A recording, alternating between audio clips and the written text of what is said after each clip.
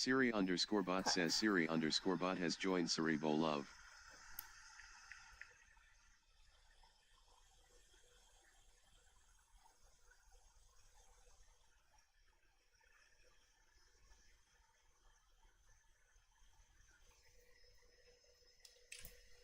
Okay, so if we do one of these things. Oh my god. Let me click on the box. There you go.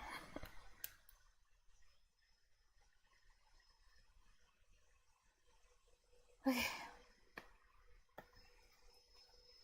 think if I... Where's my... Oh yeah. I think if I knew there were this many curriculums, then I wouldn't have decided to do all of these, but... It's past the point of no return. Me. Just in case. You know what? It's easier to do it on a bigger board. I'm tired of my bad handwriting. Tired of it.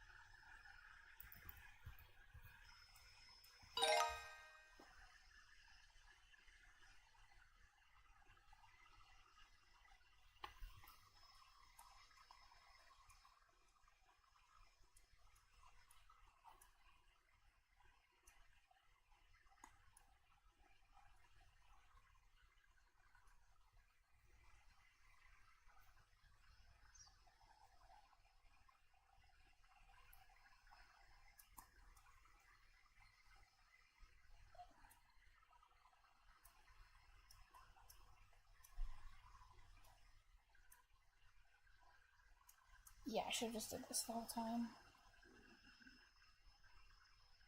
This whiteboard is significantly better.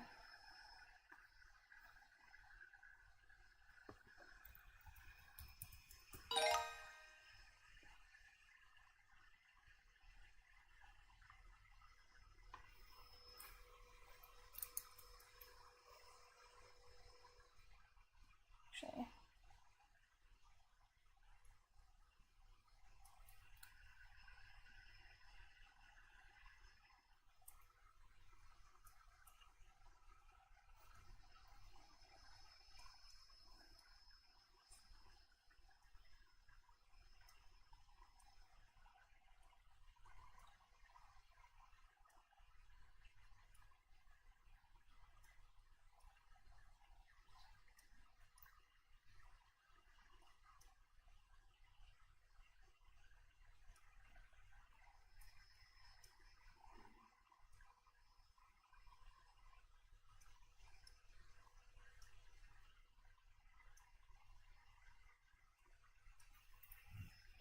I'm just really sure.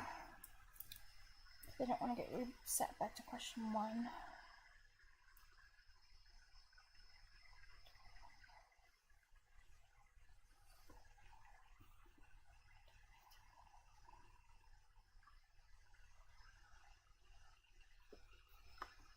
Did I do 7.2? Yeah, I did. Okay.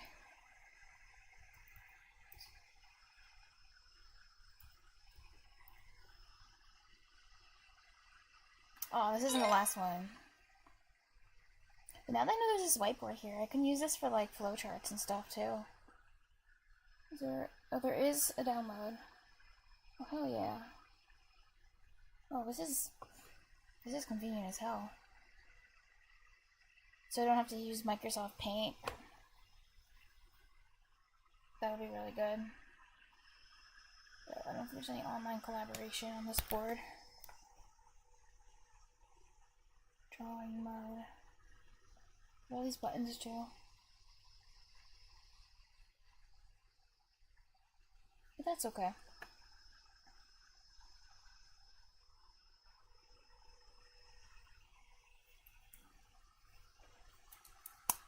Oopsie. This is so convenient.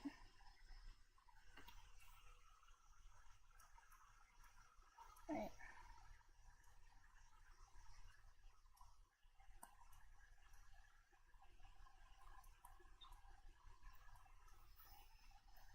Wow.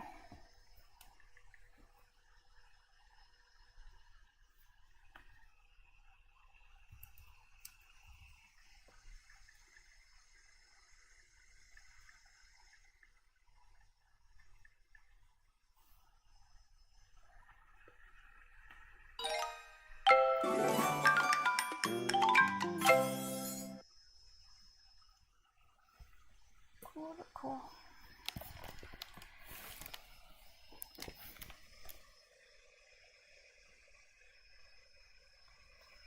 Where's my...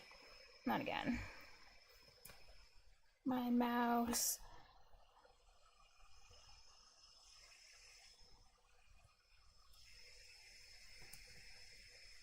I hate when this happens.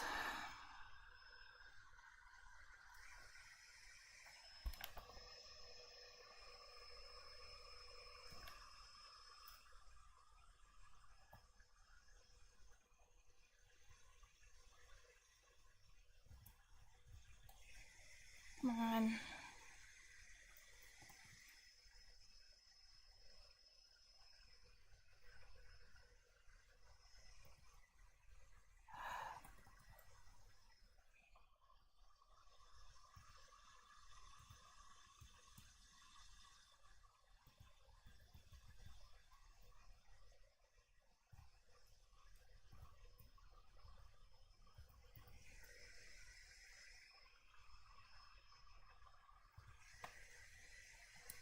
Damn it.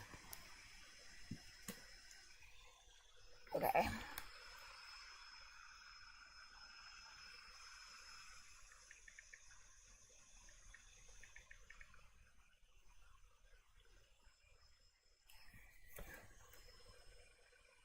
Here we go again.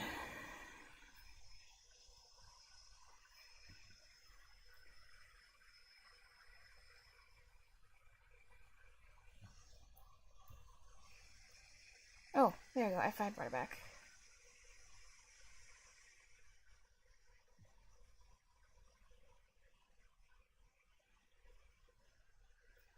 Okay. I don't know why that happens. It's annoying.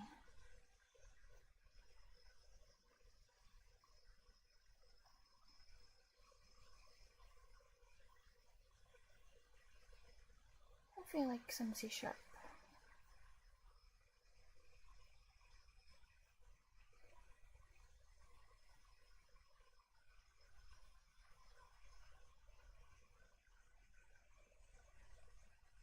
Okay, let's look at do while. Floating point numbers. It's fine. But the number with 0 or more digits behind the decimal separator. Yes, examples are 2.4.1, 3.4, this one. Different floating point types can store different numbers of digits after the digit separator. This is referred to as its precision. 3 floating point types, 4 bytes. Yeah, 69 digits precision. It's 2.45F. Double 8 bytes. 15 to 17 digits precision. This is the most common type, written as 2.45, 2.45D. Decimal. 16 Me bytes. says 07. Yo. 28 to 29 digits precision. Normally used when working with monetary data, as its precision leads to less rounding errors, written as 2.45M. As can be seen, each type can store a different number of digits. This means that trying to store pi in a float will only store the first 6 to 9 digits, with the last digit being rounded.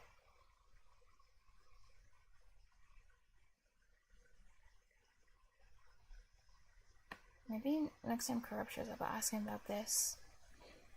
Because why would it be 6 to 9? Why isn't it like a set? I don't know, you would think it'd be like a set number. Maybe it depends on like the way that you calculate pi.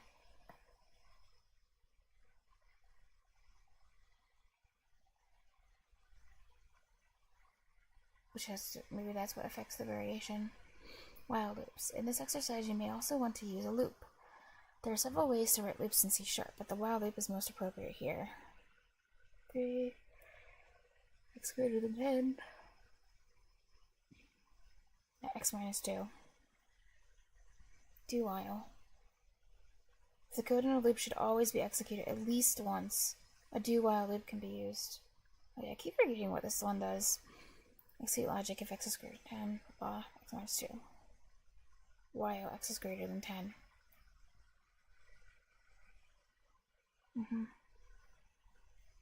Right.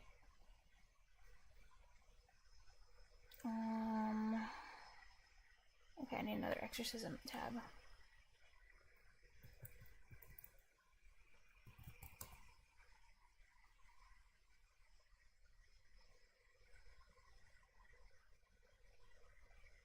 Keep forgetting, I need to keep 2 of these open.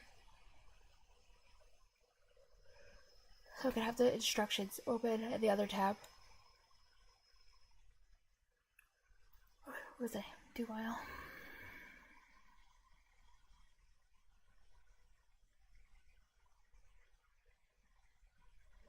Yeah, it's the same.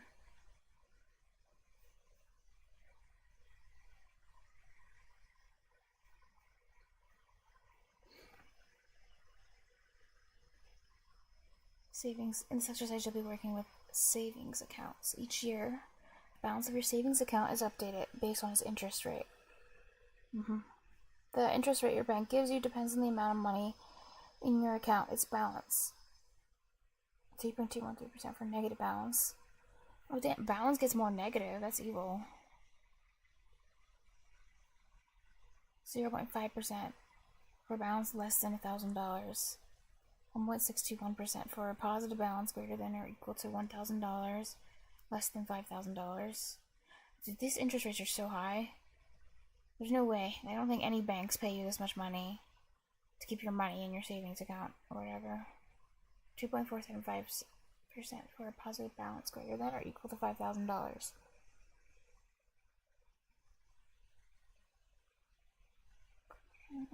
Yeah. You have 4 tasks, each of which will deal with balance and interest rate. Okay, this would be really straightforward. Implement static savings account to interest rate method to calculate the interest rate based on a specified balance. Oh yeah, but working with like floats and decimals and stuff. Note that the value returned is a float. Okay.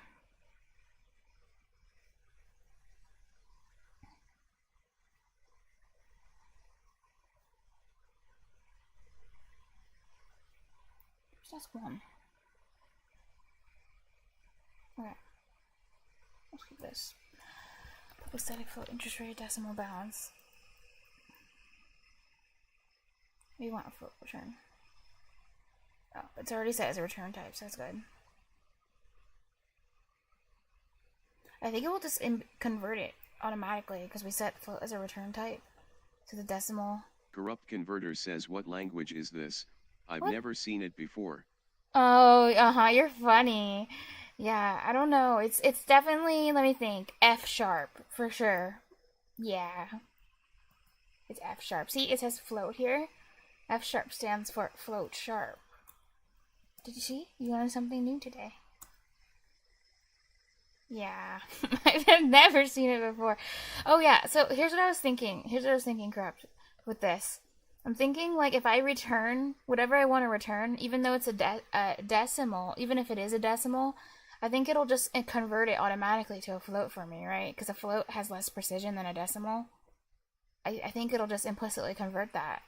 Question mark. Well, we'll see if it breaks, but I don't know. I think that's what's going to happen. I don't think I have to say, like, I don't think I have to do anything to turn it into a float. I think it'll just be a float. Implement. Oh yeah, this one.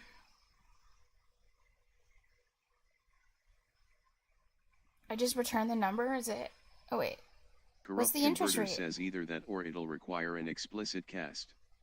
Yeah, or I'll have to yeah, if it doesn't work, then I'll have to explicitly cast it. You're right. I'll have to break its legs and then put it in a cast. Based on the specified balance. What's the interest rate though? Decimal balance. What am I returning? I'm confused. Because I thought they're supposed to give me an interest rate. Calculate the interest rate. Oh, calculate it based on. Oh, yeah. The instructions are here, so it's like ifs and stuff. Okay. Let's see if I remember how to do this, because it's been a while. So we're with C#. Right, for a negative balance, well.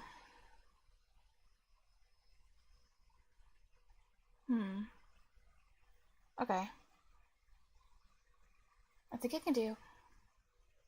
This be decimal.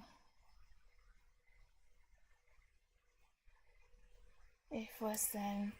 Well, I guess I don't have to worry about like little things anymore. Like if it was assembly, then I have to worry about signed and unsigned and crap. But I think, since this is a higher level language, it'll just handle all that for me. But yeah, now I'm having a PTSD to all the assembly stuff with the sign unsigned. But I don't think I have to worry about that here. I'm gonna say if less than 0. Well, if, blah blah blah. Balance less than 0. Corrupt Converter says floats are always signed. Oh, wait, you can't have unsigned floats. It's just they just always are signed. That's good to know. So all decimal thingies are signed, all of them. The decimal types. I think I have to put this like this actually. Corrupt Converter says you have signed and unsigned integers in C# too. Oh. What about just... Okay, so it doesn't just automatically know? Wait, so what int is unsigned then? Just the normal int in C#? Is it unsigned? Corrupt Converter says int is signed. Oh, okay. I don't even know what the unsigned one is, to be honest, so, yeah. Oh, okay. Got you. Corrupt Converter says uint is unsigned. Okay, that makes sense. Unsigned int, uint. If balance is less than 0. Oh yeah, I had a question. It said here, I don't know, because I'm still trying to understand flows, because flows are just so weird. This means that trying to store pi in a float will only store the first 6 to 9 digits. Says long is signed 64-bit. Ulong is unsigned 64-bit. Oh, okay. Thank you. But yeah, it'll only store the first 6 to 9 digits of pi, with the last digit being rounded. But why this range 6 to 9? Why isn't it always 6 or 9 or 7 or 8? Like, why is there this variation? I assume it's because it depends on the way you calculate pi and what math is doing to calculate pi, and that's why it's 6 to 9. But shouldn't it always be, because computers just do the same thing? Like, I don't know. If you were just storing just pi, I don't know, itself, it should be just 6, 7, 8, or 9. Maybe the writer doesn't. Oh, are you serious? I'm not sure if that's a joke. Maybe the are you writer serious? doesn't know their stuff. Oh, okay. Yeah, that's why I was like, what the heck? Like, yeah. Okay, thank you. 6, because it's like 6 to 9, 15 to 17, 28 to 29, but it's like,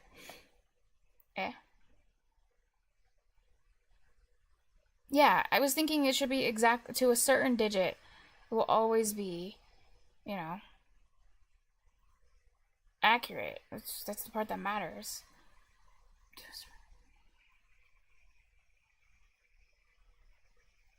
Anyway,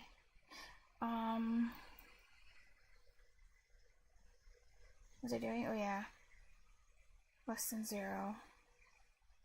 Decimal. Good to know these are always signed. What was it? Oh, I don't have to worry about, actually, I'm not returning the balance. I'm just returning the interest rate. I didn't realize what I'm doing. So there's no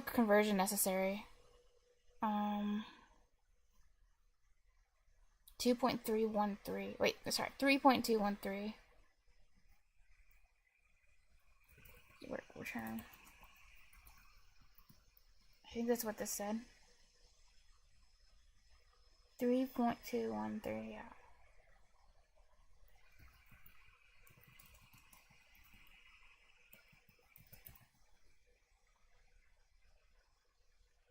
Less than 1,000.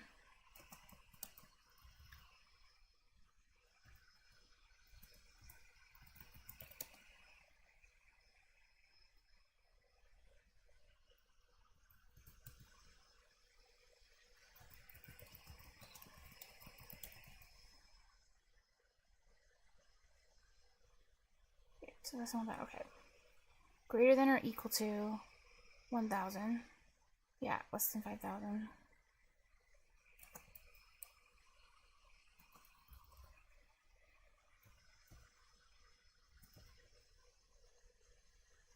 .621.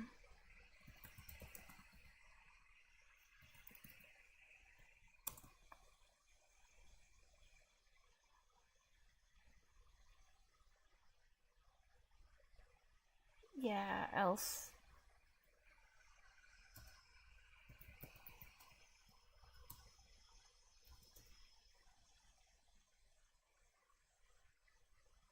.475.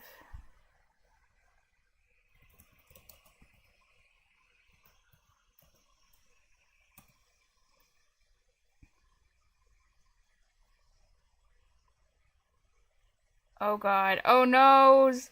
I didn't. Oh noes, no. My bad.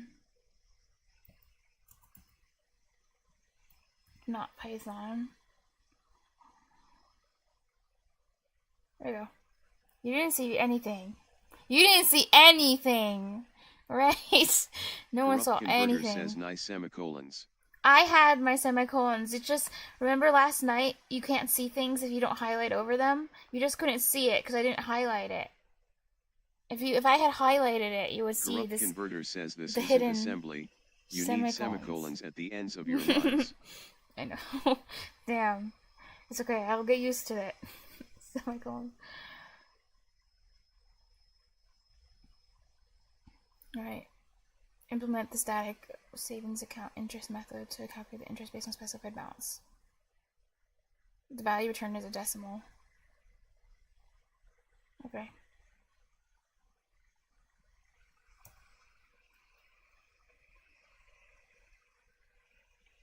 Interest. So it's just multiplication, I think, return.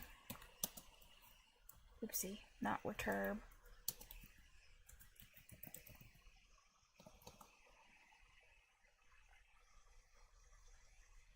Oh, I'm gonna use this one. Corrupt Converter says so after I fell asleep. Yeah? I take it you finished all the assembly tasks I gave you. Hell no. I told you I was gonna go to sleep after I finished the page, but you just didn't make it. I was like, because you were tired, I was like, after I finish this page, I'll get off and we can both go to sleep. So I did finish the page though. Interest rate.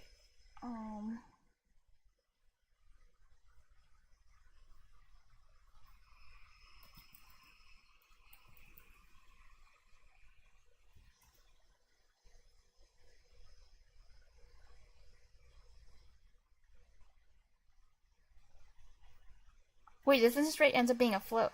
Oh wait, what the hell? What happened? Operator cannot be applied to operands of type decimal and float. Oh, okay. Okay. I guess that makes sense, because then if I did try to do this and it was like, well, yeah, then if it returns a float, then you lose precision on the decimal, right? Both be decimal, okay. Corrupt Converter says you need to both be float or both be decimal. I kind of thought it would just like convert. What I thought it would do is I thought it would automatically convert balance. Well, sorry, this one. This is a float. I thought it would automatically convert this for me into a decimal, so I didn't have to do it myself, but I guess not. Don't you do it like for implicit casting, isn't it like, oh god. Corrupt Converter says meaningful ambiguities.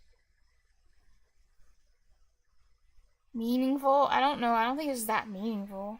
Just return whatever the one, I don't know. I think whatever the higher one is, like do that one, and then cast the lower one into the higher one automatically, so I don't have to do it. I bet Python would do something like that all by itself. Is it M for decimal? I don't even know. I forgot. Casting, explicit. Casting. Oh, I want this one. Corrupt Converter says by meaningful I mean it actually can have an impact on the result depending on which you convert to. Well, yeah, true, but if you don't explicitly tell it what to do, I think it should just make assumptions for you. Corrupt Converter says just put decimal. Oh, that's all I have to write decimal.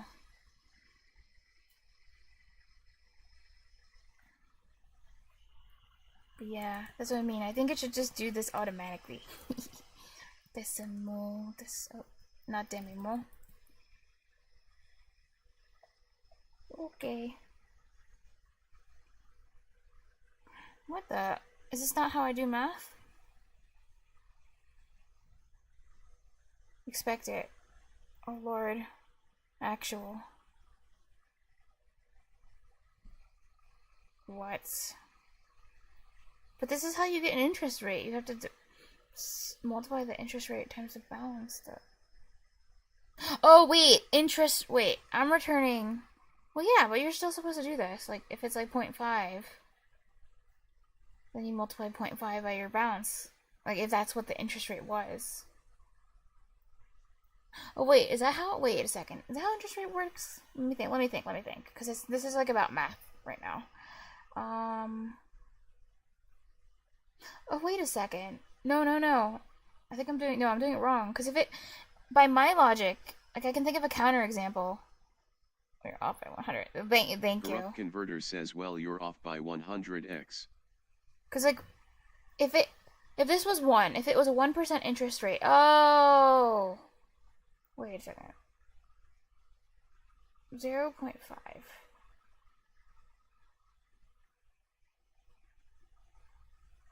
That means, how did I do it? Wait, I think I can figure this out. I'm just dumb. Just give me a second. Corrupt Converter Yeah. says I So if it was disapprove of your lack 1%, of it needs to be divided before by typing O. inside parenthesis BTW. Because this is how interest works. It's always like divided by 100, then you multiply it. Just because like, yeah. Okay. My bad. Oh wait a second. But will this break my explicit cast? I don't know. Well, actually, well, wait. What's the order of operations here? It's like, if I did this, if I tried to do this, it would do casting first, do this, and then cast it, and then it would try dividing by 100. Is that what would happen?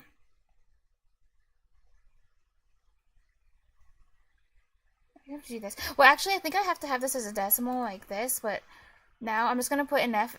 Well, I'm just going to not do anything and see if it breaks. I just want to see if it breaks, just because I'm curious. On the order of like, okay, it didn't break. But I still think that has to be decimal. Or maybe it doesn't even matter. I don't even know. Why do these...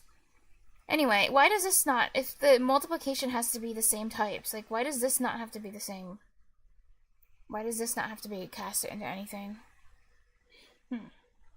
Maybe it makes sense just mathematically. But I'm wrong, so... Math is hard. What am I supposed to... What did I... Savings account, I know balance update method. Wait, no, I did it. Wait, no. Calculate Corrupt the interest. Converter says integers get auto. Oh, I did it. It's right. I did it. Okay. It passed. Because this is the one I was doing. Savings account interest. Oh, see, these get auto-casted. That's wonderful. These get auto-casted, but then the floats don't. Like, if I turn this into a float... Oh, wait. Damn it. It'll fail. Like, if I go 100F.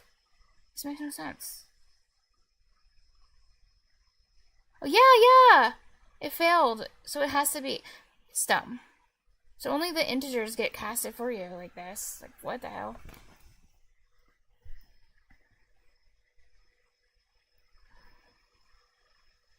Interesting. Corrupt Converter says also if you do this sort of thing in assembly, you'll find that floats have instructions for easily doing operations on floats using ints. Really? Even all the way? Did I? Okay. Even all the way in assembly, like that low level, they still have like features that make it easier to do operations on floats with ints? Like, that's really interesting. Yeah. I bet I'll understand a lot more about type and casting and conversion through assembly. Like, it'll really, like, increase my intuition for those things and how they work in different languages. I think so.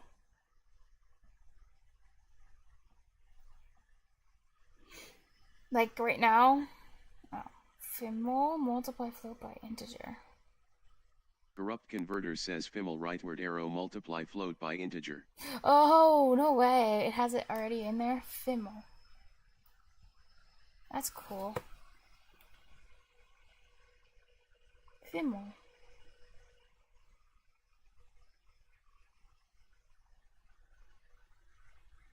Alright. Annual balance update. Calculate the annual balance up, taking into account the interest rate. Corrupt Converter says handy dandy instructions FR. Handy. I know, right? Like, wow, thanks for, oh my god, thank you for all the detail for the instructions. Like, you really went above and beyond to really explain what an annual balance update is. Calculate that. What does that even mean? What is this? Isn't this the same thing as the interest? I don't understand what the difference between an interest and annual balance update is. 200.75, 201 points. Oh, you have to add the balance back into the interest. Note that the value returned is a decimal. I get it. It's just this. All I have to do is reuse the interest. Well, just, you know, but I'll just, yeah. This will be easy. They didn't explain it well, but I mean, I can look at the example and be like, oh, I think I know what they're doing, but they didn't explain it at all in English, so it would have been nice if they explained it. But whatever.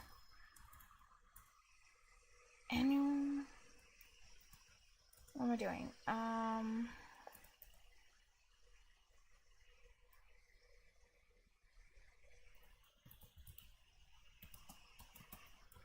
This is a decimal balance plus. And this one's a decimal too. Cool. Interest. Balance.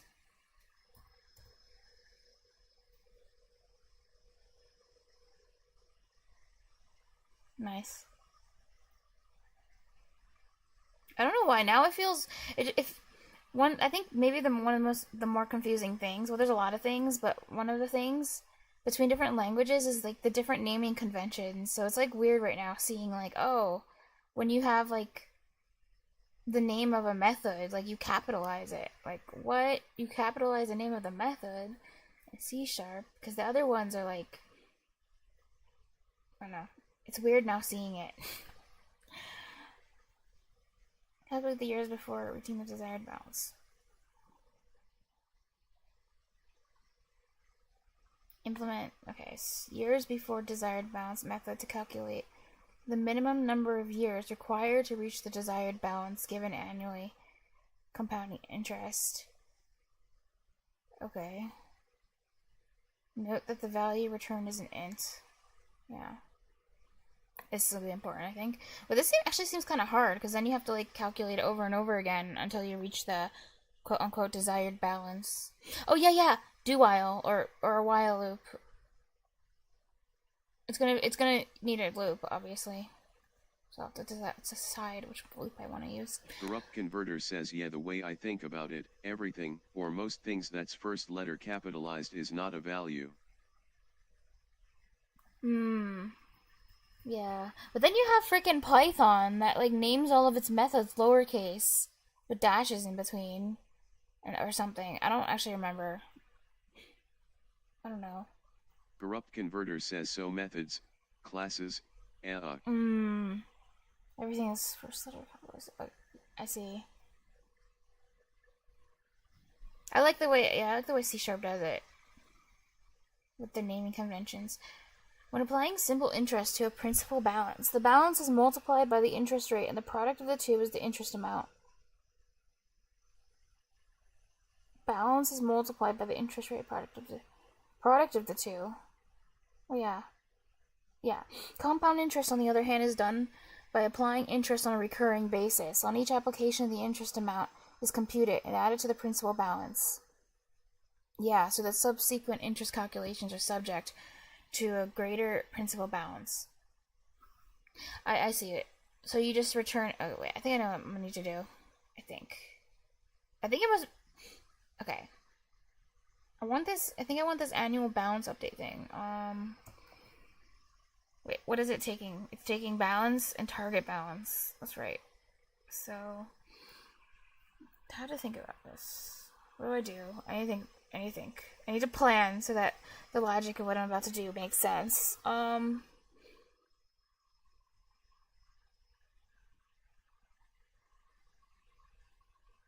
Take the balance.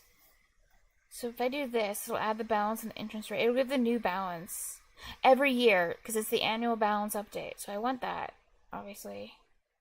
And then I want a counter to know how many years, and then I need to check. Okay. Wait, what are the cases it gives me? Because it's not going to give me, like, imagine it gives the balance and target balance are equal. Like, let's see if it'll give that in a test case so that I have to see if I need to, like, code that in, too. This is 47. This one, wait. 100, 125. This one gives, because I'm kind of cheesing it, but it's fine.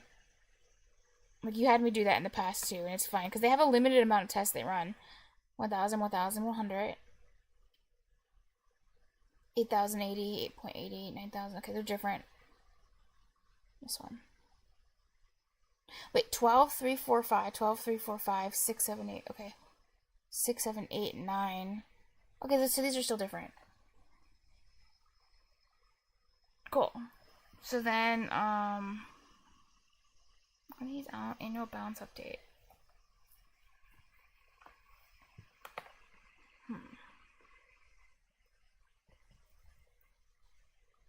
This one is wild.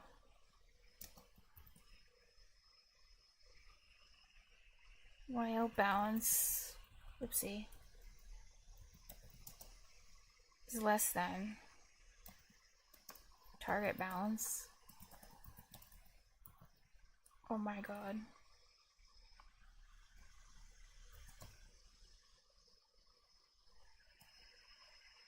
Annual balance update.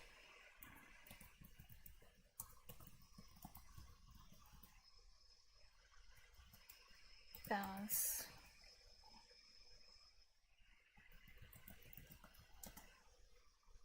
Equals annual balance update. Semicolon?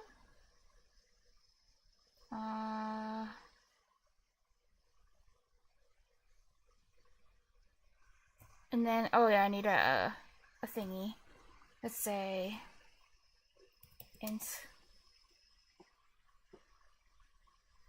years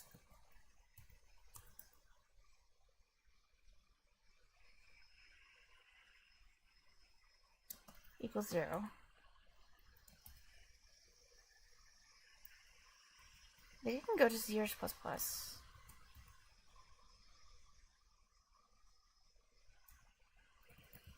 Return years.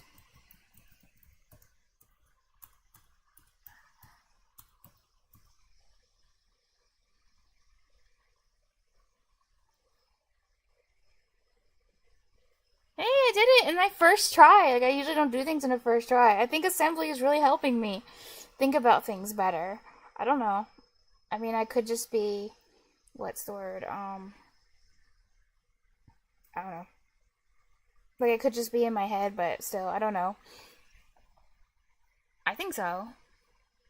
I think I handled this much better than if I had not done all the assembly stuff and did this. Like, I would have made a lot more mistakes. I would have been, like, confused on how I do I don't know. I think so. Corrupt Converter says it's working. You think I so? take credit Haven't you? for all this. Did you notice like that there's an improvement in how I solved this based on like what you saw before we did any assembly, where I was just like throwing numbers together and like hoping that they just like do something that I want, and then you're like, no.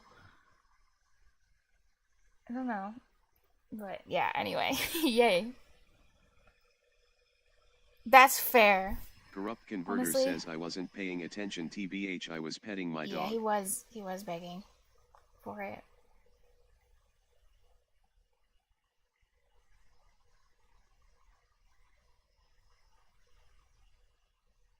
Corrupt Converter says she.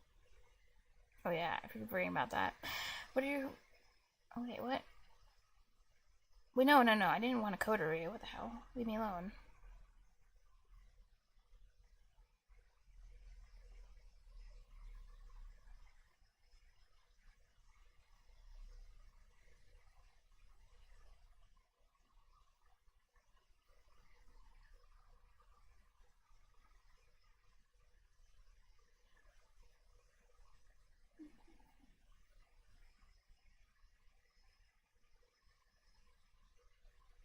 Moist.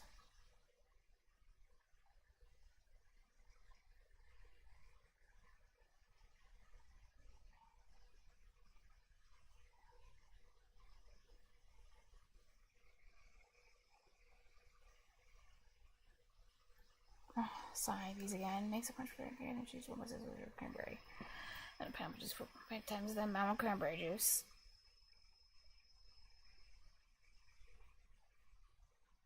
Yeah, okay. Oh wait, I could try maybe doing the trick because it is half. So what? Multiply by, divide by 2, multiply by 10. Divide by 2 is 8, times 10 is 80. Then I have to move the decimal over 1. Is it 8? Wait, no, that doesn't make sense. I can't do that. Oh wait, no, I could have just done this in my head. Actually, I didn't have to even do that trick. Like honestly, I could have just I could have said it in my head. Corrupt Converter says just divide by Oh wait, 2, that then was never mind. multiply by That was 0.5. when the multiply by 5 trick. That's different. If it was by 5, if it was times 5, it would be like probably 80. Wait, no. If it was times 5, it'd be,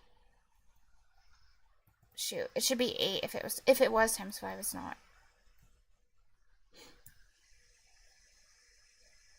I'm overthinking things. Eddie's dog weighs 2.8 kilograms. Lily's dog weighs 4.05 times as much as Eddie's dog. How much does Lily's dog weigh? I'm just gonna do it the long way. It's easier.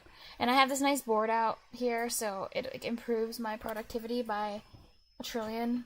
Like you'll see. Where's my drawing tablet? Hold on. There it is. But you'll see how fast I can write these out now because Khan Academy's one sucks. 4.05, 3.8.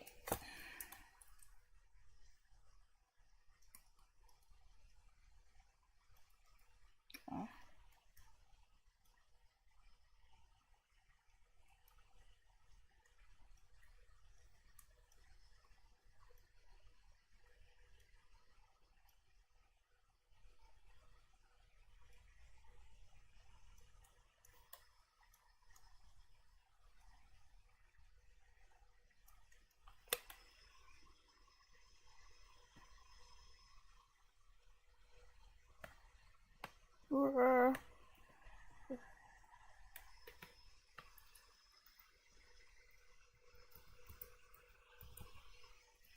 But also I'll double check because I kind of don't want to restart either.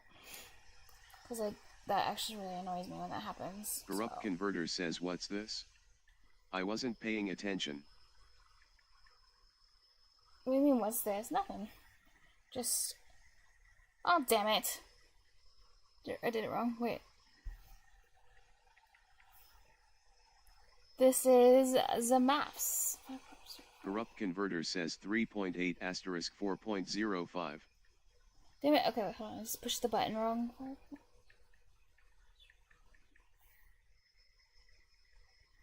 Wait, I have to, I forgot what this was called again. I told you what its name was. It's called like the long algorithm or something. I messed it up. Great.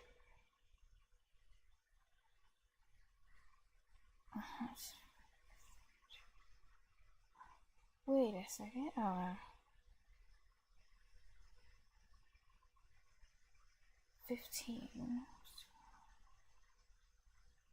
Oh, I think I know what I did. Wait, no, I actually don't. Did I add wrong? 0, 7, 3, 4, 5, 1.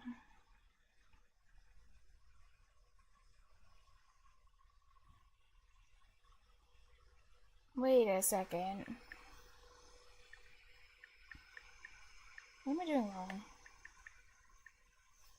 Bro, I don't know how to use symbol numbers. 48. I made a mistake somewhere, but I'm actually trying to. Yeah, I'll look at your 3.8 rightward arrow 7.6 rightward arrow 15.2 4 3.8 add 3.8 get 19 5 3.8. Oh, I know what I'm stupid. 0.19 equals 15.39. This is 4. I thought I multiplied this by 1. This is 4. Corrupt converter says 4 times 4. I double and then double again. That was the mistake I made. And then this is a 2. There we go. I'll try again now. So 0, 7. Wait. 0. What number did I write here? It's 2. Wait, no. 4. Sorry, it was a 4. It's 9. 3. That's how, yeah, 15.39. Oopsie. Okay, let me look at what you wrote now. 3.8. 7.6. What the heck? Wait, that's even more. That's like worse. Why'd you turn to 7.6? Well, you doubled it? I don't know. I feel like that's gonna make it harder. And then you turned to 15 point. Then you tripled it? What the heck? Wait, that is like significantly more complicated. No. Corrupt converter says caret. 15.2. 4 times 3.8.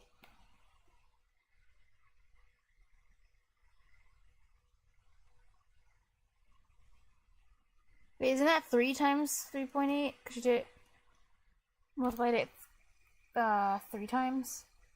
Corrupt converter says that explains the first step I did. I doubled, and then doubled again to get times 4. Oh, wait, I'm dumb. 3.8 times... Oh, yeah, that's true. Doubled, and then that is times 4, you're right.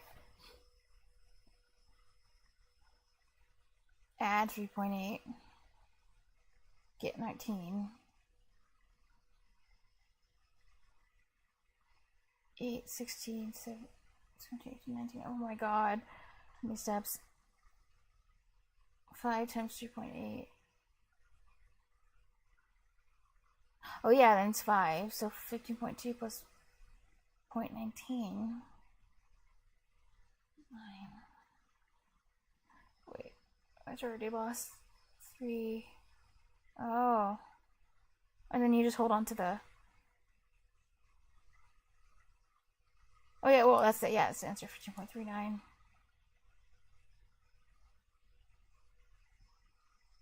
But then where did you get the freaking, like, 0.19? Where's that even coming from? Again, like... 0.19. Oh wait, no, I mean you multiplied by 5 in total, but you needed 4.05. Corrupt converter says oh 0.01 so asterisk 19.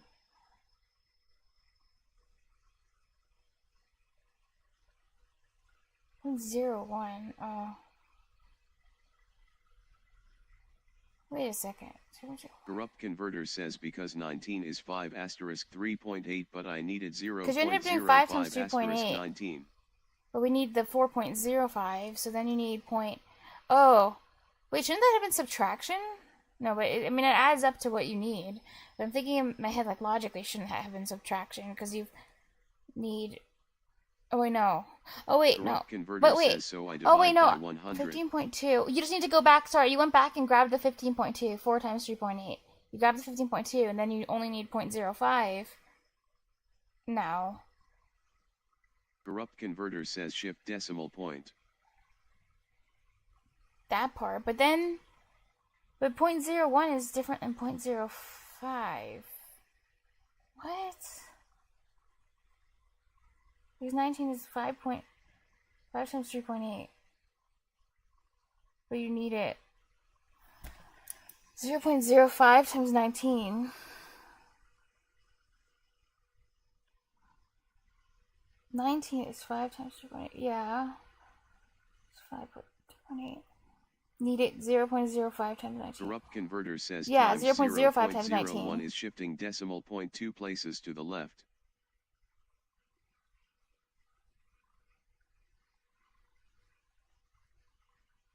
Wait, 0.05 times... I already forgot where 19 comes from.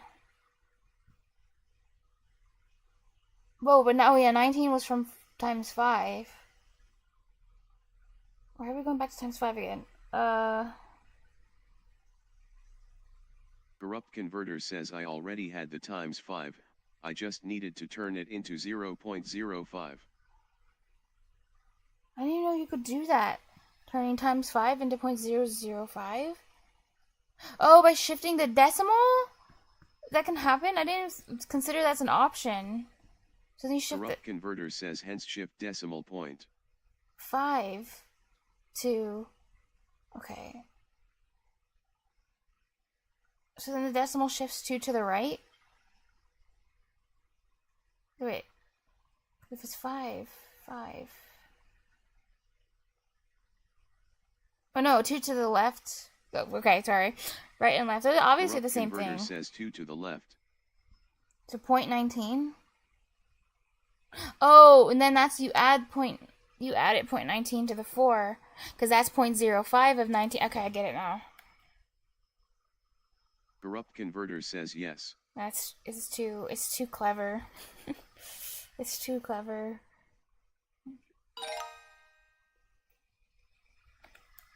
I guess I could just multiply by 2, so it's 0.8, and then I need 0.25 of 4, which is 1. 0.9. Okay, I'm gonna double check though. But I think, right? 0.9, 0.4 times 2. 0.4 times 2.25. Hell yeah. I didn't have to write any numbers down. It takes a while to grasp and understand enough to use, but in the long run it saves you Corrupt time. converter says it takes a while to grasp and understand enough to use, but in the long run it saves you time. And even, the truth is, like, even if it's something I don't, like, naturally use, like, I want to use, because it's, like, it might be slower or whatever for me to do, it's the type of stuff I want to understand, because I want to improve my, like, understanding of numbers, you know, improve my intuition on how, like, the patterns, like, how numbers are connected to each other, because I think that's, like, super important, regardless. So, I like seeing how you solve problems. And they're really clever, too. They're just, like, such clever ways. Like, shifting 5 to 0.005, and then moving the decimal in the 19 was really cool. 1.7 kilograms cherries to make. Helena has 2.3 bags of cherry candy. How many cherries were used in Helena's bags of candy? 1.7 kilograms. Yeah, I'm just gonna... long way here. 2.3, 1.7. This is a bag of cherry takes.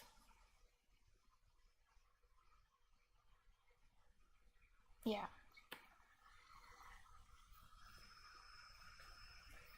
Corrupt converter says it's a bit of pre-analysis to find the path of least resistance to doing the computation before you actually do the computation.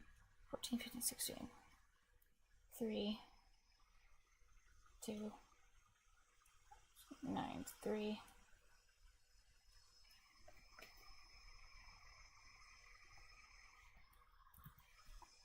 It's a... Wait, what did you write?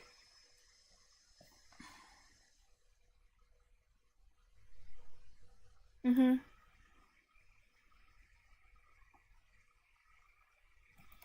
Pre-analysis. 2.3 times 1.7. Yeah, checking.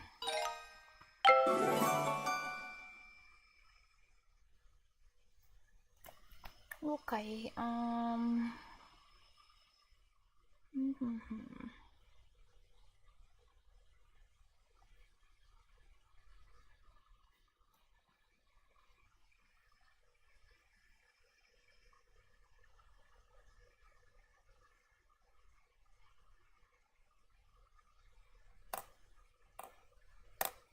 oops.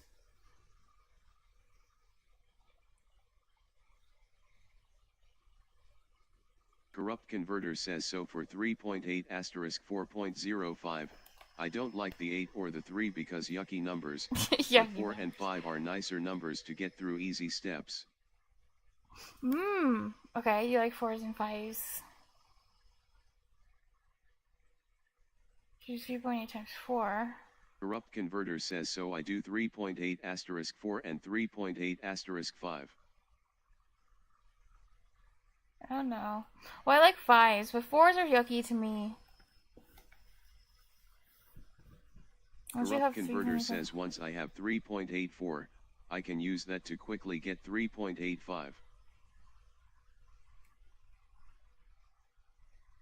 I feel like I would go for like 3.8 times 5 and then subtract 3.8 or something, because I don't know, I don't like 4.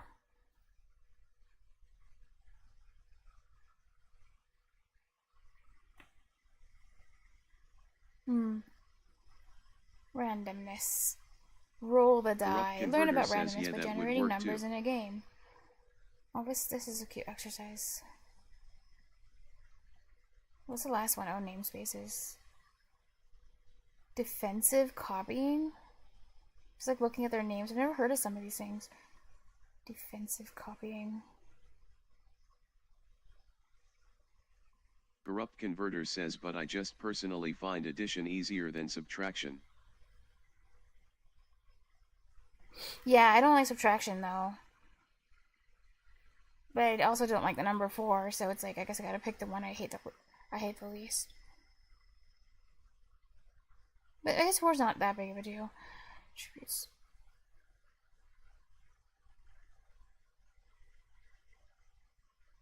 Oh, yeah, there are dictionaries in C#. You were right. They're still all the way down here. Corrupt Converter says multiplying by 2 is pretty easy. Yeah, 2 is nice. Randomness. In C#, randomness is achieved with the help of system.random. Typically, you create an instance and then call one of its next and or next double methods. Possibly multiple times depending on the use case. Huh, I've never heard of next or next double. Continuing the theme of the Wizards and Warriors game, it is time to add an all-purpose die rolling method. This will be the traditional 18-sided die with numbers 1 to 18. I never thought that this was traditional. Players also generate a spell strength. Wait, there are what's in C#? Oh, I'm talking about system.random, like these methods, next and next double. I just had never heard of these two methods.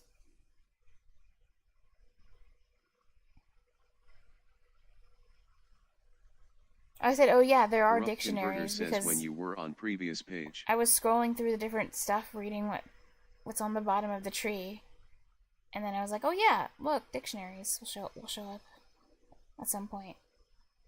Like there they are on the left side. That's what I said.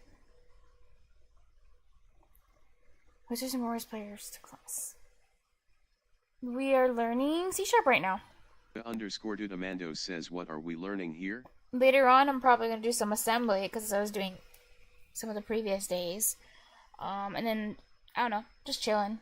Some C#, doing some math, jumping back and forth, and then, I don't know, maybe some Python. Because I've been working on Python too. That's about it. And I mean like learning the fundamentals too. I don't mean like, you know, advanced stuff. Roll that method in the player class. Player, new player.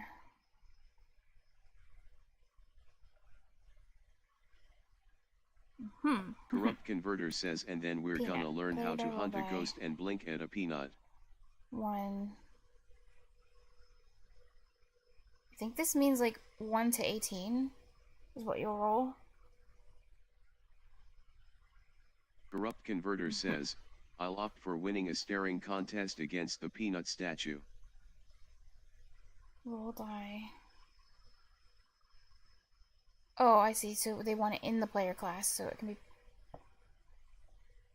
The _did Amando says, I am learning some assembly code using the game Hey, Stationius nice! I've and played learning Joy of Python Programming. using the game Joy of Programming. Nice. Joy of Programming is not easy. I heard some of the, like, a lot of the exercises are like really hard, even for actual like programmers.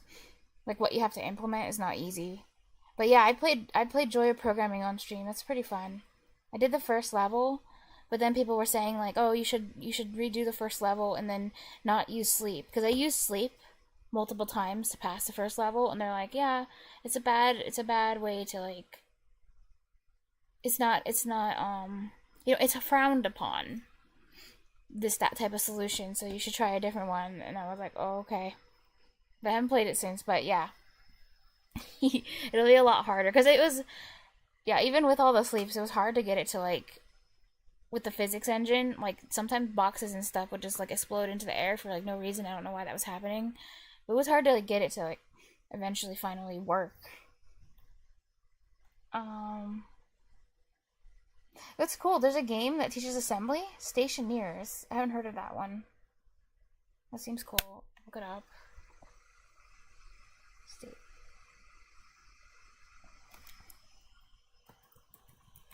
The _did Amando says, I just got into the photo recognition part of the game. It's congrats! much easier than Oh my I thought God. it would be. So how many levels have you completed so far? I just did the first one, like literally, like right after the tutorial, you know, the sorting one, where you sort the cones, the boxes, and the. Corrupt Converter says, I thingies. want What to is it? try to implement a manual string to int or int to string conversion in assembly without typing any of the digits 0 to 9 in the source code. I don't know.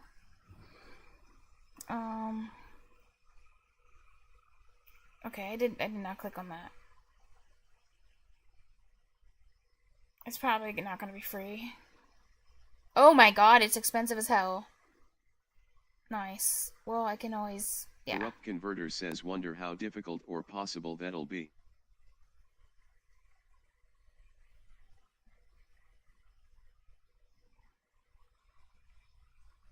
Well, what is the, I guess I'll just read the description.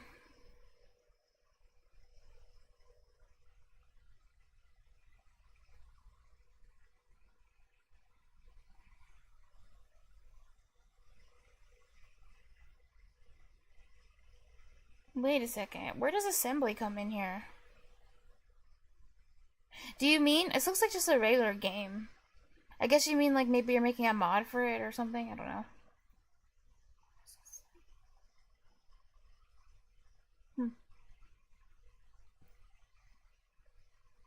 Team.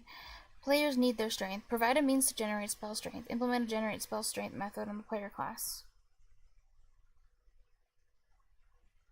The _did Amando says it's a space survival game, but you can build automations with all the machines in the game. They have a physical logic system and you can code computers. Oh, I see. Yeah.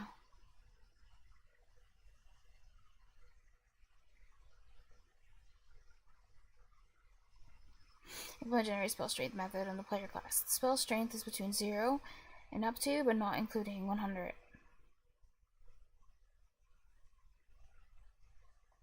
Note that spell strength must be a real number, not an integer, to reduce the possibility of a tie when the strengths of two adversaries are compared.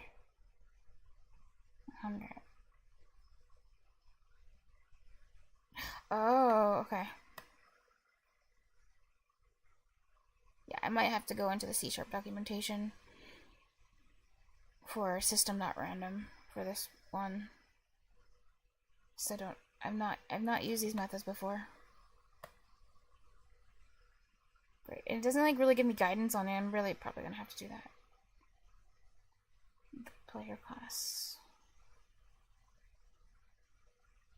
Yeah. I don't even know what it's gonna return. Like, is it gonna give me an int or something? Is it gonna give me the number 1 to 2? System dot. Nice.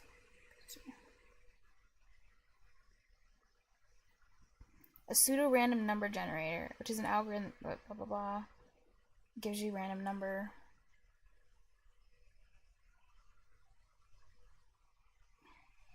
Creates a single random number generator, calls its next bytes, next double. What's next? Returns a non-negative random integer. But what's the range? Like any integer, like literally anything that's valid. An integer, like the size of the integer. I'm guessing it just like random. So integers, like it can go up to 255, right? It's like 0 to 255, but wait, it's because integer is signed. Corrupt converter says 0 to positive max. Positive max. So 255 is for signed, right? So it goes above 255. Because didn't you say integer? Yeah, it's sign. Sign integer. Max. Holy. Corrupt converter says. Oh, that's 32 bits. But I don't know. Is it? Oh my god. So it could possibly give me this number? Like it's just gonna return 2,147,000,000? Like. Corrupt converter says int is 32. That's oh my god, that's huge. I don't know, I kind of don't want it returning that because it's big. But I guess it's fine. I guess I could use next to return it, divide it by 18. And then I don't know. Let me think.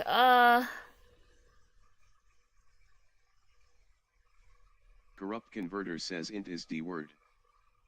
Wait a second. But I wanted to generate 1 to 18. There has to be a method in the library that does it for me. This one, next, int 30. This is probably what I want. Returns a non-negative random integer that is less. There we go. This one. Next, and then put in 19. Because I was like, that's just like so much work. Like, they definitely have a library function for it. I love high-level languages. Sometimes, not always. Next. Return next. Oopsie. 19.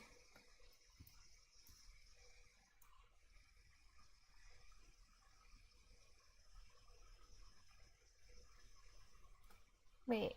Oh, random. Wait, system.random, though. Damn it. Because I probably... Oh, wait. I thought I could say next, because I'm using system. Do I have to say, like, random.next? I actually don't know.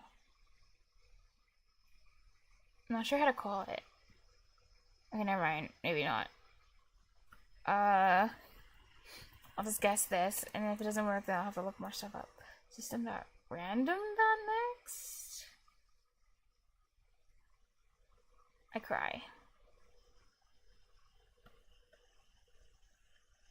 The dictionaries are different. Underscore Dudamando says, can you create dictionaries like in Python in C? This is C#. I don't know about C. But C# has... Yeah. dictionaries, but they're different. They do... Corrupt converter it's different says, than well, the way Python. It's not like the same type of thing. They use the word dictionary, but I like Python, as far as I'm aware, Python's version of a dictionary. It's like... Because Python's dictionary is a keyword. It's like keyword value. It's key value pairs. But it's like... I think it's different. Like, it has a different meaning.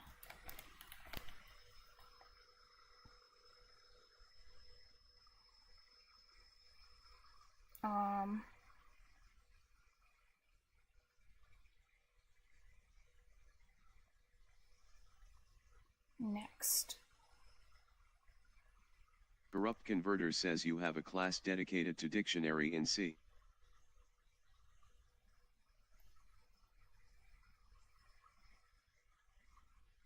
And yes.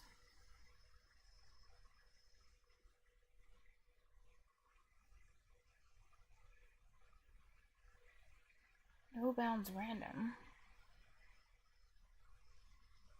Okay, why is this their sample code so long? Where's an example of next with a... Wait, actually, first off, let me just read what the error message is. Object reference. Oh! I have to make an object reference. Okay. They didn't teach me how to do this in the thingy. But I've done it before, I think. But I mean, they didn't introduce this at all yet. Because this teaching method, they don't really teach on exorcism that much, so. Don't you have to... How do you do this? To make an object reference, you have to literally create a new object. It's like new... Corrupt Converter says you should code all these problems in assembly. No, I'm not gonna do all these problems.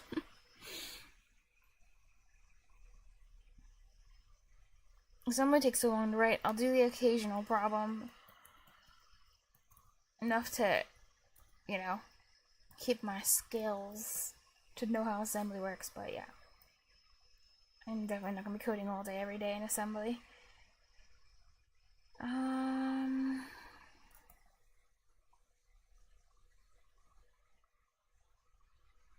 I need to remind myself. Object reference.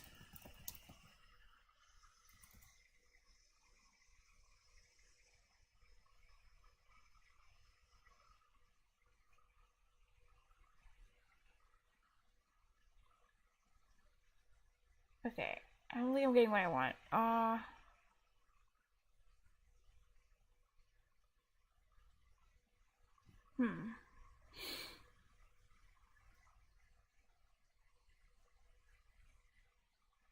need sample code with system dot. Oh, okay. Random. So how do they create it?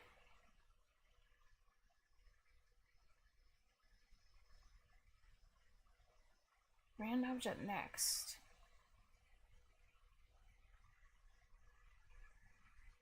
Shouldn't there be like a piece in this code where they're creating rand object next? But like I can't find it.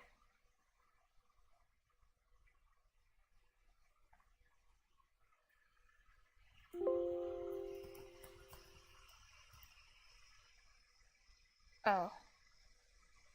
There it is. This is what I want.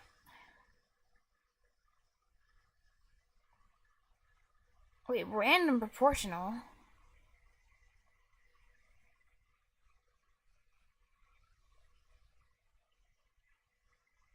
Why are they using that? Oh, public class random proportional. The sample method generates it. Okay. Random.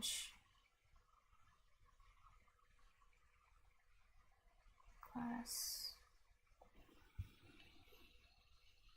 Oh, oh, it's like, I bet it's like inheriting from random or something. So I just want to do instead random. I'll just name it random too. Why not?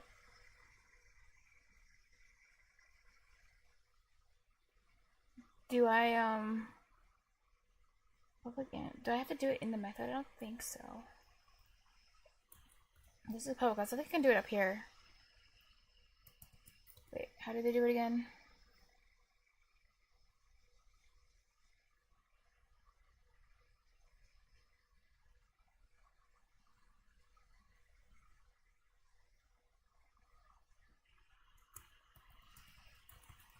Random. How this works.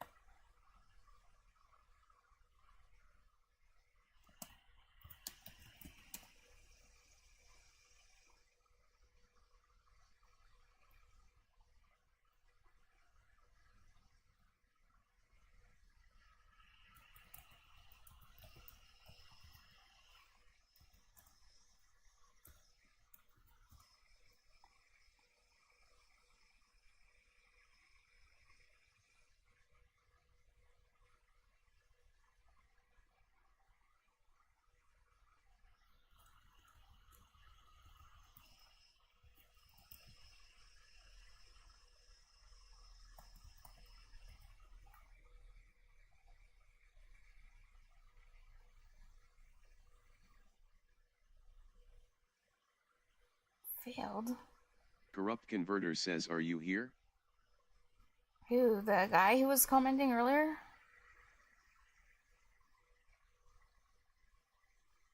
So tired. Corrupt Converter says, are you close? Oh.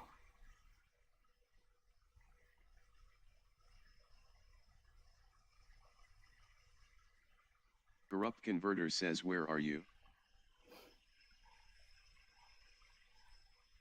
Corrupt Converter says, how old are you? Implement player generate. Oh wait, I'm seeing this one. In range failure value, not in range. Oh.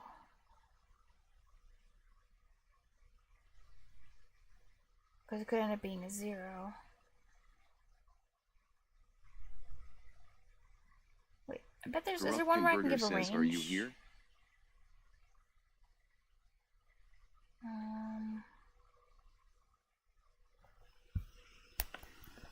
Corrupt Converter says, are you close?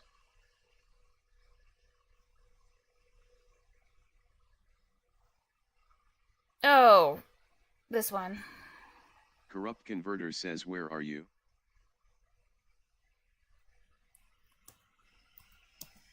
One. 18. Corrupt Converter says, how old are you? I wonder if I should keep the name random object. That's fine. Corrupt Converter says, come on, looking for Spirit Box. Spell strength. Players need their strength. Oh yeah.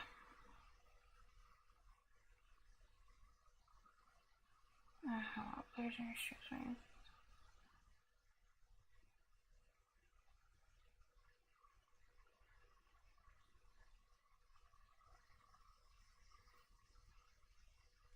Range strain.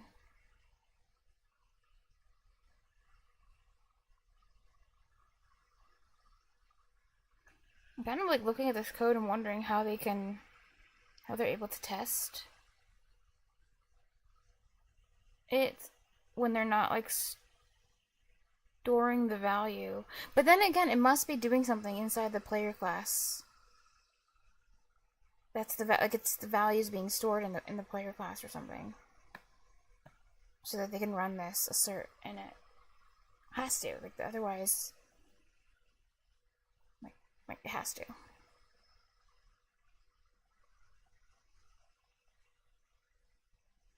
Please. Corrupt Converter says, are you here? Are you close? Where are you? How old are you? Right, can I get a Spirit Box?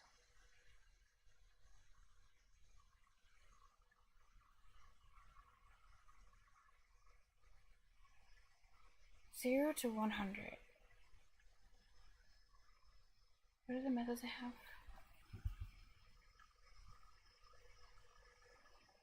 Corrupt Converter says, what are you wondering about that problem? Oh, this one? I was just saying, like, they're running tests on the code, but when they're doing the generate spell strength, they're not storing the number in a variable or something. So I'm guessing, like, it's getting stored in a variable in the player class. Like, when they call this, it's automatically getting stored somewhere. Like, that's just what is in the... I don't know. But then but if they can run this assert.inRange thing, like, they have to be storing it somewhere. That's all. Corrupt Converter says var strength equals. Oh! I missed that. I skipped that line. I just saw this. Yeah, never mind. They're storing int string. Okay. Now it makes sense. Okay. That actually had an easy answer. Wow. So now I want to return a float. But can I do it? Because all these just take ints and return ints.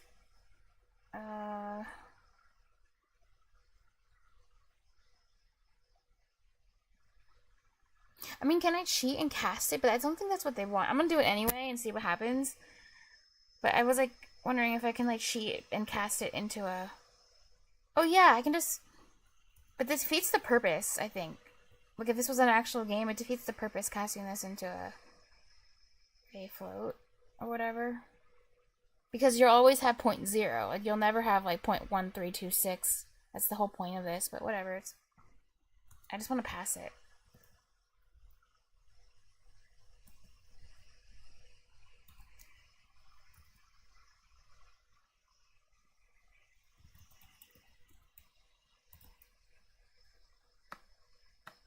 No, whatever. I'll just type it out. Next.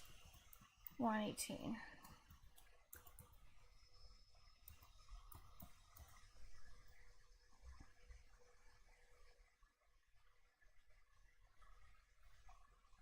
Okay, this was really cheesy.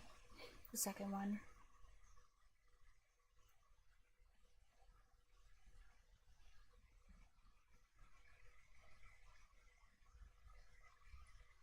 Yeah, I just reviewed the syntax for creating new objects. Name of object. Oh, that's the type. The class becomes the type. Give it a name, new keyword. And then that, you know, method being used as a class. Well, no, sorry, that, you know, the class.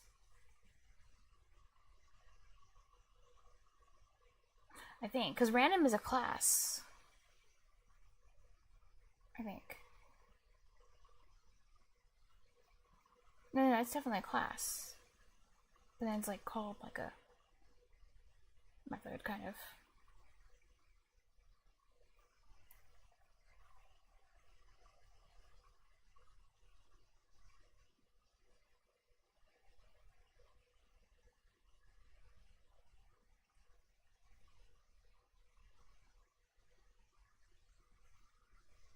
Okay.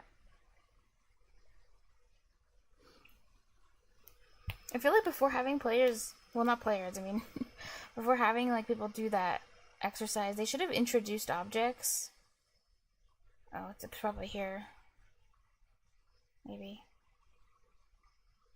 Because they've never actually like introduced objects formally, but I guess it's fine.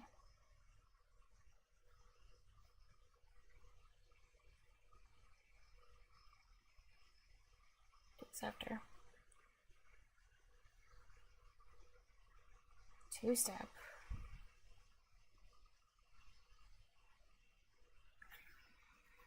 Sucks required, jump trampolines, anticipate jump for 2 hours. Oh, so just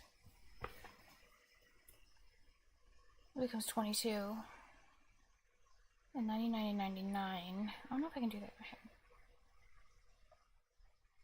So this is 22, and then 2 99s are like, oh yeah, one's 98, and then one becomes 23. So 23.98.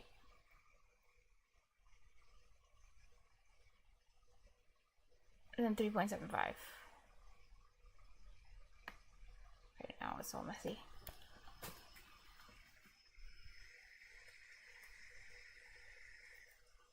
That's what it was. Yeah. Episode 13. 10, 17. 6, 7. 2. 1, 2.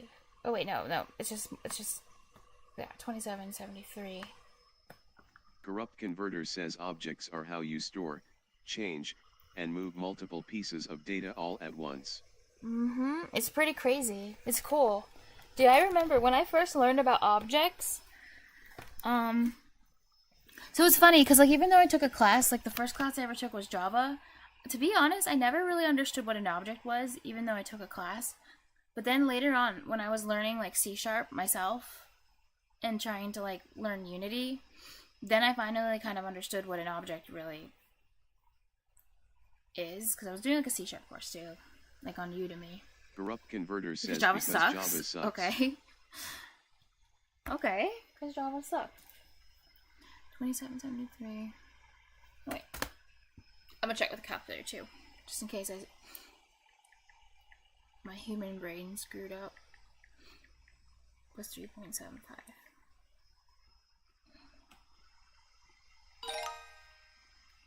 But yeah, they're cool. Like they have their own. Yeah, yeah. Objects are really interesting.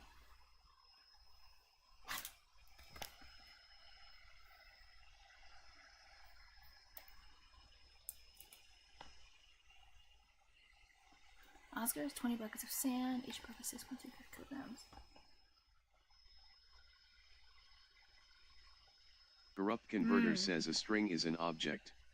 And if I remember right, something like this. What do you have to say about this? So it's like if a class isn't static. So if a class is like static, you can call them methods without creating an object. But if it's not a static class. Corrupt Converter says a decimal, I believe, is also an object.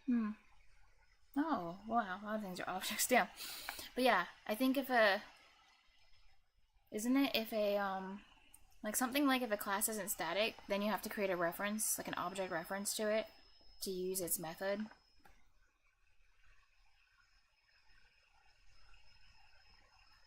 Oh, array is an object, interesting.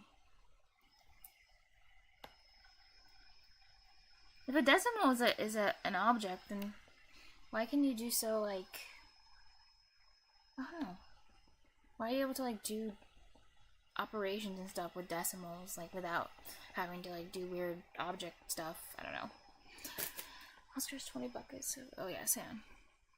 6.25 kilograms. I mean, I think I could do this easier if I do, like, 20 times 5, and then 20 times, plus 20 times 1.35. Lost some sand along the way. After carrying all the sand, Sandbox has. Corrupt Converter says all the things that are not objects. 22.5 minus. Spit, char, short, a short, int, uint, long, ulong, float, double, bool.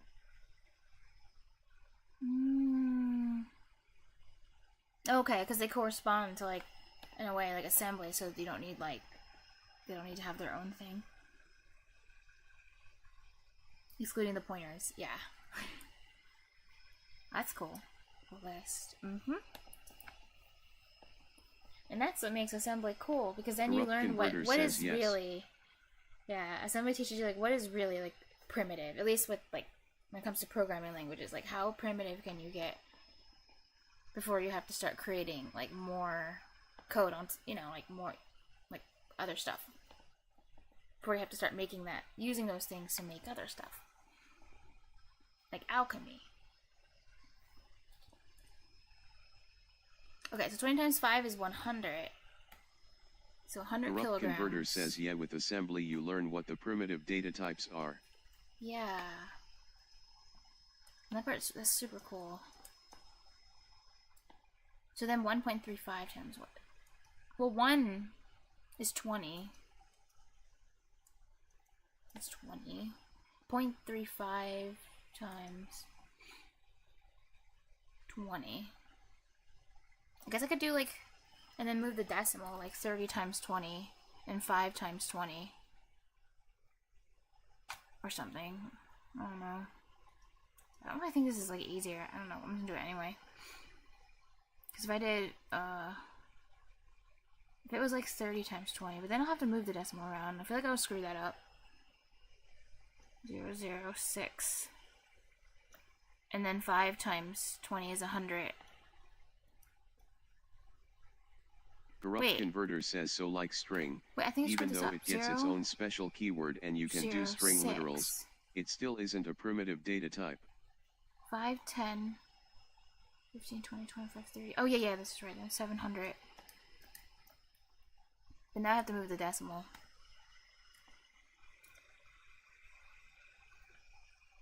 It isn't, yeah. Because it doesn't, If you do string literals, it doesn't, yeah. Because a string is just a bunch of, oh wait, I think. Well, yeah, it's a bunch of, like, ASCII characters grouped.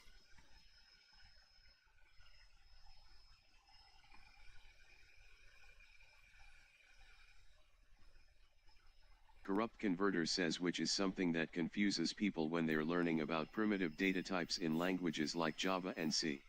Luckily, I never got too, like, confused by that, because all the material I ever went through was very clear about a string is not a primitive data type. Like, they just, like, put it in your head. Like, it's not a primitive data type. You know, you work with it differently than you would work with primitive data types, and that's why, like, especially in, like, C#, you have to use, like, you treat the string like a class, and you use the dot, what is that called, like, dot syntax or something? Dot calling method on the string itself. So interesting.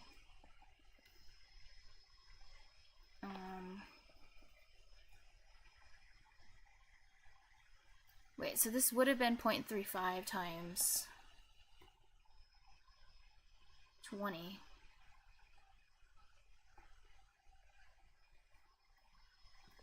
At 700.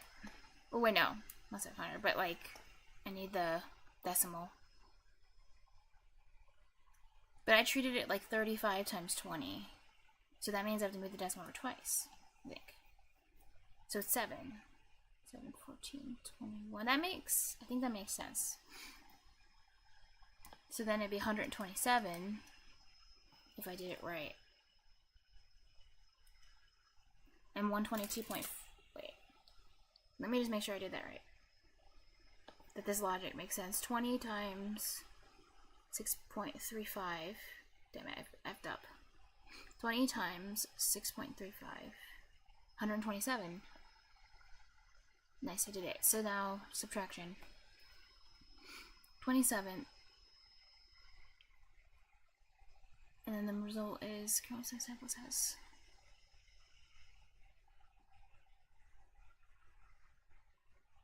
So subtract 122. What is it? Oh, 0.5. Okay. I don't think I have to do long subtraction for this.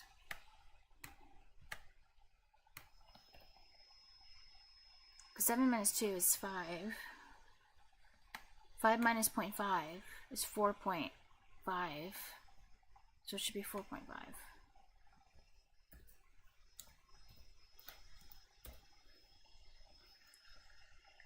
Yeah, 127 minus 1.5.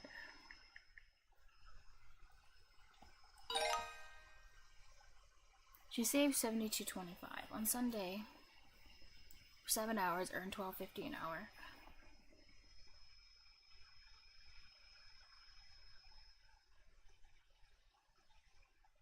Have together. Oh, she just added that all. Bode says hello.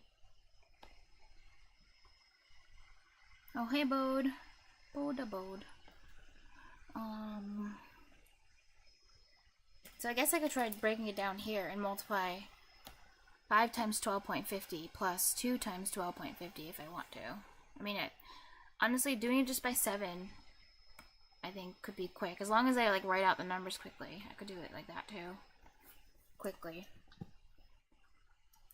I don't think it's a big deal. Because I can do it fast. 14, 15, 16, 17. 8. 87.50. Wait. Come on. Go to my tab. 72.25. 5, 7. 8, 9. 15. 159.75.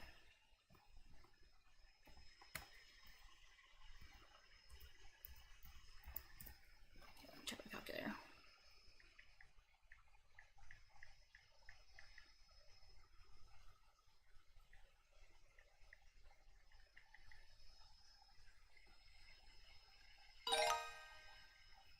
Three kilograms of peaches. Peaches cost $1.42 per kilogram. Hands cashier $10 bill.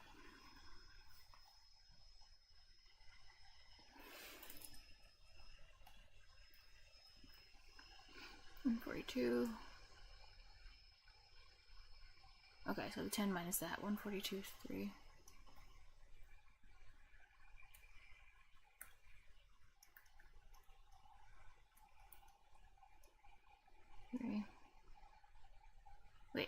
6. Why did I do 8?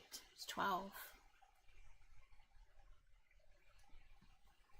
Bodeffy Bode says, what grade are you in?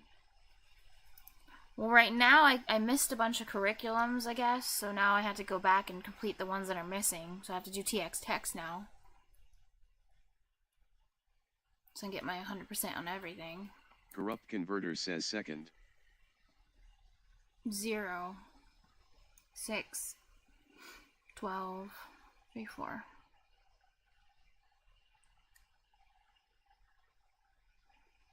Wait, yeah. Minus 10. 10 minus 4 is 6. 6 minus 2. So 80, 74. Corrupt Converter says 0 th grade. 5.7. Should be 5.74, I think.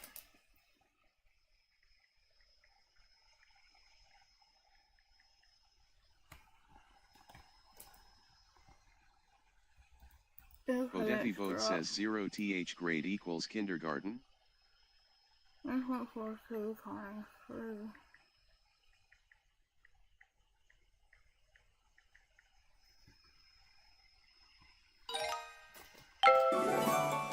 Okay. Right.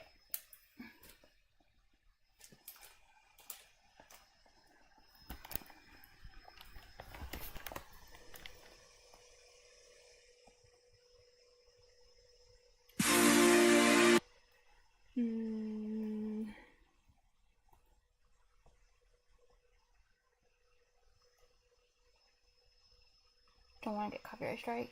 No, there you go. Damn it.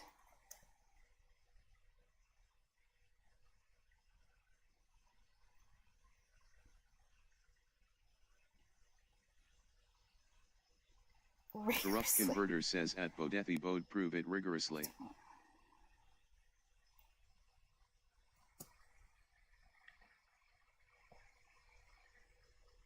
Another thing that's kind of unique to C, which is data types and variables. And when I say unique to C, I really only mean in the context of, if you've been a programmer for a really long time, you've probably not worked with data types if you've used modern programming languages.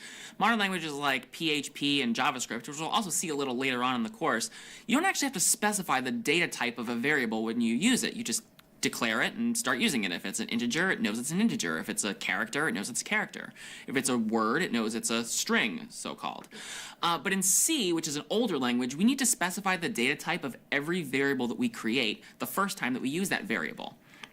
So C comes with some built-in data types, and let's get familiar with some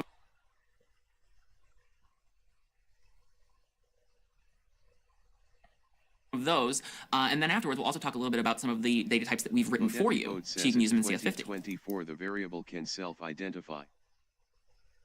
Yeah, oh, I love that. In 2024, yeah, variables can choose. They can be the type they want to be. In 2024. The first Corrupt is Converter int. says The 1 int equals 2. data type is used for variables that will store integer values. 4 support, interesting 4 bytes of memory. And you just reminded me of this earlier, that integers are 32. You said ints are 32 bits. I have to keep remembering that. 4 bytes. Oh yeah. Corrupt Converter Wait, says at trying to remember Bodeffy, what that's why things we are. have equals. But an actual, like, a character, like chars or whatever, are 1 byte, I think. Chars are 1 byte. Ints are 4 bytes. Well, he'll come to that point eventually, so this means a range of bytes. Can store and store limit. Yeah. 2 to the, what is this chart? 2 to the negative 2 to 31. 2 to 31.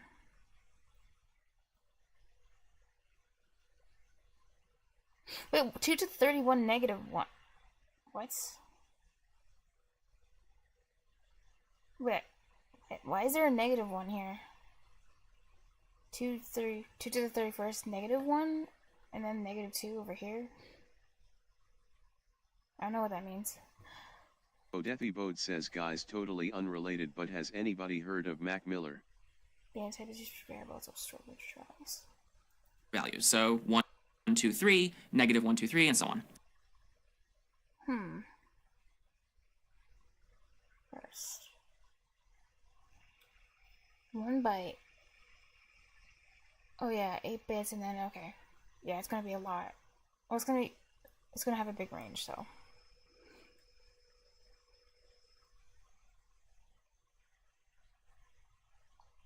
I don't know, maybe it's just trying to say it loops back over. Integers, which is something you should keep in mind for the quiz, always take up 4 bytes of memory, which is 32 bits. There are 8 bits in a byte. So this means that the range of values that an integer can store is limited by what can fit within 32 bits worth of information. Now, as it turns out, it was long ago decided that we would split up that range of 32 bits into negative integers and positive integers, each getting half of the range. So the range of values that we can represent with an integer range from negative 2 to the 31st power. Negative 2 to the 31st power. Does that mean negative 2 times negative 2 times negative 2 31 times? I hate when negatives... It's so annoying when negatives are involved with exponents. Corrupt Converter says actually. And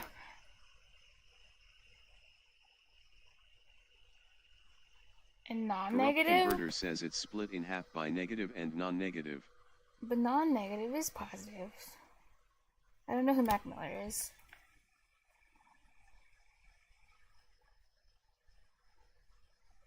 Power to 2. Power to 2 to the 31st power. Oh, 2 to the power. It's minus 1. Oh yeah, that makes sense. Because integer, the positives have 1 less. I get that.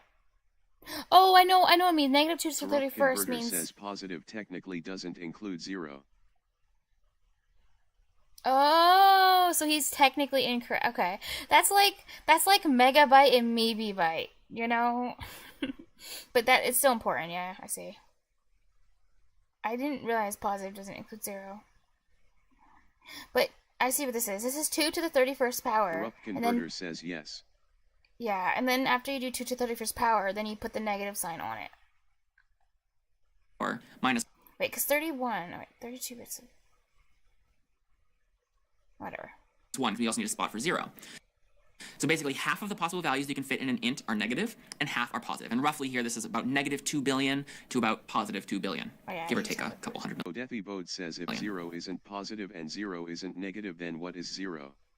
0 is a loser. So that's what you can fit in an integer variable. Now, we also have something called an unsigned integer. Now, unsigned ints are not a separate type of variable.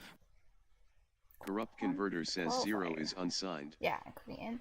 Effectively doubles the cost of range of variable type with the cost of sign negative. Rather, unsigned is what's called a qualifier. It modifies the data type of integer slightly. And in this case, what unsigned means, and you can also use unsigned other data types, the integer is not the only one. What it effectively does is doubles the positive range of values that an integer can take on at the expense of no longer allowing you to take on negative values. So if you have numbers that you know will get higher than 2 billion, but less than 4 billion, for example, which is 2 to the 32nd power, you might... Oh. I thought that's how powers worked. Corrupt Converter says in which case 0 can be positive or negative. Those are two differently represented values. What was that other one? What does this chart look like? 2 to the 31st, 2 to the 31st. That's so weird that I don't know why, but it's 2 to the 31st, 2 to the 31st, like this one. I thought this chart would look different. Like it would be like 2 to the 31st, and then it would be like 2 to the, I don't know, 2 to the 62. I thought this would be like 2 to the 62, but then that's like way too big. You only go up one more time, because it's like, that's how doubling works. Like, exponents work like this, not like, they don't work like addition, they work like multiplication. So, yeah. 0 can be positive or negative. These are two differently represented values. Unless you're, oh. Are you serious? 0 can be negative? Wait, what? Why? Isn't it just given as a positive or something? I don't remember. No, 0 belongs to the positive side. That's why they get 1 less, because they have 0 on their side. Like, they get 1 less value.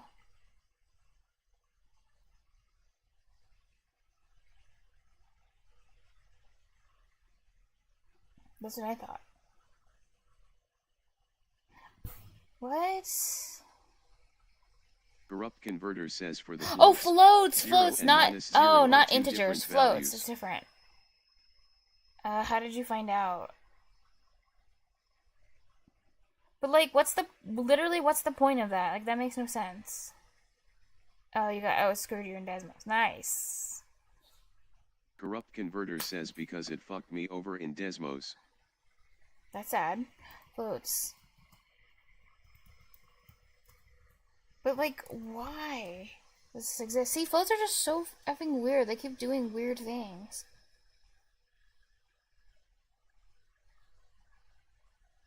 I wonder if there's like information on like why positive.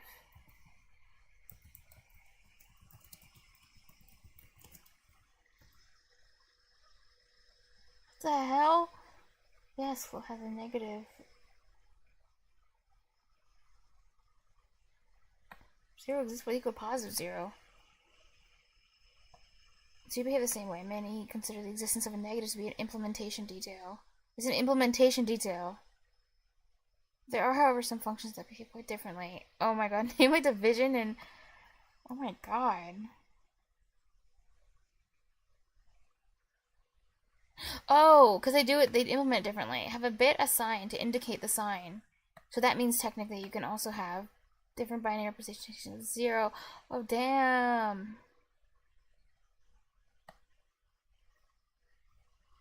Okay. Oh yeah, 1 bit for the sign, so then every number could have negative, positive, Corrupt and float. Converter says Aten2 is the one that got me. That's so sad. You poor thing. I don't know what Aten2 does, but it's probably very complicated. Called a qualifier. It modifies the data type of integer slightly. And in this case, what unsigned means, and you can also use unsigned other data types. Corrupt Integers Converter says it's used for finding the angle of 2D points. Oh. Interesting.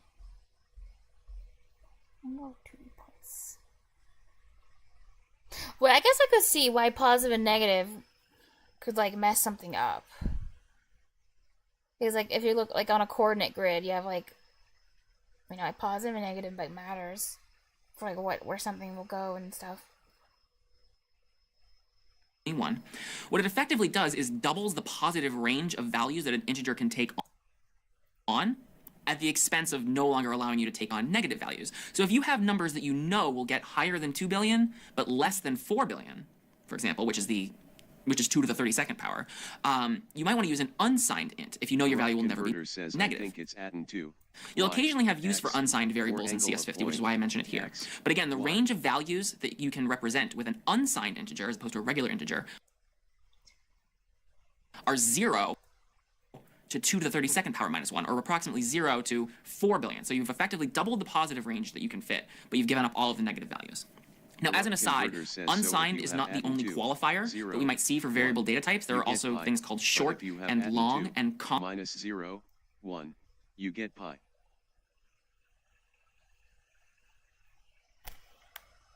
Positive pi. Negative pi. Okay.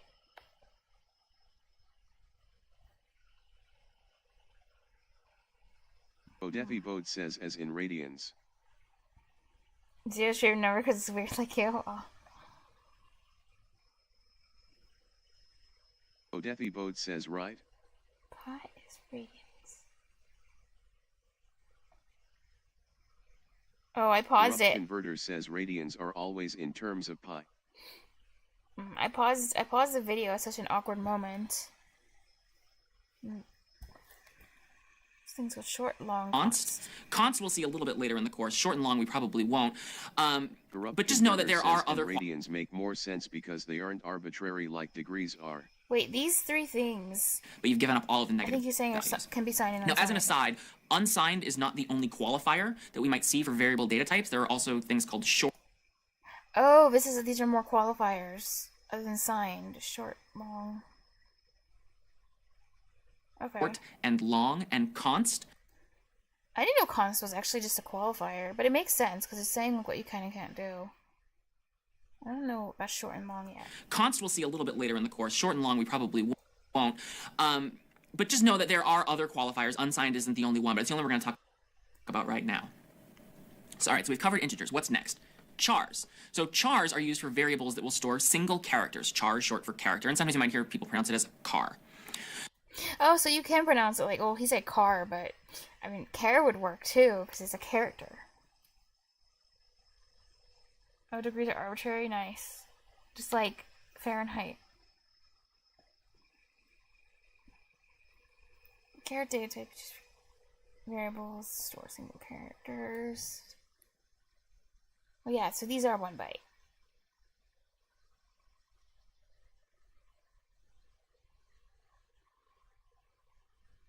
Positive side.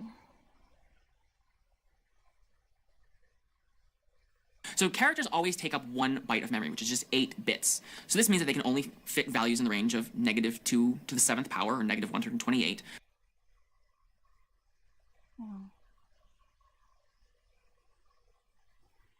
Odefi Bode says Celsius Fahrenheit face with steam from nose face with steam from I can't nose. remember, when does 255 come into? Is that for 2 bytes? I don't know. Corrupt Converter says these aren't signed.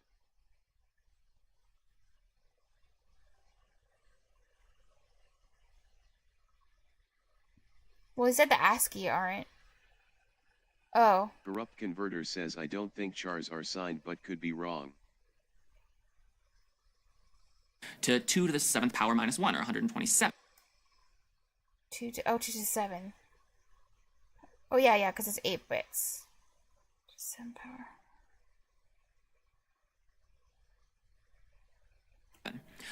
Thanks to ASCII, it was long ago decided a way to map those positive numbers from 0 to 127 to various characters that all exist on our keyboard. So as we'll see later on in the course, and you'll probably come to memorize at some point, capital A, for example, the character capital A, maps to the number 65. And the reason for that is because that's it's been assigned by the ASCII standard.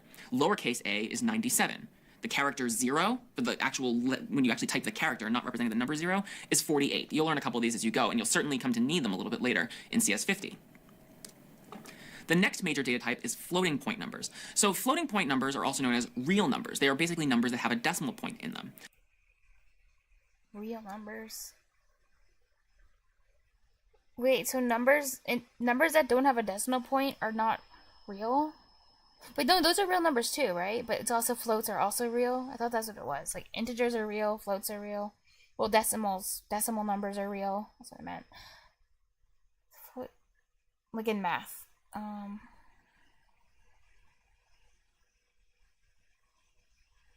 Floating point values, like integers, also can hold up to 4, or also contain within 4 bytes of memory. Now, there's no chart here, there's no number line, because Corrupt Converter says it means real as in the mathematical definition. Wait, both integers and, like, real... Like, in the mathematical definition, integers are also real. Oh, it means something specific. Oh, wait, so that's different. Oh, in the okay. Wait, so this is a different definition of real he's using? He's using, like, computer science real? Odefi Bode says integers are real, yes. Yeah.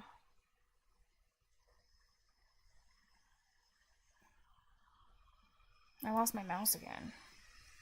Corrupt Converter says they mean all the non-complex numbers, like the integers, fractions, decimals, irrationals, transcendentals, etc.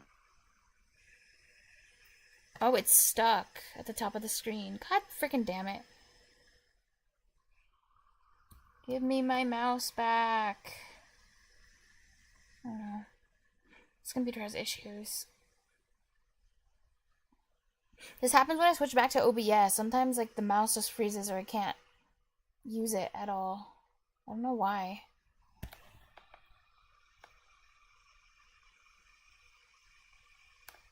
Wait, they mean all the non-complex numbers. Integers, fractions, decimals, irrationals, transcendentals, etc. Okay. Thank you.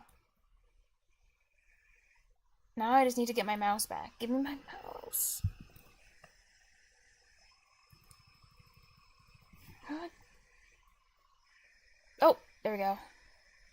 I don't know. I feel like something, like, you know, like we were reading about, like, interrupts and stuff. Like, something's, like, wrong with it. Like every now and then, like, it doesn't, Like the mouse just like freezes and it's like not, I don't know. Like the driver is like effed up or something. Because it sometimes doesn't respond. Because describing the It's annoying. memory. Now, there's no chart here, there's no number line, because describe I'm sad there's no chart, but that's why I guess floats are so complicated. There can't be a chart.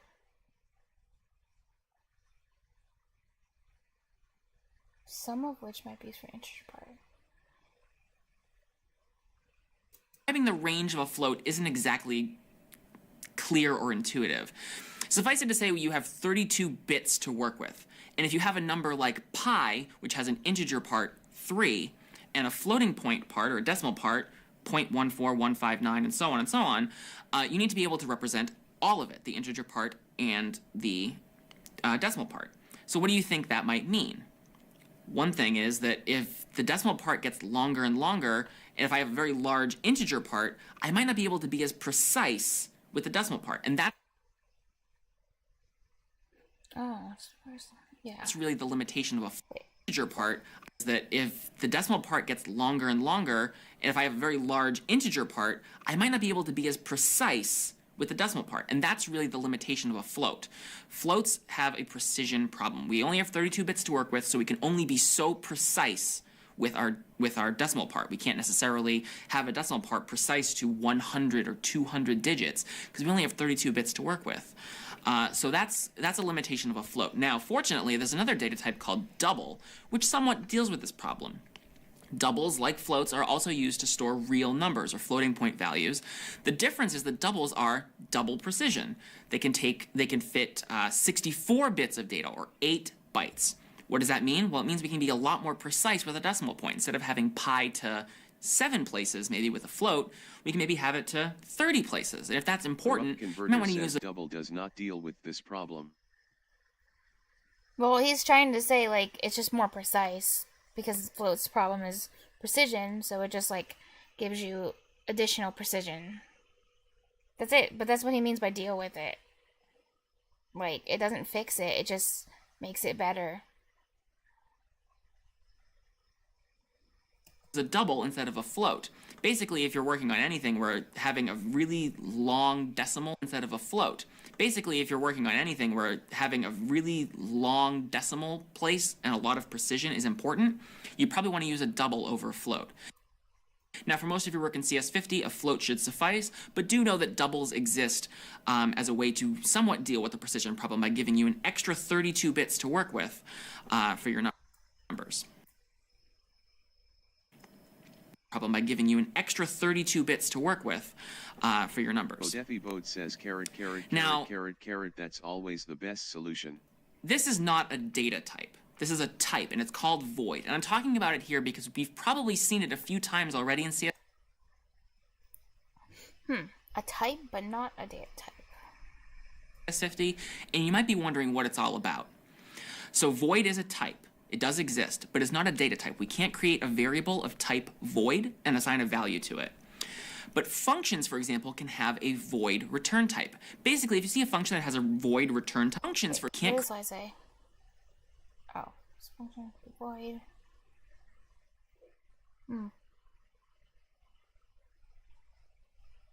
Create a variable of type void and assign a value to it. But functions, for example, can have a void return type. Basically, if you see a function that has a void return type, it means it doesn't return a value. The parameter list of a function can also be void, and you've also seen that quite a bit in CS52. Int main void, does that ring a bell? Basically, what that means is that main doesn't take any parameters. There's no arguments that get passed into main. Now, later on, we'll see that there is a way to pass arguments into main, but so far, what we've seen is int main void.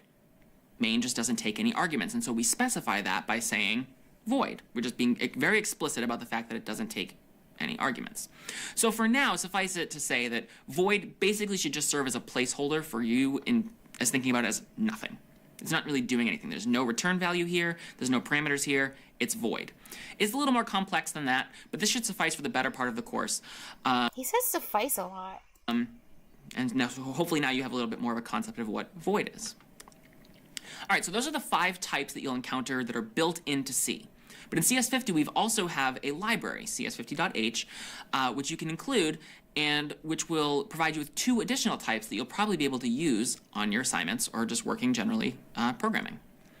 The first of these is bool. So the Boolean data type, or bool, is used for values or variables that will store a Boolean value. If you've ever heard this term before, you might know that a Boolean value is capable of only holding 2 distinct values, true and false. Now this seems pretty fundamental, right? Says by 2 suffice, different. they mean don't worry about the specifics right now. Yeah, that's what they mean. Oh wait, I'm gonna scroll up. What is it? When you shared like a list of all the primitive types? I'm gonna like look back at that list because it was bool in that list. I don't remember. Oh, that are not bool. Dude? Shouldn't bool be included in? Like this should be included in C. Like why is this included in CS50's library? Like why does this? I don't really get it, because I think that should be already in the language. But they're saying, like, it's part of their library. Like, okay. Distinct values, true and false. Now this seems pretty fundamental, right? It's kind of a surprise that this doesn't exist in C as it's built in. And in many modern languages, of course, Booleans are a standard default data type. But in C, they're actually not. But we've created it for you. No way! Corrupt But that's converter says primitive. because C doesn't have a built-in bool type. Short as a... Really? But wait, but you Corrupt said that converter it was... says instead you'd store it as a char. Oh. Didn't you say that was like a primitive type, though? Like, primitive in the sense of like... Converter says bool also technically isn't primitive in assembly either. Oh. Okay. I see. What was I reading? Corrupt converter says but you store it as a byte flag or something. Oh, okay, but it's stored like a primitive as a character. I see. On like 1. Corrupt converter says That's it's the only primitive reason I because see it's it's stored and primitive, because it's like operated just on using one. another value. Like char. Oh.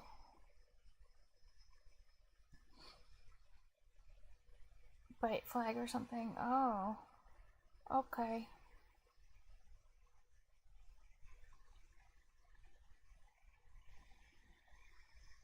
Interesting.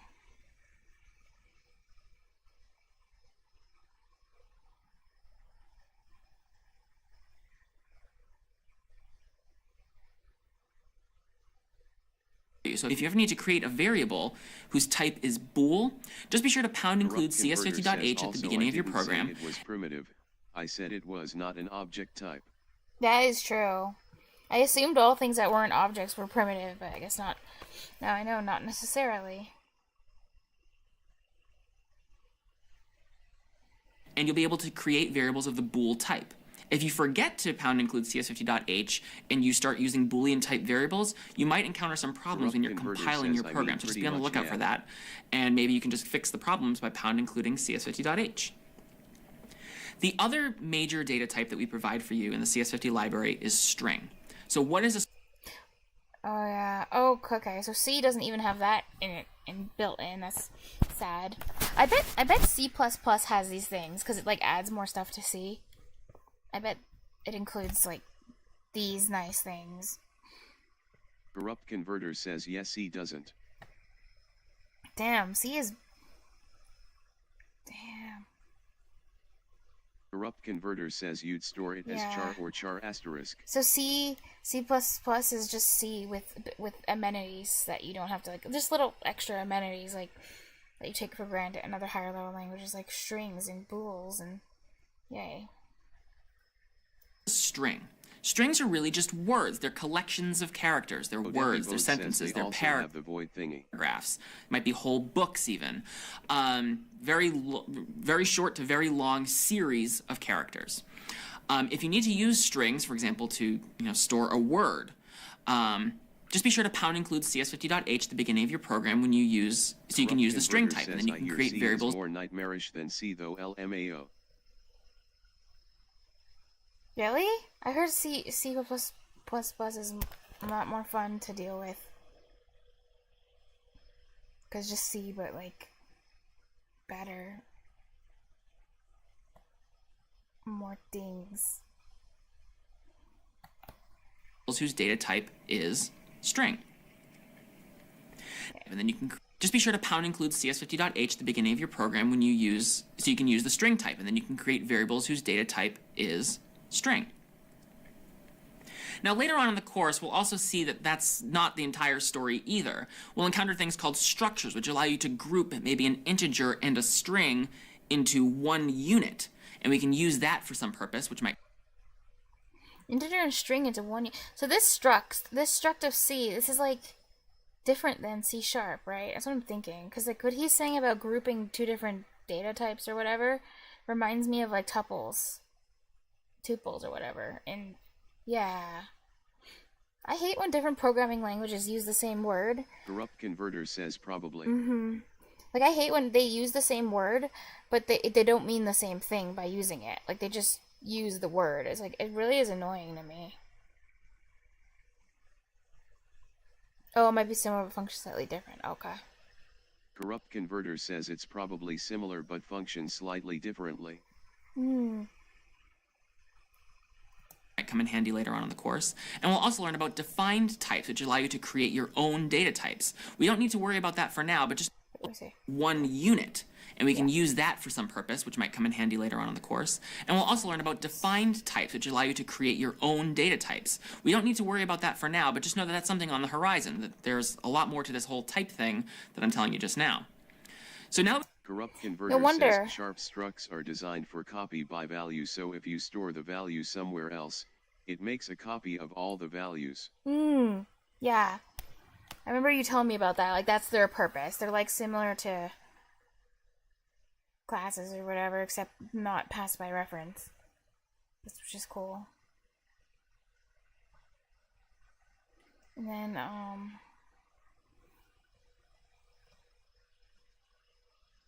more like primitive data types. Corrupt Converter says so it makes them act more like primitive data types. Yeah, that's cool. But yeah, I guess I understand why a lot of other higher level languages are written in C.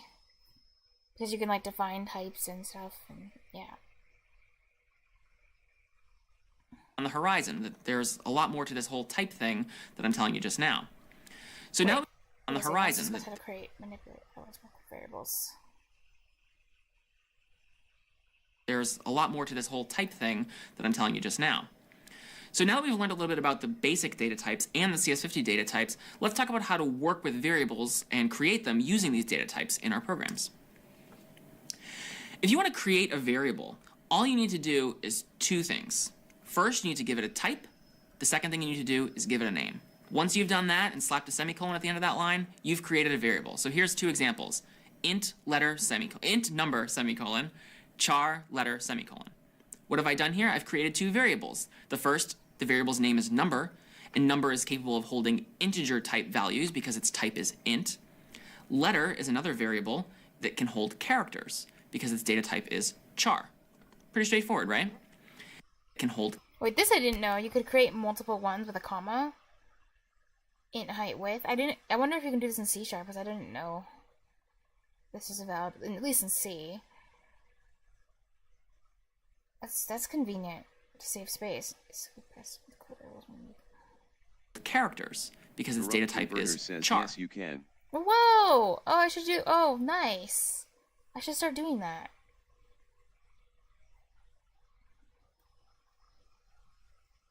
Pretty straightforward, right?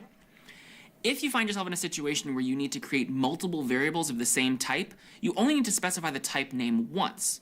Then just list as many variables of that type as you need.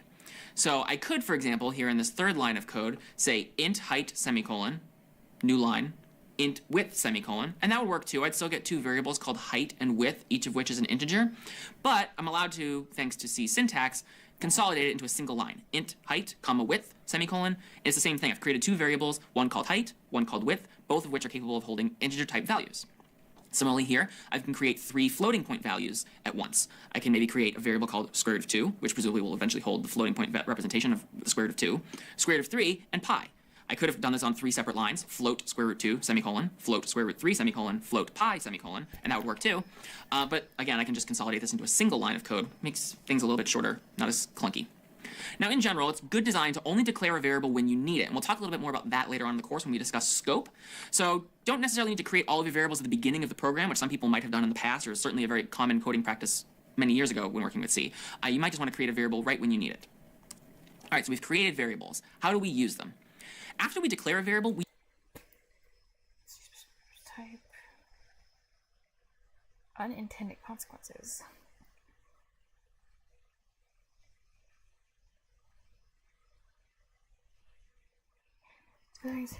Variable. Yeah. we don't need to specify the data type of that variable anymore. In fact, if you do so, you might end up with some weird consequences that we'll kind of gloss over for now, but suffice it to say, weird things are going to start happening if you inadvertently redeclare variables with the same name over and over. So here I have 4 lines of code, and I have a couple of comments there just indicating what's happening on each line just to help you get situated in what's going on. So int number semicolon, we saw that previously, that's a variable declaration. I've now created a variable called number that's capable of holding integer type values. So I've declared it. The next line, I'm assigning a value to number. Number equals 17. What's happening there? I'm putting the number 17 inside of that variable. So if I ever then print out what the contents of number are later on, it'll tell me it's 17. So I've declared a variable, and then I've assigned it. We can repeat the process again with letter, char letter, semicolon, that's a declaration. Letter equals capital H, that's an assignment. Pretty straightforward too. Now, this process might seem kind of silly. Why are we doing this in 2 lines of code? Is there a better way to do it? In fact, there is. Sometimes you might see this called initialization. It's when you declare a variable and assign it a value at the same time. This is actually a pretty common thing to do. When you create a variable, you usually want to have some basic value, whether it's even if it's 0 or something, you give it a value. So you can initialize a variable. Int number equals 17 is the same as the first 2 lines of code up above. Char letter equals H is the same as the 3rd and 4th lines of code above. The most important takeaway here when we're declaring and assigning variables is after we've declared it, notice I'm not using the data type again. I'm not saying int number equals 17 on the 2nd line of code, for example. I'm just saying number equals 17. Again, redeclaring a variable after you've already declared it can lead to some weird consequences, so just be careful of that. I'm Doug Lloyd, and this is CS50. Nice. Unit test time.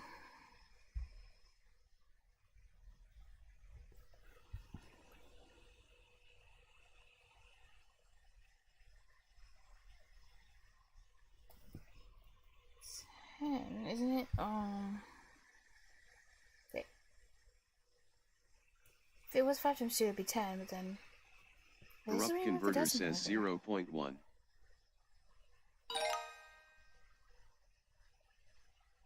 Oh, yeah. 0, 5, and 14.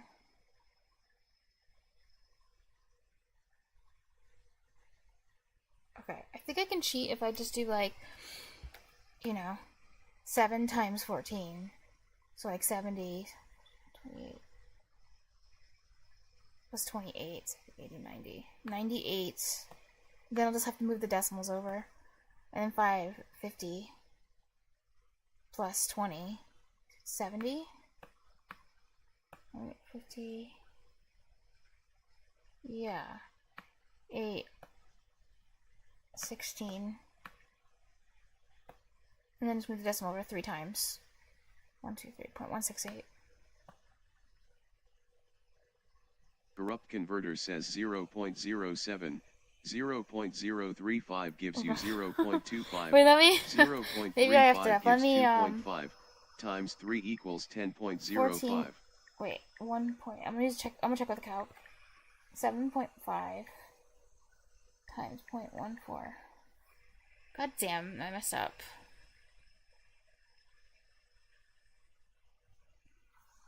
No, we're both wrong, but your answer is more right than mine. 14. Corrupt converter says just my thought process got 10.05. Yeah, you're close.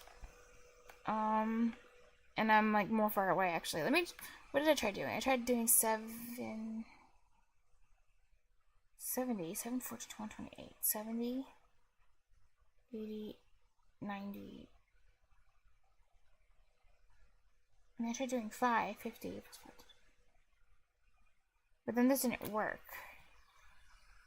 So wait, maybe I did something like 14 times 7. Corrupt converter says 1.05. Yeah. Wait. 14 times 5, 78. 10. Wonder why this doesn't work.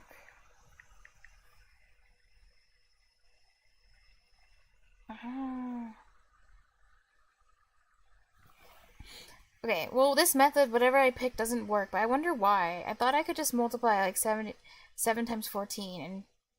Oh, wait, because 7... Oh, isn't the same thing as 7D. So in that case... says 0.35 asterisk 3 equals 1.05, not 10.05. It should be 980 plus 7D is what I did wrong. Because the place values are all messed up. Like, they're not lined up properly. So 0... 8 plus 7, 15, 9 plus 10, 10. So it should be like this, and then move the decimal over 3, 1.05. Oh, that's okay. Says, I don't know if I have the energy to explain my thought process here, though. LMAO. 0.05. I'll look at it briefly. If I don't get it, I'll just move on. I mean, I'll look at yours. But I guess it's like...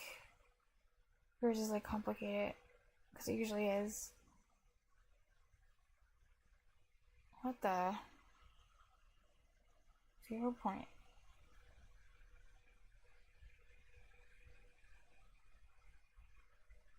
Three, 5.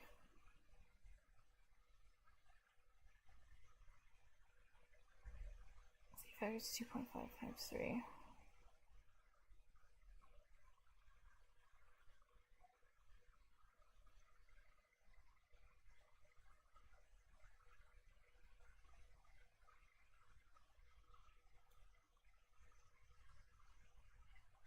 Seven.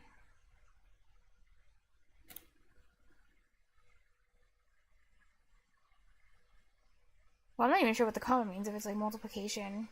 If you're doing on the first thing. 0.14.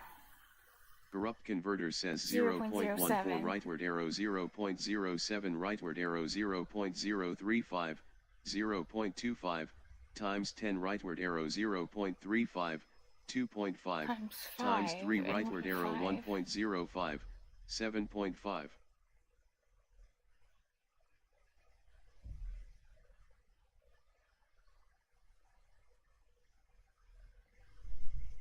I don't even know where 0.25 is coming from.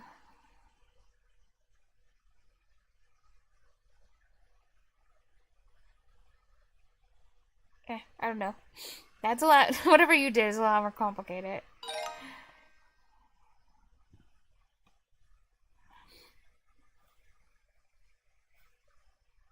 Corrupt Converter says 1/2 divided by 2.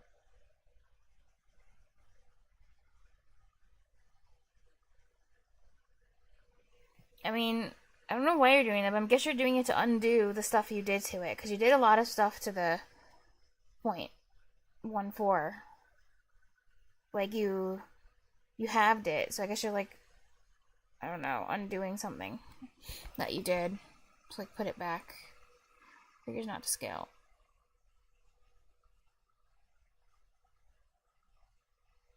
$45.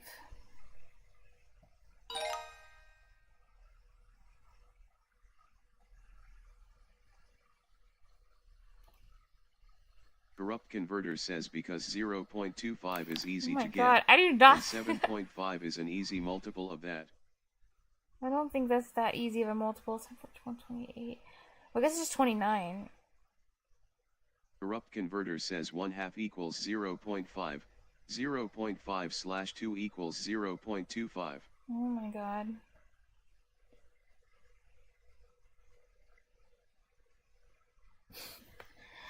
No mind, imagine moving 0.2 times 4 times. Yeah.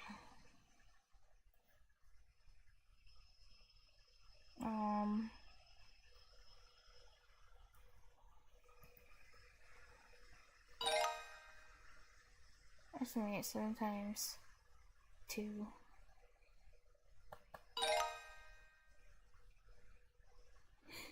So 0.70 plus 7 times 9, and it's like 63. And you can just add those, and it's like 3. Corrupt Converter says no. No. Oh, no. No, definitely not that. 7. What was I doing again? Why do I have a 6 here? Oh, because I was writing...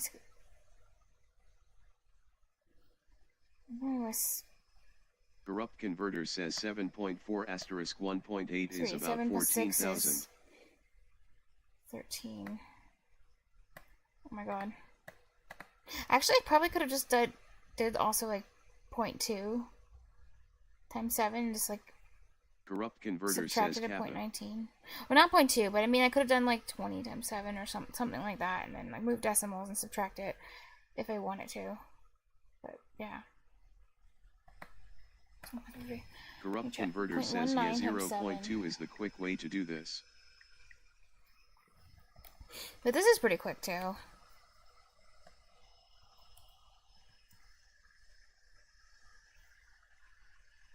Zero point 0.2 be quicker. Yeah, I don't know. I mean, if you're like fast amount of calculation, it could be quicker, but it would take me more time because I have to think about like where. I'm always have to think about like, oh, how many times do I move the decimal over? Then I F up the decimal. But yeah, I guess if you did 0.2, then you just have to subtract at the end 0.01 from it. Corrupt Converter says 14 to 0.7 equals 1.33. Oh.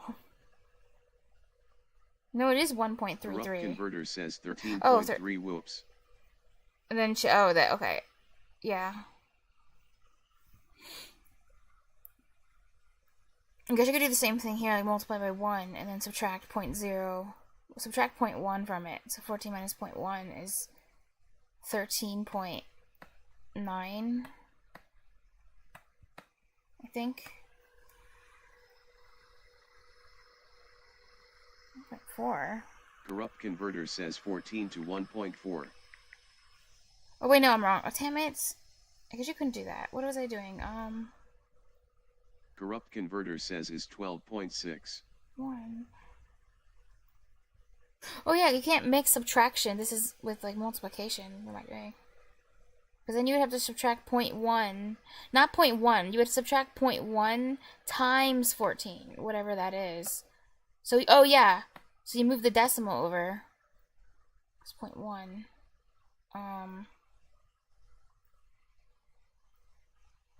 Yeah. You move the decimal over 1. So then it would be, yeah, 14 minus 1.4 instead. I get it. I see what I see my mistake. So then it's 13 minus 0.4. 12.6, yeah.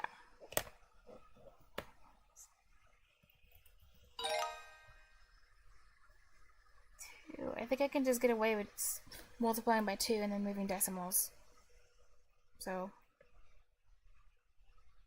Oh yeah, well that's what you would do if you were long multiplying anyway. 18.7. Well, you know.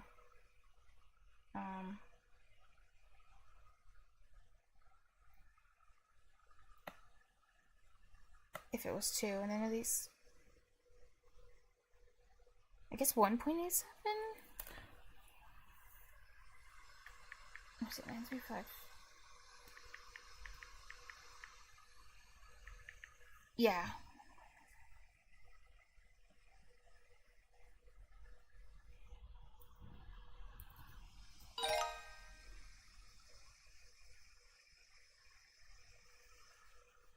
.34.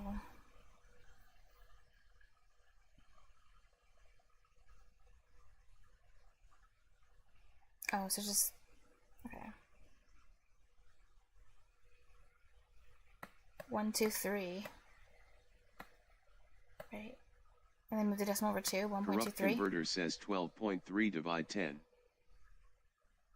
Yeah, I think 1.23. 4.1. 3.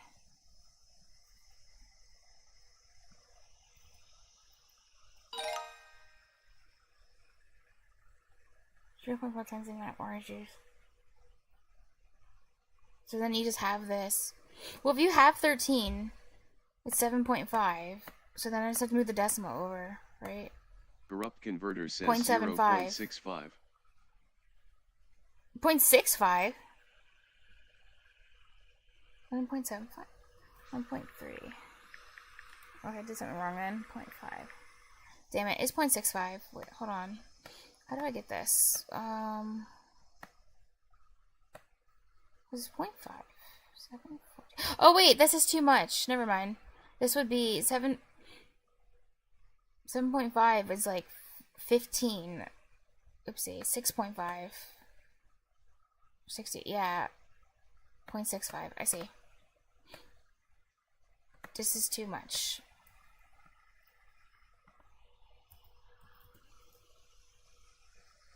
Oh my god.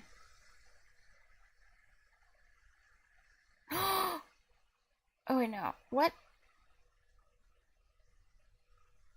Is this one of the ones that, is this one that has like a wrong answer to it? I'm gonna...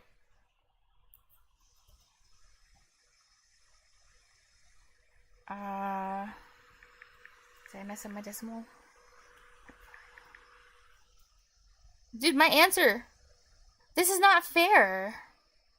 Jesus Christ. Corrupt Oh, converter God. says looks like it. What's the answer then? Because now I have to write it down. I have to create another freaking key. Okay, I shouldn't have gotten this wrong, so now I'm going to start cheating and using a calculator. Because it's not fair. When they have the wrong answer as part of their question, it's literally not fair. So then I think it's fair for me to cheat. What? Wait, what? Oh. Oh, wait, no, I think we did it wrong. Oh, how much orange and cranberry juice is in the punch altogether? You have to add it back to 1.3. It's a two-step problem. Corrupt converter says what the fuck. We just weren't paying attention. Well, yeah. Yeah, it's a word problem. Like, stupid. That's what the problem was. Corrupt converter says oh I see. Yeah. It's because of how they asked it. There was, yeah, a two-part problem. I didn't even notice either. Corrupt I read it and I didn't converter notice. says there was a second part. Yeah, sad. 2 tens, 5 tens, yeah. Best represents the figure. The entire... I guess this whole figure?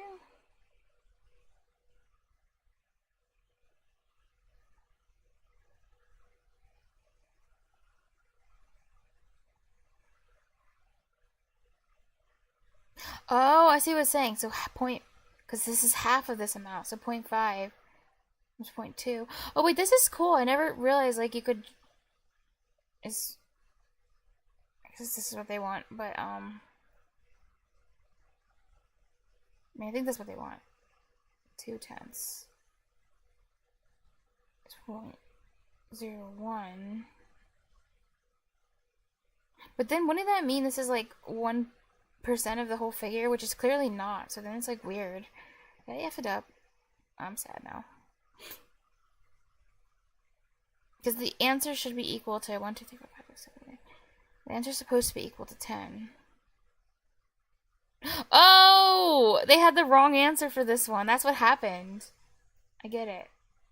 Amazing. Corrupt converter says 0.1. Yeah. I thought... I knew it was 0.5 times 0.2, but I didn't do the math. Well, I didn't check the answer.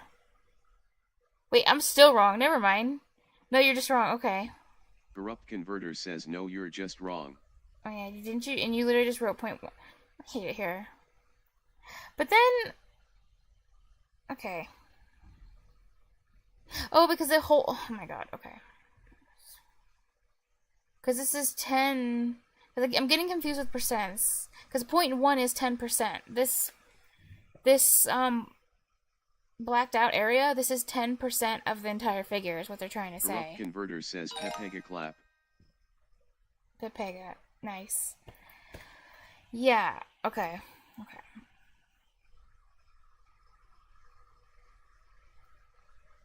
This is still a cool representation, like, to like, show it visually. I guess. 2 out of 10. 5 out of 10. Like, I've never seen it, like, drawn out like this. It's pretty cool. Okay, it's a cool visual representation.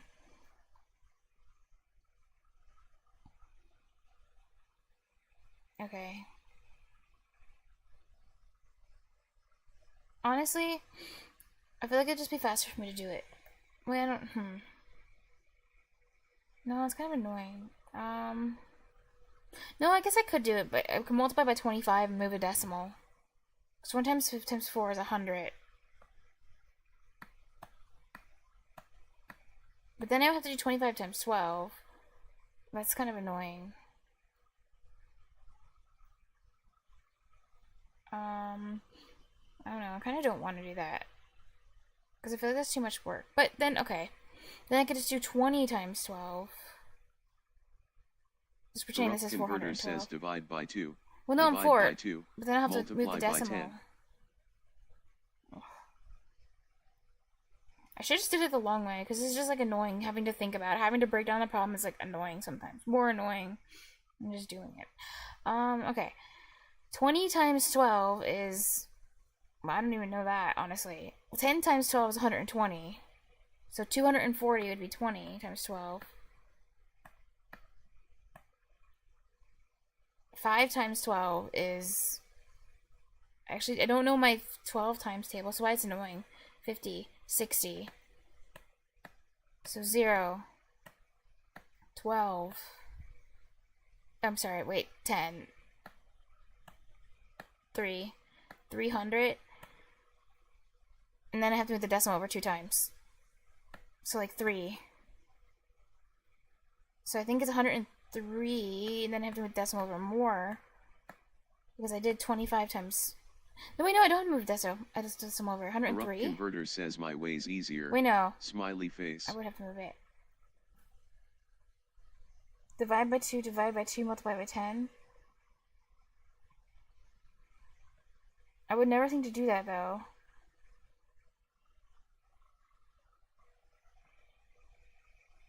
But that is probably easier. Oh, you're doing the trick when it's like, because like 5 times 5 is 25.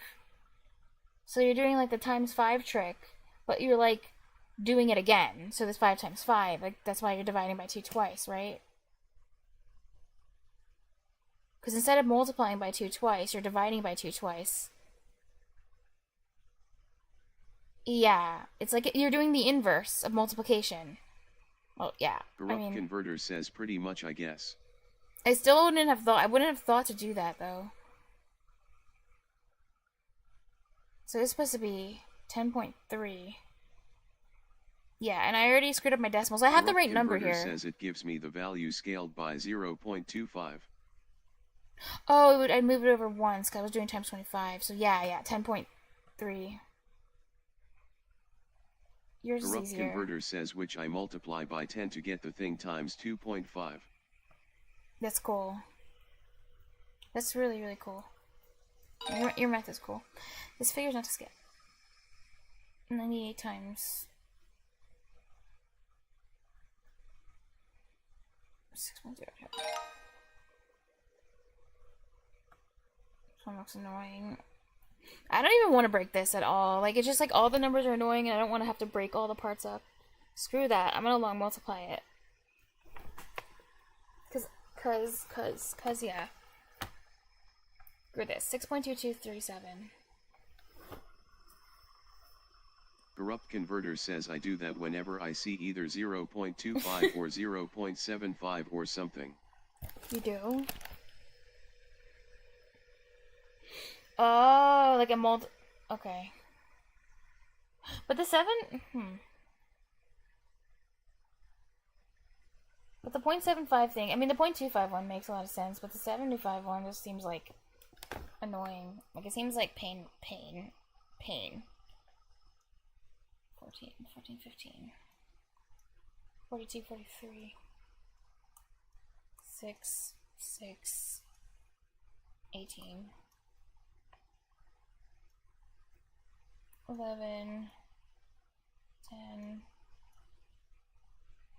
Corrupt Converter says the 0.751 is just the 0.251 times 3. Yeah. Wait a second, is this? Was it times 37? It was. 6.22. 3. Oh, Jesus Christ, what is this? What did I draw? 8, 9, 10, 11, 12, Corrupt 13. Converter says this I is a should 3. pay attention so I can race you to the solution. Yeah. But I win because you weren't paying attention, so, like, I win by default. Like, hell yeah. 6.22. 230.14.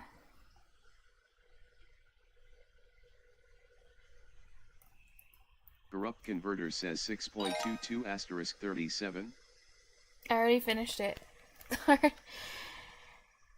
63.8 times 1.7. Okay, so take 10.846 and just move the decimals 2 times. 2 times this one. 80 times 7. 56,560.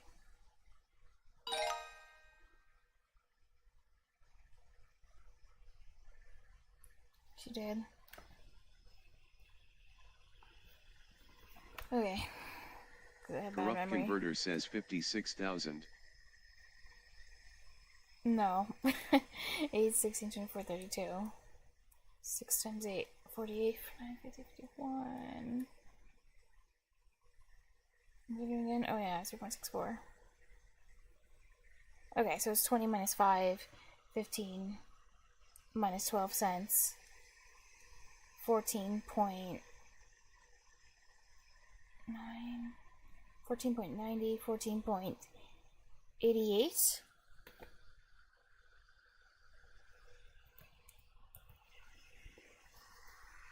Hold on, let me check. 5.12, 20.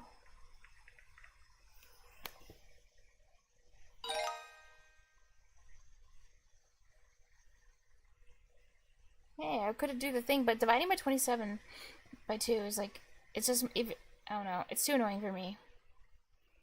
I don't want to do it.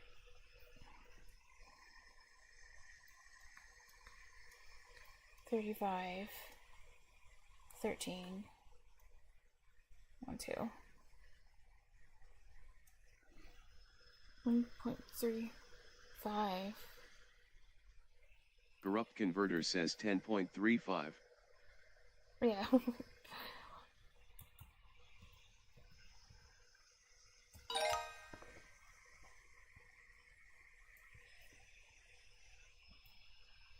Okay. So, 0.16, I guess. Corrupt Converter says 0.16. Nice. I think I can do this one in my head. So, because 25, well, this would be 4, so we go to 1. 1.75. Be sure, because 4 is 1. Yeah. I guess I can ignore the 1, because it's going to be the same. Just multiply by point. Wait, but times... No, wait, no. It'd be this number, but then I need to add 6 plus 1 point... 6 times this number times 0.2. So I could just double it. 60 plus 60 is 120. 3 plus 3 is 6. 126. And then put the decimal back. So 2. So 6 plus 7.26. Corrupt Converter says 7.56. 5, 6? Damn it. Okay. 6.3. Okay, I messed up then. Somewhere. Is it 7.56? Like, what did I do? This 1.26 is the Converter problem. says you dropped a 0.3. I did? Where did that get dropped? Wait, okay. I did, because I have this 7. Corrupt Converter says 6.31.26. Wait, why do I have a... Wait, I'm gonna do it again. And try what I did again. Right, so I had a 6. Oh yeah, I had a 6 plus 1, that's what happened. So I have the 6, obviously. And then I did multiplied by 2. 60 times... I did 63 times 2, and then I was going to put the decimal back. Corrupt Converter says you did 1.26, not 6.3. 3 times 2 is 6. Right? 126. Wait, but now it's... Wait, I did...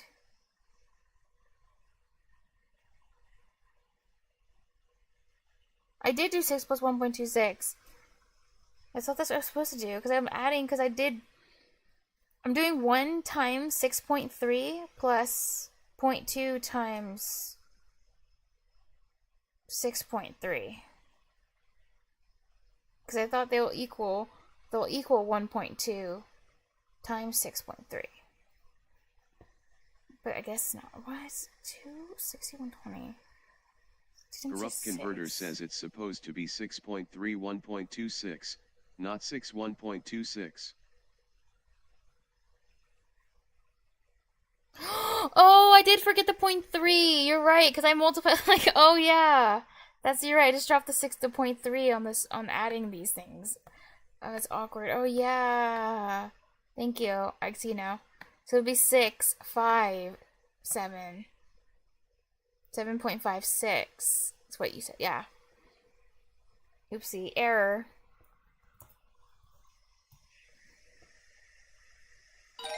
Get ready for the two-step problem. The two-step problem will come up, and then we can't get fooled by it again. 2, 3, 3, 4, 5. Model can we use? This looks like this one looks like addition, doesn't it? Oh, yeah, that's the point, because it's times 2. Sorry. Corrupt Converter says what the fuck is this? What are you talking about? You mean the last question? Isn't it obvious what it was? You're funny. Yeah, they're visually showing 0.35 2 Corrupt times. Converter says, oh, it makes kinda sense. Kinda sense. It makes perfect sense. It's just a visual of the of the math. What? 24.7, 2.8. You know what? I'm gonna do it the long way. I think it's worth it. I can break this one can be broken down kinda, but it just I don't know, it's too annoying for me. Actually, no, wait, this is kind of annoying what I'm doing. I ain't ever seen those kind of visualizations in like 7 years. Oh. Because you don't need them because you're just like too good. 32. 37. 16, 17, 18, 19.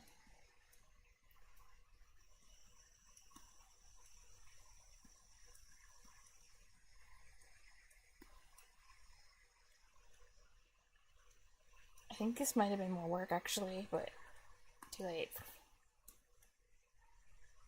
Okay, hopefully that's the answer.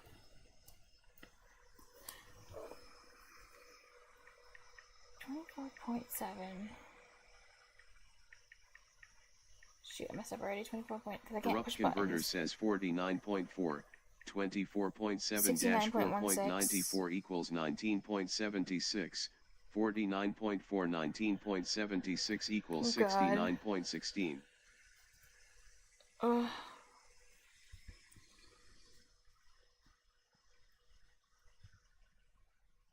And you already made the numbers look weird again. Starting off on a 49.4, that looks terrible.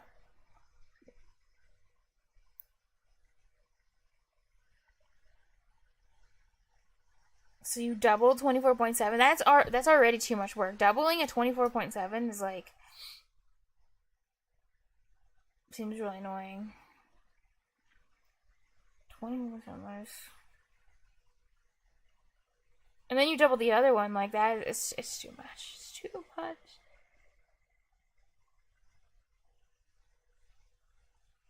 Even adding the last step, adding 49.4 plus 19.76 is pain. Yeah, you doubled it. Corrupt Converter says, well, my first step is times 2. Second step is 10x, 2x to get 8x. Ugh. Okay, well, second 10x. 2x. Oh, 8x. You're algebraing it.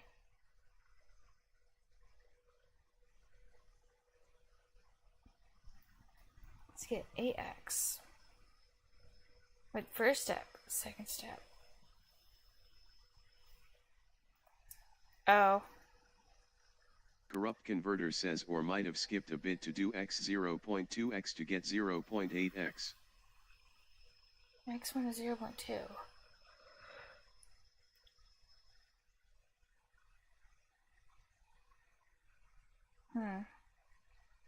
Wind137 says 2 equals 4. Liar! It is not equal to 4. It's fish. Remember, 2 plus 2 is always fish. Always. Hey, Wayne, now that you're here, I could do some Python. I've already done some C#. I've been watching some videos about C. And then I was doing, this, I guess. This pain, this torture. Look at the confetti. Yeah. Corrupt Converter says it equals dash 2I superscript 2. No. I still hate I. Because I'm not selfish. I last touched Python in 5 days. That's sad.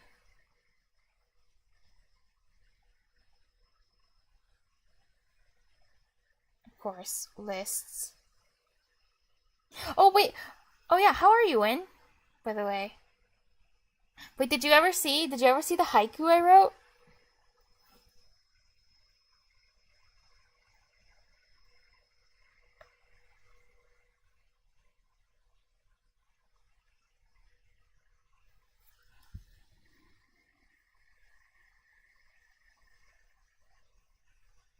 Wow, this one's kind of long.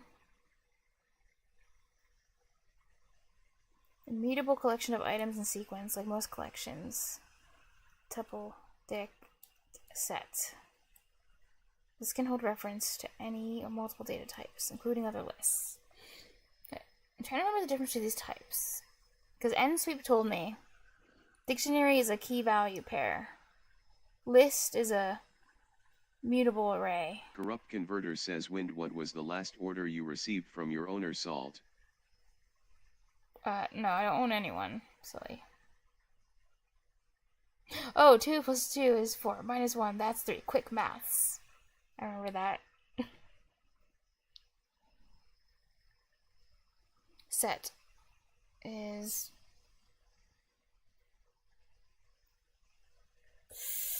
Okay, I just gotta remember what makes set and tuple special. Oh god, I forgot. I'm gonna have to go back to that, whatever that stream was. I don't know. NSweep told me. Damn it.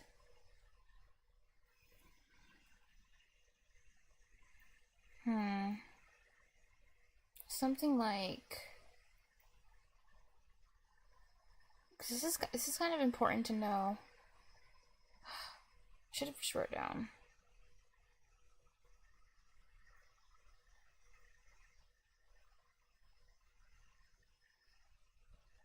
Because like tuples are like sets. Well, okay, one of these isn't mutable. Yeah, this is definitely assembly. Corrupt Converter says what language is this? It's assembly. Assembly.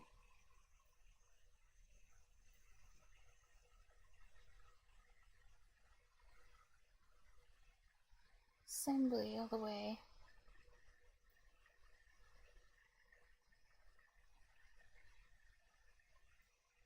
Unordered collection distinct hashable objects. I don't even know hashable.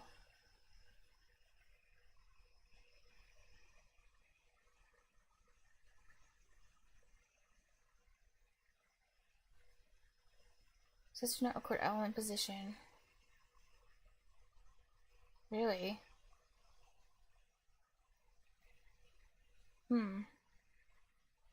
Sets are mutable.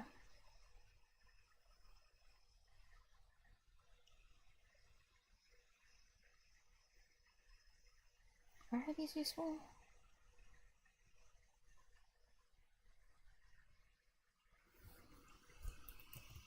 Difference between sets and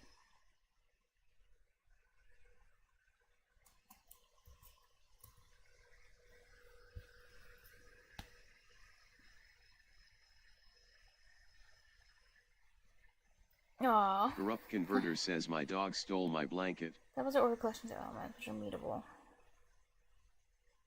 Or unordered collections of unique elements. Oh, yes, that's right. Sets have to have unique elements.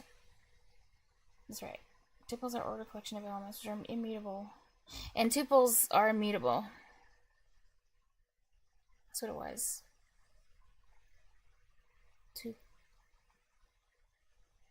And sets, oh, I remember what NSoup said. Sets, when they say set, they mean like the mathematical definition of a set, where you can't have a duplicate in a set. So that's why they call it set. Tuple, oh yeah, can be changed. Can't.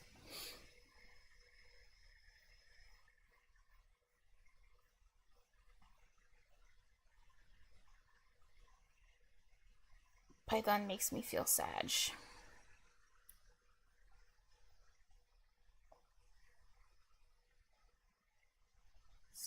Sag. Hey, NSweep is here? No way. Are you actually here, NSweep? Are you here? Are you lurking?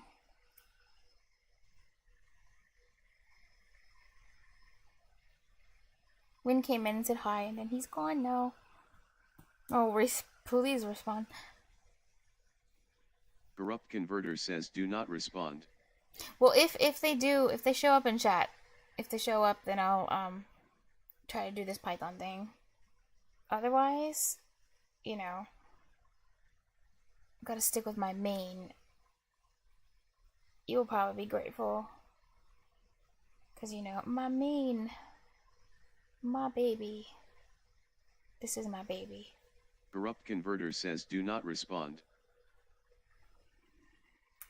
Classes. The primary object-oriented construct in C# is the class, which is a combination of data, fields, and behavior methods. The fields and methods of a class are known as its members. Access to members can be restricted through access modifiers, the two most common ones being public. The member can be accessed by any code, no restrictions. Private. The member can only be accessed by code in the same class.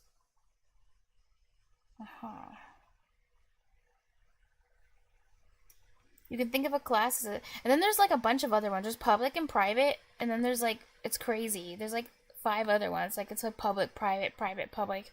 It's like hell. You can think of a class as a template for creating instances of that class.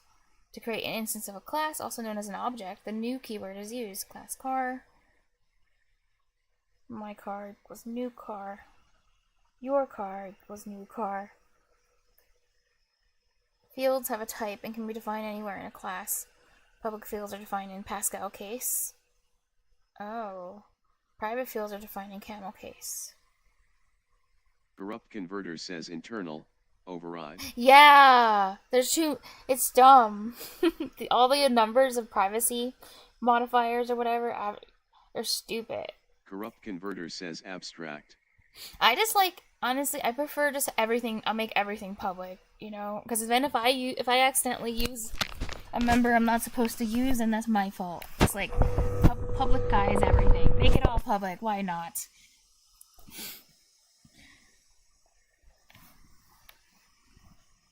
It makes my life easier. Well, kind of. At least for now. Okay, public fields defined in Pascal case. Oh, this one's public. Private fields defined in camel case. Private string. And prefix with an underscore. Oh, damn. Corrupt Converter says if it's private you can technically still access it from outside the class. Oh, but with reflection. Oh. Corrupt Converter says using reflection. That's interesting. Reflection seems magical. I can't wait till I formally get to learn about reflection and try using it. Like, that'll be really fun. And I'm kind of like excited about reflection because you said that reflection, like you can use reflection to make it easy for other people to make mods for your code or like your game or whatever, and that's pretty cool to me.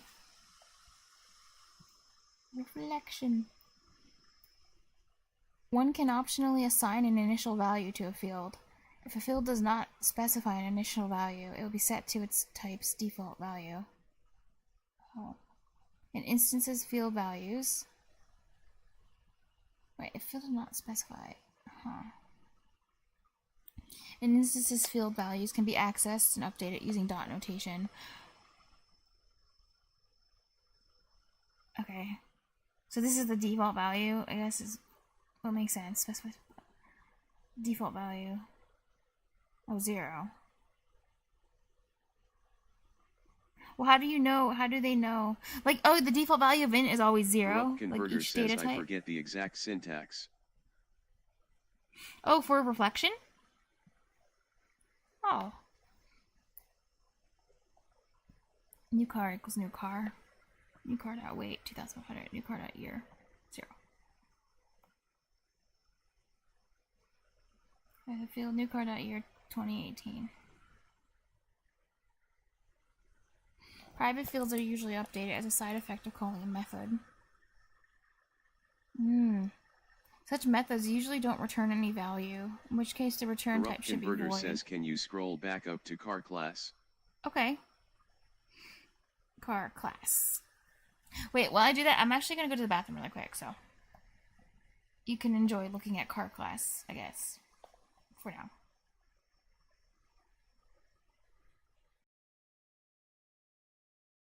Corrupt Converter says the one with private string.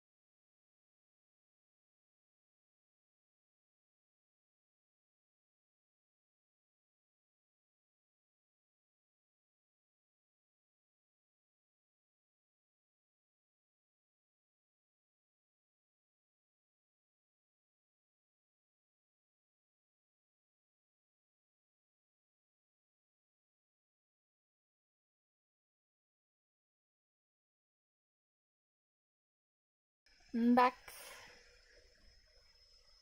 What with private string? Oh, I was on the wrong class. This one? What's wrong with this one?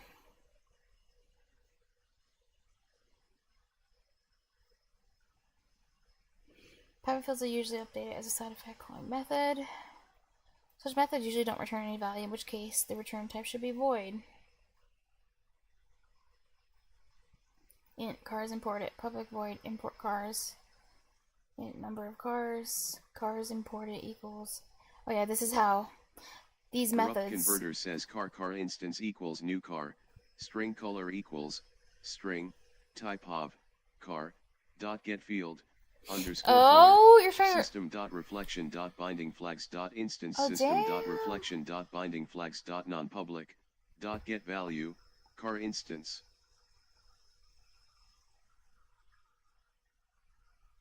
Oh, you're gonna use this as an example so that I see. Because this is private, so you're saying with reflection, you can still access this. Car instance new car. Whoa. String color equals. Corrupt Converter says yes. Dang. String type of car dot get field. Oh my god. Oh, car to get field color.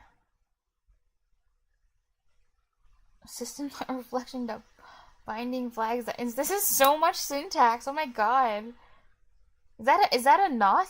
Is that a did you put like a bar for not system dot reflection dot binding flags dot non public dot get value car Jesus God.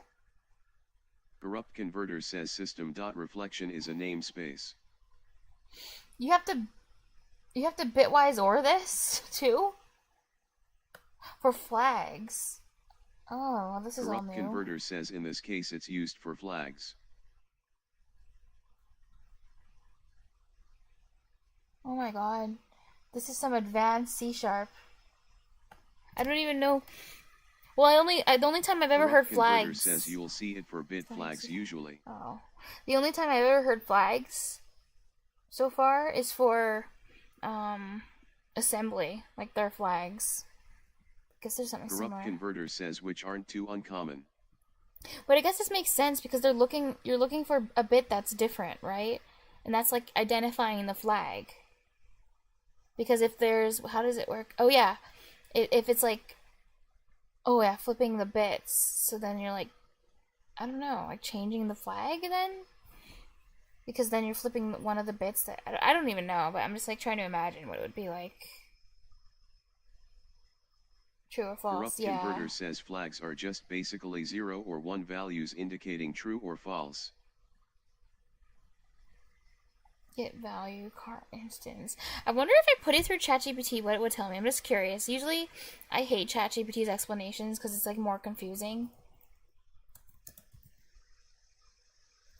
I'm gonna say like ChatGPT. I'm gonna copy and paste your thing and be like ChatGPT explain reflection with with this snippet of code.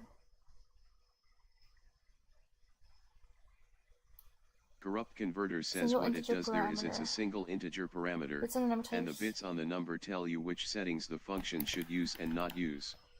Are you talking about what flags do, or are you talking about what the bitwise OR does for in the C# code that you wrote? What it does there is. Oh, okay. Corrupt Converter says what flags do. That's cool. The bits.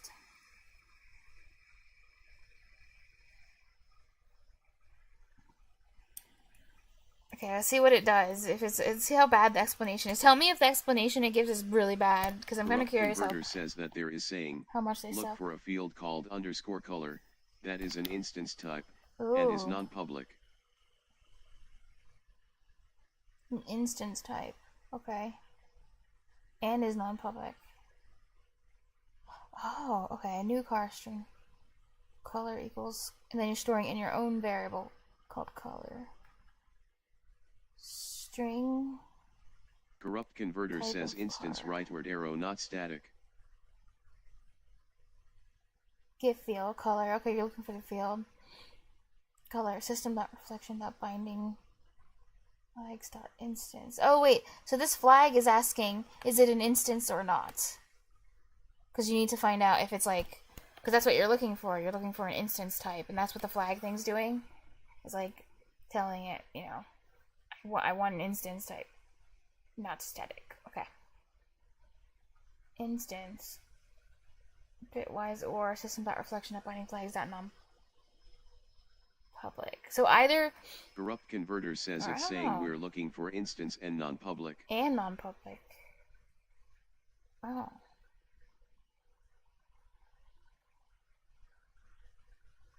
Non-public. Oh yeah, because it's an OR. It's still an OR, but bitwise OR, but okay. Corrupt Converter says because the string variable was instance and non-public. Yeah, that's true. I mean, what if you didn't include those things? The code just doesn't work. You just can't get the field you need. You really have to specify. It has to be instance. It has to be non-public.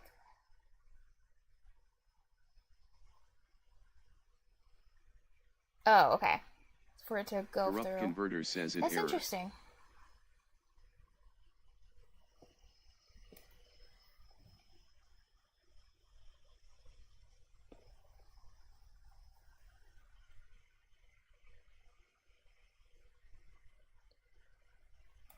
I don't know, in a way, it almost seems like reflection is a way to. It's just like a really roundabout way to modify things that you're otherwise not supposed to touch. Seems weird.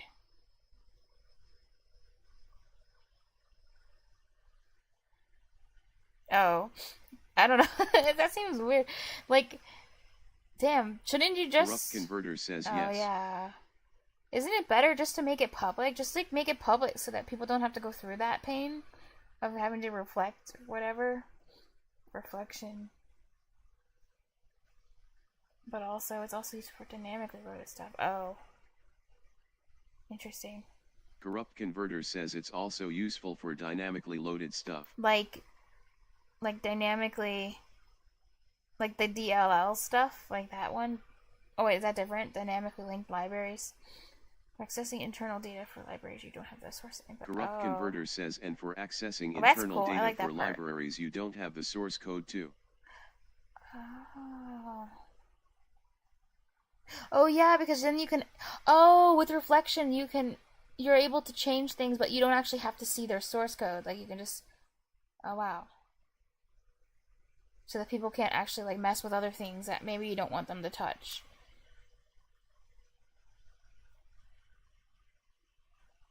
Corrupt Converter says like in C. Oh. If it's during runtime, then it has to. Reflection's then the only option. Oh, that's interesting. Corrupt Converter says because you wouldn't have calls to it hard-coded into your code. Oh yeah, that's true. Oh, I've learned a lot more about reflection right now. Like what its purpose is, why useful. That's really interesting.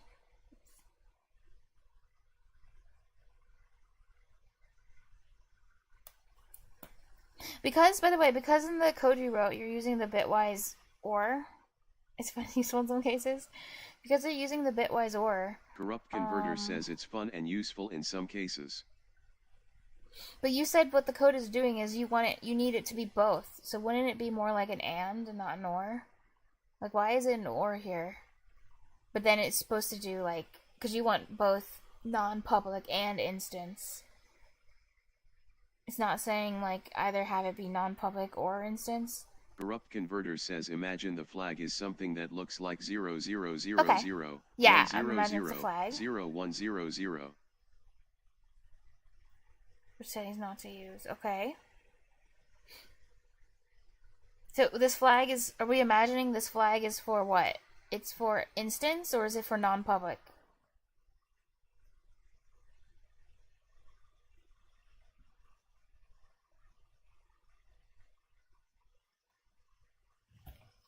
Corrupt Converter says the OR is for bitwise OR.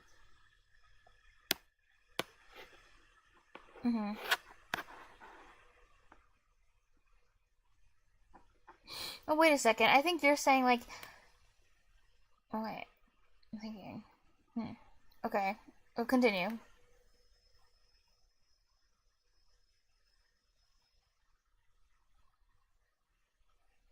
So if you do say 0100... Corrupt Converter says because if you do, say, 01000001, you get 0101, but if you use... And... Okay, let me think about it. Because if you say the OR... Wait. If you say 0100...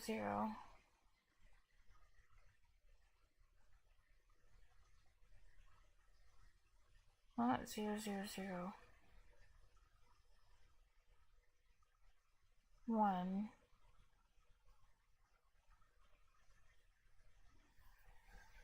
01...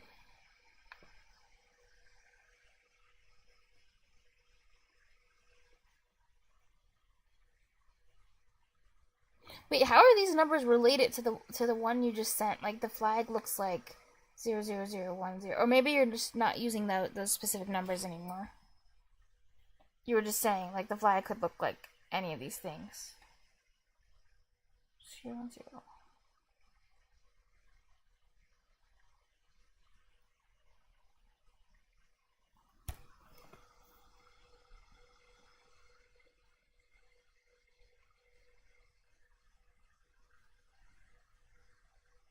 Corrupt Oh, Converter just a says smaller I made example. a smaller Okay. example for the 0100 and 0001.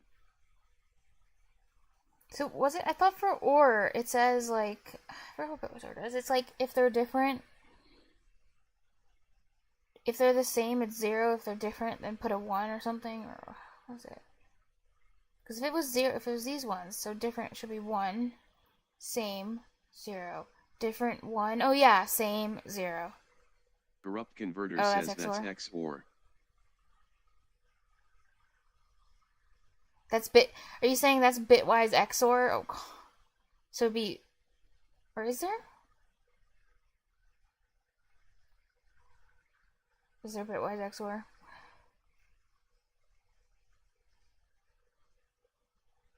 But it's still doing the thing I thought it would do, because then you would have 0101, and you do have 0101 for OR. Corrupt Converter if says either or is just one. Oh, if says, either is if 1, either make is it 1. then make it 1. Okay. Otherwise 0.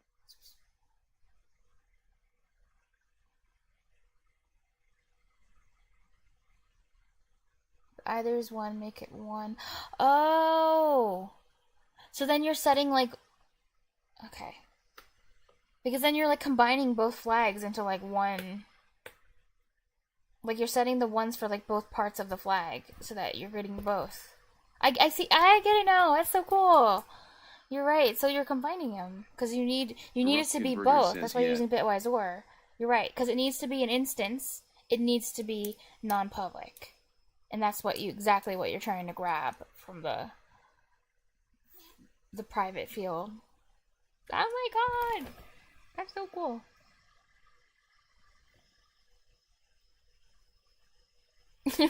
32 bulls. Oh yeah, it's Corrupt 32 Converter bit. says yeah, you can store 32 bools in a single 32-bit integer. And each of those bulls acts like a flag, so it's either set. And if it's 0, it's... I'm not going to get it wrong this time. Watch this, watch this, watch this. If it's 0, it's false. And if it's 1, the flag is on. It's like, there is a flag here. Haha! I told you I'll never make the mistake again. I did have to think about it. Wait, what? No, you're lying. Corrupt Converter says no. Yeah, because 0 should be no flag. 1 is there's a flag there. Oh, 1 is... Oh, because 0 is just maybe, though. Okay. Corrupt Converter says if it's 0, it's maybe, and if it's 1, it's undecided. Oh, you're trolling. You're funny. 0 is maybe 1 is... Nice, so it just can't make up its mind. I love that. Okay, screw you, ChatGPT. Bye.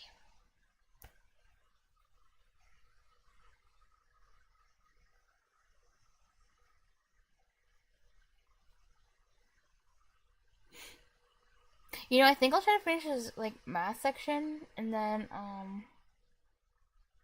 do the C# thing. Try to finish this math section. And then, what time is it? It's like almost 8.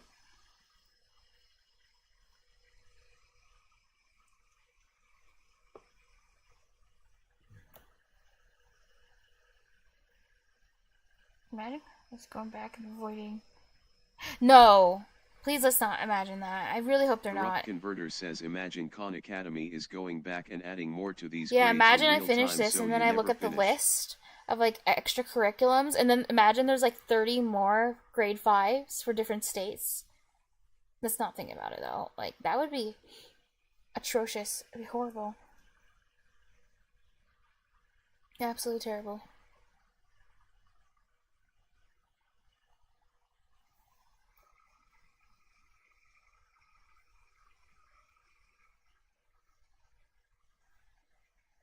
Terrible. App's just terrible. I don't even want to think about it. Nope. Cars. Where was I? Cars. Cars.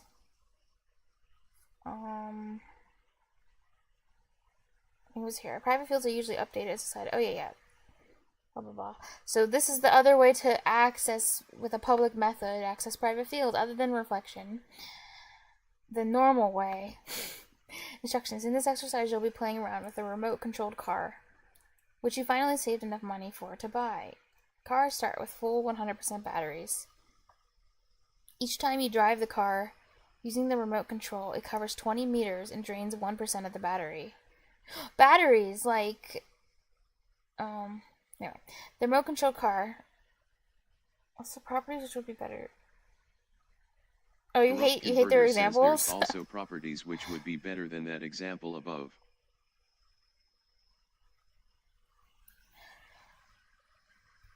The remote control car has a fancy LED display that shows 2 bits of information. Okay, the total distance it has driven, displayed as driven something meters. The remaining battery charge, displayed as battery at percentage. Corrupt Converter says on a realistic case, you'd use a property instead of a method. Oh, really? Actually, I've only used methods for this type of thing, to be honest, so far. That's the only way I knew how to do it. I never learned about properties. Corrupt Converter says unless you're in Java, in which case you use a method because the language sucks and doesn't have properties. I should. Is properties, I'm wondering, is it part of the C# tree? Or constructors, for each inheritance Corrupt Converter types. says they're very nice. Time zone exceptions, time enums, casting overflow, properties. It's just down, it's just a little bit further down. There they are. That's cool. C# does have like a lot of like nice features in its language. It really does. While Python just makes me want to cry.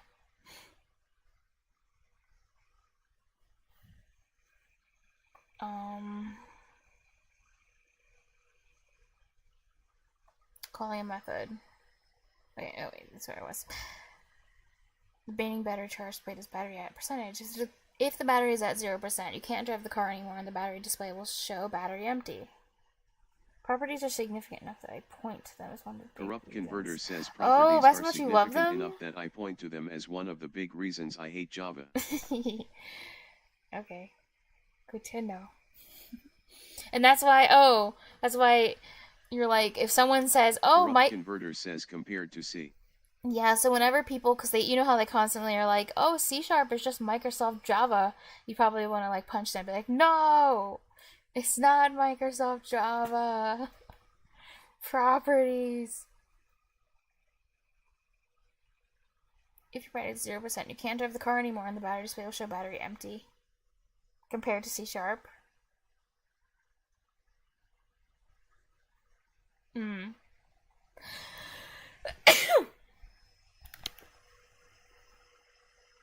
Corrupt Converter says yes, but it's a much better language. Yeah. I think so. I don't know. I've had a much better experience. I mean, I could be biased because I started with Java and then I didn't know anything about programming, so it was really hard. But I like C# more. I just like it more than when I used Java. I didn't really enjoy using Java very much. Corrupt Converter says the thing is C. Yeah, the thing that felt familiar is the syntax when I went to C#, but it feels different when you actually use it though. I don't know. I really like C# a lot. Yeah, that's why I was so happy. When I asked you, it wasn't even that long ago, but like remember I asked you, I was like, what programming language do you know? Like I was like, do you program? What do you use? And you were like, C#. Like, what's your main one? I'm like, yay! Someone who does C#. Like I'm a C# main. Like, yay. It was amazing. You have 6 tasks, each of which will work with remote-controlled car instances.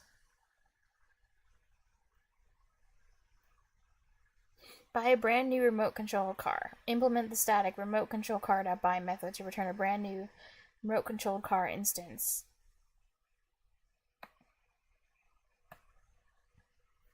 So I was thinking, what do you think about this, Corrupt? I was thinking I could do this, finish this task, do the, finish grade 5, because I'm really close. Finish this grade 5, this TX text one, and then I have to talk to my parents. But then after that, come back, and then maybe we could play a few rounds of Phasmo, because I don't think it'll be, like, too late at that time. Corrupt Converter says fun fact, There is a Uh-huh. way to find out what method called the method you're currently in. What method called the method? What does that even, what? But, yeah, and then maybe we could do, if you want to, a few rounds of Phasmo. And then if you're not tired when that's over, then we could do like assembly if you're, as long as you're not tired. What do you think? Oh, hi, Noble. Noble Penniless says hi.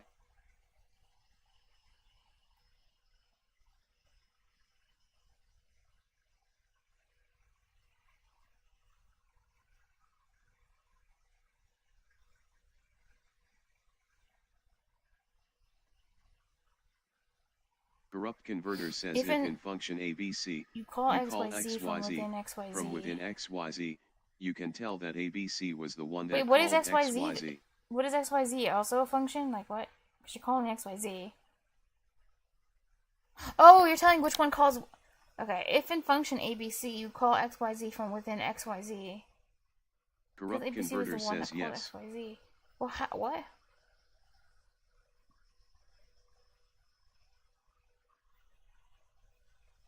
No, I didn't ask if you can. Corrupt Converter says then from within asterisk. I didn't ask if you can Phasmo. I asked it if you wanted to Phasmo. That's a different question. ABC, you call... I think that... Function ABC, call XYZ from in there. From within XYZ, tell that ABC was the one that called... How do you even get into... So inside of XYZ, you can tell that ABC called that function. XYZ, you can tell that ABC called that function.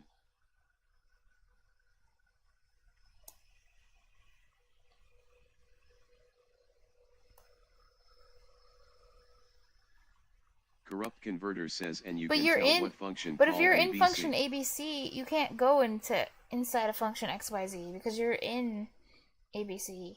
So I don't know what that means. Stack trace? I've never heard of that. Corrupt Converter says it's called the stack trace. Call XYZ from within XYZ. If in function ABC, call XYZ from within XYZ.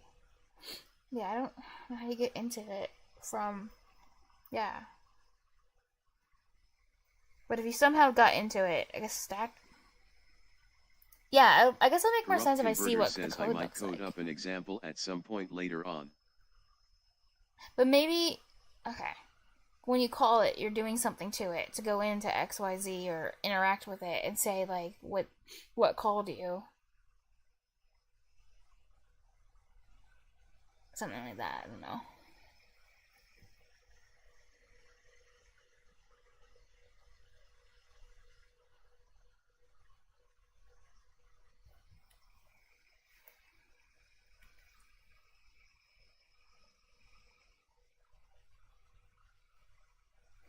No control card to drive method there, place number. Oh wait, no, I'm on step 1. Buy a brand new remote control car. Implement the static remote control car.buy.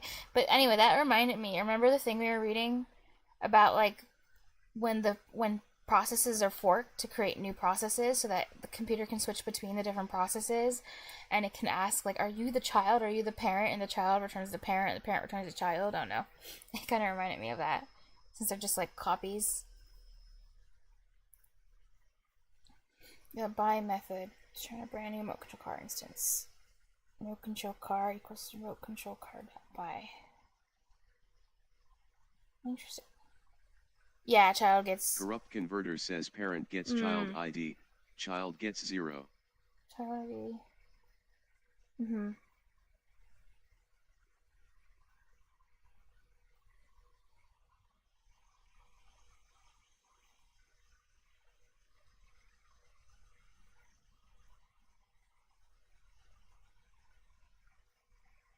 Elon's toys.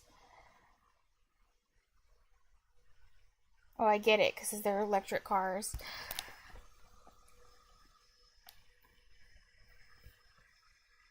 So what is this supposed to do? .buy. Return a brand new remote control car instance. This is weird. I don't know what I'm supposed to do here. Remote control car.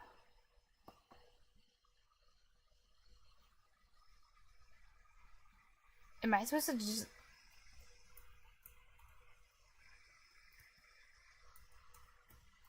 return new remote control car? Or like what? I don't know. I don't even know if this makes sense.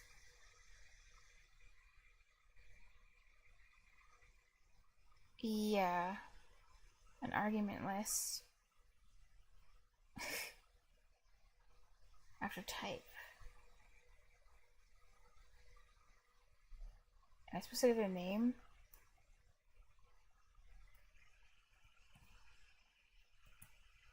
I don't know. I forgot if these are capitals or not. I don't really know. I don't even... Oh, wait. Or maybe...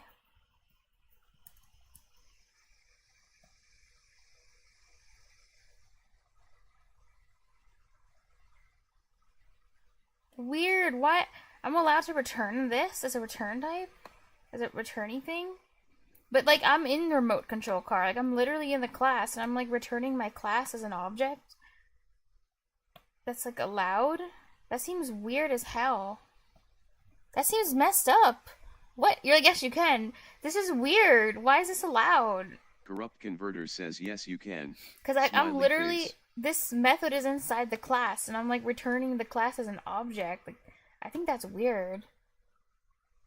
It makes more sense because it's static. Corrupt Converter says it makes more sense because it's static.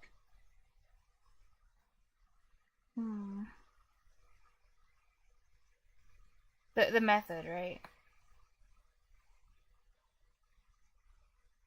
Yeah, but still...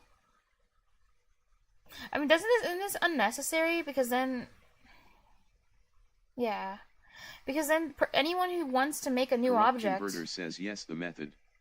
I would say anyone who makes a new object, they can just do this themselves. They can literally just do blah blah blah remote control car type equals new remote control car, and Corrupt they can just... Converter says but it also makes sense for instance methods too if it's something you expect people to follow up with another operation. Oh, like you're gonna create an object and then do something to it. Or I don't know. Corrupt Converter says well they can do that themselves. Yeah, they can just do it themselves. I mean, instead of me making a method to make it easier. Do that themselves. Oh, like when you create a remote control car. You do more than just new something. I see. You would do more. There would be more stuff here. Like you're doing a lot of things, like maybe setting stuff that you want it to have for the person who calls by. That actually makes sense now. Okay, I'm not. I see. Set up and do other computations and stuff. Yeah. Corrupt Converter says like you'd set it up and do other computations and stuff. Yeah. Do magical coding, do algorithms and magic. Do AI, all the things. Okay. That was easy. Display the distance driven. Okay.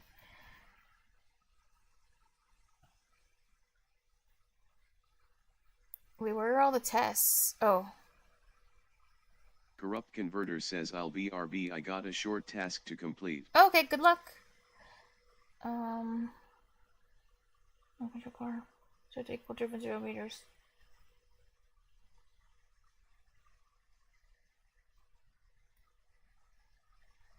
I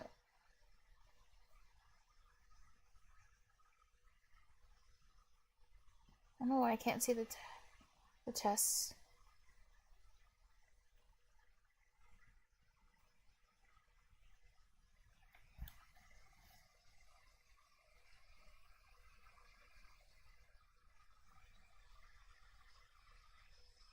Distance display.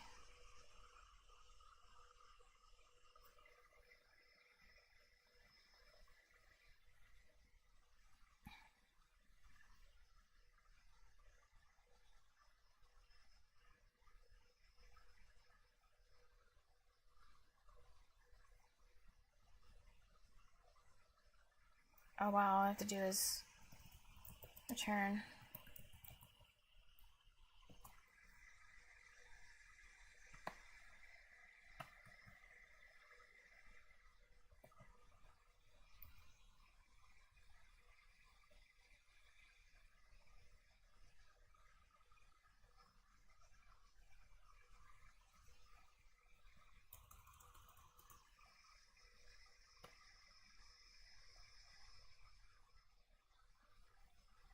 Hmm.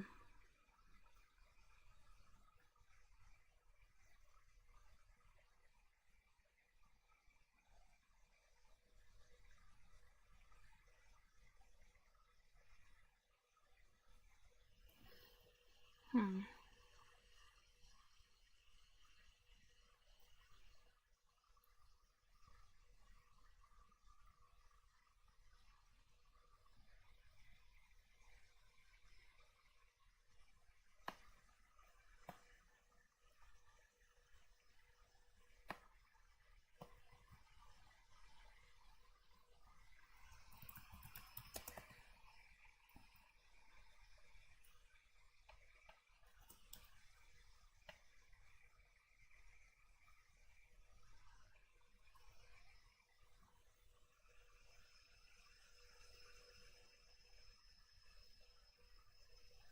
Corrupt Converter says, lurk.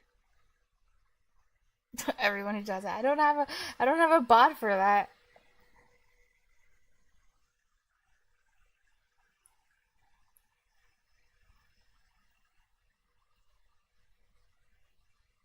This way.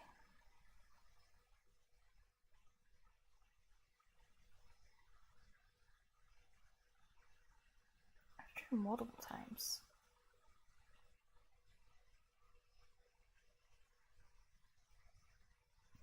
Car.drive.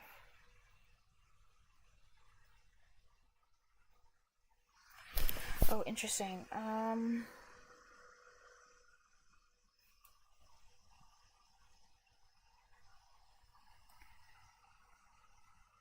Wait, I don't. Number of meters driven. So it's supposed to drive like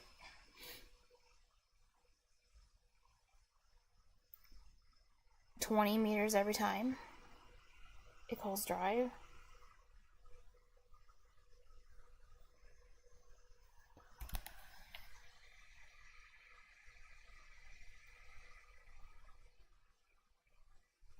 Maybe I shouldn't have return 0. Wait, I shouldn't have set it up like this because I need to change this value. I need to change the distance and battery. I'll start with this one. I guess I'm making it public. Aren't things public by default if you don't set a privacy modifier thing? I think so. Int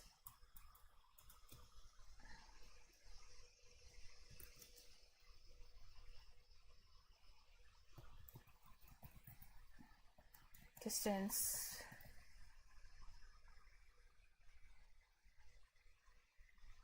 I think I don't know how you name these things. I don't remember.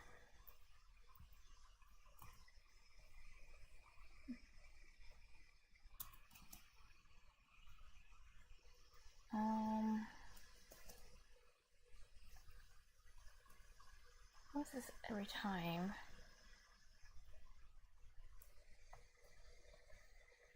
You know what? I need to have this outside the class.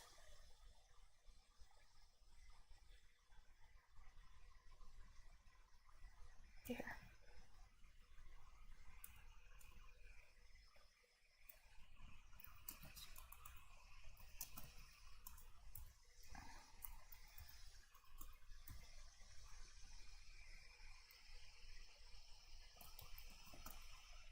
I'll use this one later.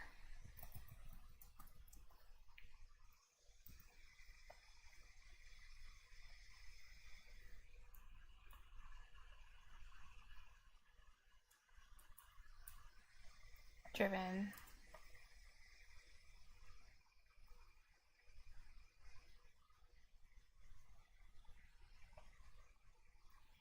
Can't I like put like squiggles in here and say distance driven? Oh, wait, maybe not. We're about to use a thing. What is it called?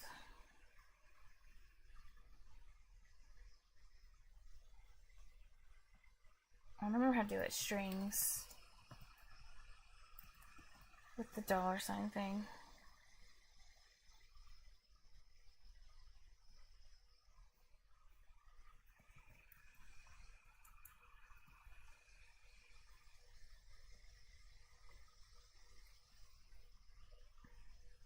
Oh, wait, these are very return strings.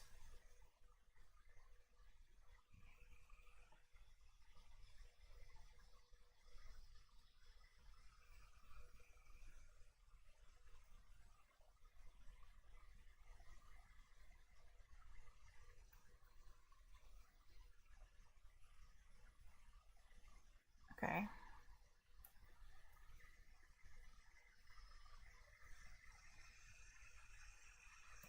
Dollar at. Oh, wait, I think they're wrong.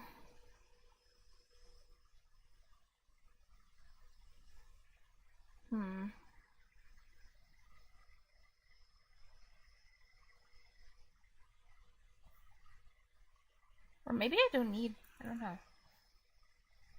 Try distance driven.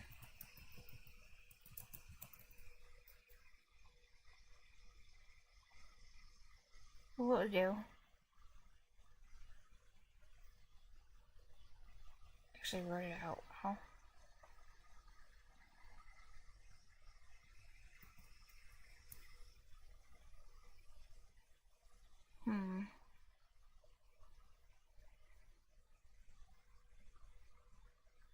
That didn't work.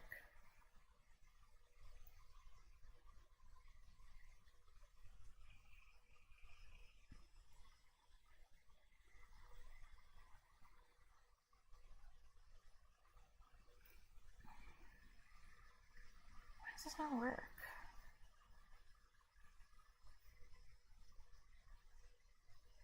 Dollar at.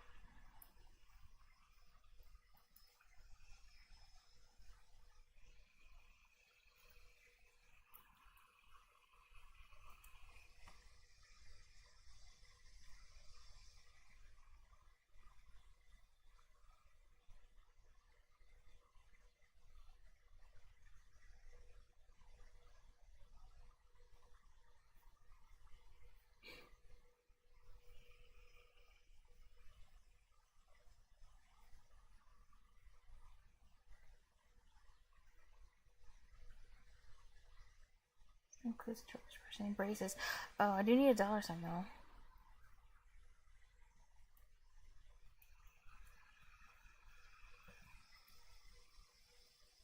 Okay, but it didn't work.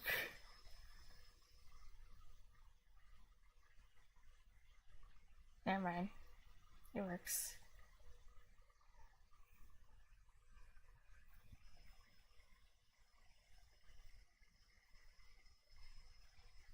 Okay, so drive. Distance driven.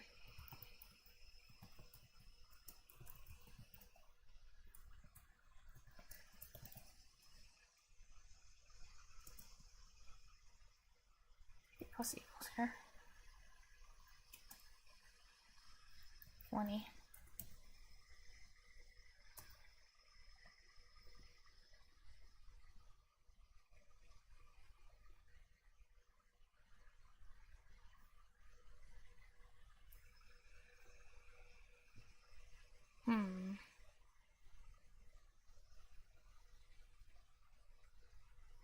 No car.drive.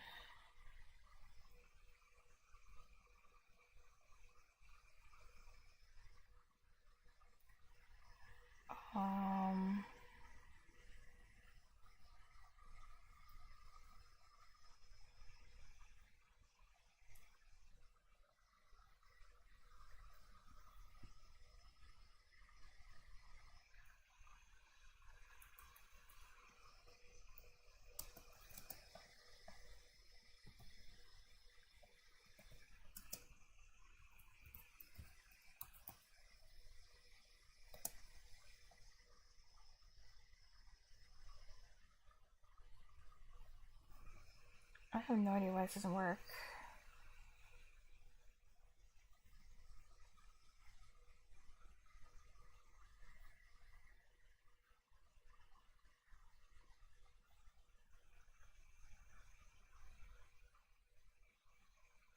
Low 2001 says hey. Hey! Low 2000. I don't know why my thing doesn't work.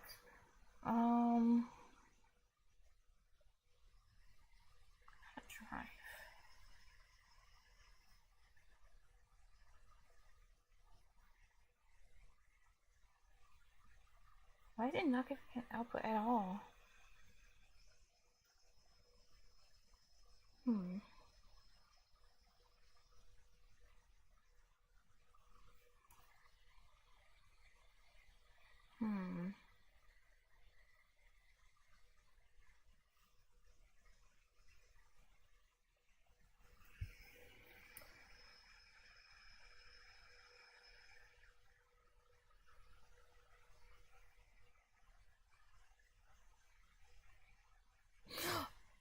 Oh, I think I know why. Because I need to use syntax for the object. I think. Wait.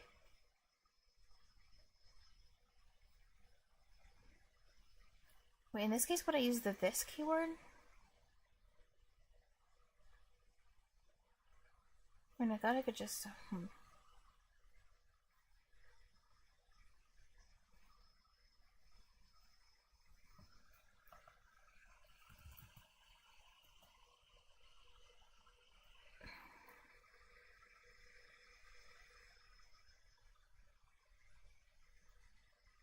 Current instance of the class. Okay.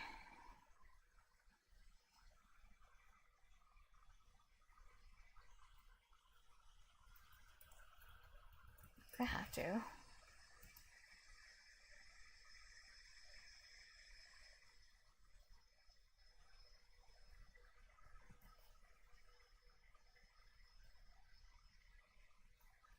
Wait, where would I put this?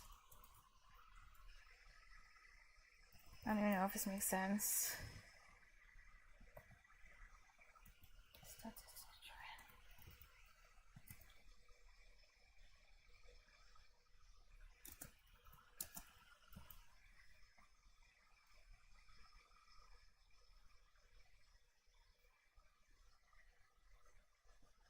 Dang. Actually, you know what? I'm gonna go back.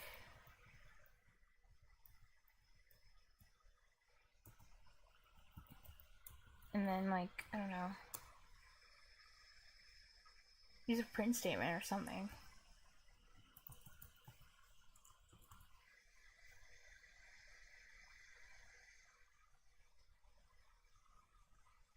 Oh, wait. No, I know. I know what's happening. I need to return. Stupid. Because it's doing... Well, I think I... Actually... No, wait. No, I don't return. It's void.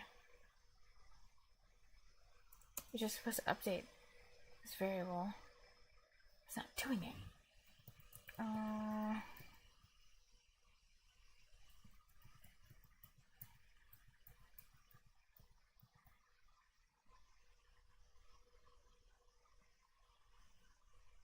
Wait, actually, I already have a print thing. What do I? What are you doing? Card.distance display. I need to print. Like system.console.writeline or something.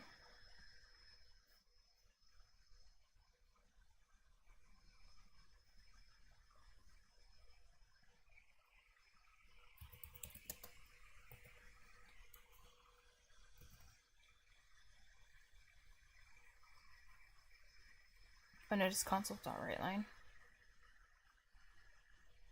Because I'm already using system. I think.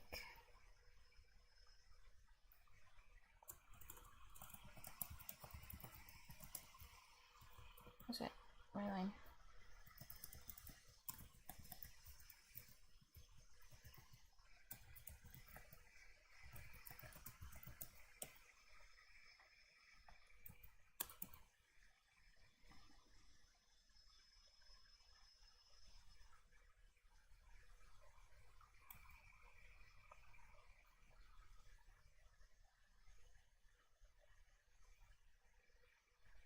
$20. Yeah. So it's fine. It's updating. What is it? Oh wait. This one's 20.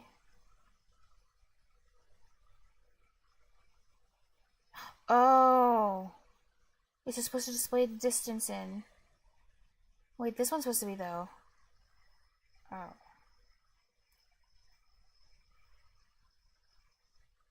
That's 20.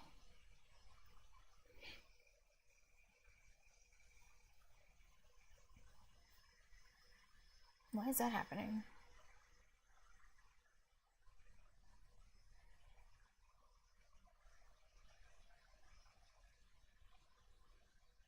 Low 2001 says it isn't updating.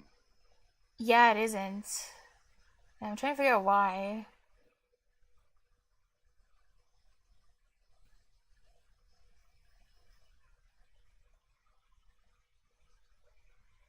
Because it's calling drive 17 times. Hmm.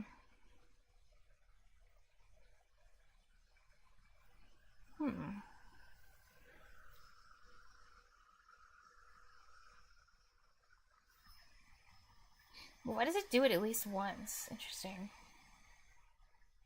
So it's always 0 every time it's doing. But like how? Or it's just not remembering. But I'm trying to think about like why.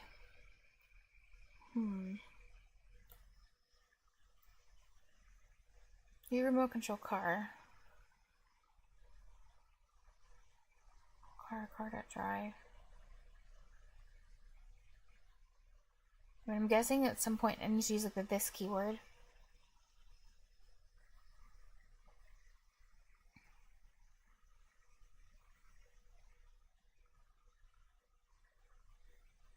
It didn't work last time. Corrupt Converter says Yagatabo. What your class does in every method? Yeah. Oh, C#. Yeah. Oh, you're a Python user? That's says cool. I'm used to Python, so see. Yeah, I've been doing a little bit of Python too, on the side. C#, Python, C. Okay. Right. So I have an integer for distance driven. Battery loss starts at 0, 0. I'm not using battery loss right now though. I'll put that in later. This creates a new object. Like it creates an object of the class we're in, remote control car. This one returns. When you do this, it prints driven something something meters, driven, and then it uses this variable. So driven 0 meters at the beginning. This one, eventually this needs to get replaced with battery lost, but I don't need to do that right now because I'm not onto that task. I'm doing the tasks in order. So this one will just return the statement, battery at 100%, because I'm not really using this right now. And then there's drive, and every time you drive, you call this function drive the car, you're supposed to add 20. So if you do it 17 times, if you call it 17 times, it'll add 20 17 times, and then print out you've driven whatever 17 times 20 meters. But it's not updating. It's doing it once. Even though it's calling it 17 times, it's not updating this. Low 2001 says Shouldn't you create instances of objects at the end? Oh wait, I know what's happening. This distance driven. Wait, no. I don't know. Actually, I'm thinking about like I was not saving it, so it's always going back to 0, but no, it's I'm creating the instance of the object because that's the requirement. Like I already passed it. You have to create an instance of the object. I'm thinking maybe Oh wait, it's not saving it because oh wait, I actually don't know. But I think it has to do with like it's being saved in the class, but not as like a variable of the object of the class. Low 2001 says yeah, but you are creating it before the method. Are you creating one instance of the object or one instance for each time you call that function? Wait, what corrupt? Oh, no. So they create... Well, it's their test. They're running tests on my code. So they're using the code to create an object using my method. They're creating... This is the code they're running on my code. And then they're driving. They're using my method car.drive Well, this is the wrong one, sorry. They're using my method car.drive, and they're using it 17 times. So it should be 17 times 20. It should print this out. So I'm trying to every time you drive the car, it goes plus 20. You're creating a new object once each time you call the function. Corrupt Converter says because if you're creating a new object once each time you call the I'm function not creating a on new it, object every time. you're basically resetting the data on it. Yeah, but I'm not. They do it once. They create an object from my class. Corrupt Converter But I'm not says, "Wait, creating an let me object. read." They're doing it. It's their code. It's their test code. This is just my this is a method. It doesn't create the object. It creates the method. Sorry, it creates the object when they call it. And they're calling it once. So they call it once. Then they drive it. Yeah. Corrupt Converter says at low 2001 I don't think so.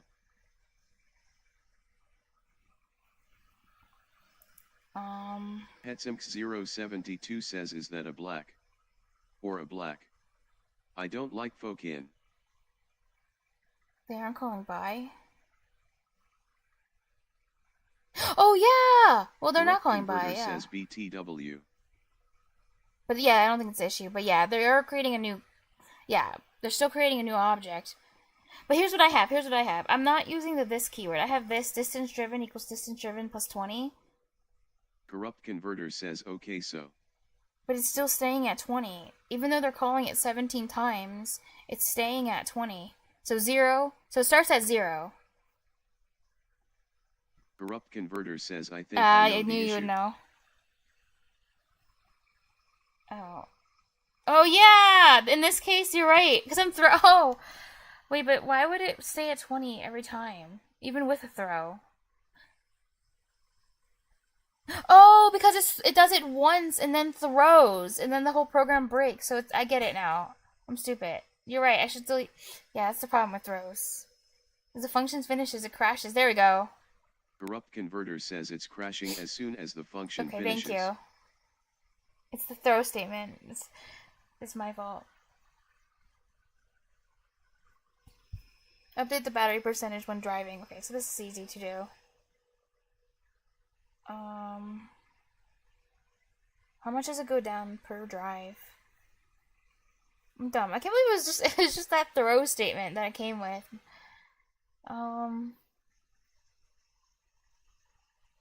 So if it's driven 2 times, oh wait, every time it drives drops 1%.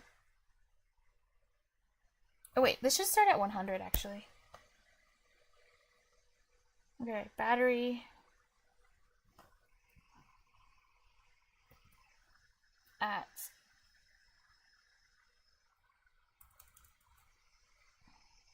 Low 2001 says when will you do a Python session that would be fun to help you? Aw, so I could do one right after this, because I was working on Python. Well, there was a guy here, but then he he came in just to say hi, but then left. So then I went back to C#. Shush. Corrupt Converter says they'll do Love Python things. after I ship to Marines boot Yeah, camp. well, I can do it after I finish this exercise. Why not?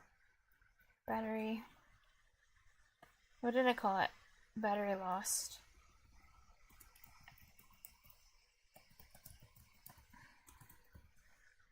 There.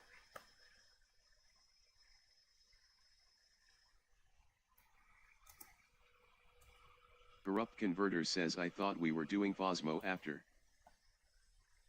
No, I said once I finish this and the math thing. But, detour.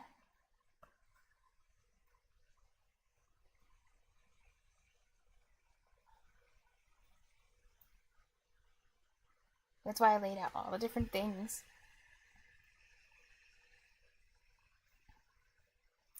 Battery percent when driving. Well, hopefully not, but... Corrupt Converter Ooh, says Python oh design. so in like 5 hours. Well, yeah. Well, I'm trying to finish all of Khan Academy, so right now I'm on this one. Well, more like Corrupt first... Converter says 2nd grade math. But in all reality, like, my math's really bad, so... Is what it is. That's why I started doing everything. That's why I started doing everything in order. Like, literally everything in order, so I could catch all the stuff that I never really like, learned well when I was in school. But, yeah.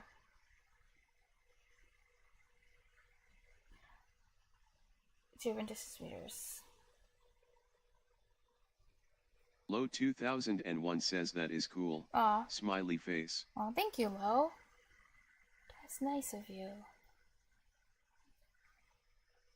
Wait, update the percentage. Oh yeah, so when it drives.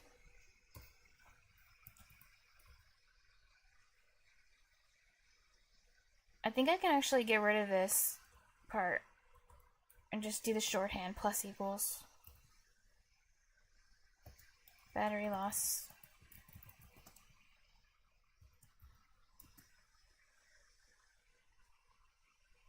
Minus equals. Sorry. 1. I don't need this constant array line. Nice. Okay, last thing. Prevent driving when the battery is drained. So it's just like if.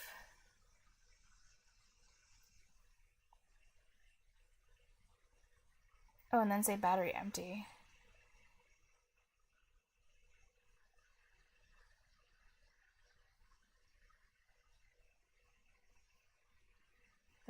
Oh, because that print statement has all printed out. Negative 1%.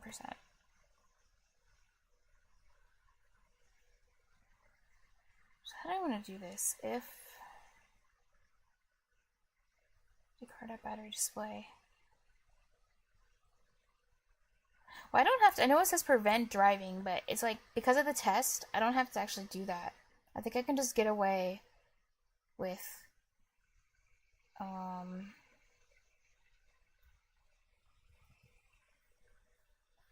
like if battery is less than,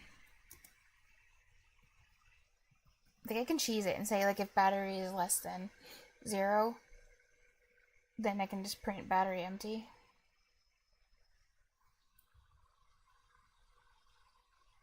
Else, okay.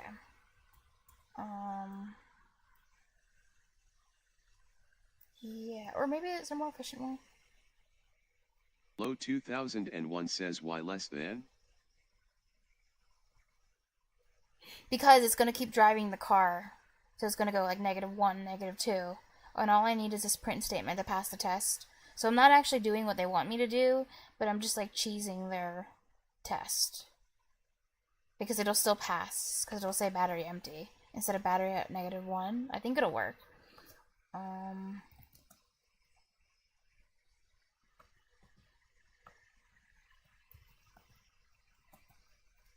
Less than 0.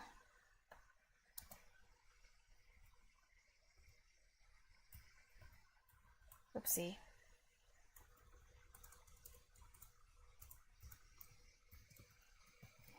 Return. Battery lost. Wait, no, what am I doing? Return.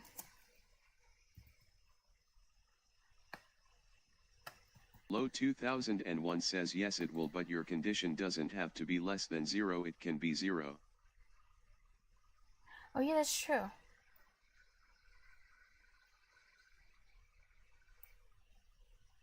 You're right. Because if it was at 0, it would say battery at 0%. But we need it to be battery empty anyway. Yeah, but they're only doing one test, so it still work. But yeah, I can do less than equal. I don't think it... Corrupt Converter says also it matter if it went down by more than just one. Oh wait, I thought they're running one test. They're running... Oh wait, never mind. They're running like more. Oh wait, this one, the thing that went wrong is it drove too many meters. Oh yeah, because it's not supposed to drive. Okay, now I can't cheese it. Never mind. I thought I could cheese it. I can't cheese it. Because now it's like driving too many times. I do have to make another... Okay. Never mind. Let me delete all this because I'll do it the real way. I won't cheese. Because... Okay. If... Well, I should check if the No, wait. Yeah, battery loss. If battery Low lost. 2001 says you can I do should the just copy exact that. thing in the drive method, that will stop from adding and subtracting battery.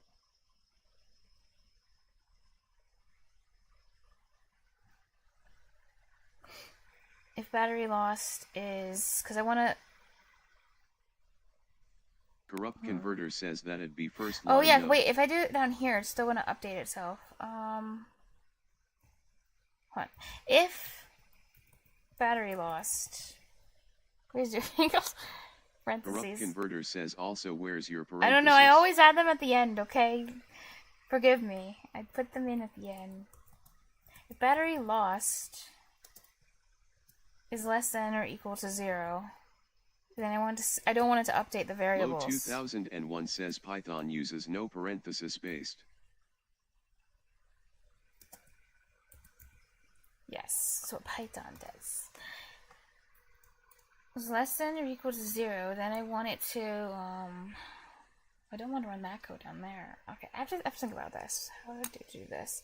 How do I get the function to end itself? Can I throw an exception? Because I want it to end. Corrupt converter says Python is not based. Just return? Oh yeah, I could just return. Well, I could put an exception in here, right? Like that would work too, because it would. Oh wait, no. Then it would. No wait, then it would break the test. Never mind. No. You're right. Return. Like. Corrupt But I can't converter return. says This is just void. use return yet. I just want the function. I just want the function to not do anything. Corrupt converter says yeah, don't exception. Yeah, no exceptions. Sections are bad. Not here. Oh, just to return. Oh, it'll just, even with void, it'll just end the function. That's perfect then. I didn't know that. Just end it.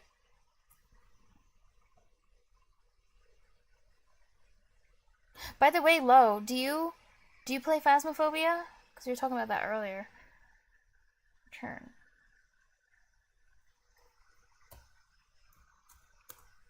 Just equal to 0. Just return. Oh, nice, you have it. Low 2001 says I do have it. Yes, don't play it often.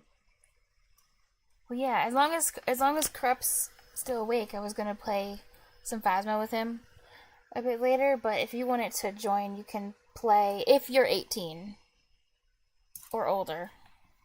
Then you can come play with us. We were gonna play it on stream. Distance driven return.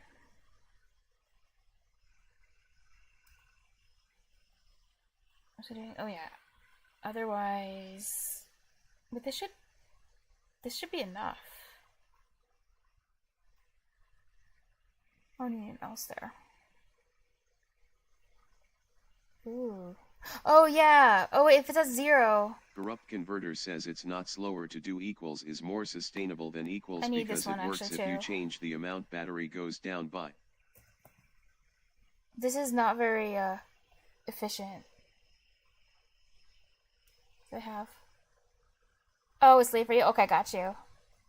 But yeah, good. Over 18 is good. That's definitely always good. Corrupt converter says replying to at low 2001. It's not slower to do. Oh, you're answering. Okay, thank you. I see.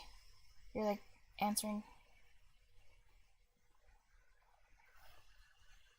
Low 2001 says it doesn't matter corrupt because battery is never going to negative or should never.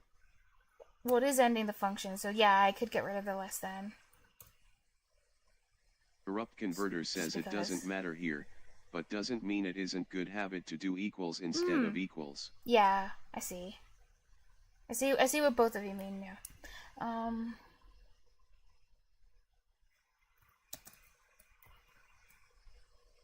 Actually, oh yeah. Battery empty. I do need the other. I needed the other if up here actually.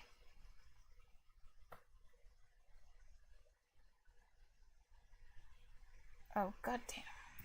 Semicolons. Wait a second, can I also convert int to bool? Where did that happen? Where did I do that? Wait, line 13.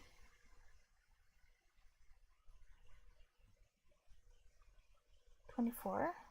Oh, 20.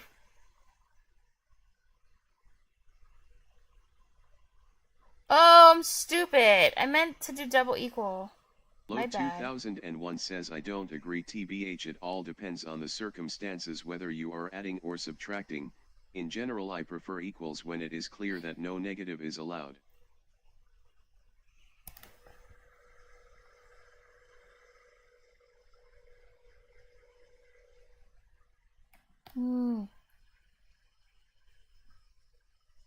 Okay, I'm submitting. What Grep's saying is it's not more inefficient for the computer to do the less than or equal, I think. Like the operation is still like computation power is the same, but it's good to do equals just so that the human programmer says, knows. like for example, if a function made it go down by 2 or 5 instead of 1.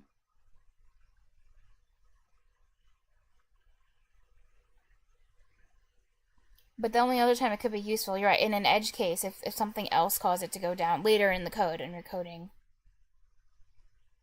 Corrupt Converter says it saves you the time of having to go back and account for it later you're on. both right. You're just talking about different things, different edge cases. Well, though your case is, if the value is never supposed to be negative, then it should break, because you need to tell other programmers, I don't want the value to be negative. Corrupt saying, if it goes negative, like, in the case that it wouldn't be a bad thing, it could save you time down the road, because then you don't have to go back and change the code to less than or equal. So you're just both talking about different things.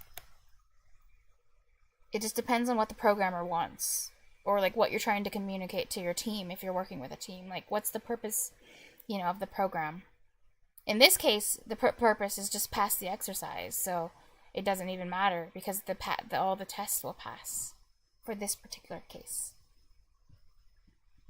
But if it was like real code, then it just like depends on like what you're doing with the code, why you're doing with the code, if you're a solo dev. Low 2001 says Python time. Python. That's a cute email. Kippa?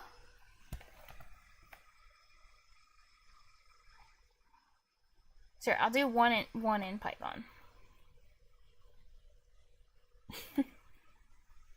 The Python tree is significantly... Low 2001 says Kippa 1.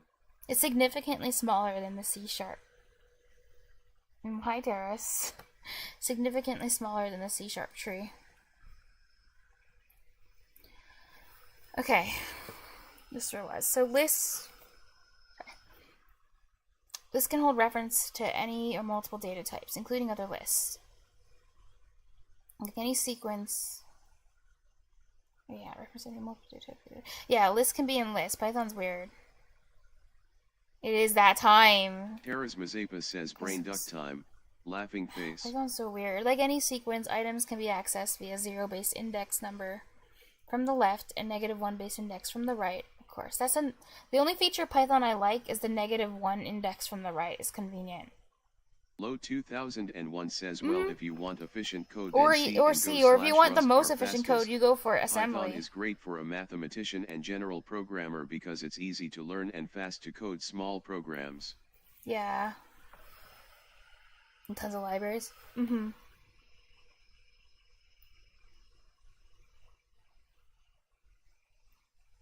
I'm not sure if I'd say it's my favorite if I was going to do general programming, because there's just little features of Python that personally I don't like. Like, you don't have any type safety in Python, and type safety is pretty important to me, because I break my code if I'm not...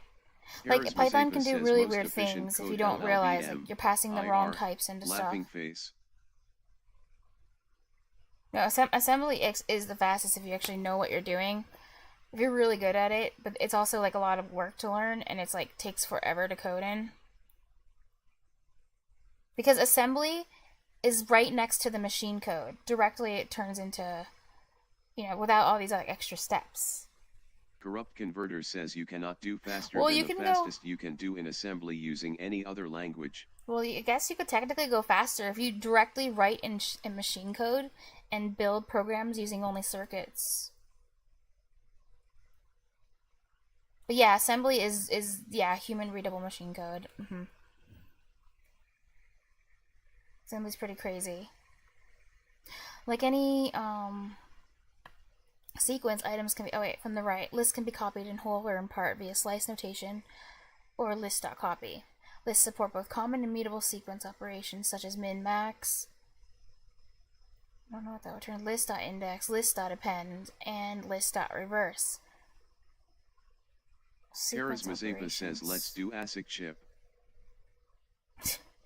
List elements can be iterated over using the for item in list construct. Yeah, for index, item in, enumerate list can be used when both the element index and the element value are needed. Index, item in, and the element value are needed. Oh yeah, I remember, because it'll put the... says the machine code that your computer actually understands and runs is 1:1 with assembly. Under the hood, lists are implemented as dynamic arrays, similar to Java's array list type, and are most often used to store groups of similar data, strings, numbers, sets, etc. Wait, I think for Python's lists, you can like put multiple, like you can put an integer in a list and a string in the same list. Like, it's really weird. I don't think they have to be the same type. I think it's just like lists are just weird. They can hold multiple things. That's weird. That's such weird behavior. Low 2001 says yeah you can. Go to run faster somewhere than you couldn't see. Yeah. That's why I said assembly is like high skill cap. Lists are extremely, and then you need like a ton of time. Flexible and useful data structure, and many built-in methods and operations in Python produce lists as their output. And then I call Python in my head like it's like they could have just named the language PyList, because like lists are everywhere in Python. Like the style of programming is just like list everywhere. It's list wonderland. A list can be declared as a literal with square brackets and commas between elements. One element. Guava. Wait a second. I've read this before. Did I? Wait a second. Did I finish this wait, no. In progress. Oh, I did read this. Okay, wait, I don't have to read this anymore then. But it was good review still. I was actually... Oh yeah, I have task. I'm actually... Okay, we can skip all that. Because I'm actually, in the process of doing the exercise. Right, card games. Right, this was supposed to be poker. Right. Time to navigate to the exercise.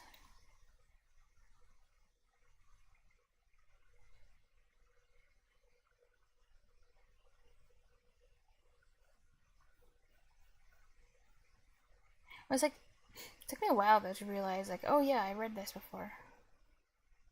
Alright, so what did I do in the first one? Get rounds. Takes the current round number, returns a single list with the round next to it coming up. Yep. Foreign language. Elise played a few rounds at the first or did you learn table, Japanese as a foreign language? And then took a break and played some more rounds at a second table. Oh yeah, this one, but ended up with a different list for each table. She wants to put the two lists together so she can track all the poker rounds in the same place. So 28, 29. Implement a function, concatenate rounds 1, rounds 2. Corrupt Converter says they're Martian. That takes two lists and returns a single list consisting of all the lists in the first list followed by the rounds in the second list. I think maybe use the add here, I'm not actually sure. Concatenate. What is this, what did it do? It's like, what is its name? It's like list add or...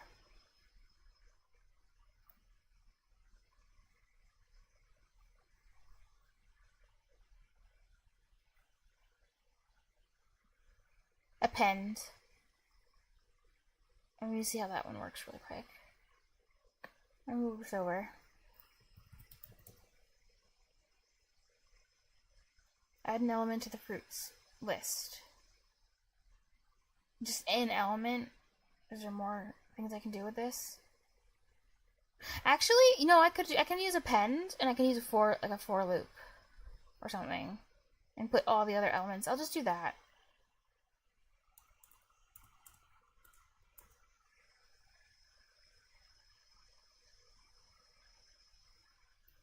Alright, so you're not actually supposed to use for loops yet at this point, but as you see, I've been doing it anyway.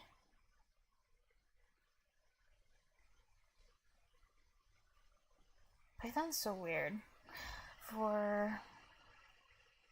We need to get the length. Okay, first I need to get the length of this list. So you use like a weird length thing, like, I don't remember how you do it. Like, it's like rounds to .lane. Low 2001 says use len. Yeah, I'm not sure if you do it like this, but I think it looks something like, maybe it's like this.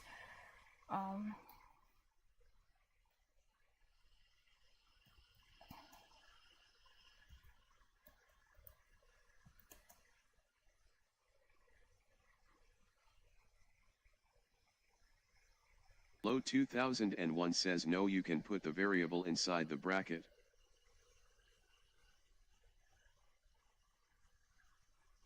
Put the variable inside the bracket.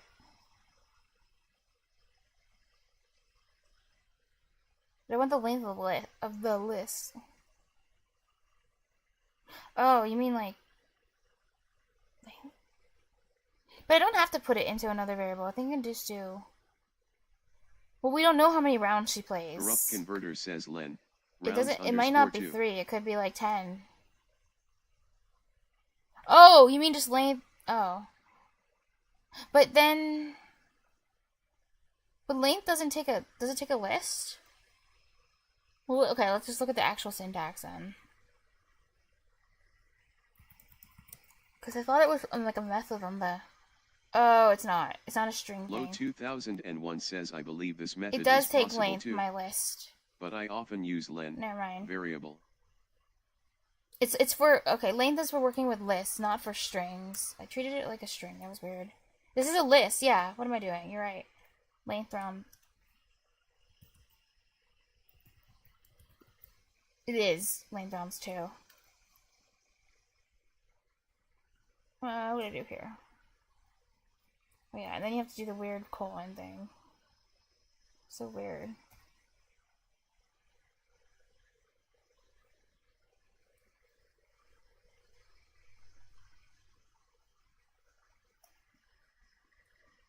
It's weird that this one uses dot syntax. Append uses dot syntax. And then the length can just take something in it. I don't know, I think that's weird. I forgot why. Someone told me why. Because, like, one is, like, considered, you use it for working with...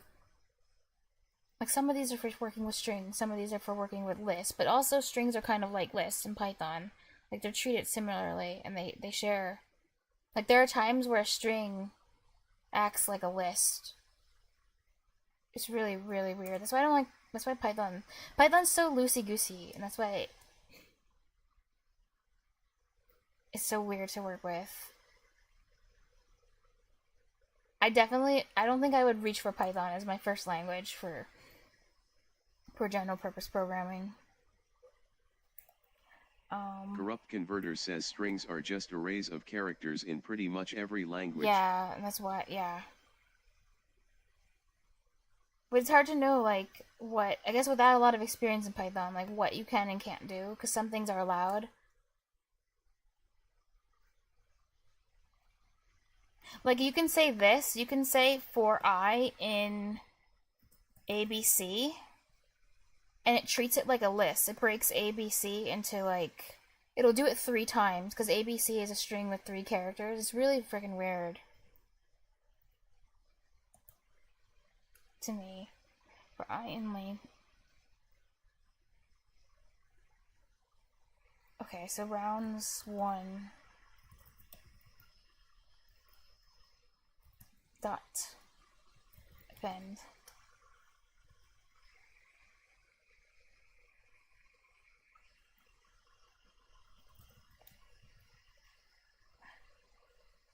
Wait, where does I start on? In rounds 2. It should start on 0.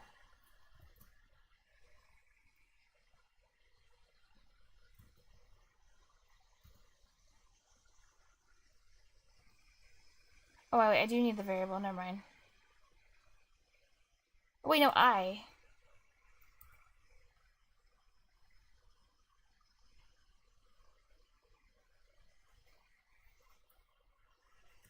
Return. Corrupt Converter says I starts on -214748364. Sure, dash. Round 1. Goddamn. What am I returning? Oh, it just failed. Nice. Int object is not iterable. Okay, I'm trying to iterate an int. Oh, length is probably... You can't iterate an int? Oh my god, I gotta use the range thing. It's too much. That's dumb. That's dumb that that's forced. You should be able to use an int without having to... Says yet. You should be able to do an int. That's why Python's weird. See, you have to... You do some things like feel so unnecessary that they added these extra things into the language. Like, now you got a range because you actually have to turn the int into a list of 3 objects. Otherwise, it doesn't know how to iterate. Like, it can't just iterate from an int, like, because it can't. Oh yeah, because this whole thing is for working with lists. So Python is just all about lists, like, instead of just using like normal numbers. But I guess like that's why it's so good for math, because isn't math just like a bunch of lists and sets and just like numbers and just stuff and groups of things? So like I guess that's what Python's all about, just like making lots of groups of things. Yeah, that's my guess. Yeah, and no wonder, I think I know 2001 says yeah, it's very good for math. Yeah, I think I know why. One of the reasons why Python is so like unintuitive for me is like I'm not a very mathy person. Like my math is pretty bad. Like I had a pretty bad math education, and I don't take naturally to math or thinking about things in like a very mathematical way. So because Python is very mathy based, and the whole syntax and how Python, like the whole paradigm, the way you're supposed to work with data and stuff is very mathy, it's very hard. It's less intuitive. Okay, let's see. List contains rounds. Oh god, I didn't mean to. There we go, put it back. Corrupt Converter says I don't like it as a language, it just rubs me wrong for a lot of reasons. Yeah, also it does that for me too, for many for many reasons. It's kind of... But yeah, here I am learning it. It's a popular language and it has a lot of value, so I think it's good in that sense. And it's good for if you want to, like, if you're interested in machine learning and stuff like that, this is like the de facto thing to, well, then you do have to learn Python. Yeah, I hate on Python all the time, just so you know, but if I actually hated Python, I wouldn't be learning it at all. I have a lot of respect for all the computer languages, except esoteric languages. I kind of don't like those. Well, I mean, they're fine. It's just like, I just don't have enough time for them. Oh, cool! That sounds like... That'll be really fun. Says I'm actually this year going to probably take a class on machine learning algorithms. It is slow, but Python, corrupt. Python's a wrapper language. The real stuff that does the stuff on like the low level, it's like C and stuff. Python wraps. They just use it to write the like algorithm part. Says I'd imagine you'd want to use faster languages for that. They do. Yeah, that's why Python is just a wrapper. For the actual like calculating, like the hard, yeah. For the work, it's like they use stuff like C. But Python is just on top. So it's easy to code in. And also, like, the people who do AI are like mathy people, and mathy people like Python. It's just their language of preference. Yeah, the important stuff is optimized in like C, and that's what I found out. Corrupt Converter says, I mean, if all the important stuff is in optimized C, then I guess it's Yeah, fine. well, the stuff that does the real heavy lifting is like C and stuff. And then Python's just linked to it. It's quite interesting.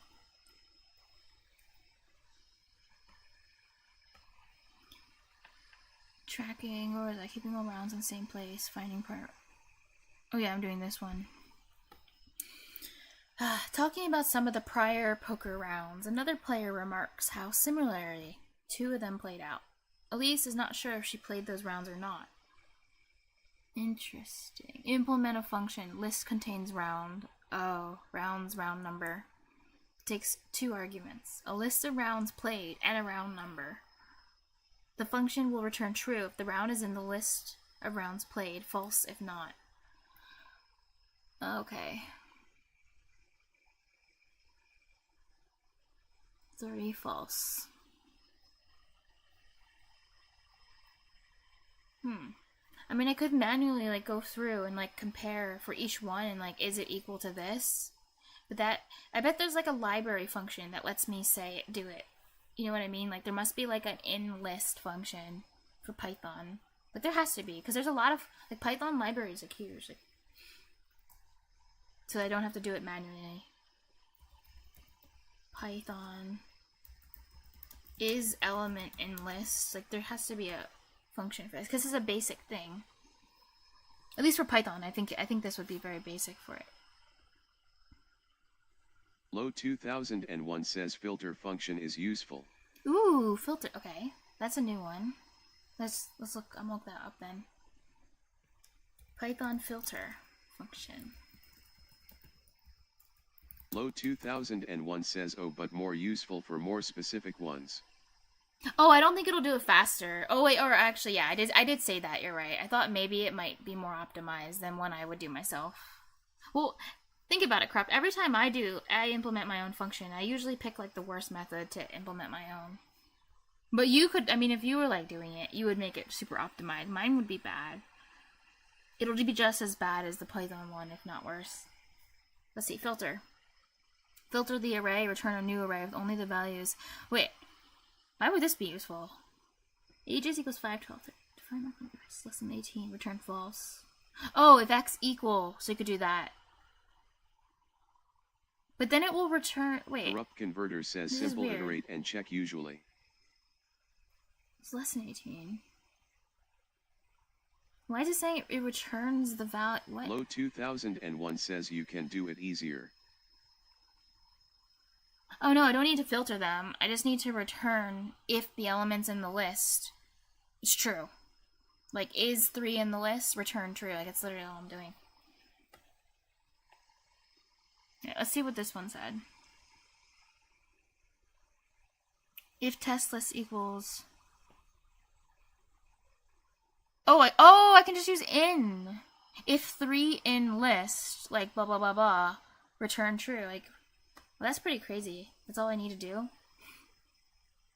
This in keyword is pretty useful. I will say that about Python. I think I can do that. If, oh yeah, indentation, because it matters in Python. If number in rounds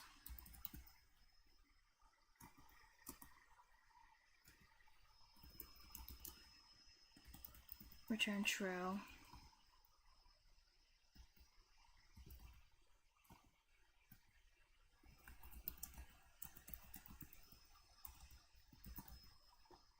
I think I can do this. Something in a... Damn it. Colons.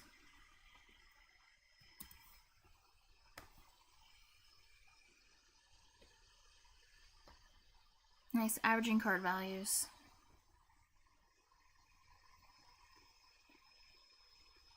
Elise wants to try out a new game called Black Joe.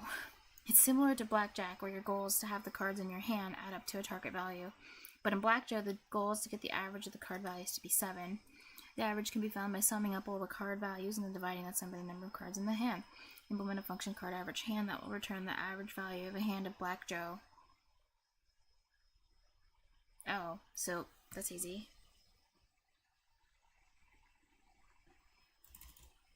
Oh, wait. This one.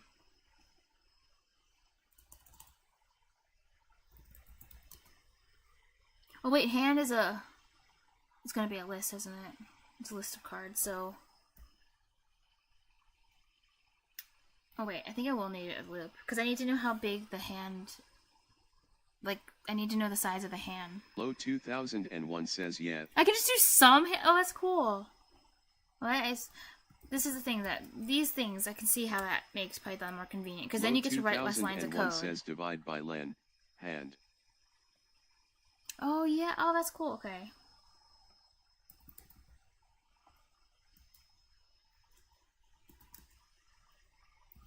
Lane. Hand.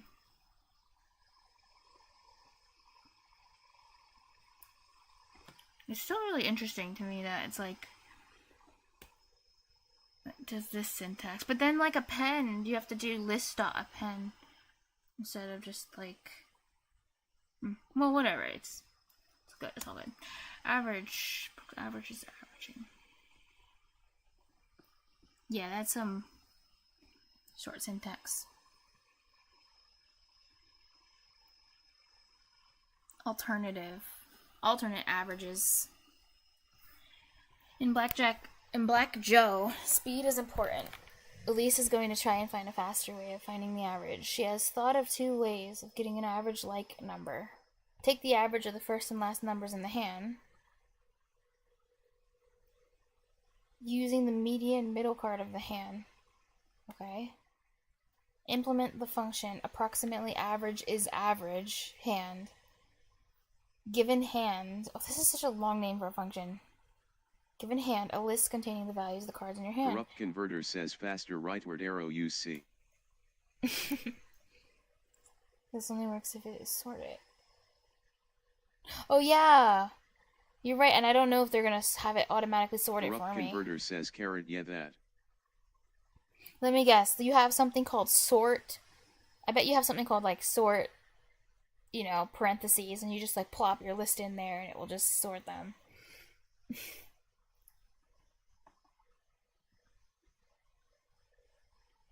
Oh, you think it's gonna make me sort? Low 2001 says but I believe they gonna make them sorted. Oh, LOL?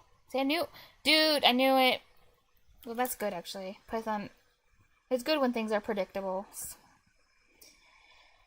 Okay, given hand, let's get values. Low 2001 says but understand you can easily make sorting algorithm. Yeah, Return true if either one or both of the above named strategies result in a number equal to the actual average. Oh. One or both of the above named strategies. The length of all hands are odd to make finding a median easier. Well, that was nice of them. But I bet there's like a median function. Says, but sorting would make it 10,000x slower than regular average method.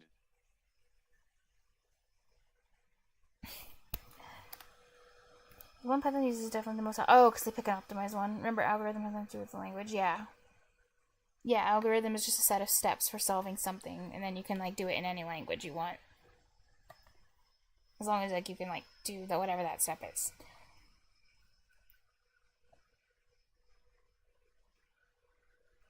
Corrupt converter says there isn't a most optimized sorting algorithm. So, yeah. I'm just saying. Approximate average is average. Average is average, true, false. How many are there in here? There's 7. Low 2001 says well, Python uses a sorting algorithm which on average is most optimized. Yeah, they pick the one that they think is best for general use cases. In their opinion, yeah. Okay, let's see what data they're gonna feed me if they're in order. Input data 0, 1, 5, 3, 6. They are sorted for me. Let's check this one. Corrupt converter says P equals NP sorting algorithm when. Oh god. Not P equals NP. Okay, they're all in order, so that's good.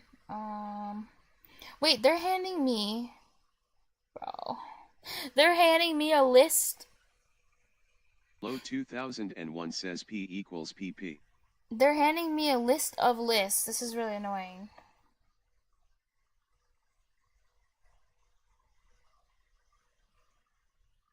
Wait, so... Oh wait, but I think they're doing them one at a time. They better be doing it one at a time. I think they are, because the example is showing one list. They're just testing multiple lists.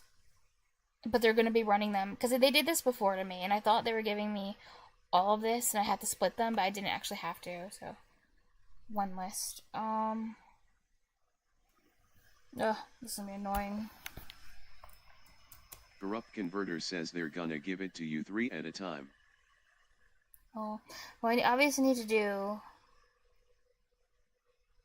the... Well, I have to find the median. How am I going to do that? But there's probably a library function for that. Let's see, what did they give me up here, though?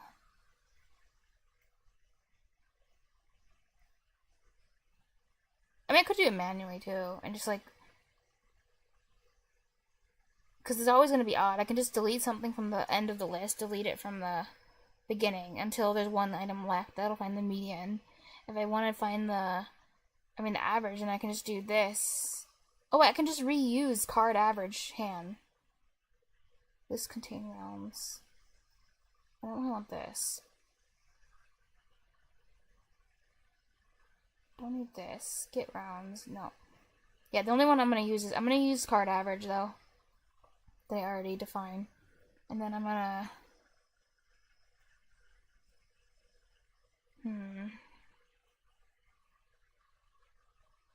But there's also probably some way I can just easily find the median, because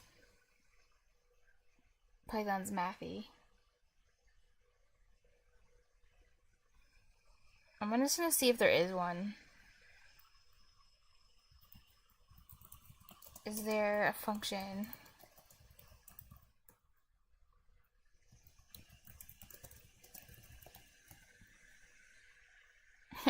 Oh, statistics. Low 2001 says this is a weird function.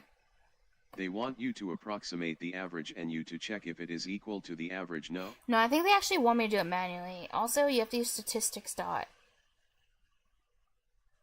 I don't think that's what they're wanting me to do. No, they want me to find the median and the average, and then they want me to see if the number is equal to either of them. Well, their estimate or whatever. What did they say? They said...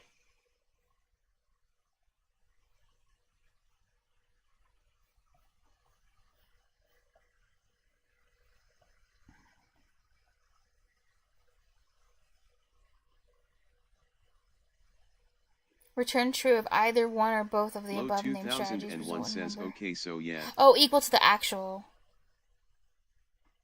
first and last number. So I need to be able to find the first and last. Actually, this is really important because I can use this to find the median. Because if I can find the first and last number, I can delete them from the list. And that's how I'll find the median. Let's keep deleting the numbers until there's one left. But how do I find first? Oh, 0 will be... I need the length. List out length. I know what I need to do. One says use if statement. Get the median and get the first last. Then check if this is equal to the average, which is what you got from previous function. Yeah, I'm gonna reuse the card average. I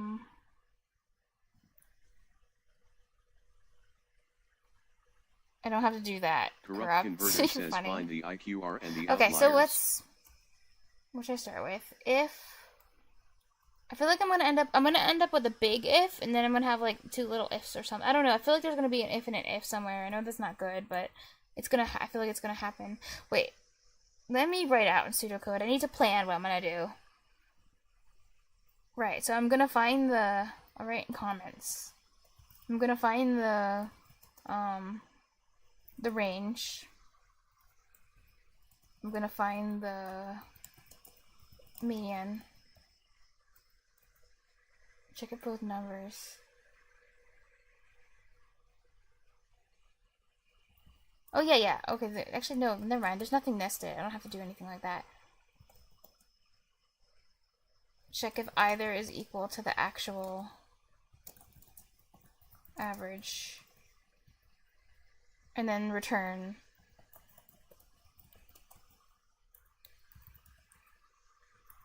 the boolean. Okay, so I'll start with this one.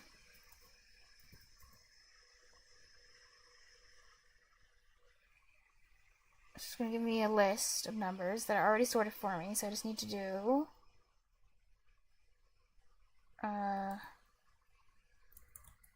range equals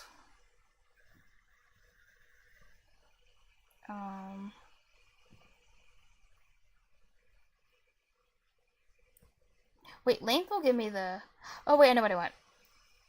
Hand length. Low 2001 says hand 0 hand dash 1 is the last and first added, and the median Hand. depends whether it is odd or even. What? Middle is ambiguous since there is no middle card in an even list. Oh, I didn't have to do this whole thing. I could have just did minus, because you can go from the right. Lol. Oh yeah, I didn't have to do this. So I was gonna do it a little bit differently. Hand. I don't know if this would have worked. Actually, maybe I'll try this just to see if it even works. Wait, I'm thinking. Hand, because this will be the end. Because the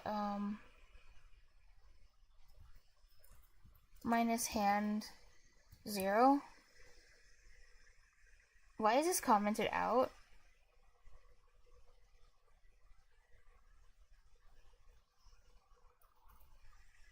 Why is my thing commented out? I don't have... Wait, it's not. Wait, what? Wait, what's happening? Oh! The doc string. Oopsie. Hold on, let me move everything. Go away. Otto Lidog says the 3E. Let's see if it runs or breaks. That's important. It broke.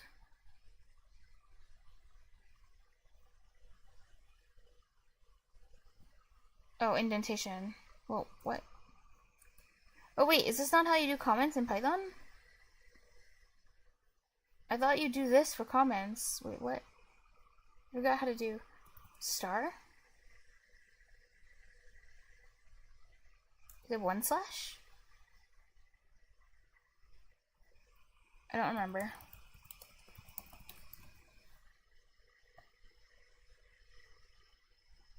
Oh, it's hash. My bad. Corrupt Converter says 3 quotes for comment. 3 what? Oh. Oh yeah, for the doc string the longer, yeah, multi-line. Yeah, I was gonna do single lines. Okay, now will it run or will it break? I just need to make sure that it parses. Oh wow. Okay, this is fine. So I actually could have just did -1, but I forgot. I'll just make a note of that. I forgot I could do... Low 2001 says for the median Hand if it is -1. odd you can simply do seal, len, hand, /2. If it is even then you can do len, hand, /2. It will but never since be len, even. Hand, /2 It will equals never seal, be even. len, hand, They /2. specified it's always if odd. it is even then you can do that. AKA in general use the seal method. Anyway. But I'm gonna try to do the thing that the idea I came up with and see if it works. Wait, but then I need to remove something from a list. And that takes... But don't worry, I'll go back and read your comment after.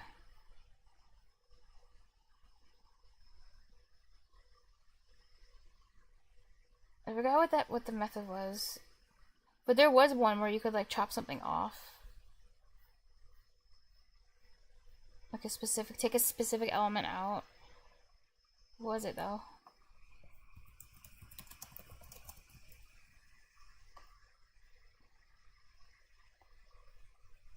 What is clear?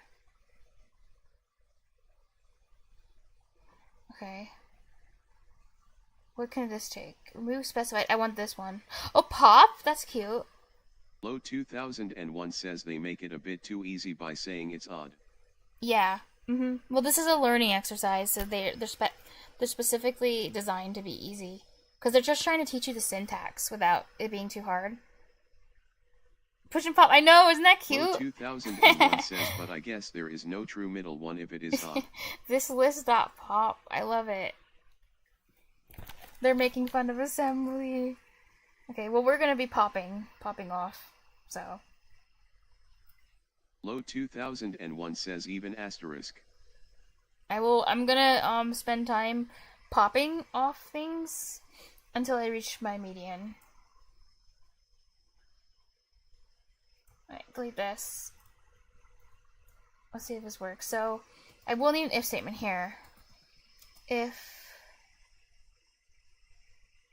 length. Yeah, length. Hand. Not equal. Hopefully. Well, thank you, Corrupt Herford. Converter says, yeah, having odd length array makes it easier to get median. Yeah, that's why they did it. So it'd be easier. It's a lot easier.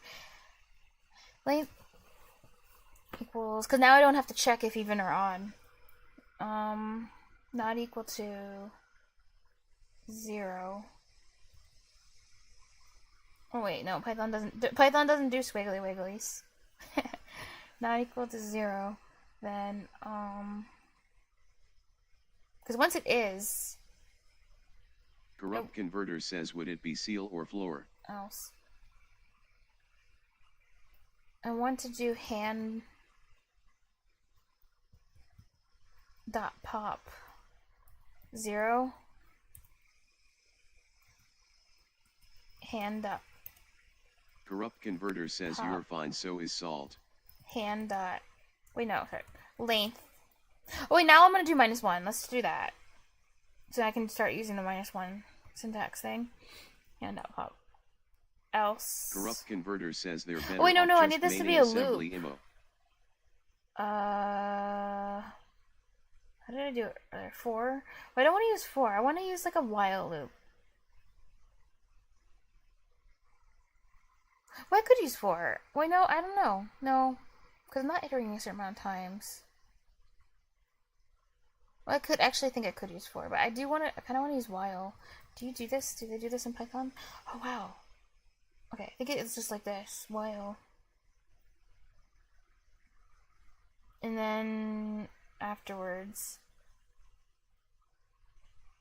Okay, so repeat this, and then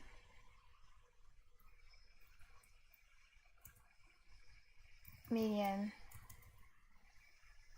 equals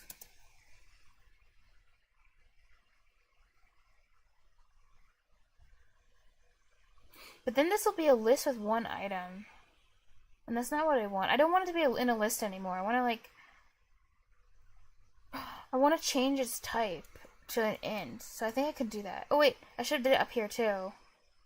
Wait, no, this is a range equals minus hand. Oh wait, yeah, this will probably be an int or something. Well, I need this to be an int too, so I just need to maybe cast it. Can I do this in Python?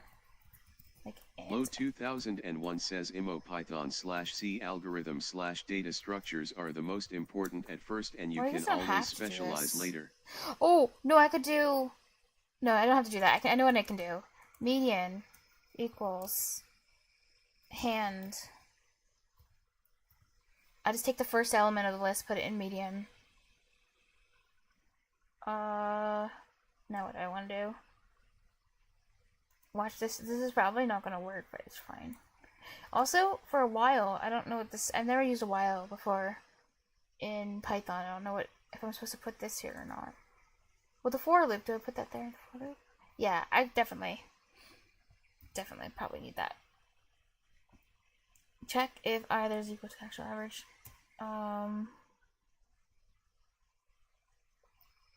If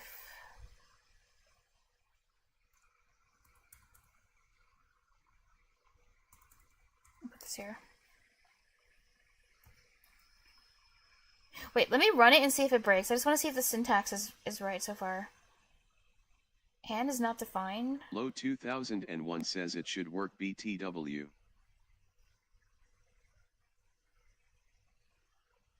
Hand is not defined. Which hand?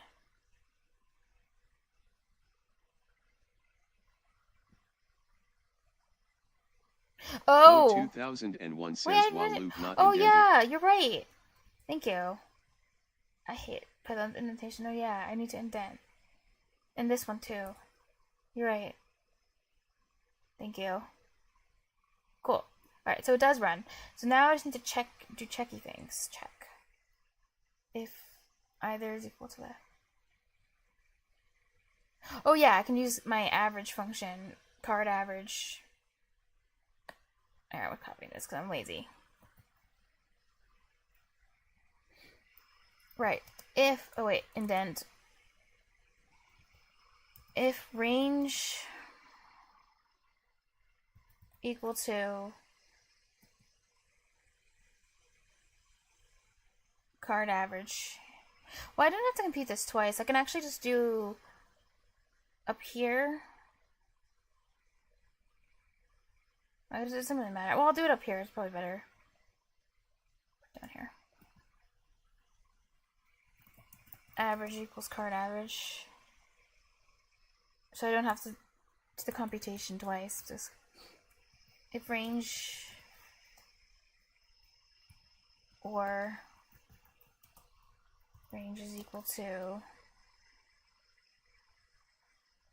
sorry, median is equal to average.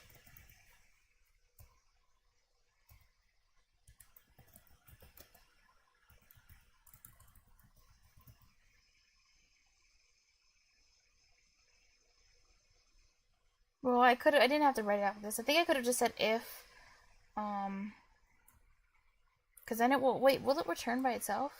Actually, I don't know. Oh, I could just say return. Low 2001 says don't forget, after if. I can just do this.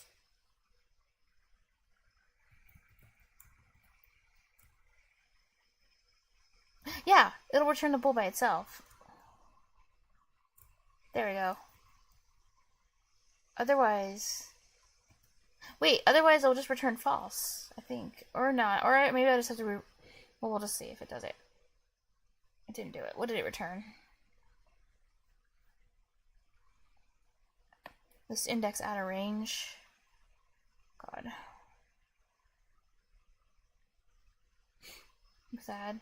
Not equal. Don't forget after. Oh. Did I not have one after if? Wait, where? Oh, wait, no, I deleted that. I'm not using the if thing anymore. Are these all out of range?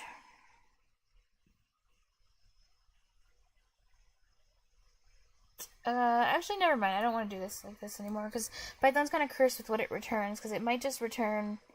I don't know. It might not be returning a boolean. I thought it would return a boolean. Low 2001 says yes, something in your while loop is wrong. Oh, it's the while loop.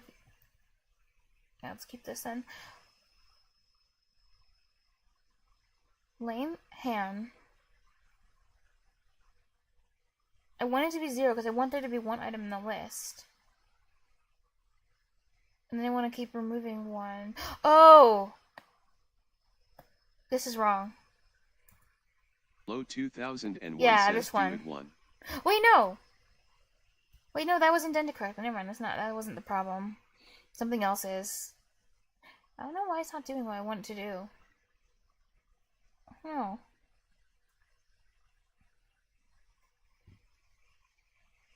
Corrupt converter Oh, says because carrot, length carrot, actually is carrot. giving the. Oh, thank you. I was supposed to say out of in there. Oh, thank you. Now what? Now what is the problem? List index out of range.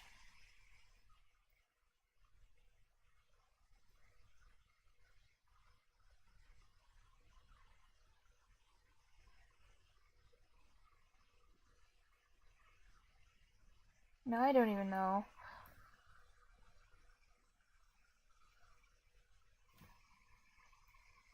But yeah, I guess it's related to the... Corrupt Converter says, why does it not give line numbers? I know, I hate that. Like, you're right. Why does it not give line numbers? Yeah, the site. Low 2001 says it's the site. Is what's supposed to be square brackets? Oh, yeah. Corrupt Converter says, I don't know, I don't code in Python, but... Length ham.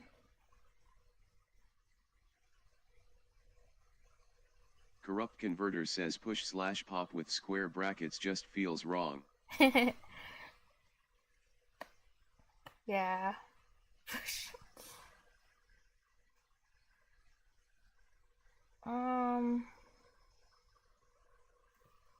How to troubleshoot this? Okay, I'm gonna put up the number higher and see if anything changes. You know, it's not what I want though, but I just want to see if I'll still get the list. Oh, so this one, it doesn't fail if I do 2. I mean, this one failed, never mind. No, it still fails. Okay, so this number doesn't matter. It still needs to be 1 though, but this isn't making an error. It's something else.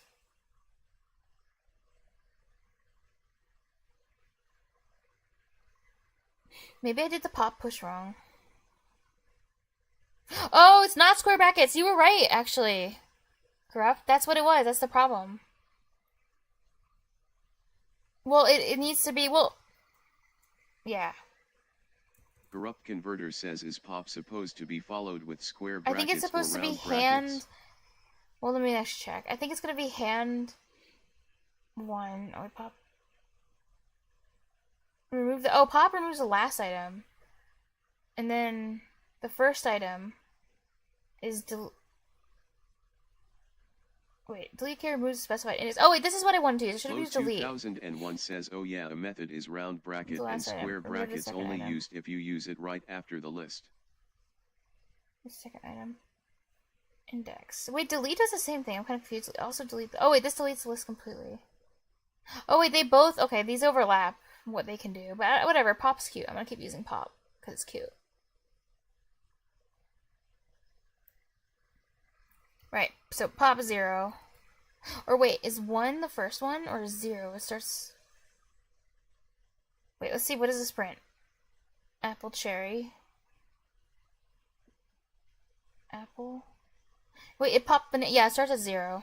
Low 2001 says 0.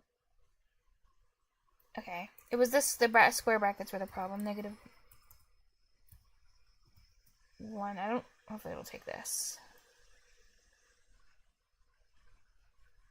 Okay. Well, I shouldn't get the index error anymore. Never mind. I did get the index error. Okay. Maybe this -1 is a problem. I'm just gonna... I know this will be wrong, but I just want to see if I'll get the index error. Still. Corrupt Converter says if you were coding in Scratch it'd be 1. Okay, well, this is not the problem. Name hand is not equal to...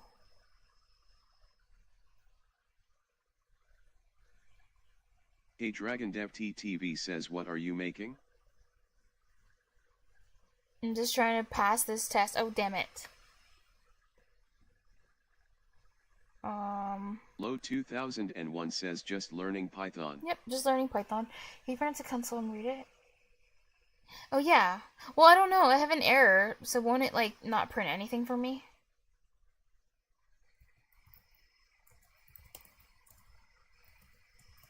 Hey Dragon Dev TTV says, oh nice. Oh, thank you. I don't think it's going to print anything because it's the error. Index error, yeah, because it just breaks. I mean, I know it's related to the while loop. Like, let me,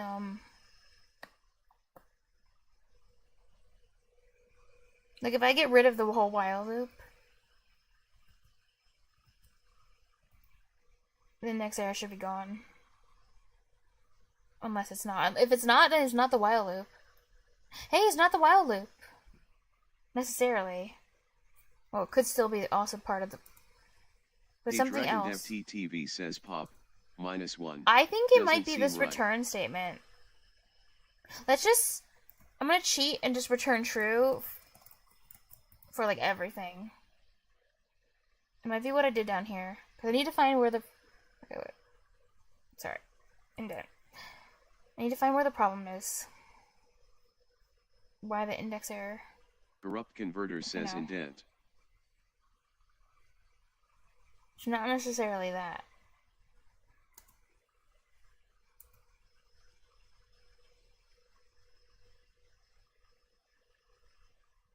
Card average hand. This shouldn't be a problem. It's this. It's what I was trying to do here with this length hand. I bet it's that. Corrupt converter says put return true in places in your code until it doesn't index error. Is +1 over the index? How? Low 2001 says yeah, it is 1 over the index. Wait, how did that even happen? Where?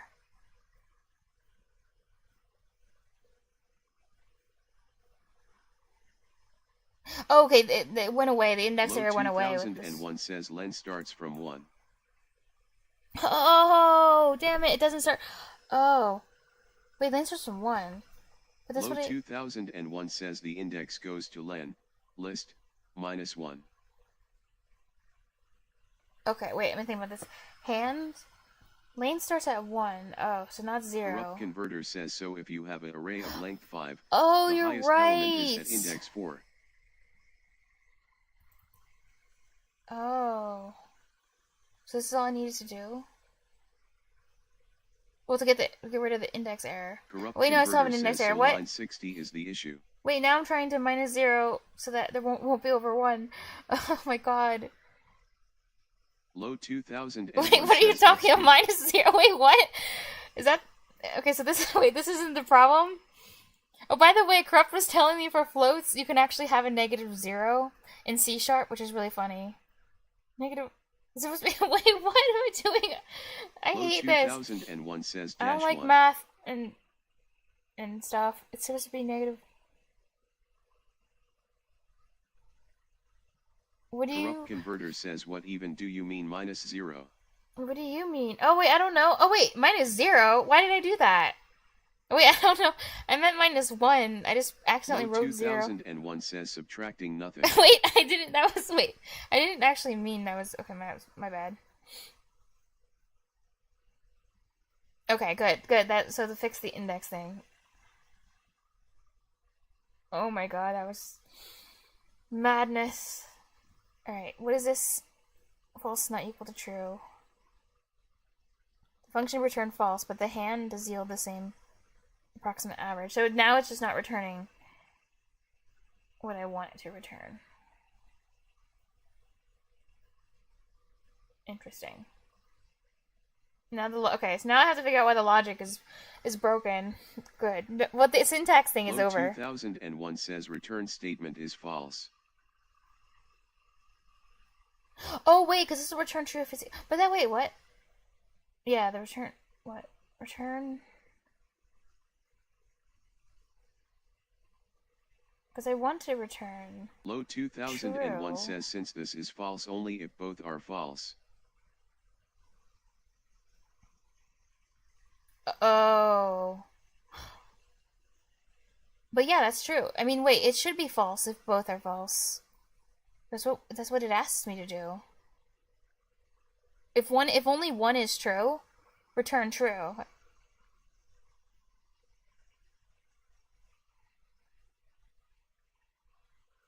Wait, yeah, that's what I said. Isn't that the same thing? Corrupt converter says it should be true if either are true. Wait, isn't that that's the same thing, right? What I just said. Oh, that line. Oh, okay. Yeah. Corrupt converter says so that line seems right.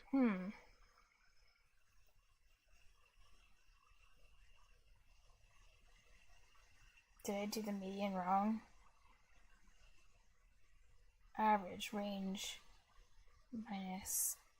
Low 2001 says yeah it should, but I wouldn't recommend returning a parameter.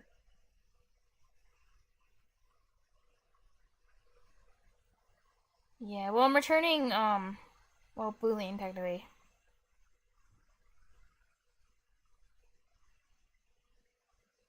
No, I've Low had people come in and tell 2001 me says that like just do it the normal way.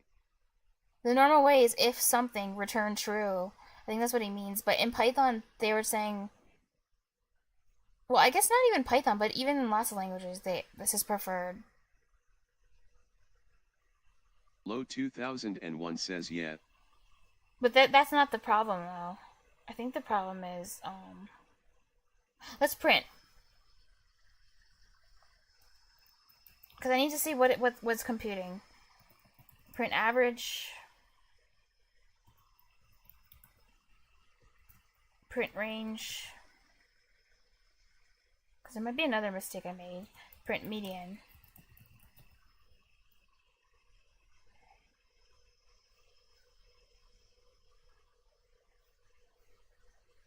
Damn it, it's not doing my prints. I hate when it doesn't do this. It's annoying.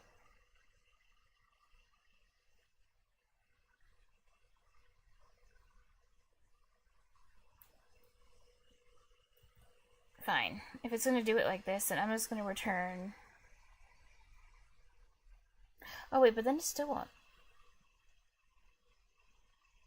Will it break if I do this? Well, can I get a print? There we go. I have to get rid of the return statement. 4.864. Wait, I need to check to see if it's doing. Wait. Input data.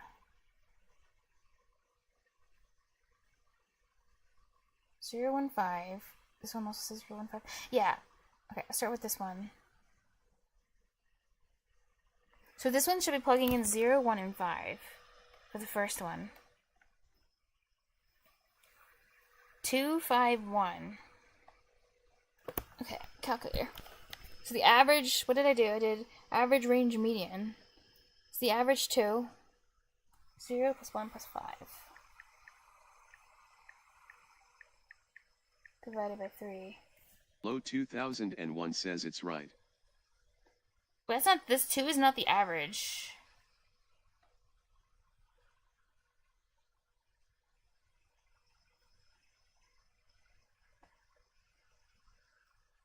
Wait, that is 5 plus 6. Oh, wait. Low 6 divided by 3. Oh, wait. I says just pushed the numbers wrong. Yeah, it is 2. There. Okay, what about median? Is a median 5? No. The median should be 1. Oh, wait, no, I do have it 1. Damn it. 2 is the average of Range. 0, 1, 5. 5 minus 0 is 5. Okay, so it probably is this statement down here. Oh, Python is cursed. Okay, this is the last one I'll check. I'll just check 2 of them.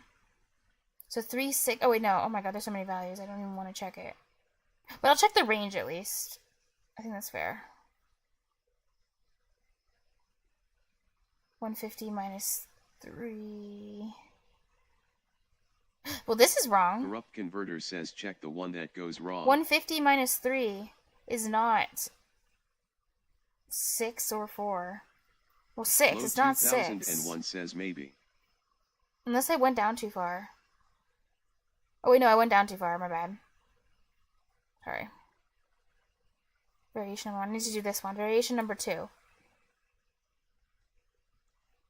Alright, never mind. This should be 150 minus... Oh, yeah, 3. 147.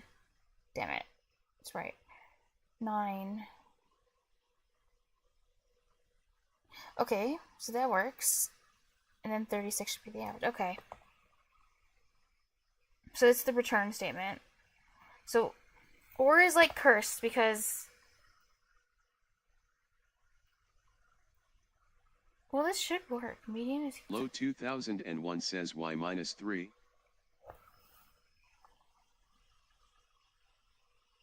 Wait, where? I don't see a minus 3. Corrupt converter says or actually I don't know, but yeah, just check the one that goes wrong. None of them are going wrong. Or, okay. Here, let me just put my return statement back. Damn it.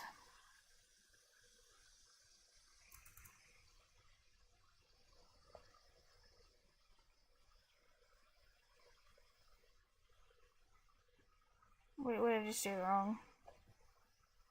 Corrupt Converter says the one that the test says is going wrong. Oh, I thought it was saying all of them were going wrong. Okay, what's wrong with my indents?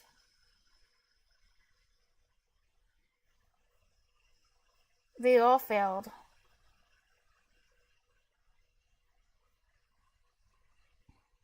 Didn't they? Oh no, you're right, just one. Just this one. Oh, they were all right. Okay, you're right. Let's see the data in this. This is number 7, so 1, 2, 3, 4. So I'm using 5, 6, 7. So it should be this one.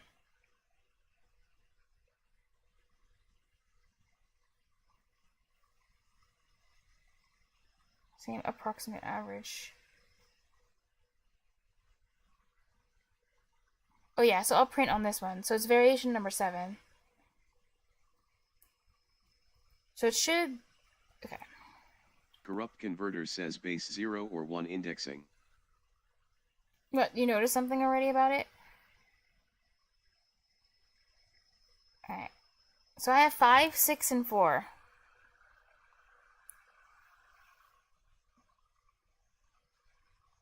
Range is 6. 8 minus 2 is 6. Corrupt Converter says that's 4 a is question. the median. 0 for 1. Oh. Where? Wait, what point in the code? Where am I counting? 2001 says no, it returns the boolean which is either false or true. It starts from 1. It starts from 1. See, test 1 doesn't start from test 0. It starts from test 1, 2, 3, 4. Hey Dragon Dev TTV says yeah, I guess I didn't ask correctly. Oh wait, sorry, I didn't see your comment, Dragon. Correct me if I'm wrong, but doesn't return basically only return true if range is equal to average or median is equal to average? Yeah. Dragon Dev TTV says and or might work better. It's supposed to do what you just said. It's supposed to return true if range is equal to average or the median is equal to average. It can be either condition.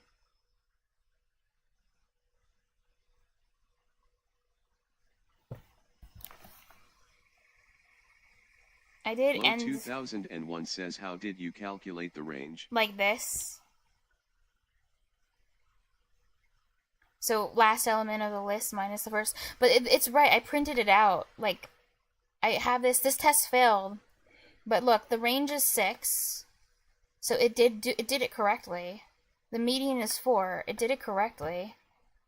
I don't know about the average. Let me test that with my calculator.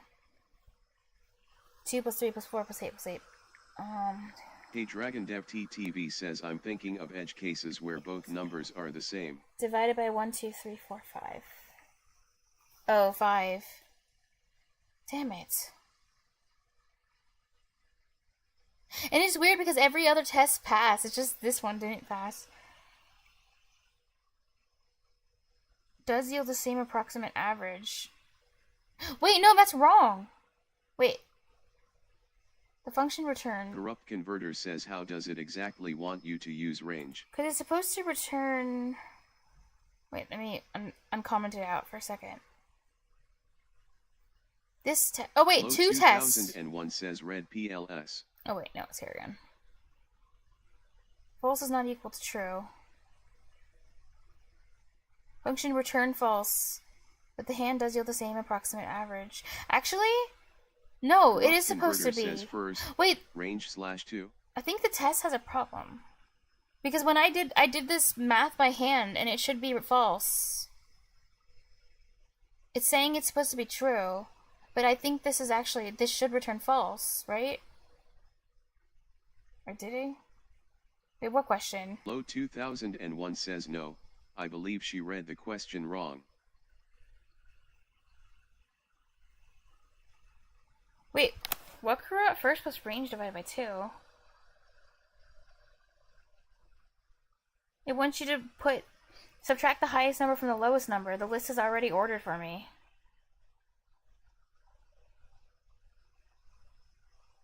First plus range divided by 2. Corrupt Converter says I think they want you to do something like first, range Wait, slash why would 2, they want that? or something.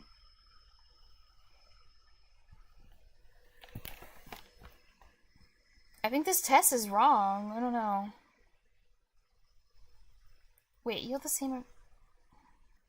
Or maybe they're supposed to be, it's like, Low even if it's not equal. 2001 Wait. says they want you to approximate the average by the first last slash 2.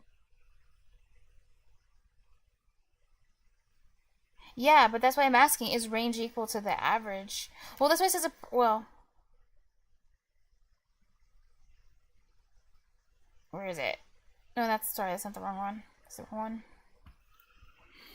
Return true if either one or both of the above named strategies result in a number equal to the actual average. It has to be equal to the average. 4 and 6 are not equal to 5. The function should return false. But they're saying it needs to return true. Low So it's wrong. 2001 says you didn't do that in your code. Yeah, I did. You just subtracted the last and the first. Yeah, that's the range.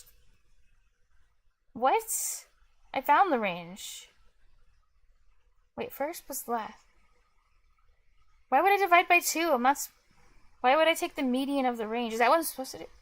Corrupt Converter says take the average of the first and last number in the hand. I did that. Wait, what did I... Yeah, that's the... Wait, it said take the average? Where did it say that? Wait. Oh, damn! Take the average of the... Oh, it didn't say take the range. You're right, divided by 2. But you know what's weird? It's weird as like all the other tests pass. You would think more would fail. That's why it was confusing. Okay, I just don't know how to read instructions. Corrupt Converter says so. First last slash 2. Divided by 2. You are right. Okay, so... But it turns out... Let me re-comment my code. But it turns out... Corrupt Converter says no, you just got lucky. I just got really, really lucky. The question is not asking me to find the range. So.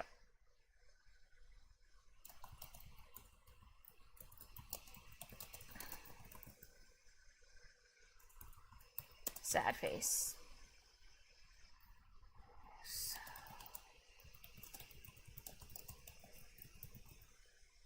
There. Okay, time to do it again. So it's not range, it's average of 2. Low 2001 says sad face. Sad face. But you know, I guess in a way it's also not sad, because I did code it correctly. It's just I was coding the wrong thing, because I wasn't following the instructions. Okay, so, now I have to... Well, I can still use this part, though. Plus.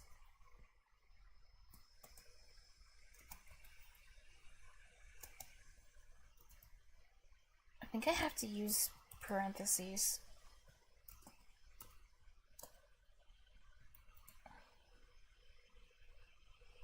Oh wait, I need to update this to not range. Wait, why does it still work? Wait, why? I commented out range, so why? Says so. Why did the code not break? The code should have broken. Because range is commented out, so there is no range. It should be like, oh no, error. Range Low is... 2001 Shut up. says, I learned well, to read yeah, the but instructions. You didn't read the question. But... The question was essentially this. You want to approximate the value of the average with limited information, either the first and last or the median. You totally ignored the question. Yeah, that's what I learned. So... But yeah, why does Python not break here? Because there is no range, so I'm saying print range, so like what is it printing? Oh wait.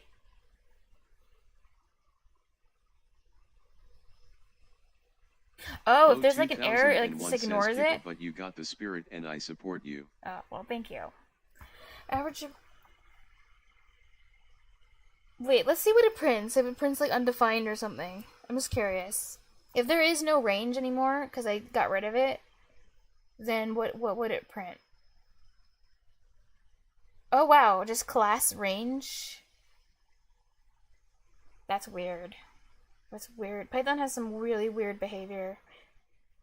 I think it'd be better if it threw an error. It just doesn't exist, so it just gets put in a class or something. That's weird. Whatever. Return.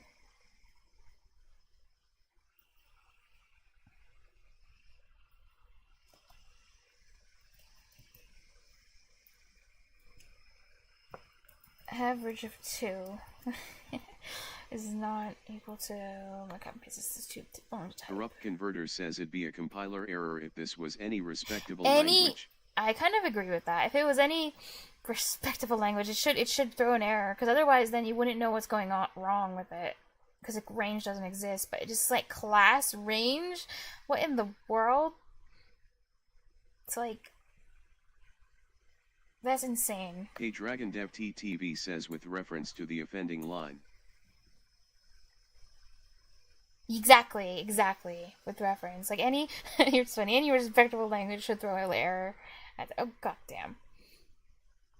Let's see what I did. Oh my god. Python, why do you do this to me? Everything indented correctly. I had it indented correctly. I swear it was correct. God damn it. Now variation 8 failed. Corrupt Converter says median equals average.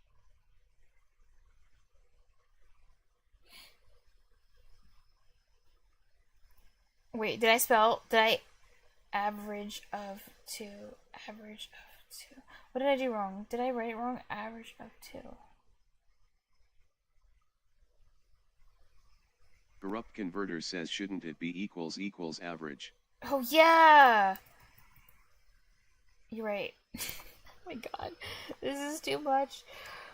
Equals average. Low 2001 says median should equal average, not average of 2 XD. What? Wait, median should... Oh yeah, wait. Average of 2. Oh, I already did average of 2. Median, you're right. It's median. I've got the wrong side. I'm dying. Corrupt Converter says median equals average. Yeah. Oh, thank God. Thank God it ended. I was on that for a really long time. Oh my god, okay. Where am I? 6, 7. Don't worry, this will be all the Python I do today. This is my daily dose of, maybe weekly dose of Python, I'm not sure. Low 2001 says you did it. I did, thank you. Without you guys, I would be on this for like a month, not being able to figure out what's going on. I only did it because y'all were around to help. Corrupt Converter Oh says my yearly God. dose of Python. Because I can't read instructions and I can't figure out, like, that I don't know how to read or follow. Thank you. Doing next. Oh, well, next, well, I wasn't expecting to be on this for so long. I'm just gonna finish some, because I said to... Low 2001 says actually, there assembly is makes something me I puke in need... my eyeball. Ew. Assembly, oh yeah, actually, I do kind of feel that way too about assembly, but I, like, I feel like it's helped a lot, learning assembly. Corrupt's been teaching me assembly. Also... Low 2001 says Kippa. Do I need to do this right now? Hold on a second. Because it's getting late. I guess I could always do it in the morning. No, it's probably too late. I just need to, like, talk to my family about something, but they're probably sleeping right now. Never mind, I'll just skip it right now. Maybe I'll catch them in the morning. Okay, yeah, so after this, I'm gonna... Wait, 9, 11, 12. It's not too bad. After this... Corrupt Converter says wake them up. I'm gonna finish this. No, I'm not. I'm too nice. I can't. Okay, I'm just gonna finish this, so I can finish this whole entire... You know, I can finish this whole curriculum. I'm trying to do everything on Khan Academy. And then after that... Then if you're still around, Corrupt, I'll play a few rounds of Phasma with you. I'm not gonna dump ice water on them. Do you want me to be on the streets? Corrupt Oh my Converter god. says dump ice water on them. I'm gonna be... But yeah, and then... Oh yeah. I should ask you. K-Dragon. If you're around, do you play Phasmophobia? Just curious if you have that game. Because I was gonna play that with Corrupt. a few rounds of that, and if he's not tired and doesn't want to go to bed, then we'll just do assembly until he passes out or dies or something. And then once Corrupt's asleep, if I'm still streaming, then I'm just gonna do C. And then I will have done everything today. And then I'm okay. Hey, Dragon Dev TTV says I have it. But I do, just but so it's you not just I mean downloaded. I guess you should know. Perhaps like, another time. Smiley face. Yeah. I play with people who are 18 or older. So, doesn't you guys do... Oh, wait. Math. Math, yeah. Sen... Phasmo. Yeah, I shouldn't take that long. It's literally 5th grade. It's not that hard. It shouldn't be hard. In theory, I should do it fast. Thank you. Thank you for the followed. But yeah, I think... Yeah, once Corrupt, as long as I'm streaming... Oh my god. That 110 really fast. It's crazy. Oh my god, it creates a little chat banner. That's cute. Hey, Dragon Dev TTV says yeah, anyway. Oh yeah. Well, yeah, but if, like I said, if if Corrupt is asleep and I'm just by myself, the rest of the night I'm just gonna be doing probably maybe some math still, but I'm gonna be doing C because I'm doing CS50s, like their course for C. Yeah. Low 2001 says feels okay, man. But that's cool because today I got to do a little bit of everything. I got to do Python, C#, a little C, but I didn't actually code in C. I just watched some videos about C. And then as long as I do some assembly with Corrupt, then I will have done assembly. So, what's 7TV? Low 2001 says you don't have 7TV installed. I don't know what that is. More averaging techniques. Emotes for Twitch. Oh, rip. Yeah, that's Low what happens when people do. 2001 Oh yeah, says yeah. It emotes feels for like. Twitch. Oh yeah. But it is kind of hilarious when people try to use those and then they just write the word. It's pretty funny. Okay, more averaging techniques. Intrigued by the results of her averaging experiment, Elise is wondering if taking the average of the cards. And now I'm going to pay really close Low attention to the 2001 instructions. says feels dank, man. I'm going to pay really close attention to the instructions because I don't want to screw this up again and be stuck on it for a long time because I can't Corrupt read. Converter says Pepega clap. Elise is wondering if taking the average of the cards, so more averages, at the even positions, oh god, versus the average of the cards 2001 says Gotchi BASS. at the odd positions would give the same results. Time for another test function. Implement a function average even is average odd hand. That returns a boolean indicating if the average of the cards at even indices is the same as the average of the cards at odd indices. Okay. So I can just, well, I know a way I can do this, but it's probably... Well, I know a way I can do this. Maybe we should just try that way. I don't know. It's not very efficient. But I was thinking I could just... No, but it's kind of like over... I feel like I over-engineered this in a way. But if I start at... Oh, wait. I need to find the length of the list to see if it's like an odd number in total or an even number. And if it's like... Oh, wait. No, this is going to be a lot. Well, this works, though. It'll be really complicated, though. But if it's like a... Wait, no, actually, that doesn't matter. But I still need the length of the list, because I can't go above the length of the list. Right. But if I start at 0... Oh, wait. But I don't know what number they're going to start on, because they could start on an odd number. Wait, that doesn't matter. It's saying, like... Oh my god. It's saying even, as in, like, even numbers. Evenly, you know, like... What is it actually asking? Taking the average of the cards at even... Positions! You're right. It's the numbers even, so it doesn't matter, that part. Yeah. So if I start at 0, that's even. Evenly odd. 0 is even. Corrupt Converter says evenly odd. 0 even? 0 is at an even position, isn't it? Wait, no, that's 1. I don't know. What does an even position even mean? Corrupt Converter says THRE even throd. Okay. So 0, and then keep adding 2, and then that each of these is an even position until I reach the length of the list, and then I'll stop if I go too far. then I have to stop doing it. And then for odd, I can start at 1. That's right, at 1, and then add 2, and grab all the odd numbers. And then for each number I grab, have a counter, divide by that counter, and then I'll find the average of the even position numbers and the average of the odd position numbers. That's my idea.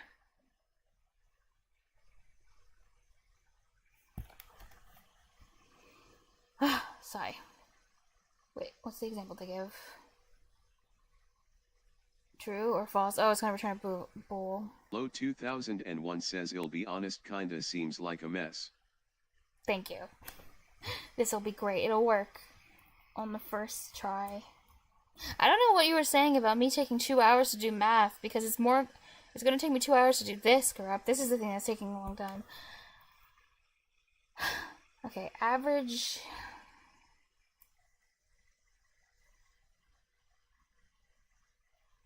Yeah.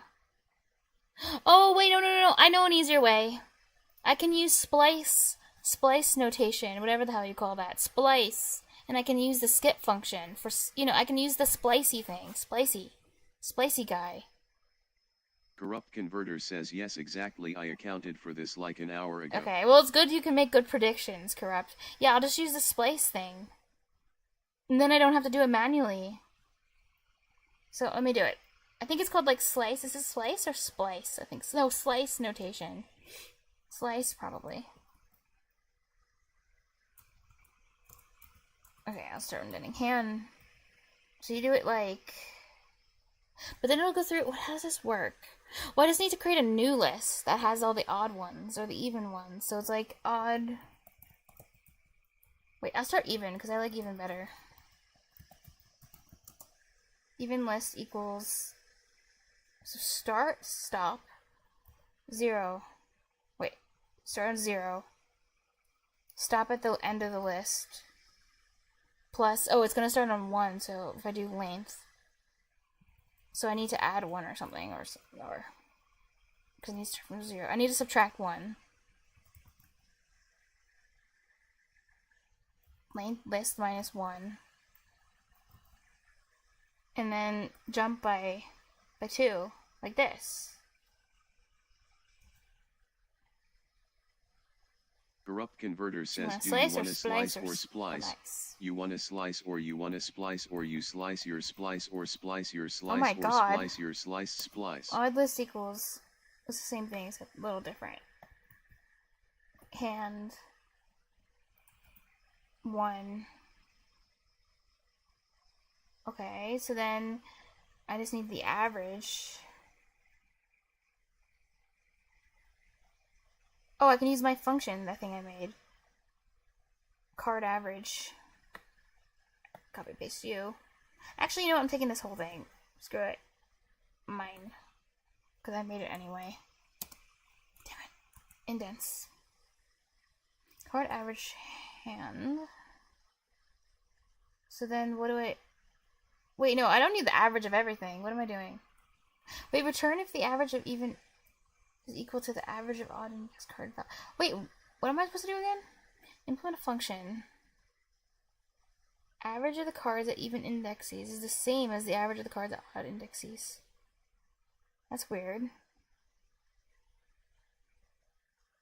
Oh, okay, wait, I don't need this. Never mind. It's return...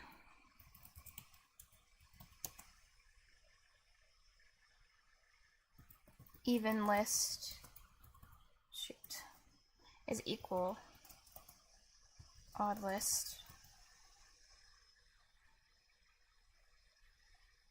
Oh my God, imagine it works on the first try.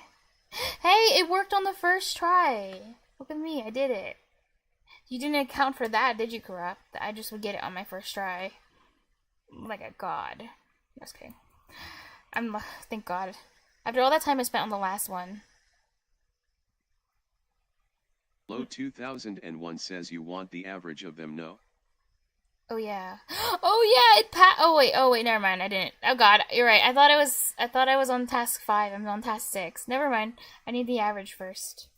I'm sad now. I just need not if they're equal, but the average. You're right. Even average. I'm so sad.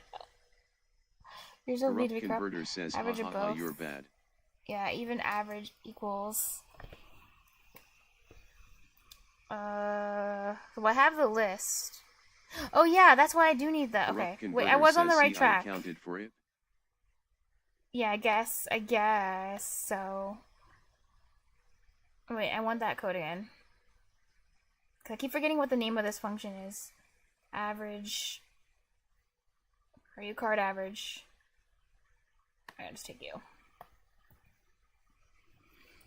Low Even average 2001 equals. says you were on the right track and then your brain just didn't work anymore. Yeah, it kind of did. I was. That's why I grabbed even average, and then I got confused. I confused myself, and then I just returned the list. Like if my list is equal to the list, and then I stopped following the instructions.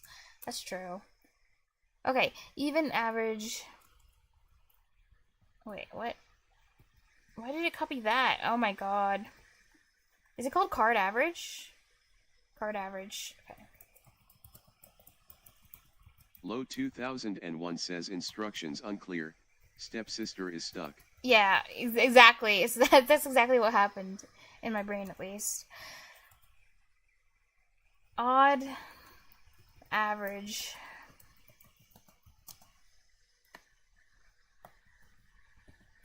Go here. Oh my god, I started doing camel case. Even though in Python you're not supposed to do camel case, you're supposed to do these like, you're supposed to do snake case, but I didn't do it because I'm not gonna fix it. I don't care. I'm gonna keep the camel case. It's awkward. Actually, you know what? No, I will fix it. I feel like it's bad. I'll just rename all these. Even list. Corrupt Converter says, and then your list wasn't a list, and after you listed your list and you list of lists had the list in it, sure. and you listed your list of lists until the list wasn't Even listing lists. Odd. Okay.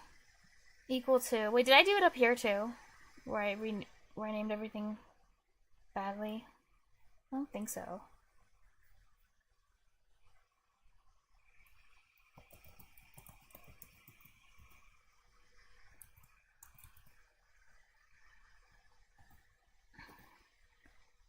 Okay.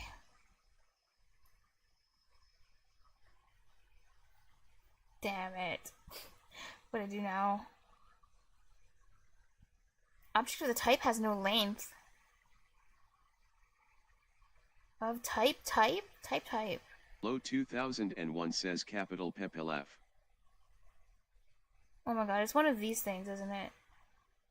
Hand. Shouldn't just stop automatically by itself. Object of type. Type. Sorry, it's probably, I think it's related to the first two lines.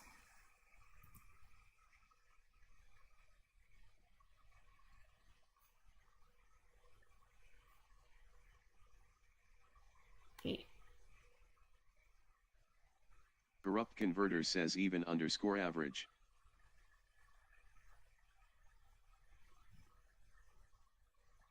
Did I do that? Did I write that? Even underscore capital. Even. Oh, damn it! You're right, I did that. Even average. This is too much. Thank you. Corrupt Converter says case discrepancy. Oh, that's what that means with case. When it gave me that error, it was because that, oh. Well, actually, no, I didn't say that. It said, like, type, or whatever. It was weird. Okay. Sad again. Object of type has no length. Well, it's related to the... Wait, why did I write list? I meant hand. But hand is a list, so I actually... I literally wrote length list. I can't do this anymore. Yeah. But it still doesn't work anyway. Corrupt Converter says ha ha ha. Ugh. Unbound. Cannot access local variable odd average where it is not associated with a value. Corrupt Converter says just put a list here. Oh wait, oh my god, now I wrote card average, odd average instead of odd list. It's another mistake. It's supposed to, god damn it. There. odd list. This is too much. Low 2001 says LMAOOO. Wait, now it's broken again. Like, how many problems can there be? Name odd list is not defined. Yeah, it is. Oh, wait, odd. I called it oddist. Are you guys noticing all these oddist instead of odd list? Oh, wait, now we're odd kissed. Odd. No. List. Corrupt Converter says ha ha ha ha. And it still doesn't work, because why not? Okay, well now it's just not returning the right thing. Cool. Did I misunderstand the instructions again? False is not equal to true. Function return false, but the hand does yield the same odd even average. Corrupt Converter says I feel like if now you something's told wrong me with my to find logic. syntax errors in your code, I'd have found each of those LMAO. You would've? That's cool. Lame. What did I do? Because I'm supposed to skip 2, because that's how you count evens and odds. Wait. Oh, wait, no. I am finding the average of the odd. Card average, odd list, even list. Okay, print. It's time for print statements. That's the problem. I need to see what's doing. I need to print everything. I want to print the even list and print the. I'm going to literally print everything. I want even list, and then even average, and then odd list, odd average.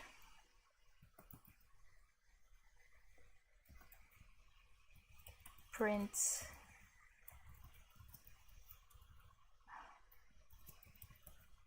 Oh my god.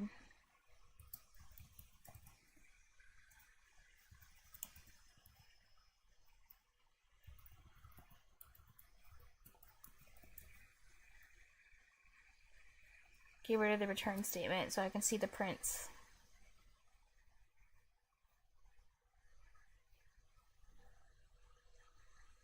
Five, 5, 6, 6. That's not right. Wait, what am I printing? The average.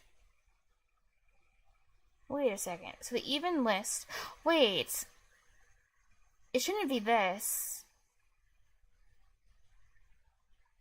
Even list is supposed to have a list of multiple things, not.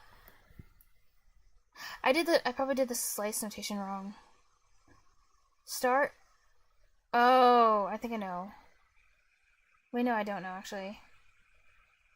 No, wait, this is a start, stop, skip, right?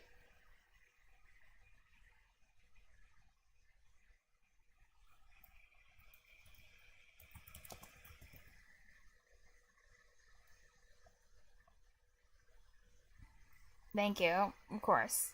Slice. Corrupt Converter says your code is brilliant and it is amazing. Uh-huh. Oh, it's supposed to be 3 things. Start, stop. Start, stop, step. Yeah, so I'm not. So, like, I don't see why it's giving me this. It should be a list. Start at 0. Main of the list -1 should be the end of the list. Because of the 0 indexing. And then skip 2.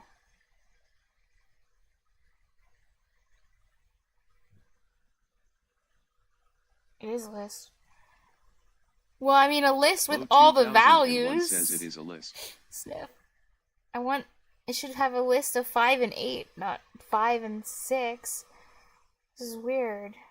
Oh, wait, this one has 1 and 3. This one has 2. Wait, 5. Low 2001 says TF.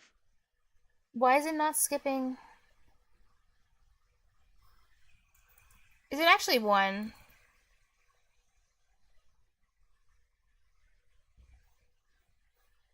No, what is it? 5 and 6. No, that's not what I wanted. Oh, also, Low it's not 2001 going. says 5 is odd. 6 and 8 are even. So the Oh my odd is God. 5. The -1 shouldn't be there. It's not going all the way. It should be 2. Wait, why do I not need -1 though? I really thought I would need -1 because you said the length because it's 0 index.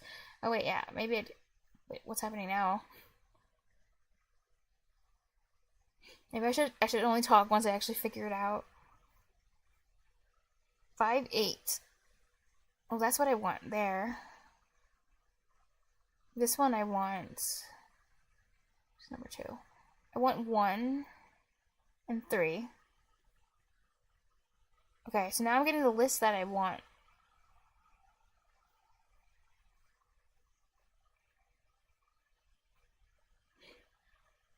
Unless I misunderstood what they meant by odd. Is 0 like, is the 0 position not odd? I mean, sorry, not, I mean even. Wait, why is this 1 over here? I didn't, sorry. There's a 1, an odd list. That shouldn't be Low there. 2001 says you do need -1. But with -1, the list isn't long enough that it's giving me. Oh, wait! I know, it's because I got rid of the return. There. Oh, wait, no, this should be 1, actually. Low 2001 says yes, it should because you start at 1. Fixed it. I fixed it.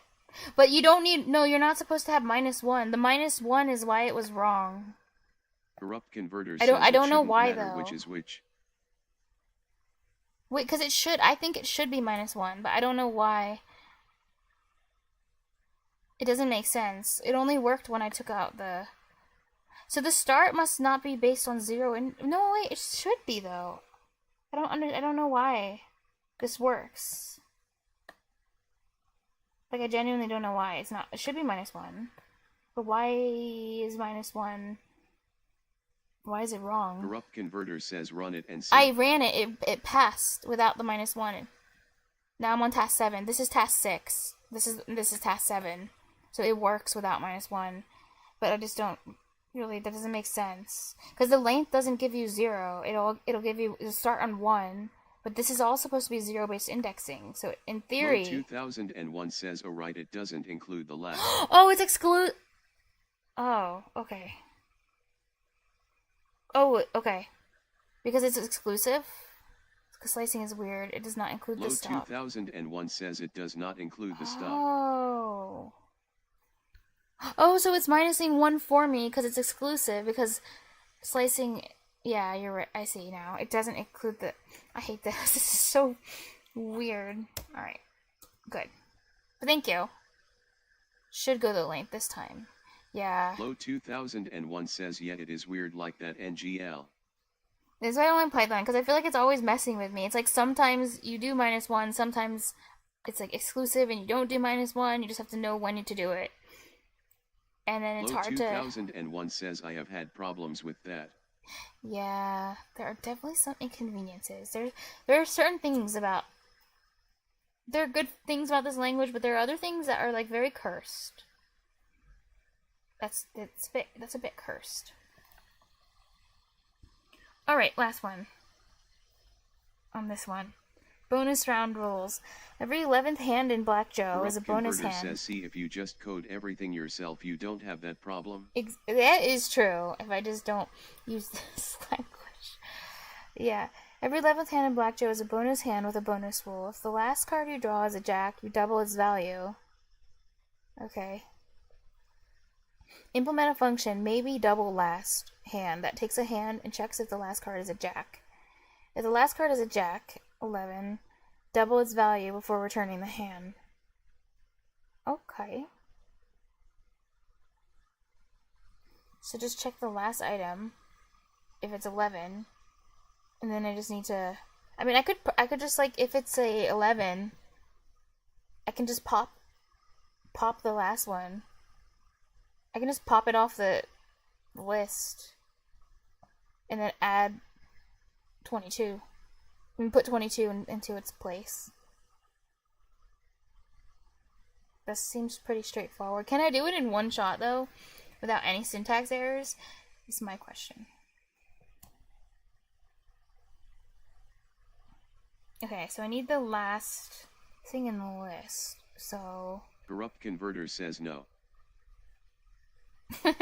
you guys are mean. No. Yes. I can.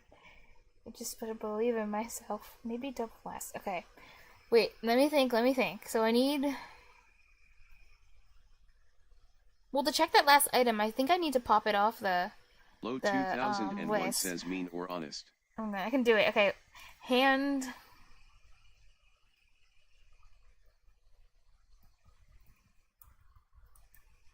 Okay, last number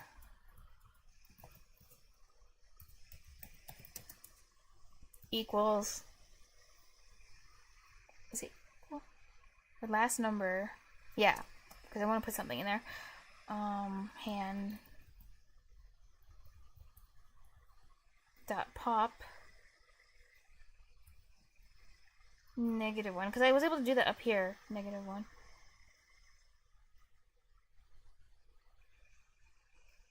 Wait a second. I'm popping it off, but I need the number. Wait, hold on. Let me think.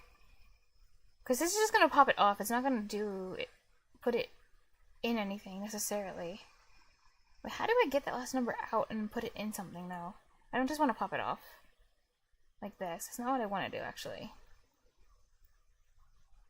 Oh, I'm stupid. I actually don't do this here. I only pop it off if I need to get rid of it. So wait, I'll keep this for now. Because I might use it later. It's actually last number hand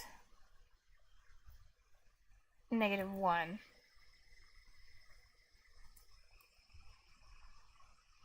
If last number, damn it, is equal to 11, then I pop and replace it with 22.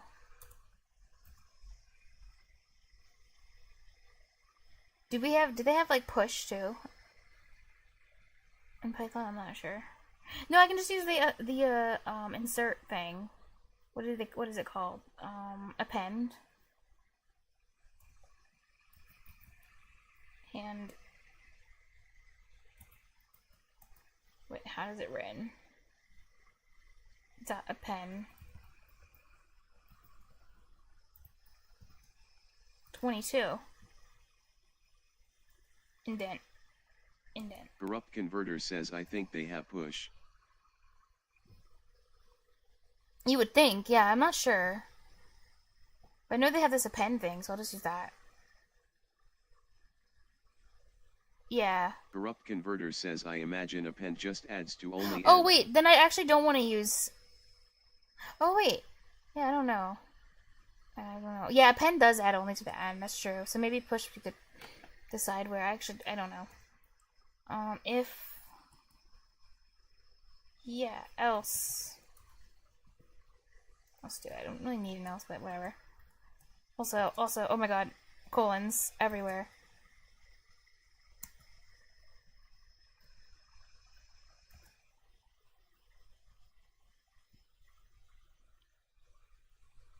So else I just return it. I just return the actual list. Return. Corrupt Converter says don't forget your curly braces. Shut up. You're trying to trick me. I know it. And no curly braces here. No squiggly wigglies. Okay. I have everything I want, I think. If it's 11, and I think I understand the instructions, pop it off, replace it with 22, else return the hand. Because it only matters is the last value of the card.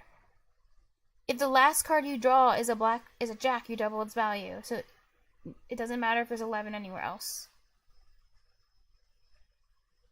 Please run, please run, please run. Damn it! What happened now? Function return none, but the test expected 1, 2. I returned none? Oh, I didn't return in the if statement. Corrupt Converter says see what I mean. I needed to return hand in both parts. Or actually, I don't even need the else statement. I can just return Corrupt hand. Converter says that's a free $100 in my pocket and an expensive $100 Oh, out hell of your no. pocket. Definitely not. I think I can just return hand here, actually. I should have did it like... Damn it. Wait, what the hell? Test failure. List differ. List differ. 1, 2... I'm returning. Oh, I'm returning a string 22, but I was supposed to. What?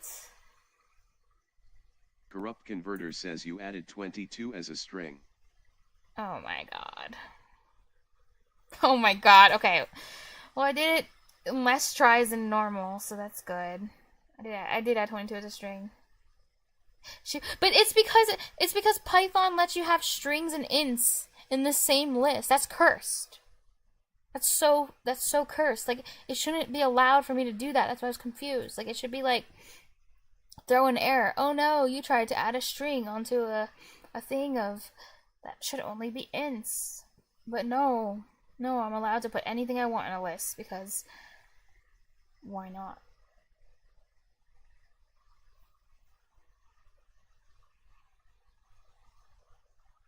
Corrupt Converter says yeah if it was C. Yeah, or any other language that's not Python, honestly.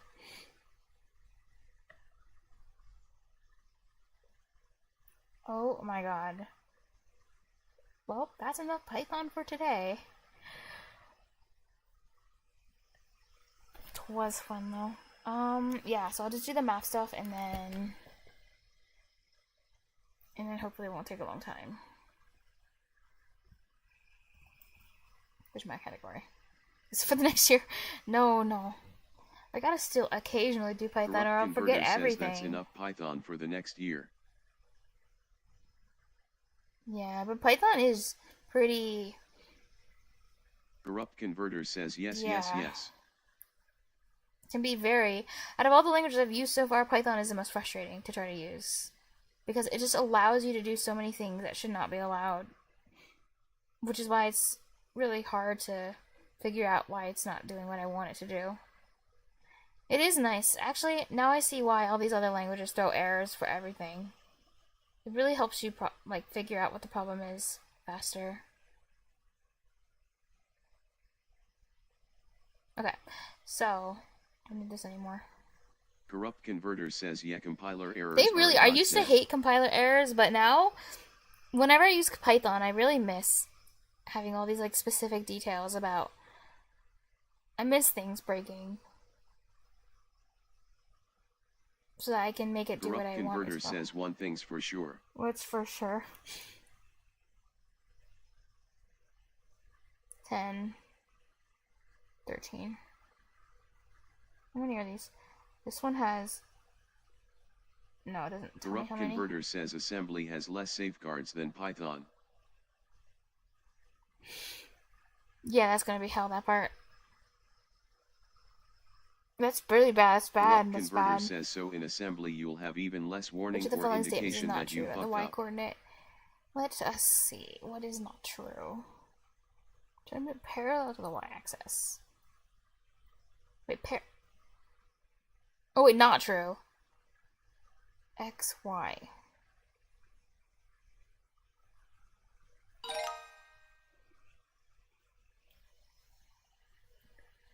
Ugh.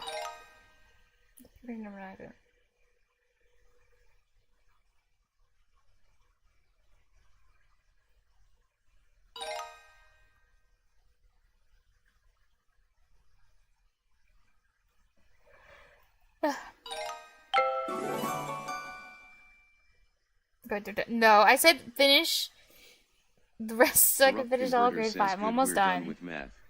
I'm almost done. Marks plus order pair for 2. On a corner good. Yeah. 13 is the right. 2 units down from the origin. Actually, I should go see if my... Hold on. Let me go see if my parents are asleep. So I can catch them really quick. Because... And if they're asleep, I'll just leave them. Corrupt Converter says time for Phasmophilia. No, I need to finish this crap. No.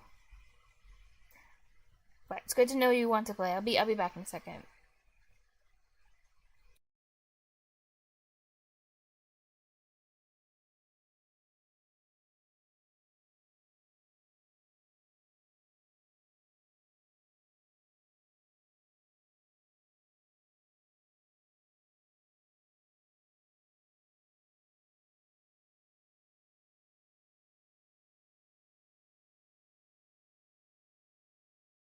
Corrupt Converter says nice pixelated AFBRB screen.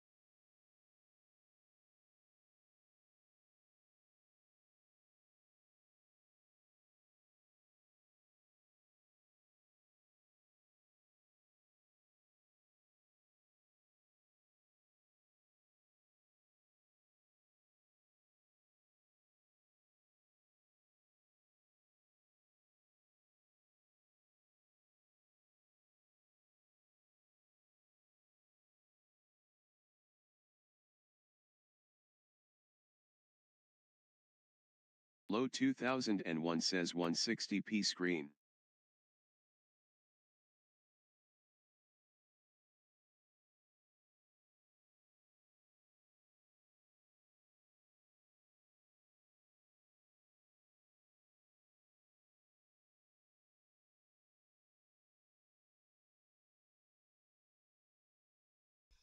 Yeah, they're sleeping, so.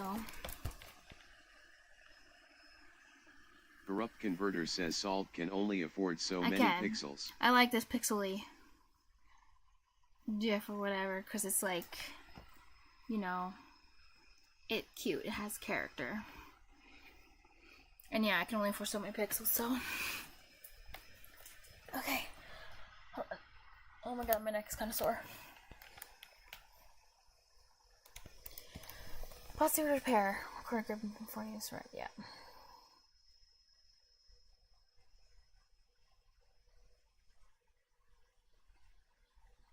Corrupt Converter says so if Why you sue wrong? Salt you automatically win.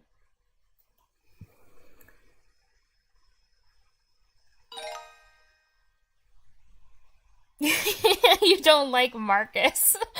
Oh my god, poor Marcus. Bro. Oh my god. I feel. Yeah, poor Marcus. Okay, hold on a second.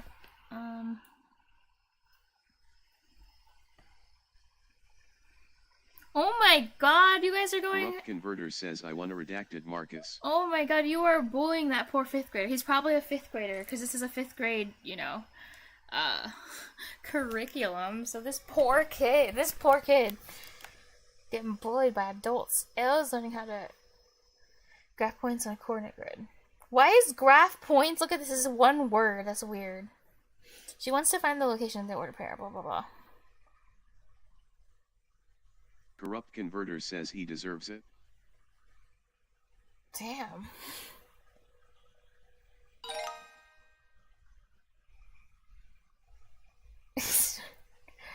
There's teams left and 7. Well, he messed up. Oh, poor Oliver.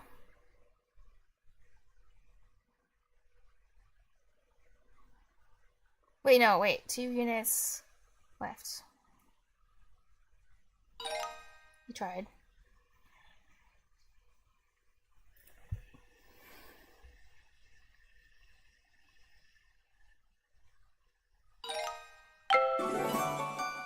Okay, this unit's hella easy, thank god. Corrupt Converter Not yet. says Phosmophilia time. Cade. Set a group of friends with soccer during recess. Yeah. Join them. The students table shows a relationship between the number of students. Total number of students playing soccer.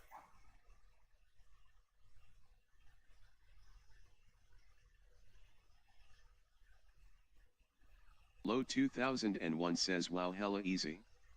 You sounding hella gangster right now. Oh, though. I know.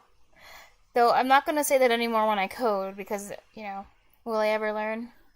To play 16 number students and total number of students playing soccer. Oh, add numbers to add 5.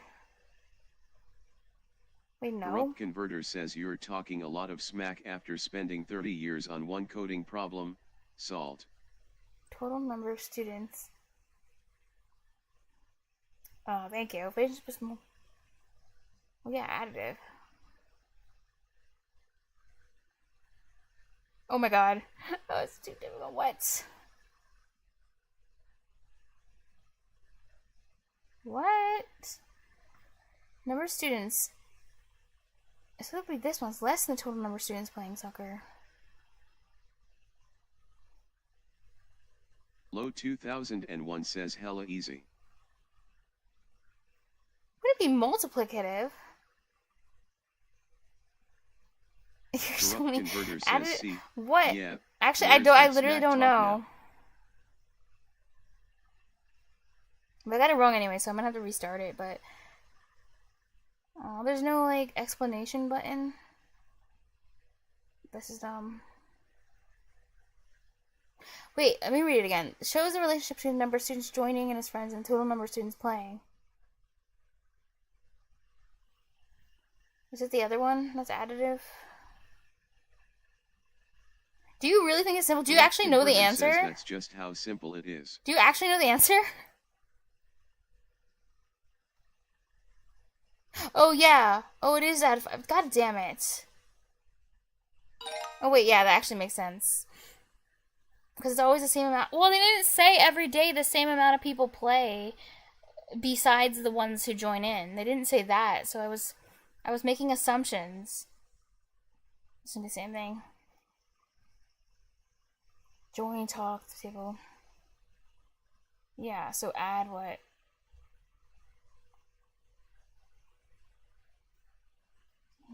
Corrupt Converter says 7? yes, I spent 0.001% of a 7. brain cell, not even paying attention, to figure out Amazing. the answer. Excess. Well,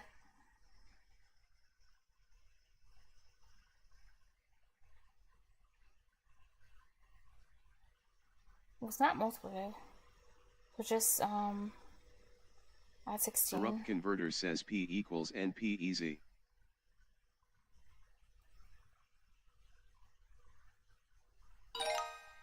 Uh-huh. Exercise whereas.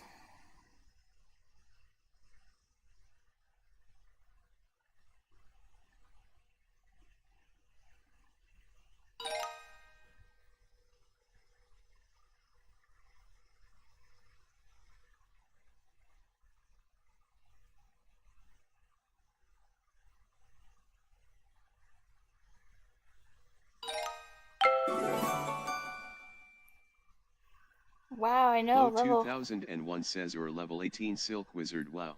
But the level 18 doesn't even matter because it's not their total level. It's just for the 5th grade stuff. Like, who cares about 5th grade?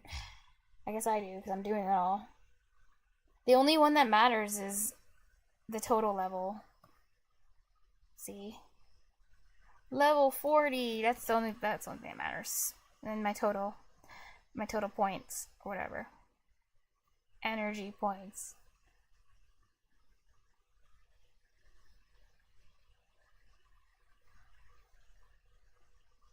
Okay, unit test. So there's only actually 3 more things. Is this? It's not the age. Oh wait, you're Corrupt mean. Converter says that's the age.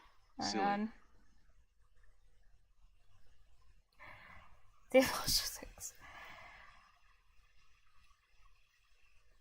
Is this the add? Wait, hey.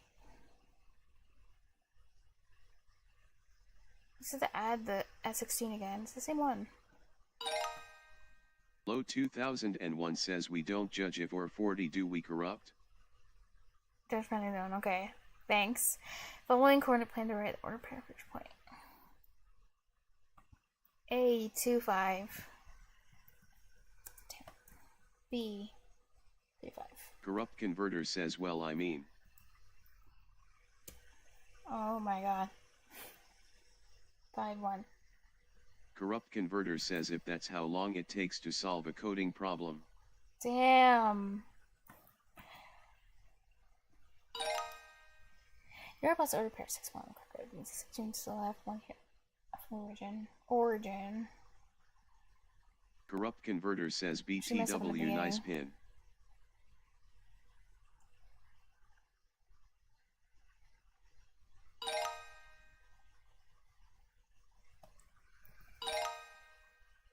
Almost got all the multiplying stuffs over. Yeah, we'll get up there. I want to finish everything. One says you should focus on algebra because this is a little below your level. It is, but I gotta be a completionist. I gotta. And surprisingly enough, even in these lower grade levels, I end up learning little tips and tricks because like Corrupt shares interesting strategies on like how to solve these things, but like at a more difficult level than they actually want. Like instead of just like adding the numbers, he straight up uses all these like crazy math tricks. I did. Low 2001 says, I can't imagine you doing kindergarten math on com. I straight up 100% at all of that up till like, well, now I'm missing some of the 5th grade curriculums. I did most of them. There's only like maybe one more left. Then there's like a few more 6th grade ones. But yeah. Corrupt Converter says It there shouldn't are be tips that and tricks too that long are for- useless in the real world because you abstract it all away using a calculator. That's true, but it's still fun. Wait, what the hell? I didn't know that was pinned. Oh my god, it's blocking the chat in the video. That's sad. No, I haven't. Low 2001 says, have you Anyway, had where was calculus I? and linear algebra? The idea is, though, if the math or whatever I'm doing is too easy, I should be able to pass it really fast. So that's really all that matters. Shut up, bro. Corrupt Converter says they're studying to Yeah, graduate from and elementary linear algebra is school. super important for programming. I have to get up to linear algebra. I literally have to. I'm screwed. Like linear algebra is like the... Like, I have to. Oh, what am I studying for? Well, just to improve my math abilities in general.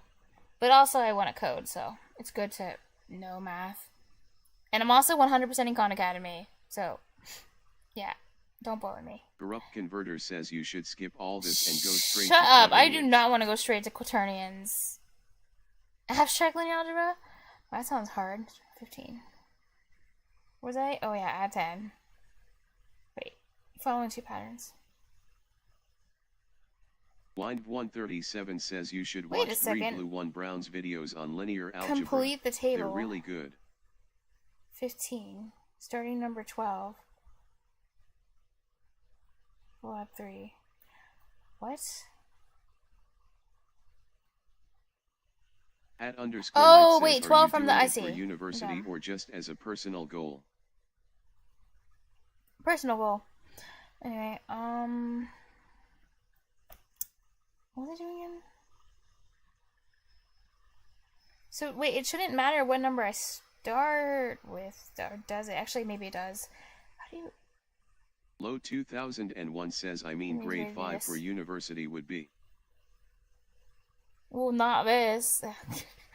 But, well,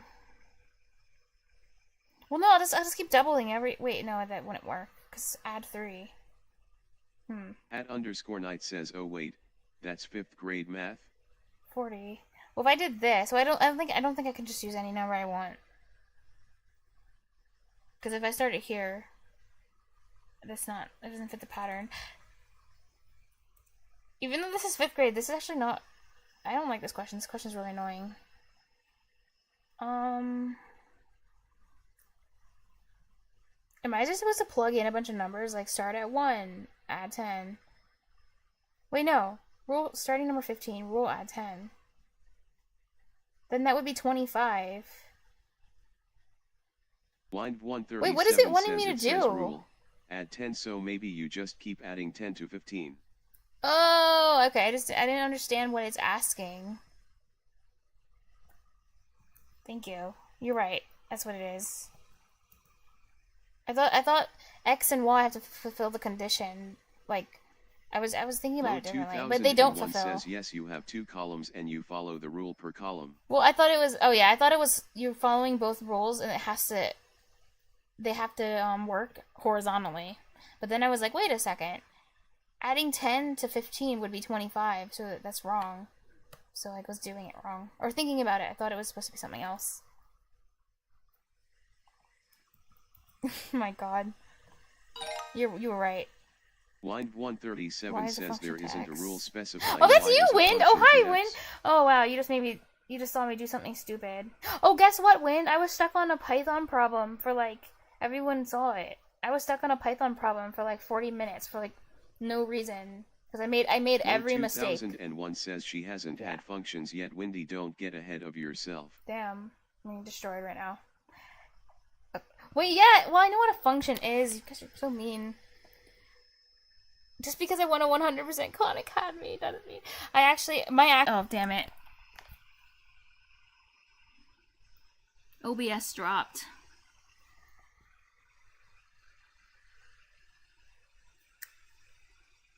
Low Wait, 2001 says, do you know what well-defined is?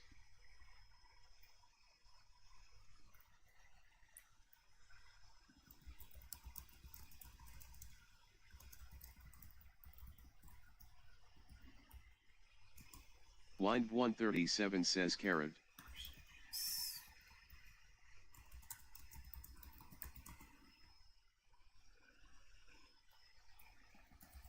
Corrupt converter says F. Oh, there we go. Oh my God.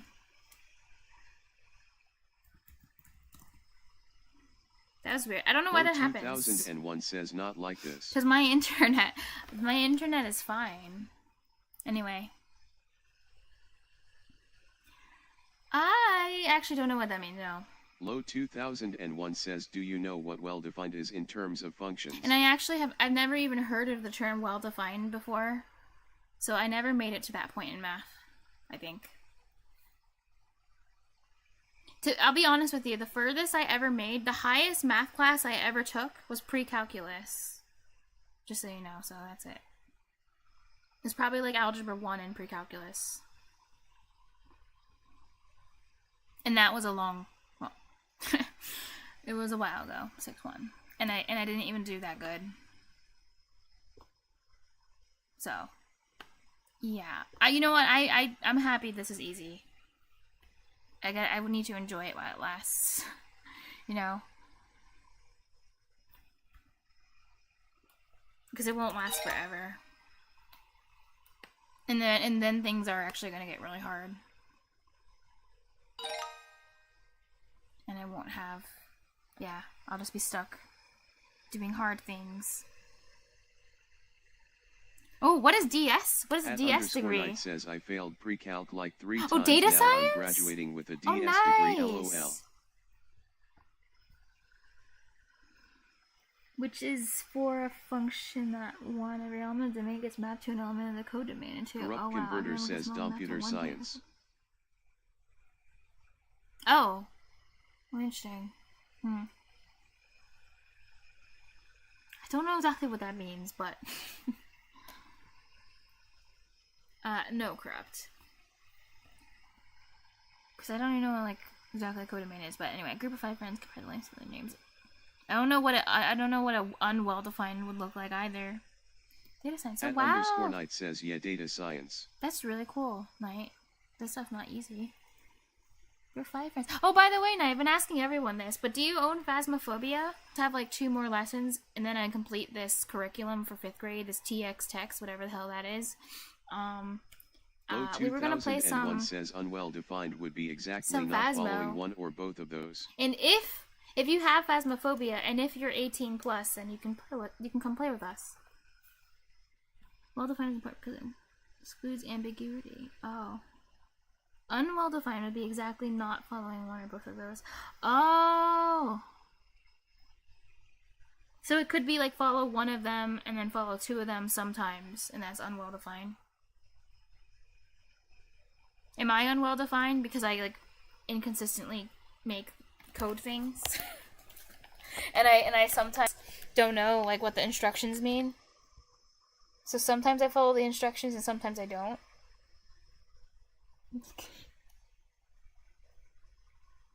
Yeah. 2001 says if you put something in Oh a wait, don't function, tell me you expect can to sometimes always get a the different same output. value if you put the same thing in. Yeah, I thought that's a requirement to be a function. Millions of their names. Number of letters in the first and last names. Last names. 5.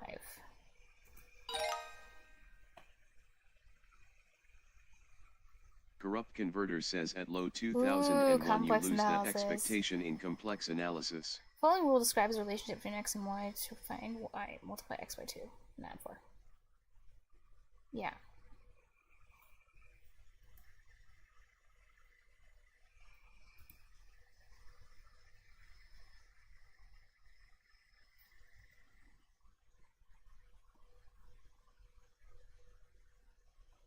Okay, so it have to be this one.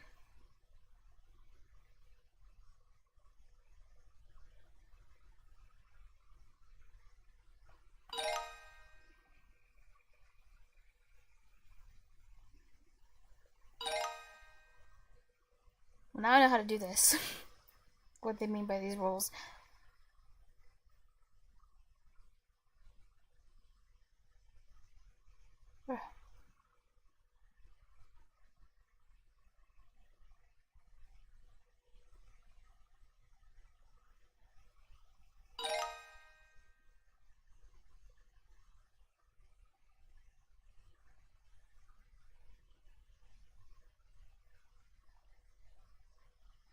Wait, no, it's wrong actually.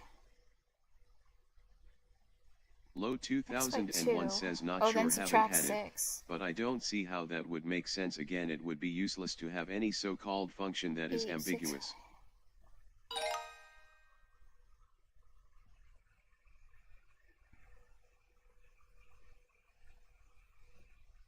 Oh, whatever, in 4 dimensions. Line 137 says How at would a Corrupt versus still be Converter, unique? well, I don't know what a vertical line test would look like in 4 dimensions. Oh wait, now but that the you're output of a function here, neat, I Win, now it think. makes me want to do more coding. I always get to see you hang around.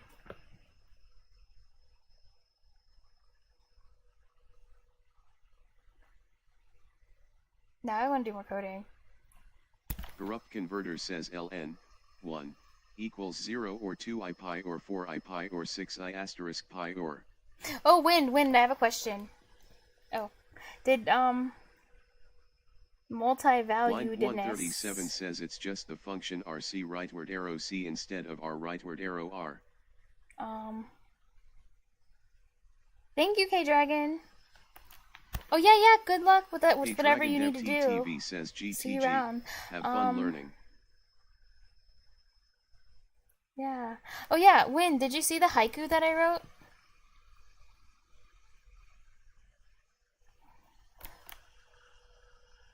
Corrupt Converter says so, I mean kind of, but you get a set of values that you have to consider instead of just one value. I love the EST peoples. Well, I used to say East Coast, East Coast, but eventually I'll be on that time too, so yeah. 3 hours ahead of the West Coast. I bet you're pretty sleepy at night. I bet there's another person in this chat who's also pretty sleepy right now. Cough, cough, corrupt.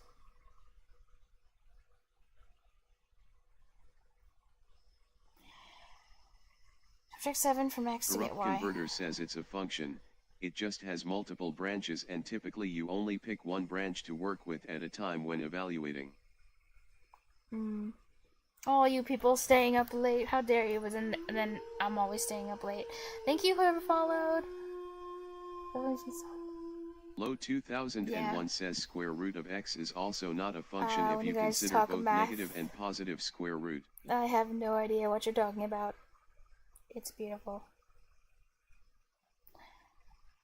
Corrupt Converter says it's like returning an array.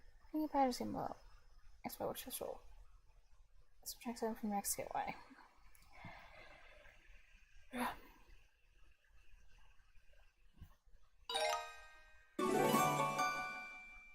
almost. Aha! Just these two. But, you know what? I am tempted to take a detour again. I'm tempted.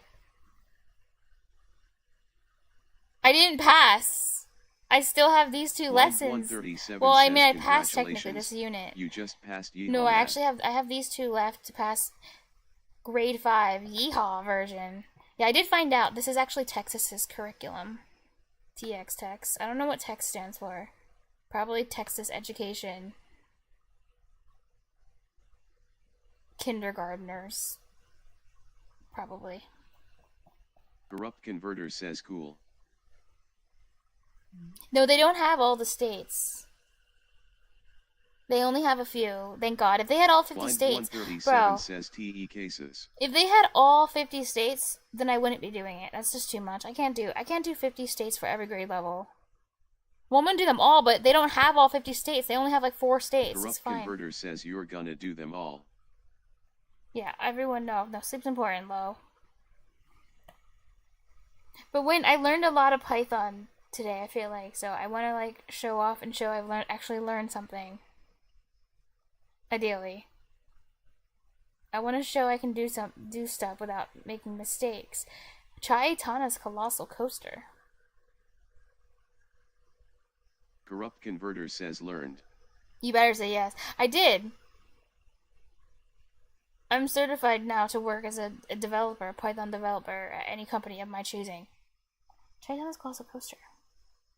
Oh wait, a list is a. Wait, I've read.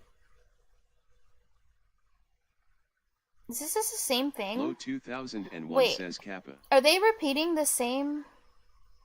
Are they repeating the same instructions as previous? As the previous one? Let me see if these instructions are identical. Well, not. I don't mean instructions. Corrupt Converter says you learned how to end every line in a semicolon and put your if statement blocks in curly braces. List. No. I didn't even use any curly braces last time.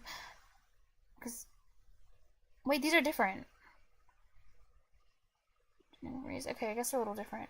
But no, something similar, because I feel like I read... Actually, no, I haven't. No, it's a little different. I'll just read it, whatever, screw it. Blah, blah, blah. It'll just be review. Mutable collection of items in a sequence. Most collections, tuple-dict set. Lists can hold reference to any multiple data types, including other lists. Lists can be copied in whole or in part via slice notation. Last time, or through the use of list.copy.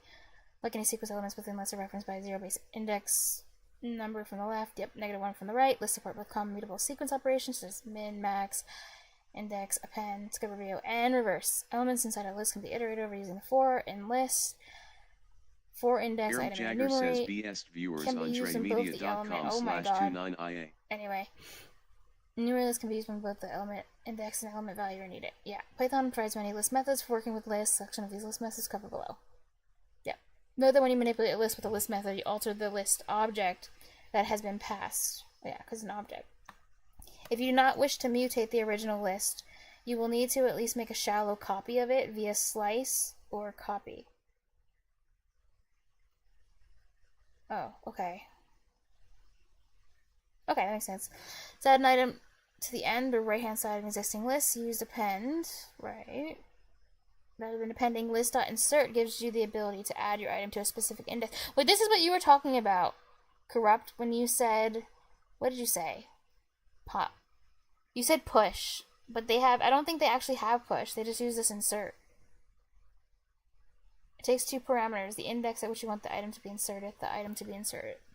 If the given index is 0, the item will be added to the start of the list. If the supplied index is greater than the final index on the list, the item will be added to the final position. The equivalent of using list.append.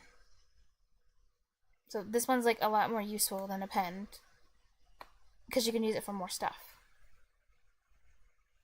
X equals 0. X.append. Blind 137 Oh, yeah. says x equals 0. Wait, is that valid? X.append X? Wait, you're putting a list into it as appending. Oh, you're appending the list Blind into 137 says what does x look like now? Kappa. It looks like. Wait, my brain hurts. Why is this allowed? Wait, will it break? Oh wait, Oh wait, I want to make a guess too. Then, if you can do Corrupt that. Wait, converter says zero. zero. Wait. Zero. Wait. I want to try. I want to do it. X is 0. And you append. I know. It looks like this.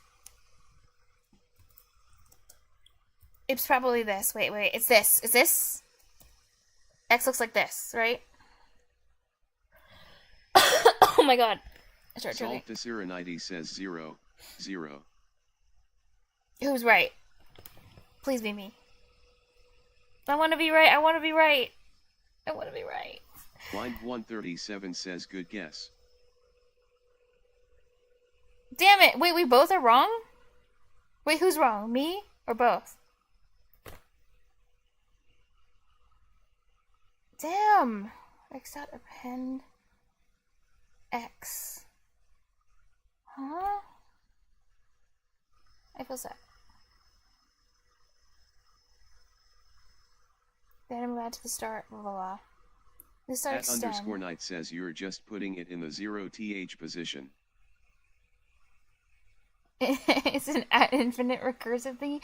Oh my god. Will it break? Or will it just keep running and you have to stop it? Blind 137 says it would be 0.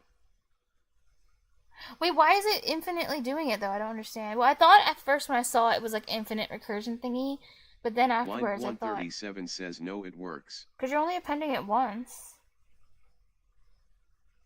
Oh, 0 dot dot dot. But dot dot dot is 0.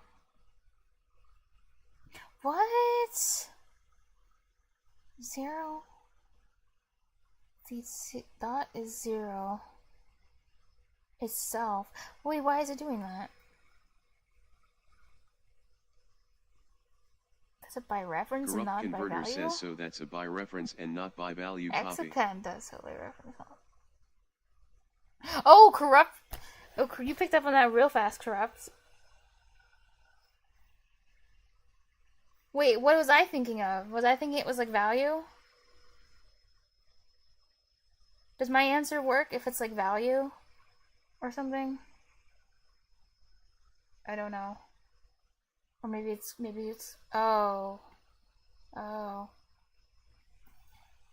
Blind 137 reference. says Okay. yes. X dot append. There's a reference then. Brain hurts. Corrupt converter says so, then you get x What? Wow.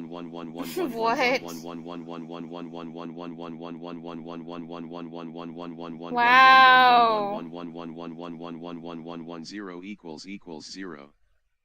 Forever? I guess that's what you mean. So if you did x, y equals... Oh. But if it's x... Oh wow, this is such a... I love how simple that example is, but it's such a clever way to, like, bring up the idea that, hey, pass by reference and pass by value are very different things. But I still need to think about this, because it still makes my brain hurt. X dot append X, but it's value... Okay, now I'm thinking that it's passed by reference, so... Corrupt converter Oh says my and mine is God. right if it was the usual implementation of append when the parameter is a collection.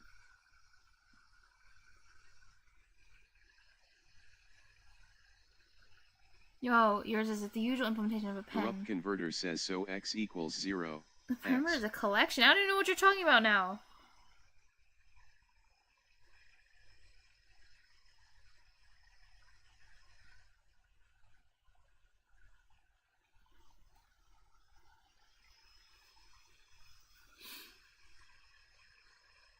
Wait, I don't get that. Corrupt. But wait, I'm still trying to understand just the basic pass by reference thing. Now I need to, like, I don't know. Now I want to, like, I need to think about it. Low 2001 says Should I, like, Mathematica Principia start drawing? 720 I do have a whiteboard pages up. to prove that 1 equals 2. Should I, like, start drawing on this? Will it help me if I draw? I don't know. X equals 0, 0. What the? I don't even know what you're doing. What you're doing, crap. Okay. Wait.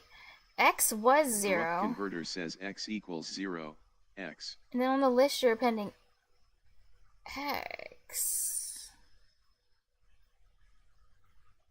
Wait, I don't... This can contain self. Yeah, this can contain self. That's why it would be 0, and then 0 in a list for the second item. If it was,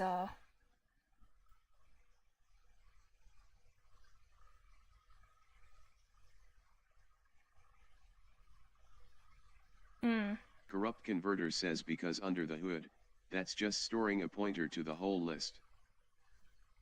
But it wouldn't be 0x, it'd just be 0.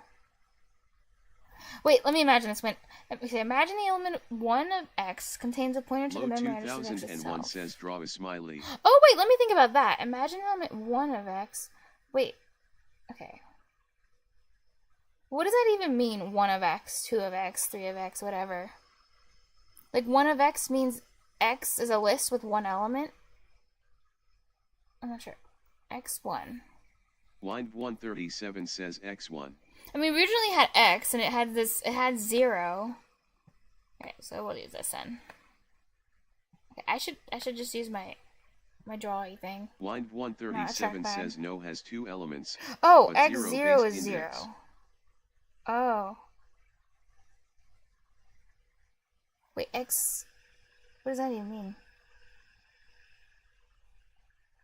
So 1 means 2 elements, 0 means 1 element.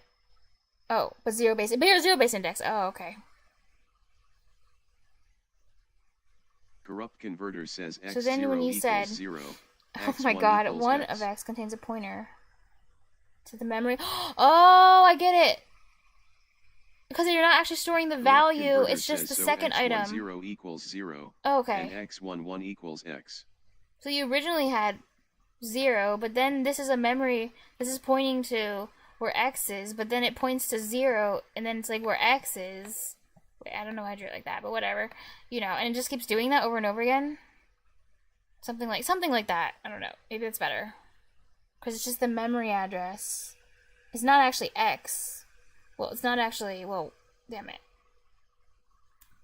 Well, x is the memory address, so it's pointing to the memory address of 0. Pointing to the memory address of 0. So, yeah, something like that. I think it kind of makes sense.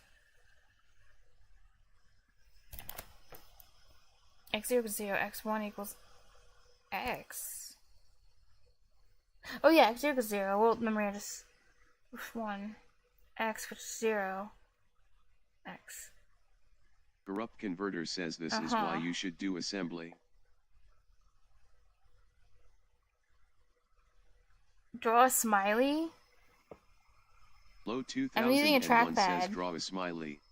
Quite. These are the eyes, because it's an alien.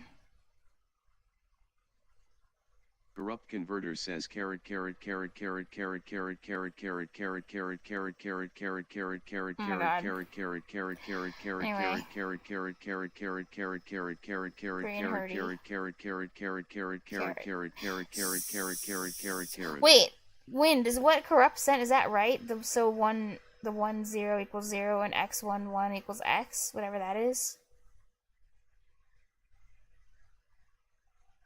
Oh, x0 is 0. Oh, okay. x1. 1 says x. Line Oh, 137 it's so says interesting. yes.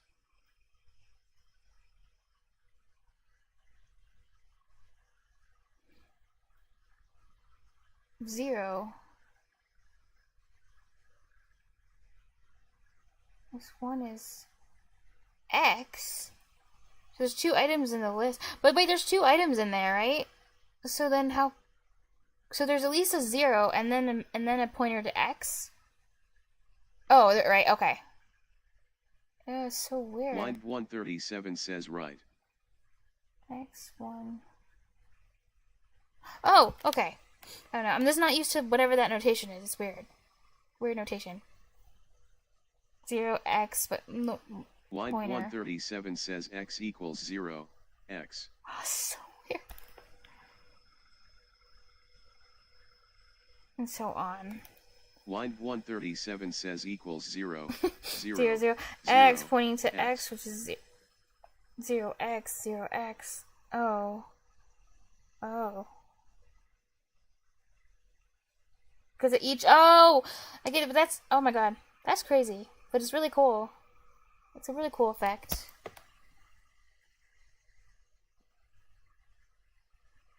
It's not the same thing as recursion, though, is it? Line 137 says here I mean equals in the Infinite sense memory of hack. equality and not assignment.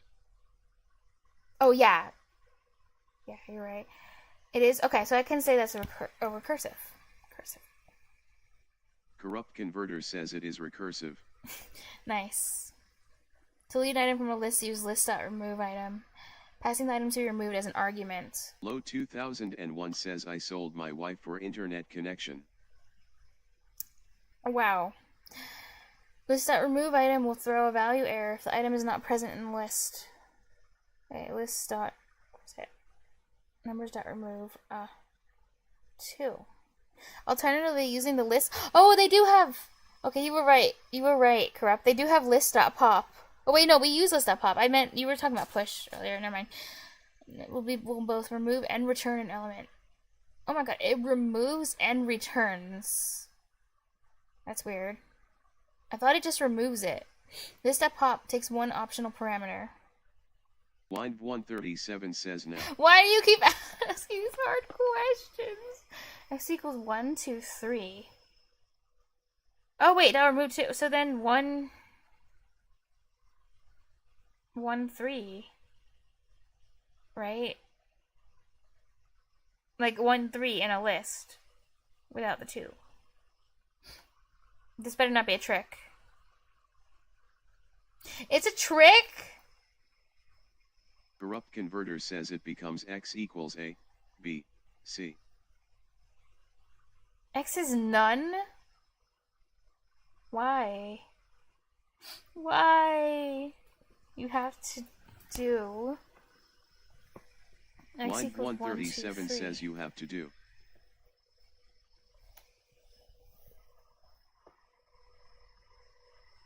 Isn't that the same? Well, I thought that's what you meant. You were just writing it in one line, so it'd be convenient.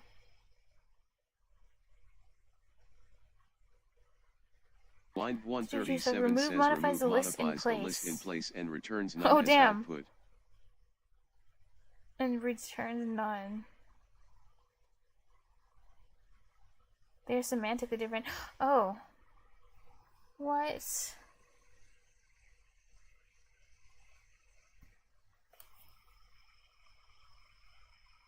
Huh. X equals...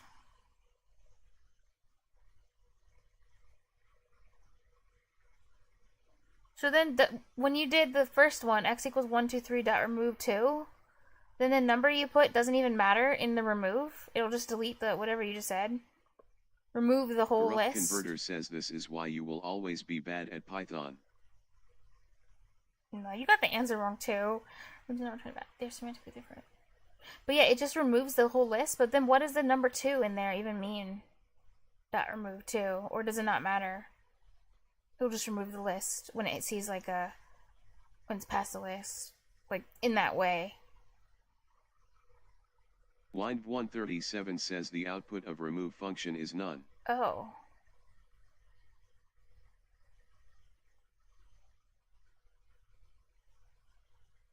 Okay, always none. Oh, Line you are creating a 137 list says and internally deleting you the 2. are indeed creating a list and then deleting the 2. So why does it output that? It's not assigned. Ooh. Corrupt Converter says it modifies the list you did the dot remove on, but doesn't return anything. Oh, that's the difference between remove and pop. I get it now. You're just showing. That's a really good example. Why they're different. Because this would actually return so that you would actually be able to put it inside of a variable. This is... Line 137 That's so says subtle. so what is the output of... Yeah. That's such a subtle difference. That's really cool. Okay, I didn't even know why it mattered. I think I did just say, like, oh, why does it matter if it needs to return something? Line 137 says x equals 1, 2, 3 dot pop 2. Now it's okay. I see. Now it's 1 3 because it's actually returning a value that can be stored in X. Now I get it. Okay. Wait. I hate it. I hate it here. Wait, no. Yeah, wait. I thought you were Win for a second, Corrupt. You're confusing me because your name's green. Wait, my final answer is because you used pop. So 1 3 in a list. Low 2001 says lesson is output of a method is important. Oh, damn it! Hep. What? Okay, never mind. It's not what I thought it was then. Now what's wrong with it? and in Python you don't need types, so it shouldn't matter that you're putting a list in X without telling it it's a list. Some page turn with list. Okay, I'll try again. List.popIndex takes one optional parameter. Says read the sentence on that page starting with dot pop. The index of the item to be removed and returned. Oh, damn it. Index. Oh, damn it. It returns. Never mind. It returns 2 then. Because it pops it off and then it returns. Oh, that's why. Okay, 2. Not. I'm still wrong. Wow. Corrupt converter says closer. Okay. If the optional index argument is not specified. Oh, because you're not. Oh, damn it. There's more conditions. The Corrupt final element of the converter list says will we be went off removed by and 1. returned. What's the optional condition again? Wait. Takes one optional parameter. Oh, it's an optional. Wait, what are the 2 parameters it even takes in the first place? I mean, I thought it only took 1 parameter anyway. Corrupt converter says no. No, it only takes 1 parameter. If the optional index argument is not specified. But you specified it. You specified 2. Oh, wait a second. I count it wrong. Because 1, 2... God damn it. Because 0, 1... It's 3. Because it's 0 index. I hate it here. Is it 3? Please be 3. Blind 137 says I said X is 1, 2, Yay! 3. To 0 based index, it still gets me. It's just sad. I do have a future in Python now. Low 2001 says /kippa/. Is not specified, the final item of the list will be removed. Element of the list, and returned. If the index specified is higher than the final item index, an index error is raised. Wow, now it raises an error instead of just returning the last item on the list. Like, it's so random. Like, some on rare occasions it'll throw an error, you'll get an error, and then other times it'll just like screw up your whole program. Just do better. I will. Numbers 1, 2, 3. Okay, yeah. Numbers up pop 0.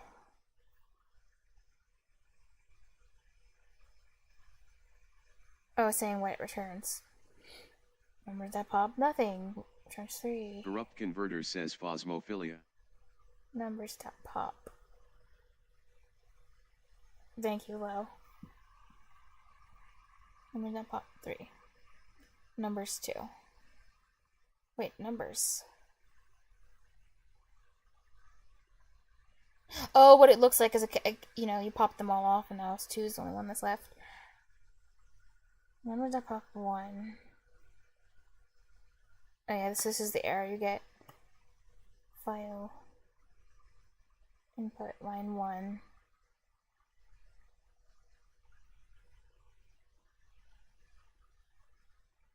Pop index out of range. Nice. All elements can be removed from a list with list.clear. It doesn't take any parameters.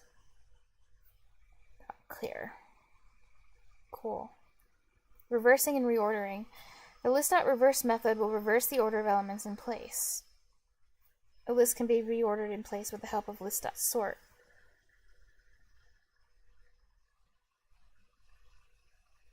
Low 2001 says but tbh their questions were kinda dumb since who the hell would do x equals 1, 2, 3 dot pop 2. What? Not you sending an amuse face, Win. Wait, x equals 1, 2. Oh wait, whose questions? Wins? Who does x? Low 2001 says x equals 3 asterisk keepo. But it could be some useful in some edge case.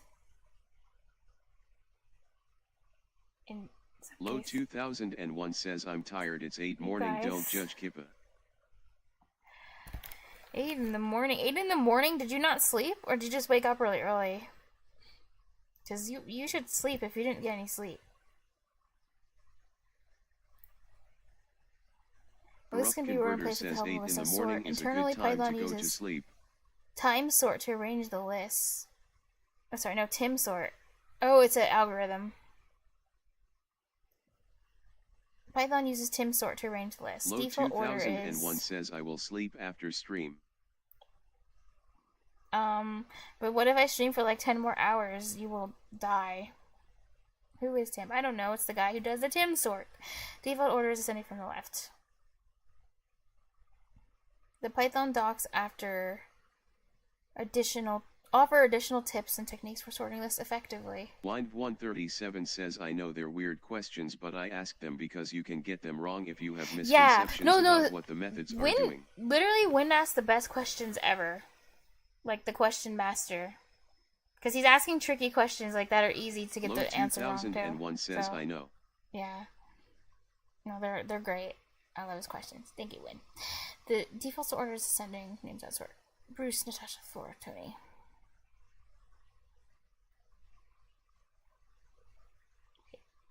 AP, so alphabetical. If a descending order is desired, pass the reverse equals true argument. Reverse equals true? Isn't this a thing you were talking about, Wins? About like turning true into false or something? Or is that different? Is this different? Oh wait, no, I think this is different.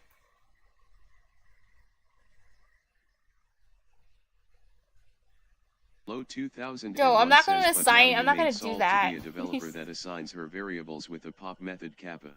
That would be pretty funny if I did that. Imagine I signed from now on every variable with pop, and I put my variable in a, like, whatever the value I want, I put it in a list, and I always pop it. You know, it'd be pretty funny. I should do it on the next task. Unnecessary. I should do it because it's funny. Blind 137 We says have if a I list. have a list 1, 4, 3. 4, 3, 2. No. Do you have an interesting question? Oh, reverse equals true. It would be 4. 3, 2, Blind 1. 137 Reverse says, equals and I false is sorted with reverse equals true, it would be 4, Okay. 3, 2, 1. It's interesting that this is a argument that it takes. I mean, why even have a reverse equals true? Like, I guess it's whatever. I'm gonna say why it would be more convenient to have it be true or false. Like, just pass true or false and do it, you know? Instead of reverse equals true, reverse equals false, because more typing. Go from Natasha. Bruce. For cases where mutating the original list is undesirable, the built-in copy sorted iterable function can be used to return a sorted copy. Sorted. Oh, so you have sort and sort. Wow. Names. Okay. But it's kind of not clear which one is the copy and which one's not. Like, you just have to memorize sorted. Oh, sorted's the copy. They should have called it sort copy names. Wouldn't that be a better name? I think so. Occurrences of an item in a list. Oh, that's long. The number of occurrences of an item in a list can be calculated with the help of list.count. Takes the item to be counted as its argument and returns the total number of times the element appears in the list. Okay, that's convenient. Finding the index of items. List.index item will return the index number of the first occurrence of an item passed in. If there are no occurrences, a value error is raised. If the exact position of an item isn't Line needed. 137 says you can memorize it because usually methods of list modify the list in place. Oh.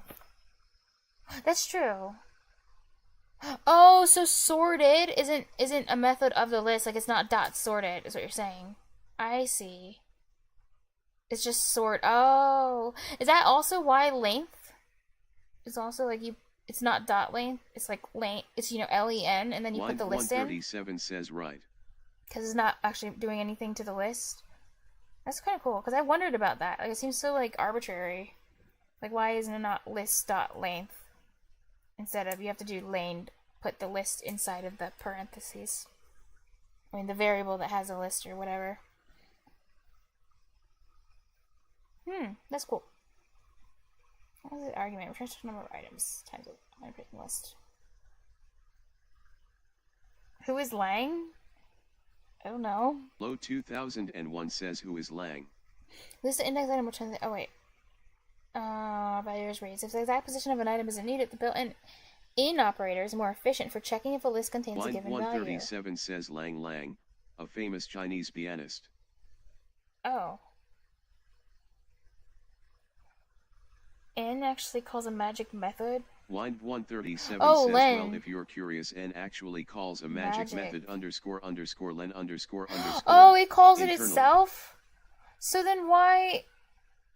Oh, that's magic. So why not have us do it ourselves? Why can't we just do dot length, blah blah blah? Why do we have to use a method to call that? Like, what's the point of adding and putting that in a method and then having us call it? There has to be like some design choice for it, like to make it.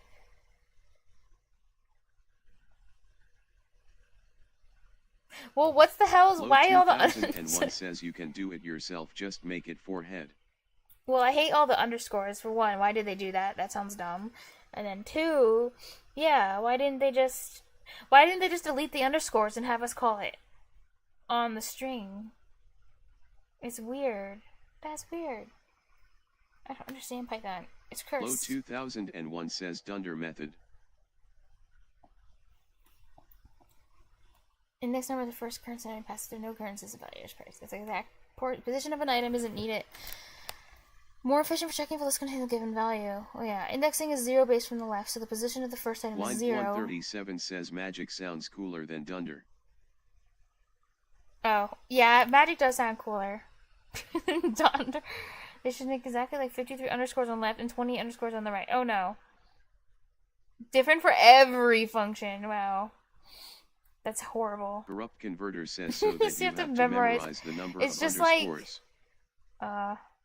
Win, doesn't that remind you of our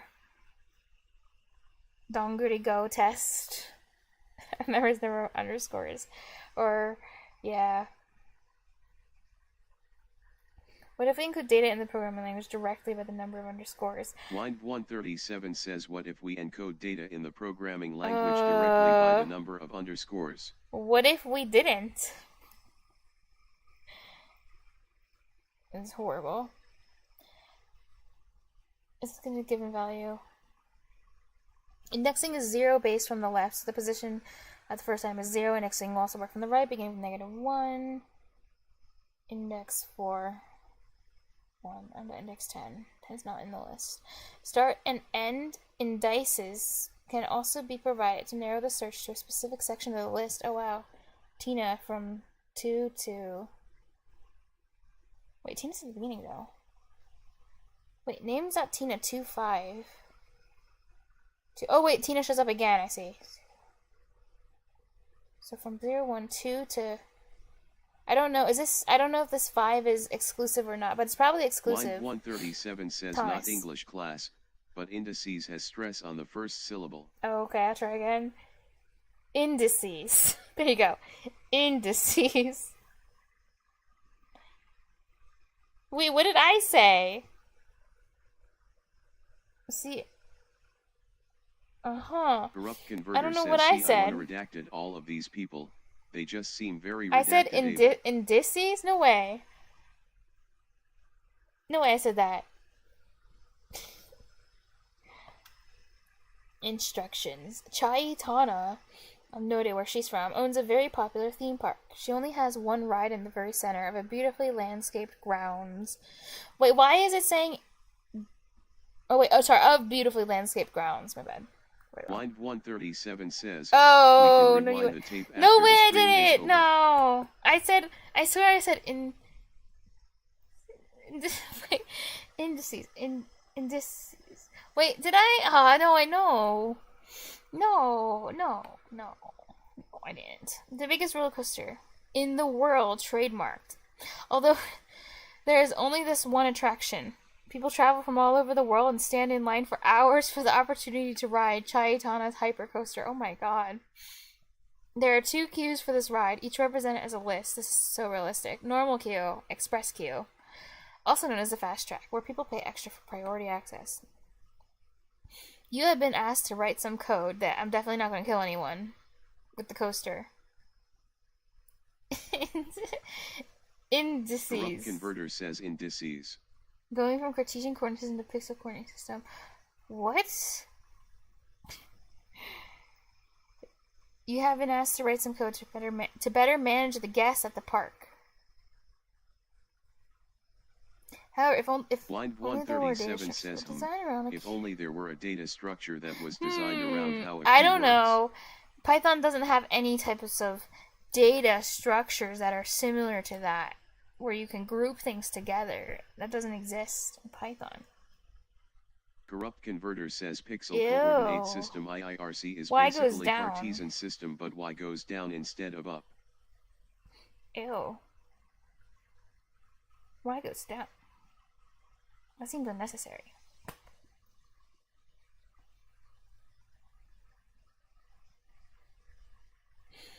Ask to write some code. Oh yeah. I Low say 2001 says yes, but to not better why, manage the guests since at you the also park. need to get a frame. you need to implement the following functions as soon as possible before the guests and your boss, Chayatana, gets cranky. I say if guests cranky, kill guests. And then we solve all our problems. That's what I think. Add me to the queue. Define the add me to the queue function that takes 4 parameters. Express queue, normal queue, ticket type, person name. This isn't C. Corrupt Converter says who cares about bounds? This isn't C. Right. Ticket type is an int. I don't even know what you guys are talking about. With 1 is equal to Converter says express kappa. queue and 0 is equal to normal queue. Person name is the name as a string of the person's badge to the respective queue. Int 1 express queue 0 normal queue. Wait, why is it taking these other parameters though? Express and normal, that's weird. Add me to the queue. Wait, what? Express queue equals Tony Bruce. Oh. Normal queue equals robots guy W. Ticket type 1. Wait, 1 is express queue. But there's a normal queue. There's normal queue people too, so that's weird. Oh, is it saying only give... I don't even know. Normal, okay. Ticket type. Person name equals Richie Rich. Tony Bruce. Richie Rich. Let's just add them into the queue. So what is this? Oh, it's saying the ticket type is saying which queue to put them into. I get what it's doing now. Express queue. Ticket type 0. Person named Hawkeye. Where are my friends? Sad. Okay, so...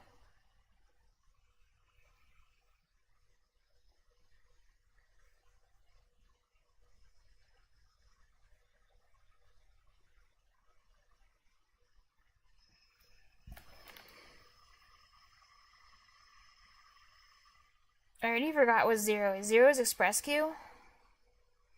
No, 0 is normal. 1 is express, because 1's faster. 1's bigger than 0. That's how I remember it. Okay, so... I don't know, we need if statement, if ticket type equals 0, normal queue.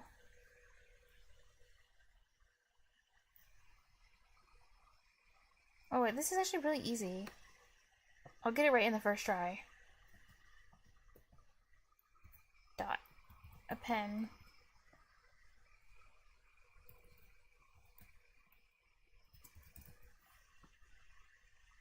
Else. Oh damn it! Why did you remove the last? Remove the last person? Low 2001 says she will get it right in the first try, Kappa. Yes, because it's easy.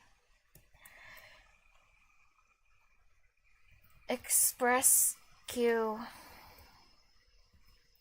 dot append.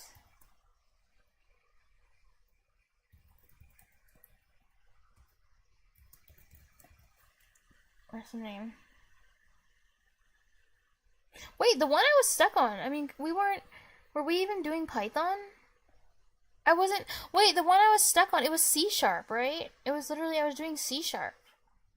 I don't remember. 2001 says, I don't know why you talk about Q. I only see a list of people kappa. Uh-huh. But, yeah, I think... Sorry, any colons? I was doing C sharp. Q is... Corrupt Did I... Converter says you've only done Python today. Q-U-E... Did I do it? I spelled it right. No, I didn't. I did C sharp. Did I screw this up again? Oh, wait. Add me to the... What happened? God damn it. I didn't get it in my first try. I want to get something right on my first try. First sequence is not a list. Low 2001 says failed. Wait. Oh, wait. I need to return, don't I? That's awkward. Oh, wait. What if I need to return. Probably. Maybe. Or, well, yeah. I don't have to store it anywhere. I can just return it. No, wait, no. God damn it. Wait, Q is weirdly spelled.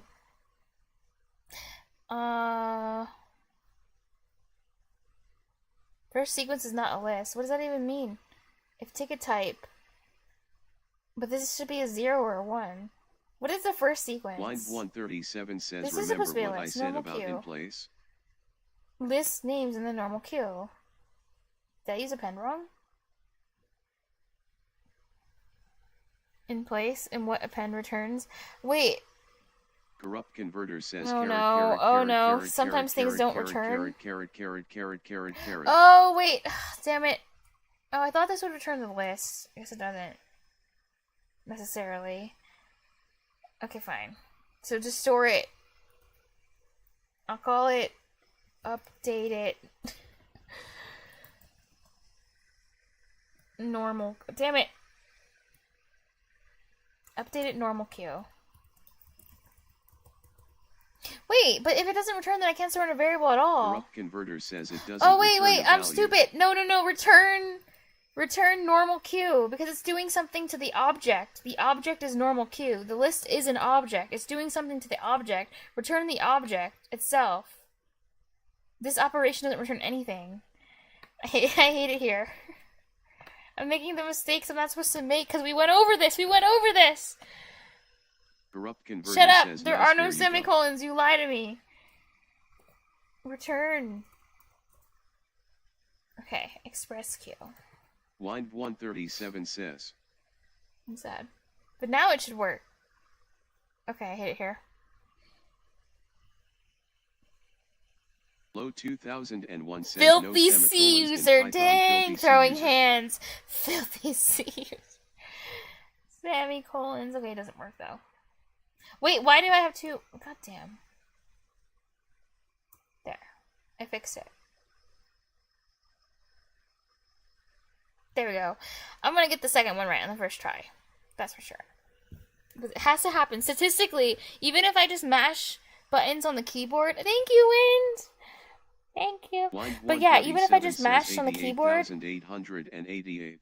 Statistically, eventually I would pass one of these tests. Because, you know, if I do it enough times, like, it would happen. Corrupt, you're funny. Okay, guys. Alright, find my friend. Where am I?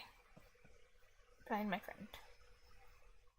Where are my friends? One person arrived late at the park, but wants to join the queue where their friends are waiting. But they have no idea where their friends are standing, and there isn't any phone reception to call them.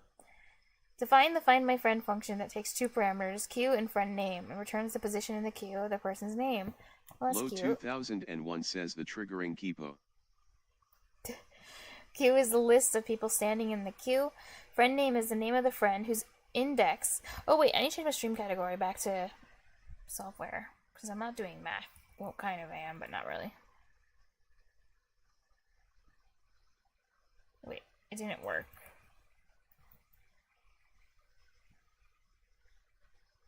Okay. The friends are waiting, but they have no idea, blah blah. Oh yeah, define my friend function that takes two parameters, queue and friend name. Yeah, queue is a list of people standing in the queue. Friend name is the name of the friend whose index place in the queue you need to find. Remember, indexing starts at 0 from the left and -1 from the right. Yeah. Easy, because I just need to, what was that function that I Corrupt talked about? Converter says you should change the stream category to Phasmophobia.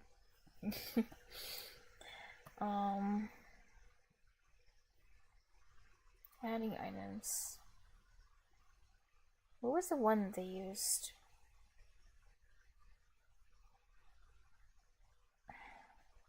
I need the index. Wait, I swore they talked Corrupt about one Converter where you can says, find in the something. meantime, They did. I'm gonna fold some dishes. Fold some dishes, the heck? I mean, clothes. Numbers. Oh, this one. Items. Oh, Low items. 2001 says dishes don't fold because they are not elastic. Wait, no, this is count. Names dot. Oh, index. Line 137 want. says he could be folding them in the 4th dimension. Oh my god. Wouldn't that, like, kill him? Corrupt Converter says no, they're gonna fold. Alright, well, good luck with that. Okay, so... Q. So I just need Q dot... Well... I think I can jump into a return statement. Can I? I don't know. Low 2001 says just like our universe is a 11 dimensions with 8 dimensions folded into nothingness. Kappa. What? Q dot index. Low 2001 says, string theorists. Kippa. Friend name. Q dot index. Return. Wait. I need this number. Wait, can I put a return here? I don't know. Q? Yeah, this returns. This should return. Should. Because why would it not? What would be the point of it if it didn't return? Hey, I actually did one in one try, so. God. Can I please join them? Now that their friends have been found in task number 2 above, the leader Riber would like to join them at their place in the queue to find the add me with my friends function that takes 3 parameters: Q, index, person name. Q is a list of people standing in the queue, index is the person at which the new person should be added. Person name is the name of the person to add at the index position. Turn the queue update the leader Riber's name. So that was, what was the name of that one called? Insert? It was called extend. Wait, no.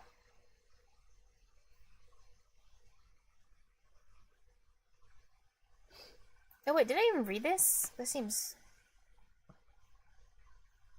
I think I skipped this part, because I don't even remember reading about list.extend, to be honest. Combine existing list with elements from another iterable, set, tuple, string, etc. Or list.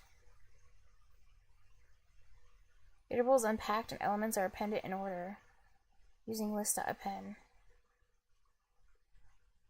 In this circumstance, would add the entire iterable as a single item. Oh, it's 8, 9. Oh, this one's helpful. 5, 6, 7.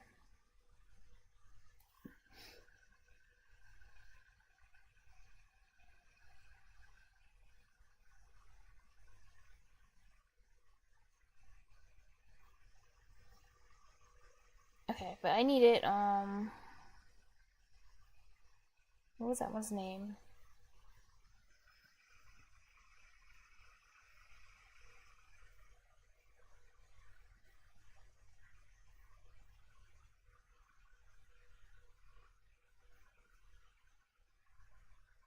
This name, the one for inserting.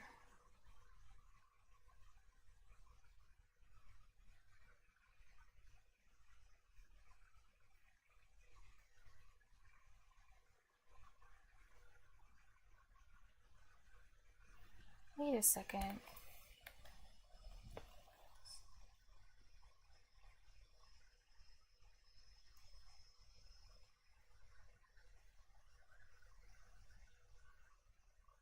I swear I just read one that was talking about how... Oh, yeah, insert. So it is just called insert. There it was. Wait, first parameter, index, and item.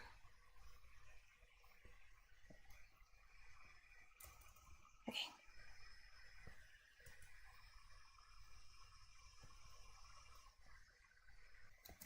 Person name. Return. Wait, what am I doing? Q.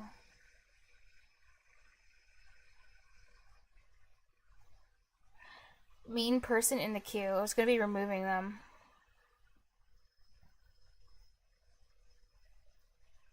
Delete an item from a list. Use. Oh wait, no wait. I need the.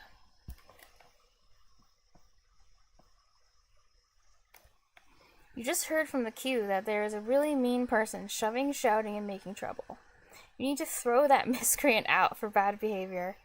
Define the remove the mean person function. That takes 2 parameters. Queue and person name. Queue is a list of people standing in the queue. I love this. It's so silly. Just shoot them. I know. Queue is a list. Person name is the name of the person that needs to be kicked out. Nice. Return the queue. Update it without the mean person's name. Like, I was like, oh, that's a mean person. Like, you need to leave. You're a mean person. Steve. Corrupt Converter says pop them carrot. Eltran gets kicked out. Okay. What if mean person says no? Low 2001 says what if mean person says no? I wonder, can I make my own class for no reason? And just wrap it, and just wrap another function, just use it like a wrapper, so I can name it like kill person. Because it would be funny. Wait, I don't know. Wait, that, okay, yeah, I should try to make it more complicated for funds. I don't know if it'll work, but we'll see. Because then... Yeah, because I would just be calling it. I would be calling whatever this is from within my code. So, I think it would be fine. I just have to, like, change a lot of stuff. I do.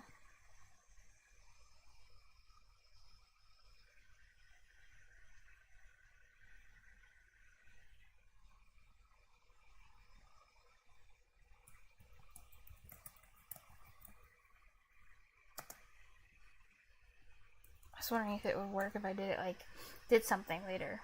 Okay. So I have the... Oh wait, no, I would need this... That's not where I want to put it. Below... I don't know, I'll put it below remove the mean person. Right, Q, person's name. So normally what you would do, I guess, is the... dot remove, whatever that does, but how do I use it? I mean, it just should take it out by, oh yeah, dot remove. So if I just,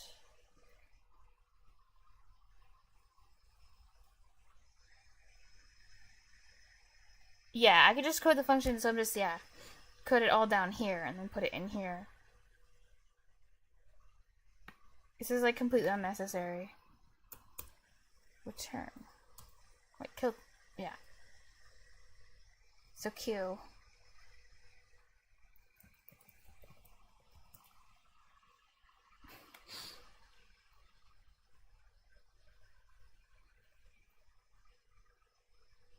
And then person name. Corrupt Converter says sir please step out of line. Bang.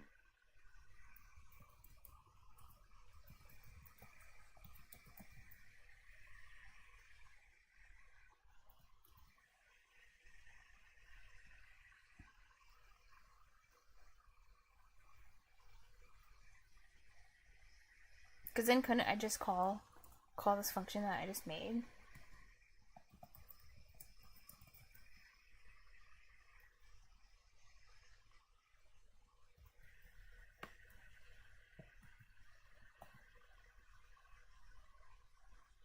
Can I return it? Yeah, I can.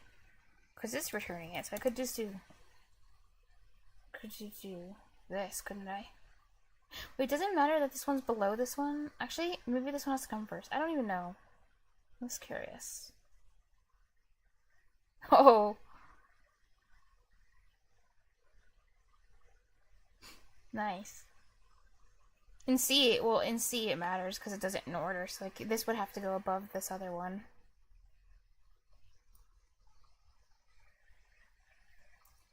But I guess like the compiler for like Python with its 300,000 layers of abstraction, order doesn't matter. And I also think in C# the order doesn't matter of the methods.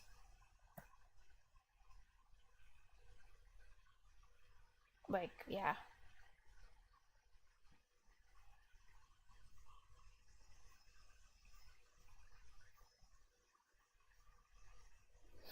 What's it doing? Corrupt Converter says order really shouldn't matter tbh. Yeah, I thought so. But yeah. Okay. I'll leave off here because I think Win had to go. Converter says I don't know why it does in C. So I'll come back to this later, but I will finish the math thing, and if I do finish that, then we can go play. So. Done detour.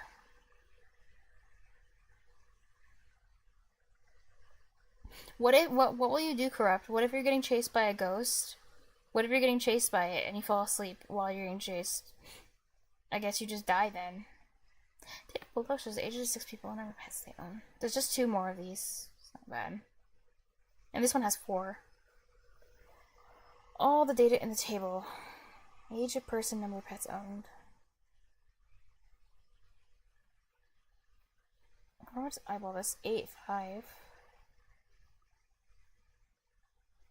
Corrupt Converter says it'll lose interest in me and find interest in you due to my luck stat.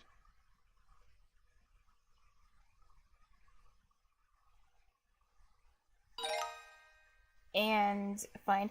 Oh! Oh wow, you probably do have a higher luck stat than me, to be honest. Because I have like... I think everyone has a higher luck stat than me. That would be annoying. I hope that doesn't happen.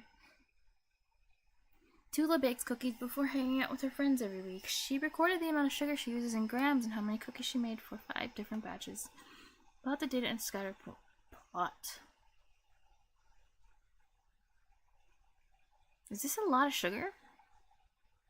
I don't know. For 5 different batches. Wait. Okay, sugar on the bottom, cookies on top. 26.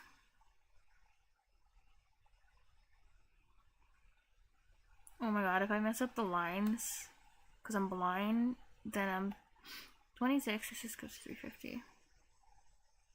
Wow, I can't believe I have to put all the dots on. Okay. 219.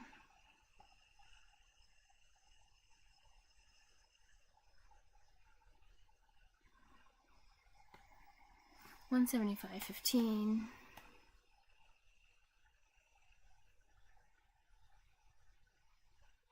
Wait a second, where would 175 go? 150. Oh, here. There.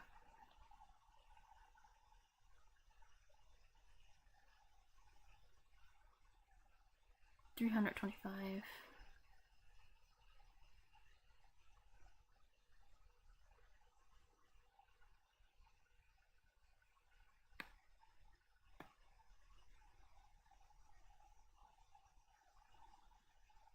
It's off. Okay, 325, 225.16.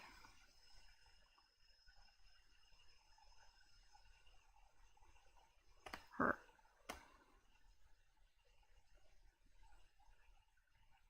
Okay, I think I did them all. Wind137 says, can we just use Matplotlib? Oh, you're back, Win. Matplotlib. Oh, is that a library for Python or something? What is Matplotlib? Oh wait, but you're back, so now I can go back to Python. Yeah. Oh. Wind137 says, yeah. That's cool. Do you like using Matplotlib? Is it fun? Wait, what's your least favorite library? Like, that you have to use, or that you use a lot, but you don't like it? If you have to pick a library that you don't like in Python. Oh, it's cursed. Oh, maybe... Wind137 says no. Beautiful. It's incredibly cursed. So maybe Matplotlib is your answer? Look what I did! Look what I did while you were gone! Are you proud of me? Of this, what I did here? See? Do you see what I did for remove the mean person? I removed the mean person. I know! Look what I did! I'm so proud of myself! Look! Amazing. I did so good! This is how you remove a mean person. Says I. But it's how you do it. The final solution. Actually, maybe I should retitle it The Final Solution, because that's really what it is. Corrupt Converter says, I shot him, daddy. Let's see. Sorry, I'm changing my category again. Exactly.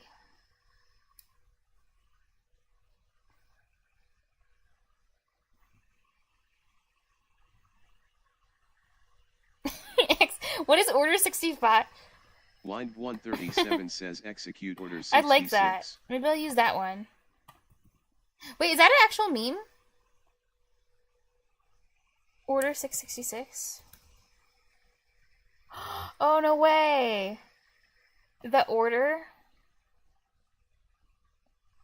All Jedi as traitors. Wind137 says, Subject from to Star Wars. Subject to summary execution by the Grand Army of the...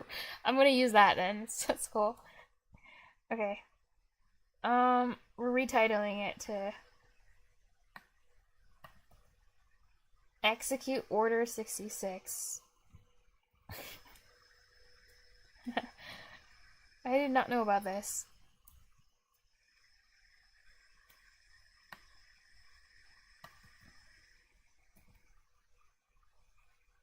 Amazing. Thank you. John Wick after you. Corrupt Converter says, Order 66 sends John Wick after you.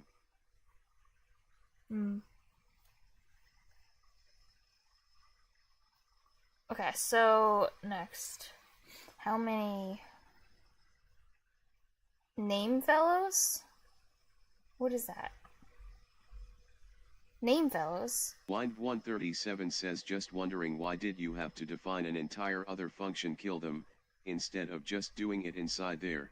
Could I have just done it? Is that possible to... I thought I had to define a new function.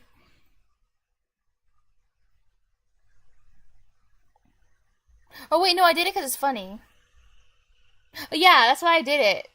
Yeah, I could have just did this, and this could be the... Yeah, I did it because I wanted to say, like, something funny. Wind137 That's says, literally maybe it. that was the question. Oh yeah, it was... I don't know. Yeah, okay, so originally this didn't exist. Yeah, there was nothing here. I just did it because it was funny. I just wanted to be able to say, like, kill them or something.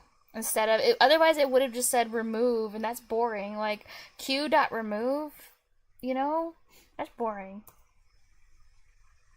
We want to execute... we want to execute Order 66. Yeah. You're just like, okay. Exactly. You may not have seen... Wind137 says, okay. You may not have seen two unrelated people who look exactly the same, but you have definitely seen unrelated people with the exact same name fellows. Have you ever heard the term name fellow? Because this is my first time hearing this. It's like, oh wow, you're a name fellow. Like, we're name fellows. Like, who says that? Today, it looks like there are a lot of them in attendance. You want to know how many times a particular name occurs in the queue. Name fellow. Corrupt Neither. Converter says delay underscore next underscore breath. Subject. Length. Rightward arrow delay my underscore God. next underscore breath. Subject. Very poetic. Infinity. A person with whom one shares a surname or given. Oh, rare. Oh wow. So whoever wrote this assignment or whatever this is, I guess they read poetry or something. You want to know how many times a particular name occurs in the queue? Define the how many name fellows function that takes two parameters, queue and person name. Queue is a list of people standing in the queue. Person name is a name you think might occur more than once in the queue. Return the number of occurrences of person name as an int. Yeah. Easy.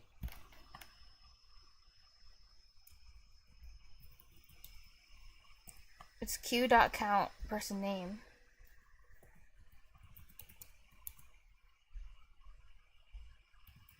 I think.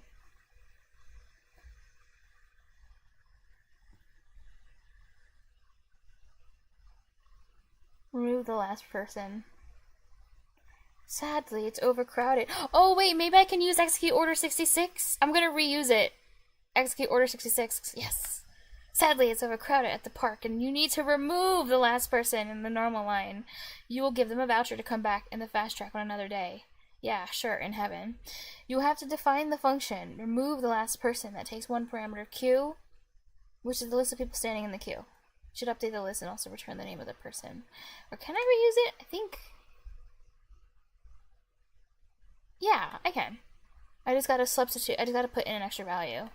You should update the list and also return the name of the person who was removed so you can write them a voucher. They're not getting a voucher. Okay, Q. Rocket. Last person. Wait, what does it go? What is it passing in? Q equals. Is it actually passing in Q equals? Maybe not. Rocket. Oh wait. Oh damn it, I accidentally went back. You're right, the double swipe sometimes is annoying on laptop. Annoying.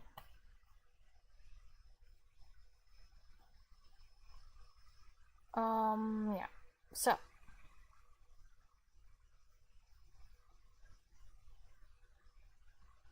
Oh, you'll always remove the last person anyway. Laptop trackpads are cursed. Yeah, that's what Corrupt was saying to me yesterday. He's like, Live laptop. 137 says laptop trackpads are cursed.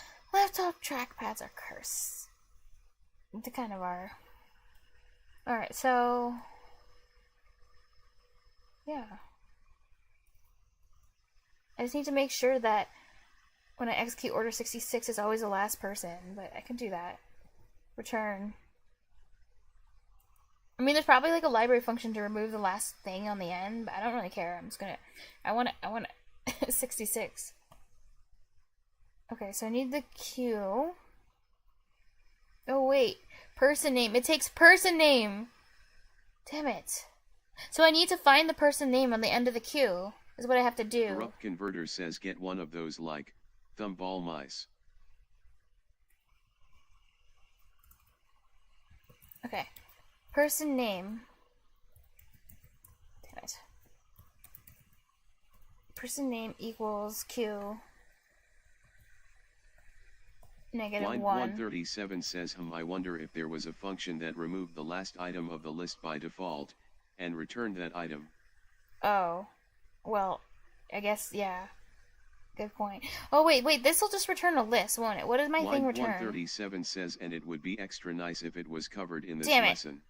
This returns a list. Wait, that's what I want. I want to return the list. It would be extra nice if it was covered in this lesson. Oh, yeah, like pop, maybe? I know, but it's funny to use order 66. Wait, Corrupt Converter says you Windows call me calling stupid you more than stupid anyone else BTW. who ever existed. Silly. I'll have to execute order 66U. Not to win. This is probably not going to run, because it never works when I try to run things. Okay, it didn't work. What did it happen? The test expected a rocket. What did I return? Tasha, Steve, Ultron, Natasha. Natasha, Steve, Ultron, Natasha is not rocket. Oh, wait. I'm supposed to return. Oh, yeah.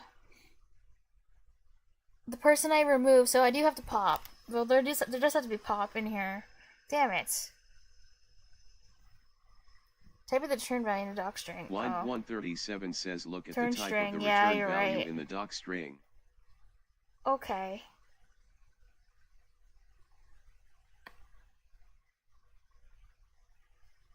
So then I don't have to do any of this. I can just return person name if I wanted to. But no, I should have to still execute order 66. Or maybe I can just execute order 66 and still return person name. It worked. Well, you know what? I'm still gonna execute order 66 because why not? It doesn't. It's unnecessary, but it's like I know it passed. I passed the test, but like I can still execute it, and I can still do it.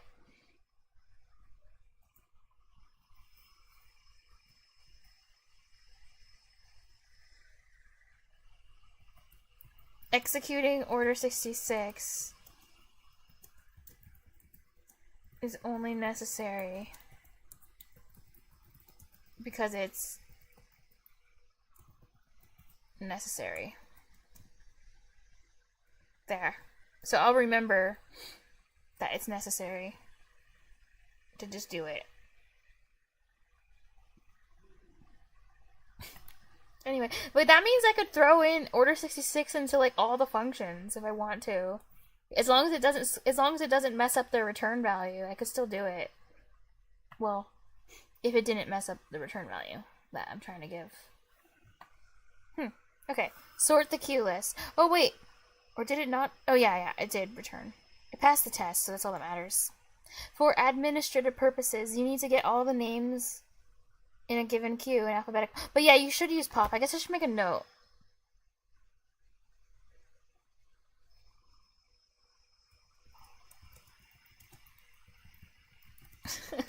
Because I cheesed it. 137 says just FYI you can do all of that in one line with pop. Yeah.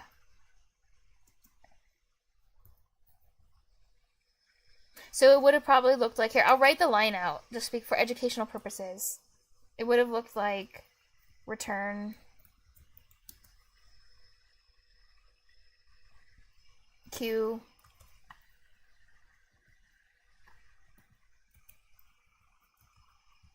dot pop -1, I think. So it would pop it off and return it.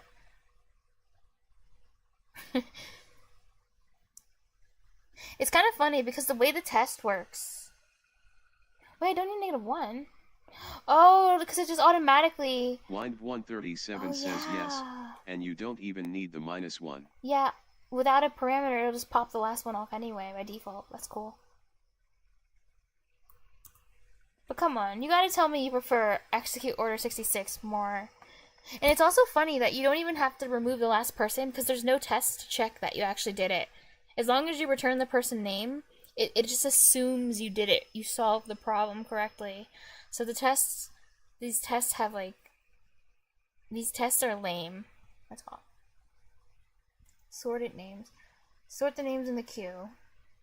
Wait, I'm gonna sort that. Wait, then I have to return it. Okay. Damn it. Oh, I wanted to actually order 66 again. That's fine.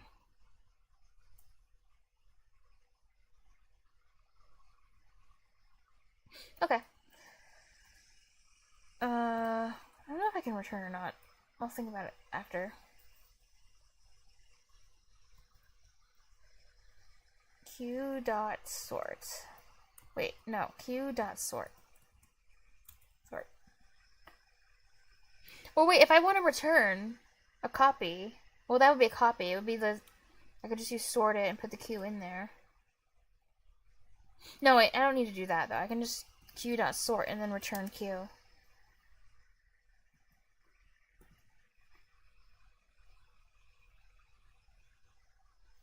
Yay.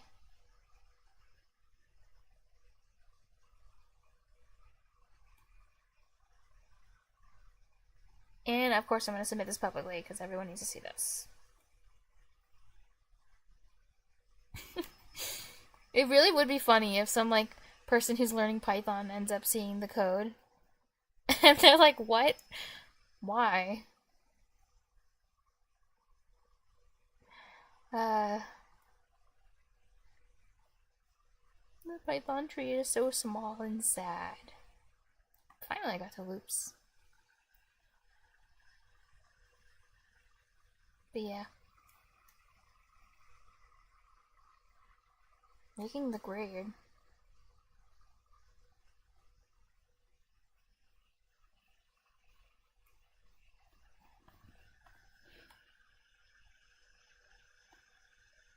Fruit Loops breakfast cereal. Yes. Yes. Blind 137 says Fruit Loops breakfast cereal. Python has two looping constructs, while loops for indefinite uncounted iteration, and for loops for definite counted iteration. The keywords break, continue, and else help customize loop behavior. Okay, break. Continue. Why would you need a keyword continue? Because shouldn't a loop just continue all by itself? And else. Range and enumerate help with loop counting and indexing. Oh, I know you have to use range because you have to turn things into lists, which is so annoying. And enumerate.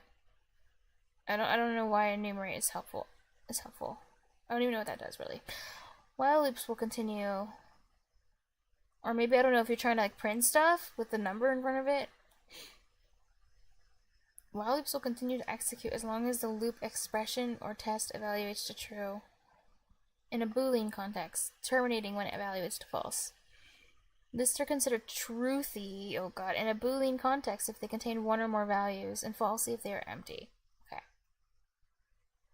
Spam, ham, eggs, green spam, green ham, green eggs. Spam is pretty good. While placeholders. Wait, do you like spam? I think spam's pretty good. Also, I bet that guy who stayed up till like 8 a.m., whatever his name was, Low, I bet he's like dead now. So.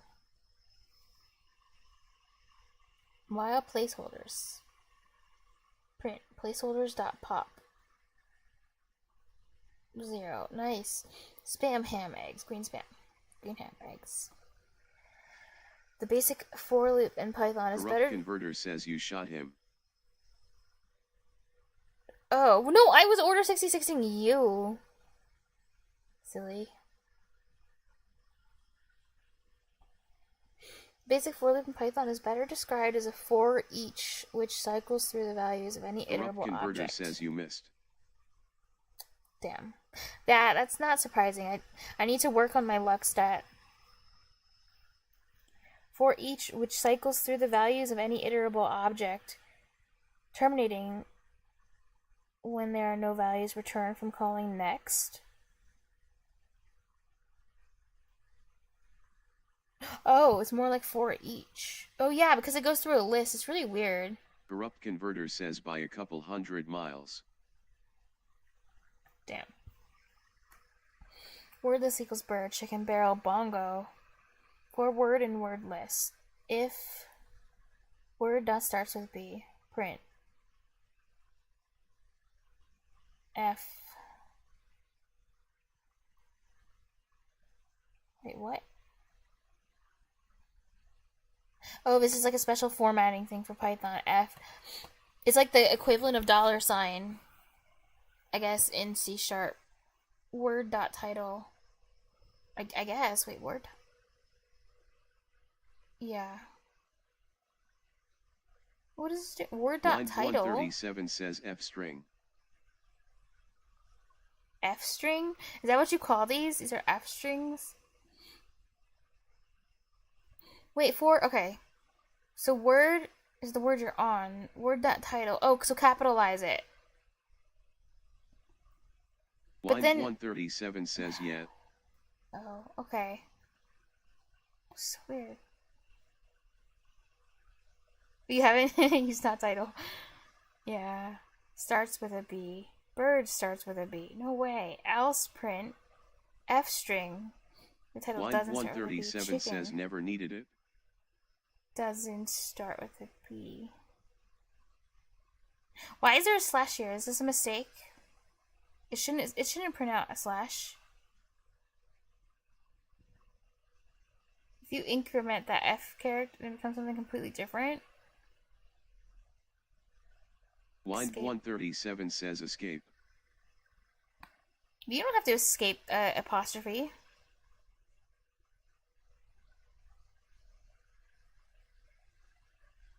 Format Me strings. says format strings, raw strings, What? Unicode strings.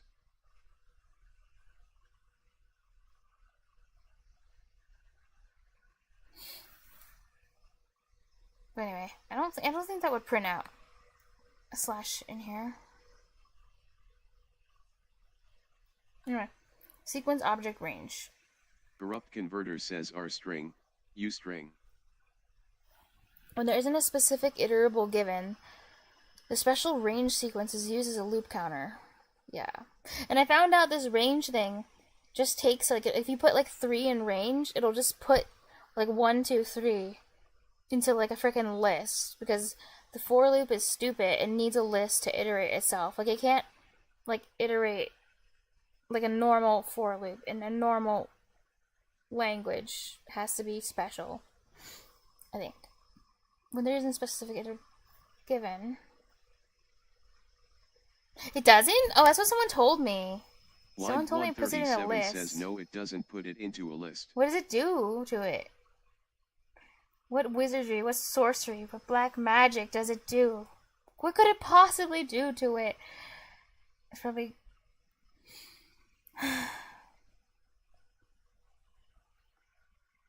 It says, right? Corrupt converter says it puts you into a list.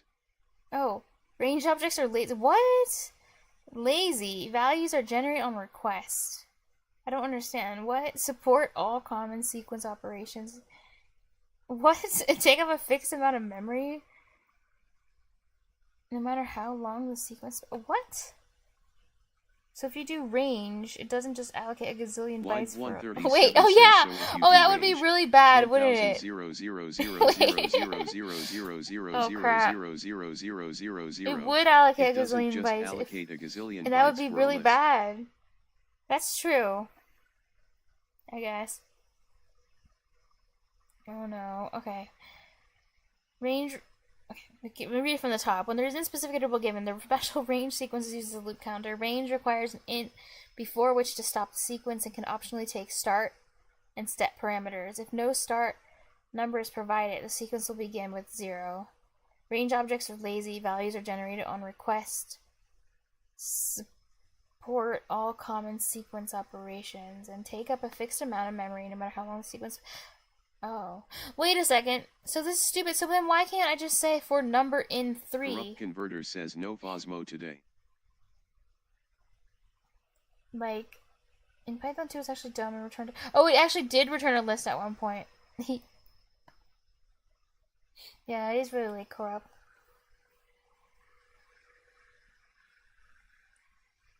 It's actually dumb and returned a list. Cool. Wait, isn't Python 2 the one where you could say true is false and false is true or whatever? Whenever you want it to? Hell yeah. So Python 2 is the best. Python 2 is the OG. Line 137 says yes. In Python 2, you had real freedom before all the freedom was taken away.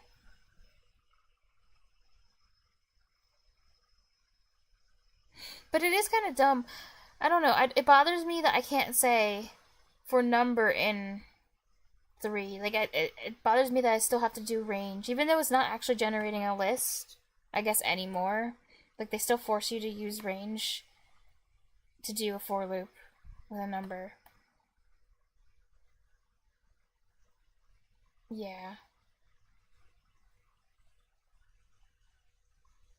Corrupt converter says, well, now that we established that Phosmo isn't true, that means I can sleep immediately because short-circuiting operation. You can sleep whenever you need to, Corrupt. As I said earlier, I think it's better to think of Python's for as a for each. Oh yeah, I did say that. Think of Python as a for each loop. For each. 1.7.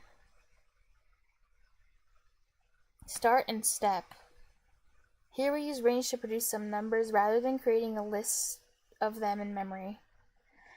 The values will start with 1 and stop. Corrupt Converter says before O 7. slash. Oh yeah, good night, Corrupt. You're playing rest. Is it earlier? I think it's for each. Rather than creating a list of them in memory. Values will start with 1 and stop before Line 7. 137 says I know they have for each in C. I think they probably have it in C. Oh really? Oh, see, I think they. Hey, oh, for each is a real thing? I've never heard of a for each. I've only heard of for and while and do while and yeah. Okay.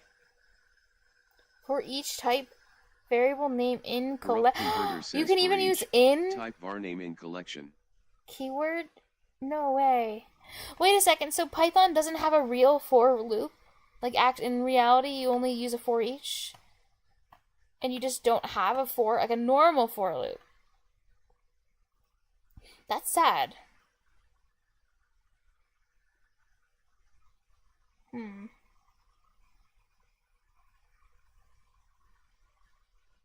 Start and step numbers. If no start numbers provided, the sequence will Corrupt begin with Converter 0. says maybe you can for loop using while I don't know. Oh yeah, maybe. Like convert it into for loop. While. Oh yeah.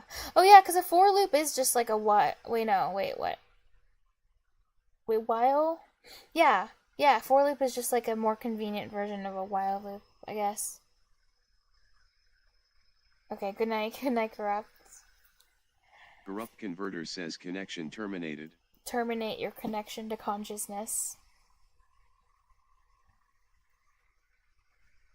Good night. Line Sequence 137 begins with says 0. good night. Range objects for lazy. So yeah.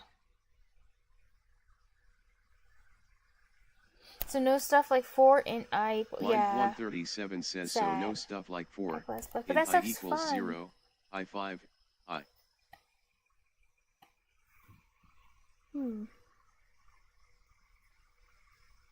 Though I kind of like that you said when that. Oh wait, you said that. So no stuff like for. Okay, I see. No doing that stuff. That stuff's fun though. I still think I really like that Python 2 actually makes a list. So if you do the 1 billion thing, what happens? It just can it handle it? Can it create a list that big? Will it break? Will it blend? Range 17. If number mod 2 equals 0, print number is even. Let's print number is odd. 1 is odd, 2 is even. Range can also take a stat parameter. Oh, wow. Oh, this is like slice notation, kind of. Except you're not using the slice colons. You're just using commas. Here we use range to produce only the odd numbers, starting with 3 and stopping before 15. Line 137 says yeah kinda. Yeah, it's cool. It has a kind of like start, stop, step. If number mod 2 is 0, number is even, else print number is odd. Nice. Values. Line 137 says for int I equals 3, I15, I equals I2. For int 3 I plus 15 I equals I plus 2. Oh yeah, okay. Yeah, that's what it would look like. With if Python was normal, but Python's not normal.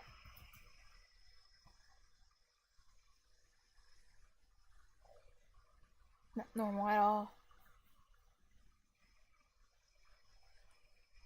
13 fun. If the values and their indexes are needed, the built-in enumerate iterable will return index value pairs. Oh yeah, that's what this.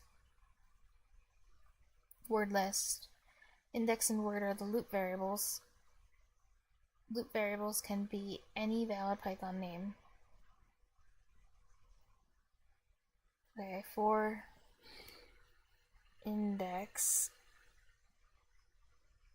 word and enumerate word list. Line 137 says I don't like how they use both indexes and indices. Yeah. Wait, those have the same meaning? Wait, which one's better? Which ones are they technically different at all? Or is it just like it doesn't matter? You just should just like pick one though. Which do you prefer? What do you say when you talk to others? Do you prefer indices or indexes? English is just weird. Yeah, it is. Indices. Line 137 says they're the same. Oh, cool. English is just weird. Yeah. Oh, guess what? Guess what, Wind? You're gonna be really proud of me. Well, you're gonna be happy. Wait, match with matrix? Oh, matrices. Line 137 says it matches vertex, with matrix rightward arrow matrices, vertex rightward arrow vertices, etc. Wait, is it bad if I'm like indexes, matrices, vertexes? Wait, that sounds bad actually. Vertexes. Actually, I think I would say that though. Vertexes. Yeah, I probably would. But anyway. But Wind. So I asked my mom, like, I know it says matrices. I say matrices. Am I anyone? 137 says I don't think anyone says matrices. Am I someone? Sad face. Just like I was the only one who said Zor, even though it's Xor. And I guess I'm the only one who says care, even though it's actually supposed to be char. But it's supposed to stand for character, so that's dumb. Yeah. But yeah, Wind. I asked my mom how she pronounces. Remember those 3 words? Mary, all those ones. And this was so interesting. I asked her how she pronounces these 3 words. Like you asked me that, and she pronounces all 3 differently. Isn't that weird? Salt Desironides says Mary, Mary, Mary. Yeah, she pronounces all 3 differently, but I think I pronounce them all I pronounce them all the same, but she pronounces all 3 with a different vowel. Wait, I had her repeat it like multiple times to me. Line 137 says, oh, interesting. Yeah, I'll try to mimic her. I'll try to tell you what she said. So I'll read them in order, and I'll try to remember like the way she pronounced it. So it was like, oh my god, how was it? It was like, oh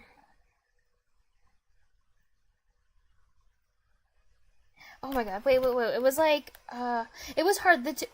Honestly, it was really weird. The way she pronounced these 2 ones, like the difference was subtle. So like, I'm trying to remember like how it sounded. Desironides says Mary, Mary. But the vowel, I could tell the vowel was different. She wasn't pronouncing them identically. So the vowel was different, but it was weird the way she was doing it. Because it was like a subtle difference. It was like, Let me think. I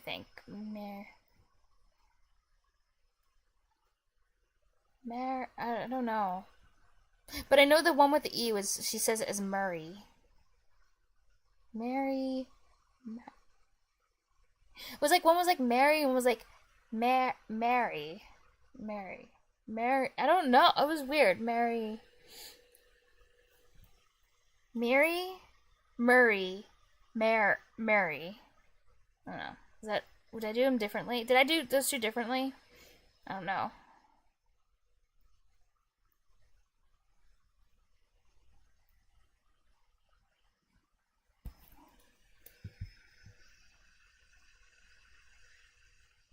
But it was interesting. If word dot starts with B. Print word dot title at index. Oh. Index. At index. Index starts with a B.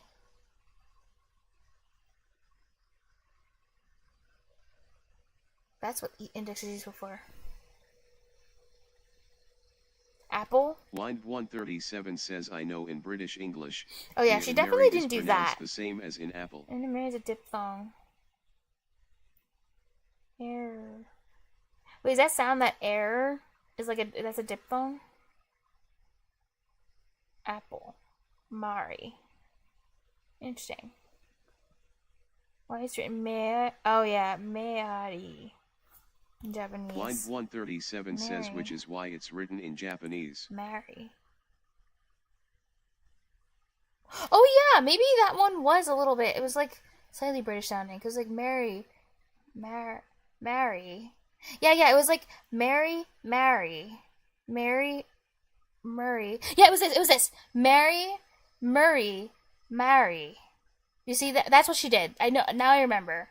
Maybe I'll just do this too. Wait, I'll change the order into this because now I remember. But they're slightly different. But it's not a full like. Is the same as Apple? I don't know. Salt Serenity says Mary. Shut up, TTS. But it was like, yeah, Mary, Mary, Murray. See? And that's different. Bill, I don't know how I should say that. Plays says Bill Murray. But when I say them, I say it like Mary, Mary, Mary. Isn't that interesting? Yeah. Mary, Mary, Mary. Line 137 says interesting. Mary. You don't either? Yeah. Maybe it's a West Coast thing. Line 137 says oh, except when you try Fox. Them either. Faux British accent. Lol. Oh. Also, hi, Enon. Yeah.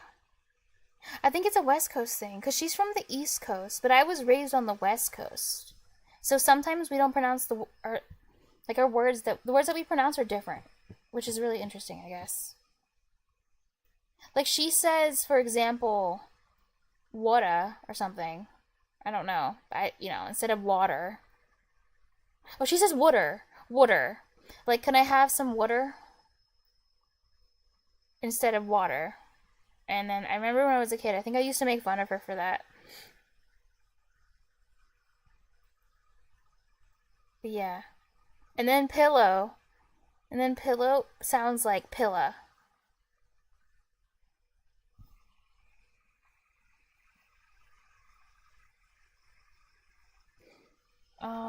Else print word title. At index doesn't start with a B. What is with all these slashes? The same method can be used as a lookup for pairing items between two lists.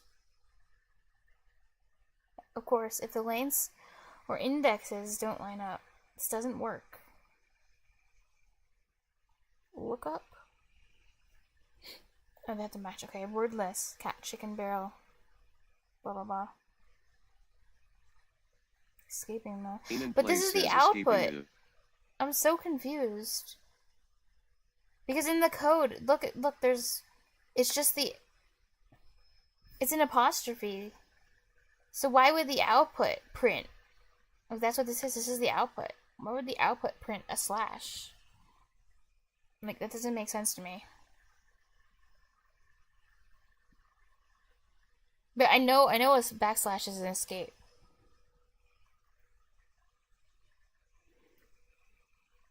Category list. For index word and enumerate word list. Line 137 says I think there wouldn't be any quotes at all in the output. Oh yeah. Or quotes in the output, that too. That's just true.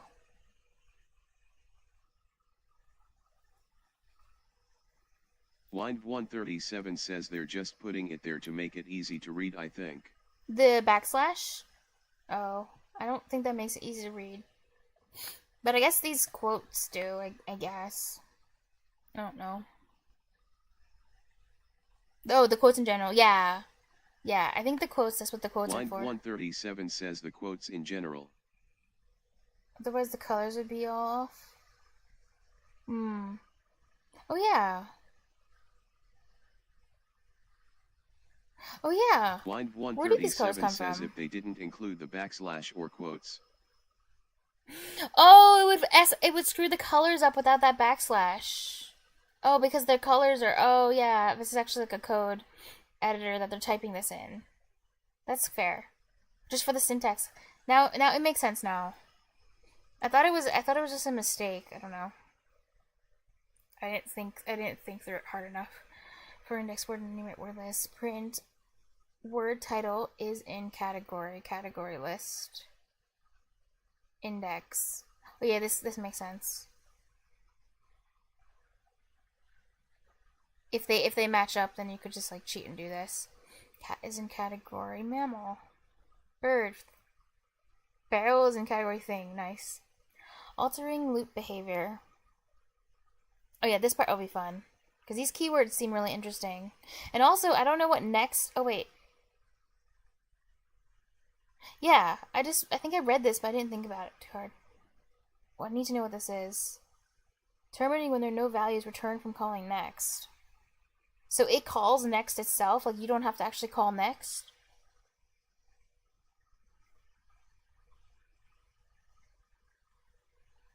Oh, retrieve the next item from the iterator. It's weird. Oh, okay, it Line just... 137 says yes. Weird.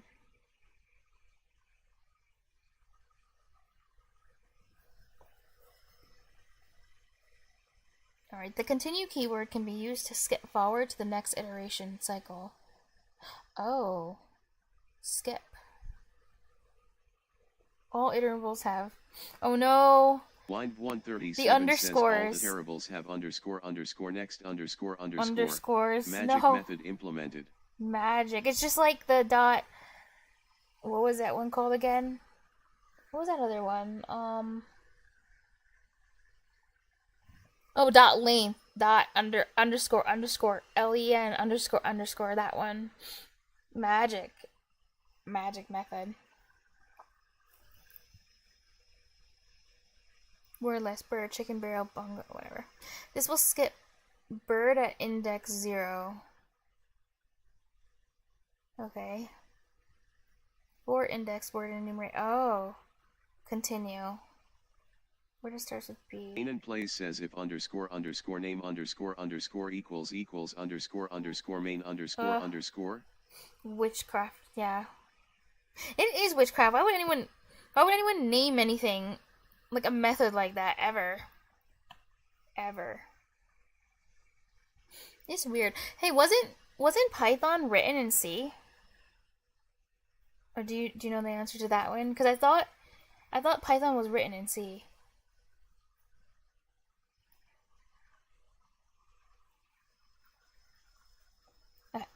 Where was I? If word that starts with B, print word title at index starts with B. The break, like in many C-related languages, keyword can be used to stop the iteration and break out of the innermost and closing loop. Okay. I didn't know you could use break in like... You could probably use it in C#, I guess. I didn't know. For index, word enumerate, word list. If word that starts with B, print word title, index starts with B. Else if word is silver, break. Okay. Else print word title doesn't start with a B. Okay, so once it reaches silver, it stops. Because it breaks. Wait, loop broken. Oh wait! That's what it says else print. Oh, wait a second. Loop broken. It didn't break and end everything. It went to the else. Line 137 says can you understand why we need continue now? Yeah, now I do. I thought break was continue, but actually, yeah, now I see. Well, but what's weird to me is why does it... Oh, wait, never mind. This is outside the loop. That's why it prints loop broken. Okay. Okay. Instructions. You're a teaching assistant correcting student exams. Fun. Keeping track of results manually is getting both tedious and mistake prone. Hey, Wynn, weren't you ever a teaching assistant? Like you've done that before, like graded people's stuff? Correcting student exams. Keeping track of results manually is getting both tedious and mistake prone.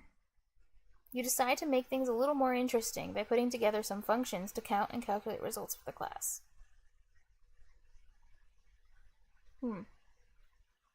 Rounding scores.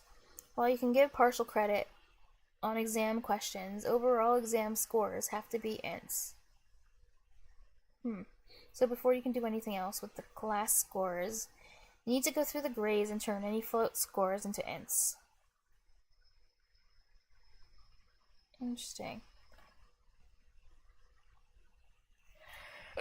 Yeah, what is your fact?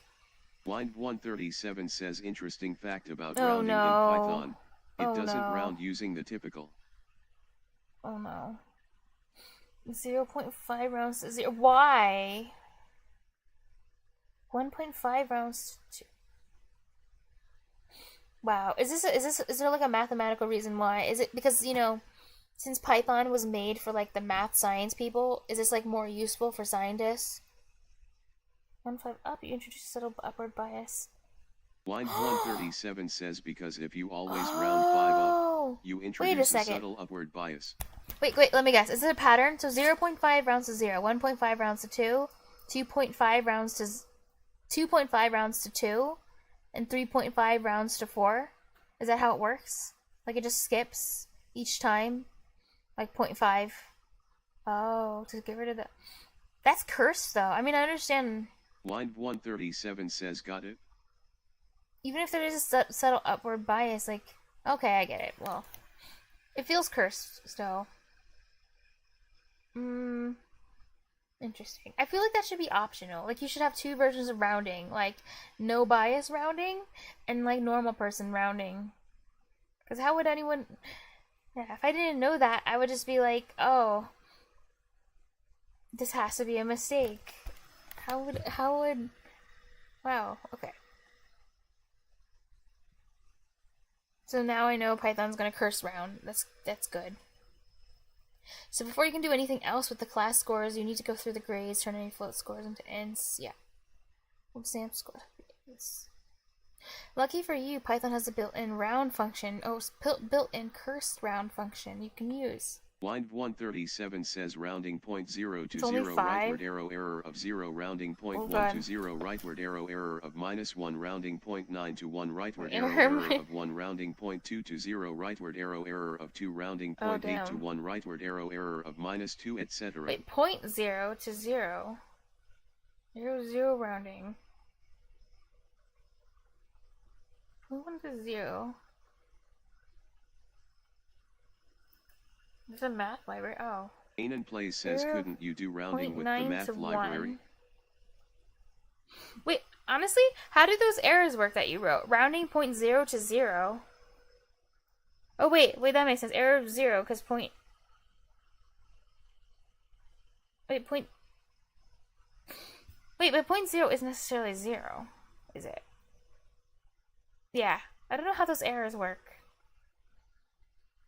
9.9 to 1. Rounding, oh. Wind137 says I always wondered this in elementary school when learning about rounding. Wow. I never had any thoughts even close to this. To what, I still don't exactly understand what's going on. Okay, if we assume we only have 1 digit to the left. Okay. Wind137 says if we assume we only have 1 digit to the left, then... So like 1 digit to the left of 0.0? Oh, right. Wind137 says sorry I mean right. No, ending in 1 or 9 has an error of 1. Oh, if we have, it doesn't matter what digit. We have a digit on the left. Oh wait, you said you, oh wait, no, right. Oh damn. Wait, it would be left because it would be like something 0.0, something 0.1. So it would be left, right? Okay, so Wind137 says so rounding 0.9 or 0.1 incurs an error of 1, right? Oh, 0.1. Yeah. 0.9. Yeah, that makes sense. You have 0.1 error. Oh yeah. 0. Okay, error of 0. That makes sense. 0.1. Now I see what you mean. That's error of... Wind137 says but we'd assume Wait, 9 that'd and be 1 error of occur negative... equally likely as decimals. Well, why do you have -1? Error of -1 rounding. We assume 9 and 1 occur equally likely as decimals. Yeah. Equally likely. That makes sense. Blind137 says so we have Oh, 0.1 and minus 0.1 in equal proportions on average. Oh. Oh yeah. Oh yeah, because you when you're going up and when you're going down. I owe you 0.1 and I decide to give you nothing. Oh yeah, I wouldn't like that. I decide to give you nothing. Isn't that how the economy works? You'd have a debt of 0.1, right? Yeah, it's true. You owe me 0.1.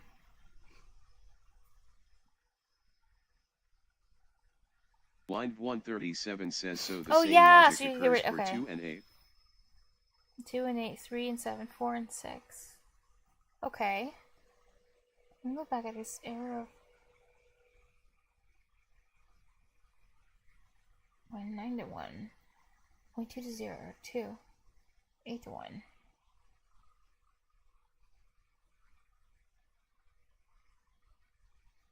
Blind137 says but in the case of 5, it's always 0.5. Oh wait, not plus 0.05, not negative 0.5. Blind137 says if we round the way we were taught in elementary school. Oh. Does he always round 5 up? Blind137 says because we always round 5 up. So if you were doing this multiple times with multiple numbers and like adding them all together, then you're increasing like each time 0.5 plus 0.5 plus 0.5, like the inaccuracy is going up a bunch of times. That's yeah, instead of canceling each other out. Okay. Yeah, that's bad. Blind137 says right. I guess that's a fair point. But that's actually super cool that you actually wondered about that in elementary school. Wow. That's really cool. I wish I had thoughts like that in elementary school.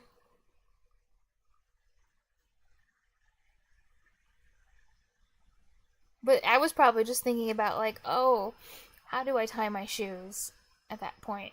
So, yeah. Round function you can use. Create the function round score student scores that takes a list of student scores. This function should just consume the input list and return a new list with all the scores converted to ints. The order of the scores in the resulting list is not important.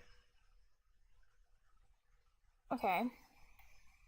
So it rounds and returns an int, I guess that's what it's saying.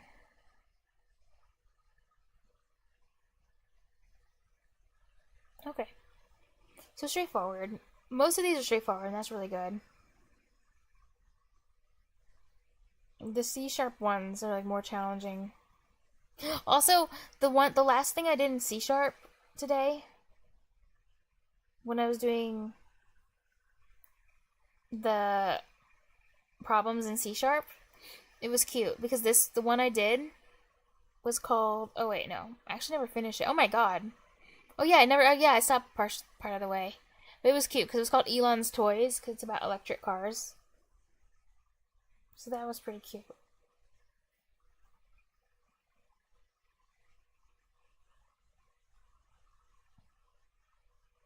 Oh wait, I didn't have to do that.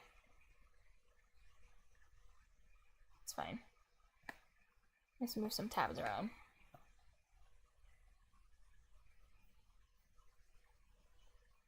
Okay, so just make the round thing. Failed students.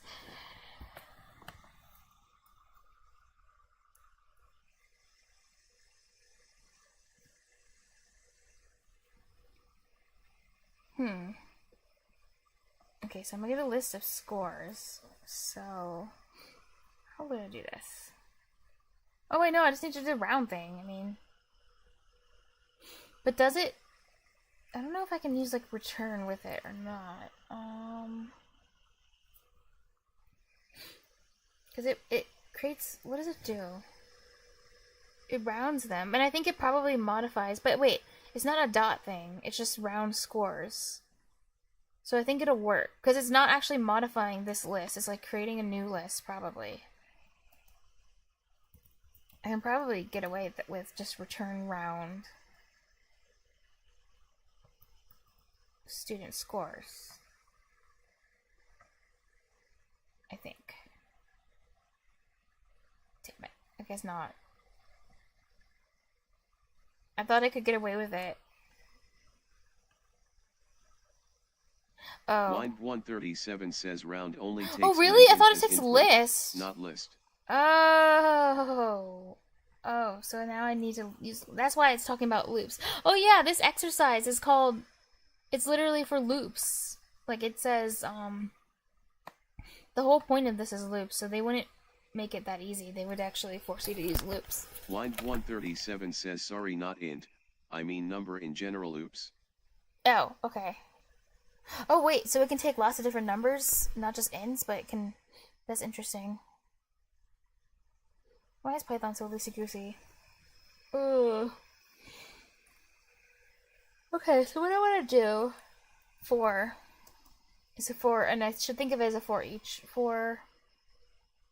Line 137 says I mean like int or different float types. Score in... Oh yeah. Oh yeah, because you want to round the floats into like, yeah, I see now. I didn't think about that.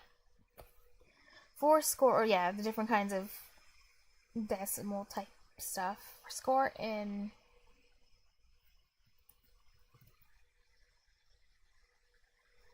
range. Can I do this? I think so. Range. Student scores. Line 137 says 4 years ago. 4 years ago. Yes. Wait, so I'm gonna round each score, and I want to put them in a new list. But I can't say to Python, hey, create a list type. Oh wait, no, but I can say to Python that I can do an empty list. Line 137 like says student scores is already an iterable. What am I gonna do? Student scores. Oh yeah, student scores is... Oh, so I don't need a range because it can iterate by itself. Oh, okay. Oh, range makes it iterable, even though it doesn't necessarily make a list. It just makes it iterable, which is why you have to use range. Okay.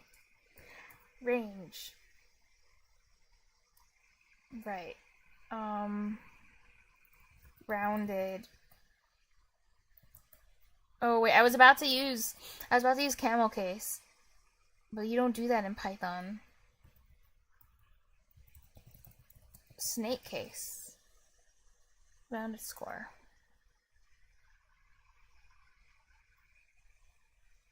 And then I guess I could use a pen.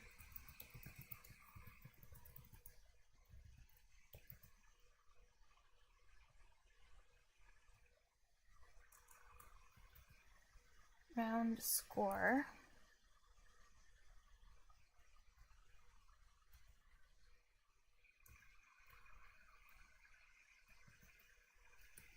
Return rounded score.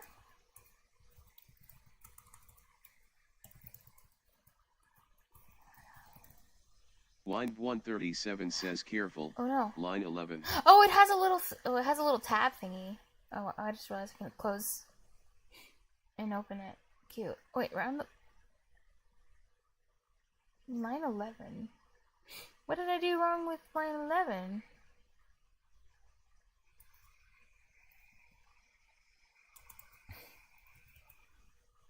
Rounded score equals... This is... Oh! Oh yeah, 4. Empty. Put it in. Oh, thank you. You're right, it matters where I put it. Good point. Olex1v says hi. Why?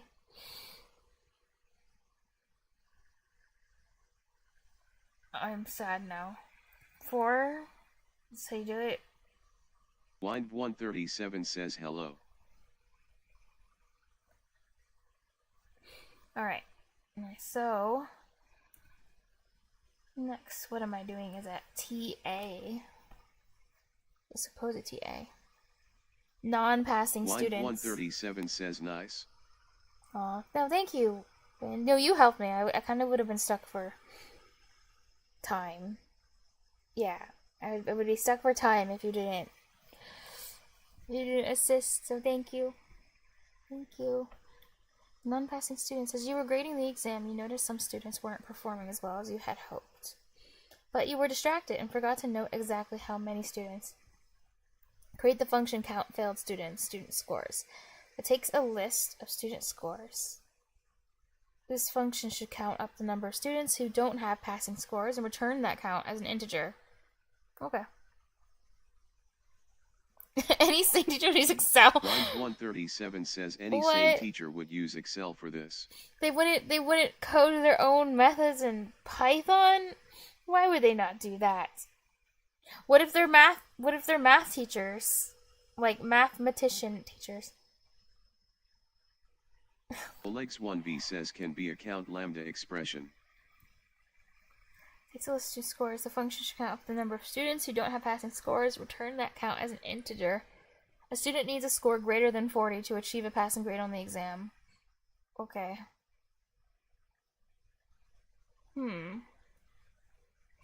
So how would I do this? Well, I still have to iterate through all of them. I mean, I'm guessing I'd use a for loop again to go through everything. Yeah. Well, yeah. I'm just gonna use a for and put an if in it. For score. Olex 1b says sum 1 for y and x if y2. Score and student scores.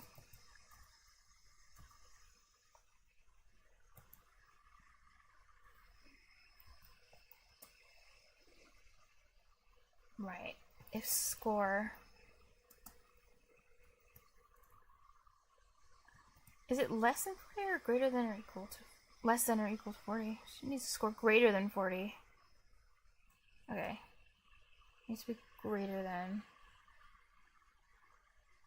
So score less than. Or equal, then that actually is failing, because it has to be greater than 40, so it can't be 40. Yeah, if score is less than or equal to 40.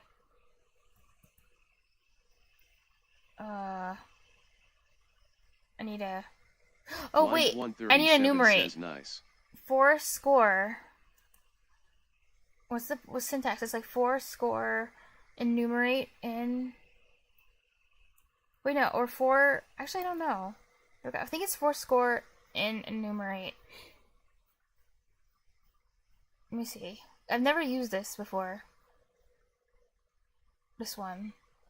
For. Where is it? Index, word, and enumerate. Oh wait, no, it's for Says index. We like to do verbose Python here. Onaliners is black magic for beginners. For counter. Word. Wait, no, score. I'll do it like that. Verbose Python here. Oh yeah, one line is black magic. Lambda stuff is black magic.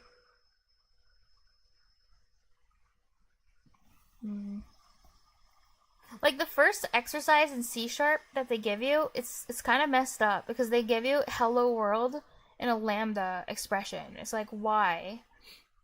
Like, why would you do hello world and introduce it in lambda form? Like, why was that necessary? That's what they do for C#. It's kind of crazy.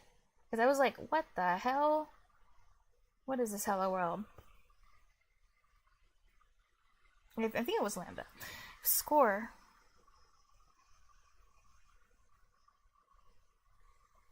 Garka says return round. Less than or equal Item. to 30. For item in 40. student underscore scores for instance would be how I would have done first task.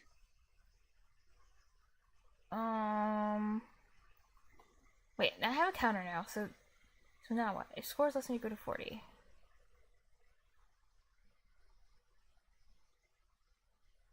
Oh wait, no, this doesn't even matter. This isn't gonna help me, because this is just gonna count in general. Oh, wait, but maybe I could. No, wait, no. Yeah, that was dumb. I don't need this. I still need an if anyway. I'm going back. I don't think I actually need it to do it like this. Well, it doesn't matter if I do, but I don't know. Let's keep score. A score less than or equal to 40. I'll just create a variable called counter myself. Olex1v says return sum, 1 for student in student underscore scores if student equals Counter 40. equals 0 if scores less than or equal to 40. Does Python support plus plus? I hope so. Line Okay, looks like it. 137 says I at don't know. Olex1v in this case you could actually just sum the bools directly. Return counter.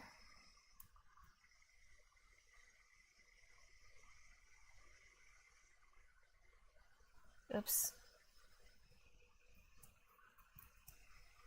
Colons everywhere. Everywhere the colons go. Line 137 says return Damn sum, it. student equals 40 for student in student What? underscore Okay, scores. let's see what you said. In this case, you can actually just... Oh, return...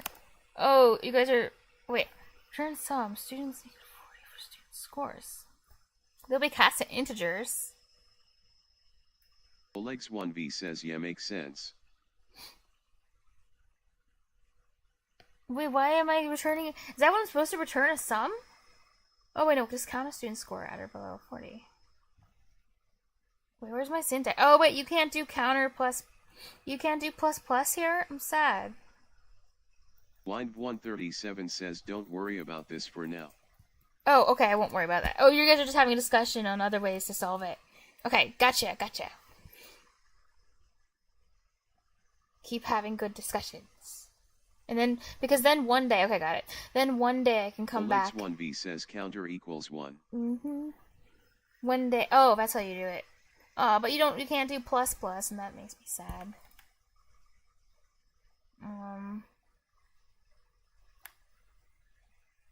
I'll do that then. Plus equal. The second shortest form. Sad.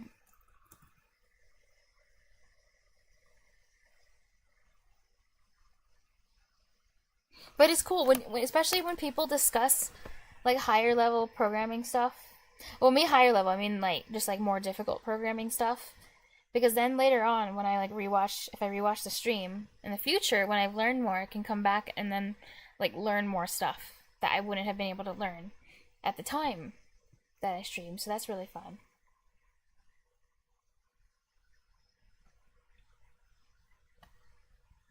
Values and indexes were my... Okay. The best.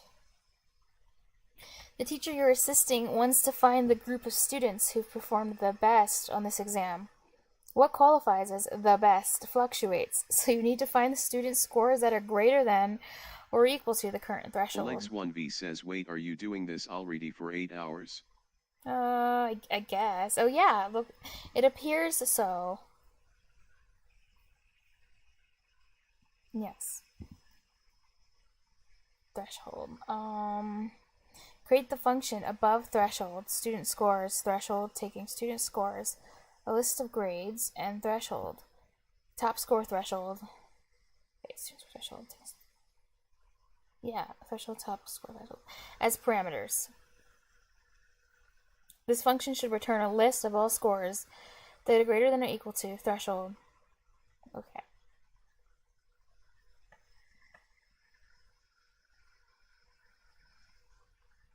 No, it's not that long of a Olex1v stream. says sysem.out.println, you are crazy. Yeah. Imagine playing like video games for like 8 or so hours. It's not that crazy. Especially if you like have a day off. It's not that bad. And plus I've been skipping around, jumping around, taking it easy. Sometimes I'll just, have conversations with people in chat. It's just really chill.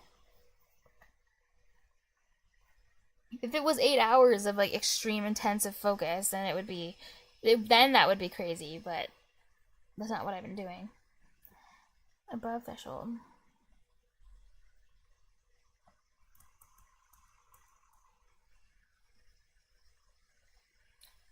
Right. I guess I'm gonna keep using 4. It keeps working, so.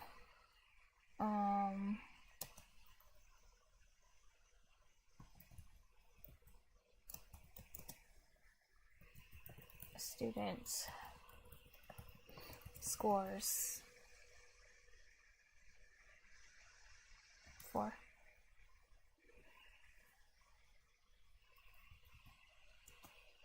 If does it have to be equal to threshold or greater than or equal to threshold?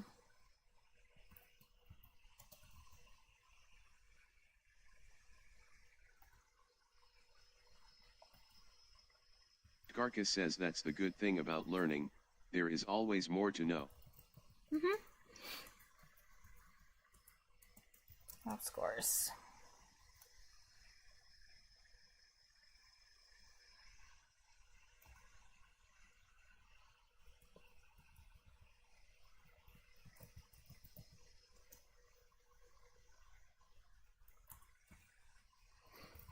Append.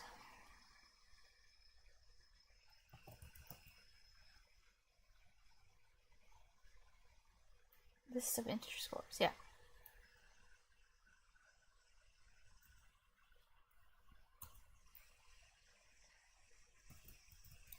Turn.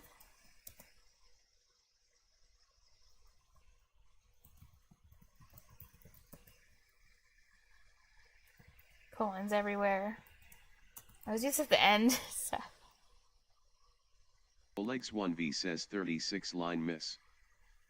I hope you don't mean the colon. Nice. Calculating letter grades.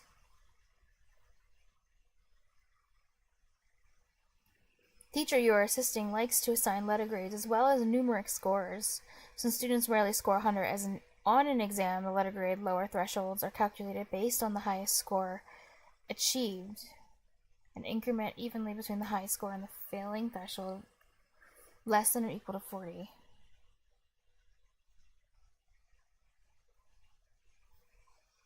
Exam. Oh, like a bell curve calculated based on the highest score. Interesting. Evenly between the highest score and the failing threshold. Okay. Create the function letter grade highest that takes the highest score on the exam as an argument. Returns a list of lower score thresholds for each American style grade interval. Oh yeah, this is how we do it in America. Or do we? 86 is an A in America? No way. Freedom grading. Wait, Wind 137 you haven't says seen this, freedom right, grading. Wind? It should be 90 to 100. That's what they did it in my schools, and I'm freedom grading. 86 is an A? No way. They're being generous. They have to. 71 to 85B. That's how I thought they did it. 2 to 5 grading. Oleg's 1v says we have from 2 to 5. Oh yeah, I grading. remember that. That was great. I wish all classes were like that. 50 to 60. For A's, it's beautiful.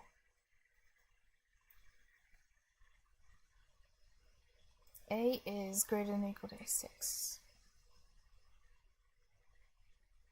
Okay, letter grades, highest equals 100.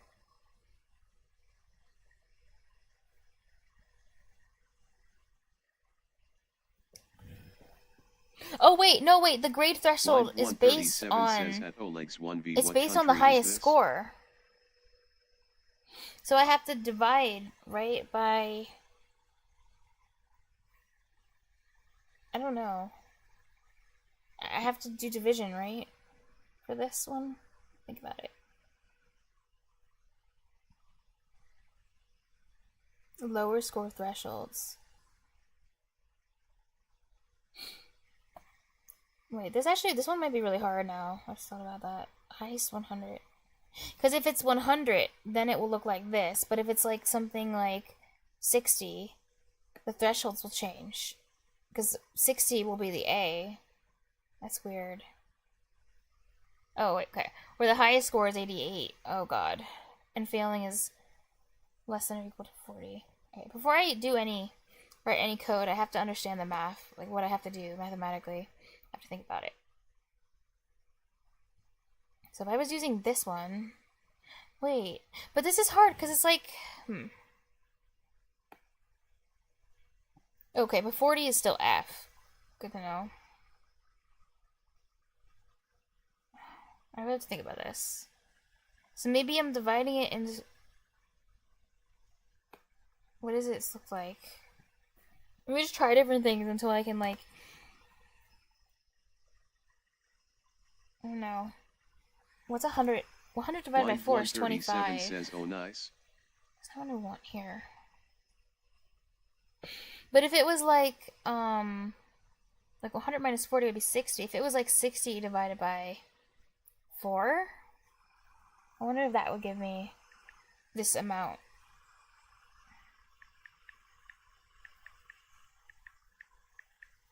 It'd be 15. Is that what I want? 100 minus 15 would be 85, but this is 86. But 85 starts with a B. Actually, maybe this is what I want, because minus 15. 70 minus 15 should be 55. So is that what I need to do? Take the highest, like 88. I'm gonna try it with this one. Wait, where is it? This is highest is 100. Oh yeah, 88. Subtract 40. And let's see if this works. 88 40. And then divide by 4 to get this value. So 88 minus 12. Line 137 says 40. 100 to 76. 40. Yeah, minus 12. N/41. 76 minus 12. Okay, I think this is what I need to do. And this gives me this value. Oh, you figured out the math. 40 plus 100. Oh my god. 100 minus 40 times n. Oh yeah, because you have to add the 40 back, because I subtracted the 40. Wait, 40. Oh yeah, because later on, yeah, you have to add it back. 100. 100 minus 40 times. Wait, what's n? Line 137 says where n from 0 to 3. What is n? What is n doing? What's n for? Why does 0 to 3? 4 plus 1. Why are we adding 1 at the end? What is this? Yeah. Yeah, there are 4 numbers. Line 137 says there are 4 numbers, right? Yeah. D starts at 41, not 40 according to Line this. 137 says yeah, because D starts you're right. at 41 and not 40 according annoying. to this. There's plus 1. Yeah. D starts at 41. Okay. So each one, you said n from 0 to 3. Oleg's 1v says and then grade from top to bottom and assign. Wait, let me plug in appropriate 0. letters. So is each one 0, 1, 2, and 3 supposed to correspond to a grade letter? Like, so if I do 0, 100 minus 40, 60 times 0, 0. But wait, then 0 divided by 4. Wait, can you do that? I forgot. Well, no, you can't divide by 0, but you can go 0 divided by... So 0 plus 1 is 1. 41. Oleg's Oh. 1v says cause grading system can be changed that way really easy. Oh, so your formula, the one that you came up with, finds the number on the left, right? It finds where we start. So, oh, okay. And mine found the end. Well, I found this section. Oleg's 1v says and not using On the magic right side. math I found the right expression. column of numbers, but I didn't know how to find the left column. Number on the left will end up now, but nice. But is this right? All we need, it's cool that we can find the left and the right numbers in the column, but all we need is one side, right? Because if we have the right side, we can assume what the left side is of this scale. And if we have the left side, we can assume the right side. Is that right? Says 3, Oh. Hello. Hello, Takeda. I. But yeah, I was just curious. Do you think that's true, Win? Or is my logical Blind guess wrong? 137 says hello. Aw. Ah, Japanese person. Says No Omega way. WW. Hello. But yeah. Wait, what do you think, Wind? Did we just need, we only actually need one column. Like either the left column or the right column, right? Blind 137 says yes. Oh, the ones on the right are the ones on the left on the line below, on the line minus below, one. -1. The ones on the left are the ones you want. I can find, if you look at the sample, oh. Ones on the right are the ones. Blind 137 says On if the you look left. at the sample output, Wait, what does that mean? The ones on the right are the ones on the left minus one.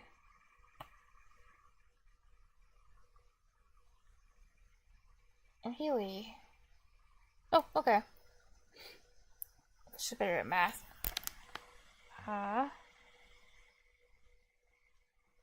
says W. Oh? Wait, what is... Win, does that mean, are they studying C? Like C language? Is that what that is? C... I don't know what that is. I think it's probably C. Says CWWWW. Oh.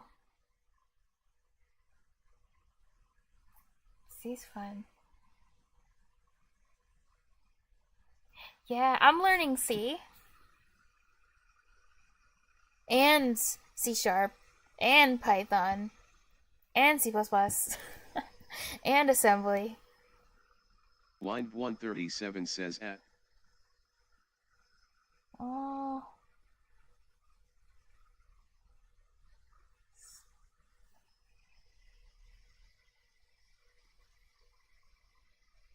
Says W. Oh my god.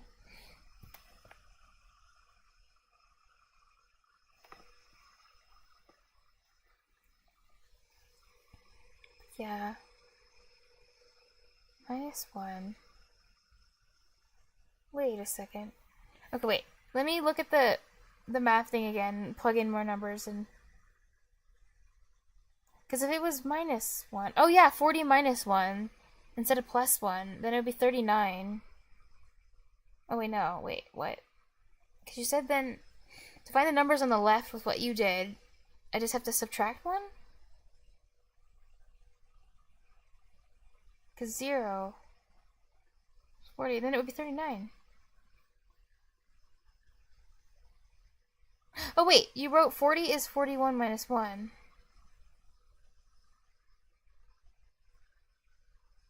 Oh yeah. Oh yeah! 53 minus 1, you're right. 53 minus 1 is 52. 65 minus 1, that's what yeah. Oh, okay, sorry, I'm dumb. 77 minus 1 is 76. So you can use this to find that. Okay. I see. 70. Oh. Yeah, but the numbers on the left are more important because we already know the max. Okay, okay. Oleg's 1v says.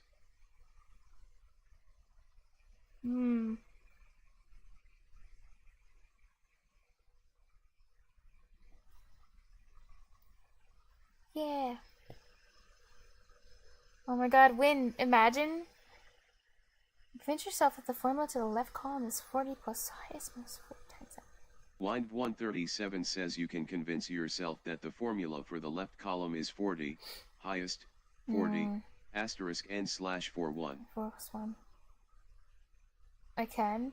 Oh wait, it seemed to make sense. Well, I plugged 0 in, and then I got the low range that I wanted. Like I got 40 out of it, so that was cool. Wait, no, actually I got 39.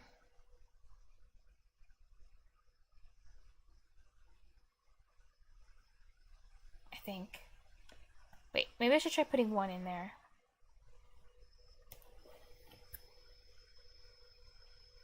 I'll get 41. Oh wait, did I just do with math wrong?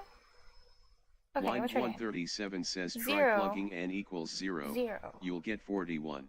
Oh, wait, add 1. Sorry, not subtract 1. Yeah, 41. That's true. And then 1. 1 times 100 minus 40, 60. Okay. 60 times 1. 60 divided by 4. Right?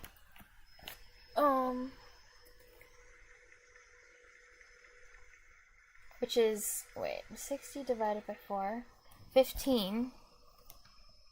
Olex1v says at Salt to Serenity, please check past Evan. Can I send a link? What's in the paste bin? Oh. Yeah, that's right. Right, Takeda. 88. 88 is the highest. Python? Olex1v says Python code for enum I don't feel like realization. I probably won't understand it. Site. Ah. Anyway, Garcus says step equals int, you guys. highest 40/4. Okay. What are they doing? Oh yeah, 15. That's where it was. So 15 plus 40. Says W. 55 plus 1. That's true. Oh, so 56. Wait, I think I did the math. Wind. I think I did the math wrong because I got 56 when I plugged in 1, but I think I did the math wrong. 137 says we haven't learned enum yet in this lesson. Yes. Yeah. And I guess enum is different than enumerate. The method enumerate, I suppose.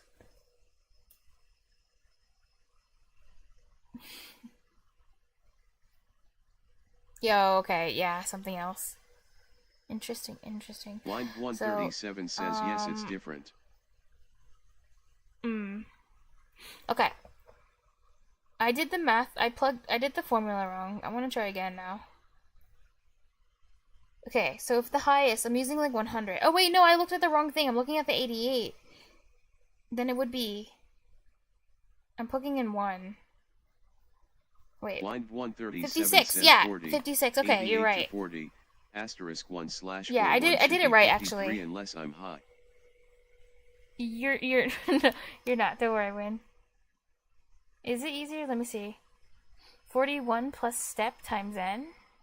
I don't think that's easier. What does that even mean? Line 137 says 41 step asterisk n. I liked your explanation. Oh, where step is highest. Oh, that's step. Line 137 says where step is highest 40/4.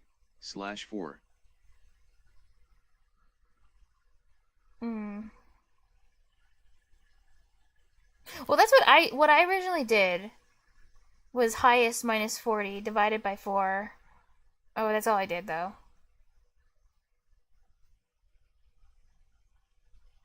But then that's what step is.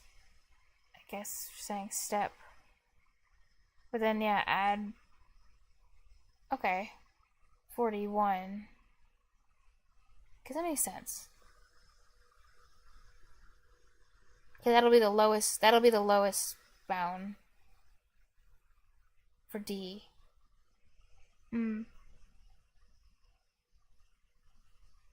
Says K.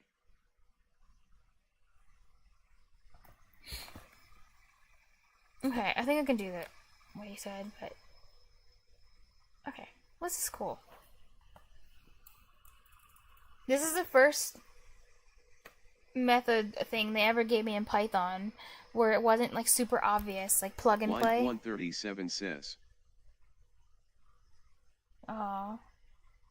Except for me, I barely speak anything. I barely know anything. But yeah, I didn't really. Yeah, what is cool other people do?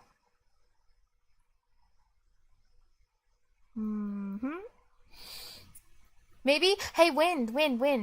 Your Japanese is better by a trillion billion than mine. Olex1v So says grades equals I. F range 41, 53. I. C for I in range 53, 65. I. B for I in range 65.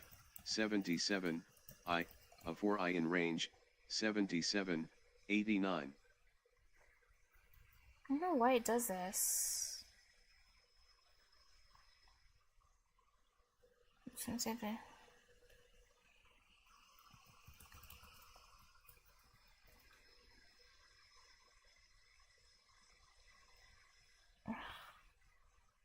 Salt to Serenity says waiting XD.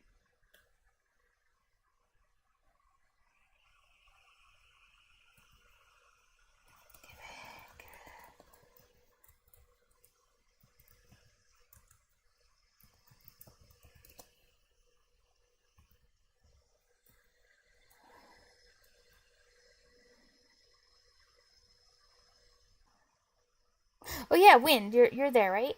Ah, hi, Takeda. Oh, there you are. Okay, Wind, I was gonna tell you something. Says So, TMT. because your Japanese is better than www. mine by far, you should make an advertisement and you should tell Takeda we do urban city planning sometimes, and we read from the book. I don't know. I think you should. I think it'd be fun. It'd be fun if Takeda shows up. I don't know. Maybe they're not interested in urban city planning. But I know you could write a better advertisement than me.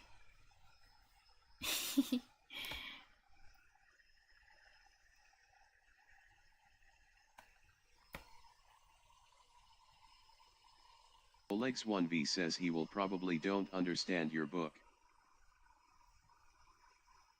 It's written for a general audience.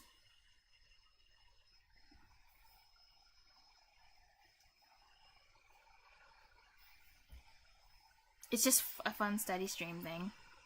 Anyway. Okay, so I need to find the ranges on these things. Olex 1V says Japanese people mostly don't understand E-English.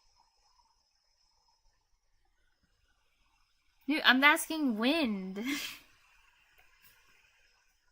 And it's not an English book, it's a Japanese book. Yeah, hon no hanashi, yeah. So, I'll try to use broken Japanese to communicate. So, I guess I'll do my best. Where to start? I can try. Thing. Olex 1V says at. Ja. 最近 I don't know. Wind-san と私I forgot how to say urban city planning. Wind 137 says at Olex 1V.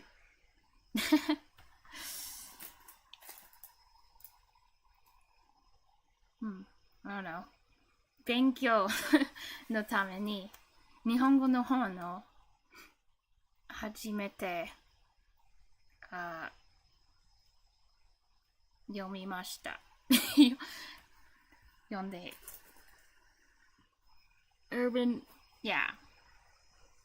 Olex 1V says at Wind 137 51.6431755 What the hell? Why are we talking about latitude now? 39.238171. Oh, locations where people live. Okay. Olex 1V says I didn't use that Voronezh. formula. Maybe I should try to write it myself. Wait, 41 to 55. Oh yeah, that's why we're adding 1. Wind 137 says at Olex 1V. Oh nice. Right, so we need the highest. Wait, what result would be? Oh. The highest score is 100. So I need a list of... Okay, I'm gonna make a list first.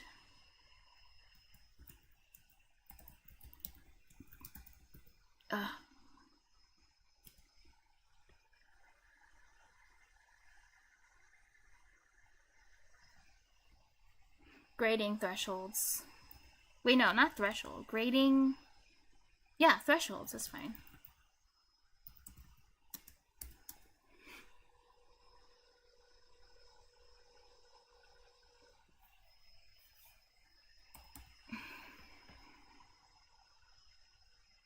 Alright, it's gonna give me the Line highest, so... 137 says grating cheese. Grating cheese. Okay. Oleg's 1v says 400. Grating cheese. There you go.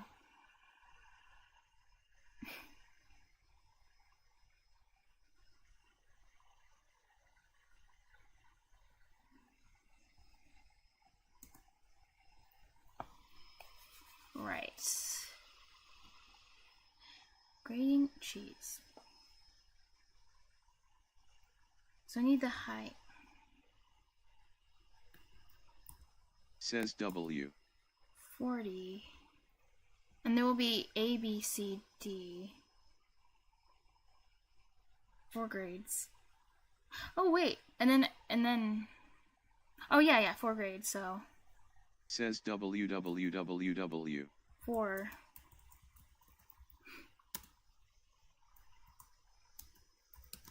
I don't know, 4i in range 4? Because this isn't 0. Line 137 says. Yeah, it should be this. But then we'll have to subtract 1 because it's going to be a 0. Wait, no. Never mind. There's no index it. I don't have to worry about any indices here.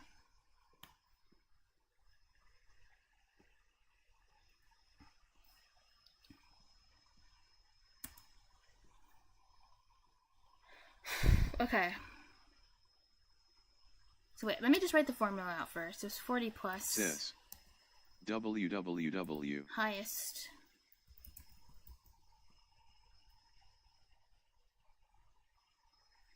Minus 40. Divided by 4.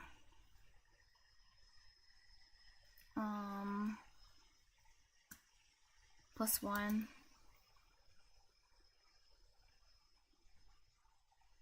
Says. Wait a second. Highest minus... Wait, this is only for the O. We need, hold Oleg's on. 1v says why not just do this?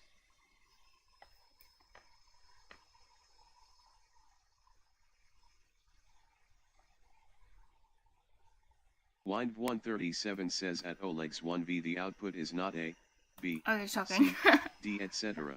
No, with. Alright, wait, it's actually, we start from highest. Oh, wait, I know what I need to do. Says at line 137. WWW. Because this is going to help me find the... Like, if I have 0 in here, it's going to give me the lowest number.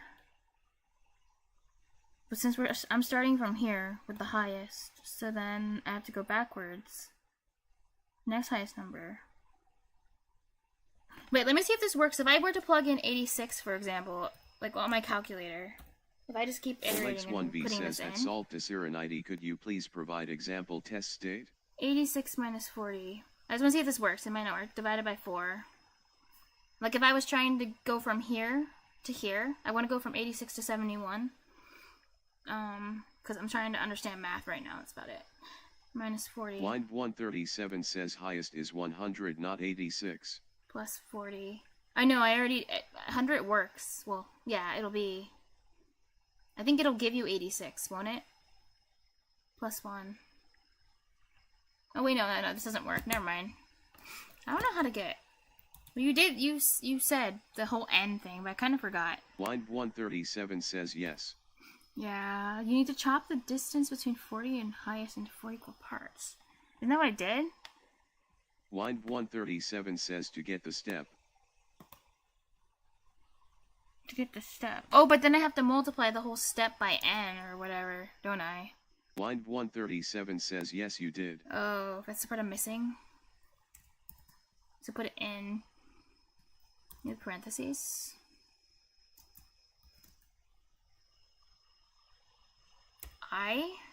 Line 137 says yeah, or in this case I. Okay. Oh yeah, okay. Because each part... Oh, yeah. That Blind makes sense. 137 says I'm just trying to explain why it should be highest and not 86.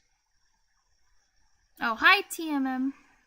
Oh, wait, why is everyone using Japanese now? I'm just trying to... Highest and not 86. Yeah. Oh, wait, well, what I was doing doesn't make any sense. I was just trying to, like... Yeah. Sorry. Once I plugged it in, I was like, wait, what I'm doing didn't make any sense. What I was trying to do didn't make sense. Anyway.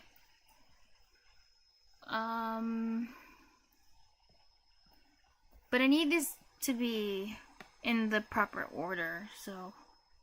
Oh, yeah, this would work. Oh, yeah, because we're starting at 41. This is cool.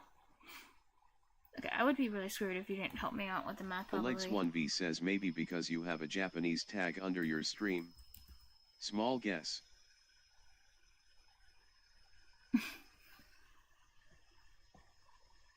But most people who join my stream join for math and coding. Doesn't happen very often. Even when I am studying Japanese, it isn't very often someone who is Japanese or speaks Japanese comes in, to be honest. Gives them in ascending order. Yeah, it does, which is really cool. 137 says that formula already gives them in ascending order. Yeah. Your formula is perfect for grading cheese. Gives it into the... Yeah. You came up with the perfect one. It gives it to me in the exact order I need. Grading cheese. A pen. Wait, can I do... Wait. Yeah. Yeah, this is fine. I think. Because it'll just do the math.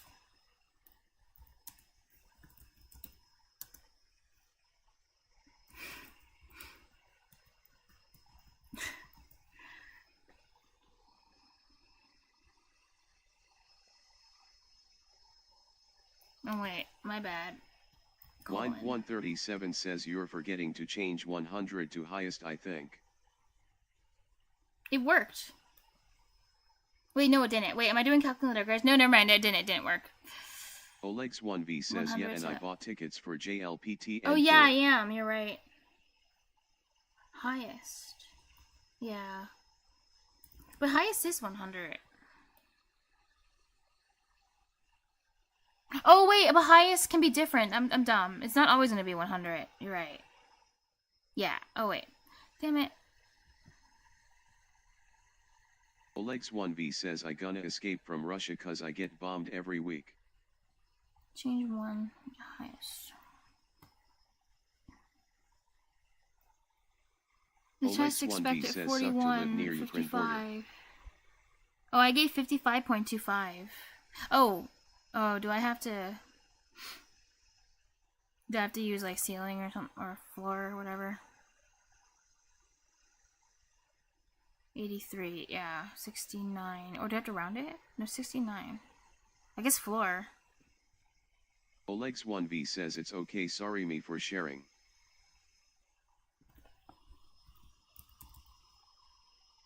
Wait, I don't know if you can do it, like, I guess, I don't know what the function is for, like, I don't know if I can do this. Wait, no, that's a list. What am I doing? Sorry.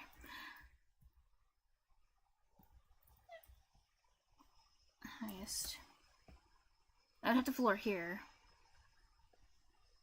Wait, let me just review. Because I've never done that in Python. Blind 137 says I guess we can meet up next year maybe.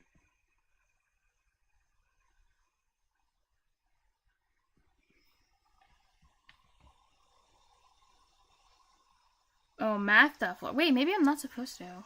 You know what? I need this to be integers, but...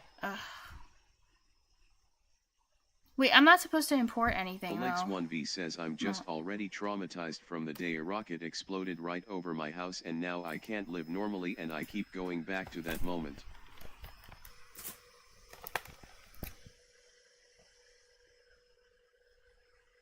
Olex1v says greed. Bread and cheese. What's this one? 41, 52. Wait. Returned 41, 52.25. 74. But I can't do this without using something like floor, can I? Unless...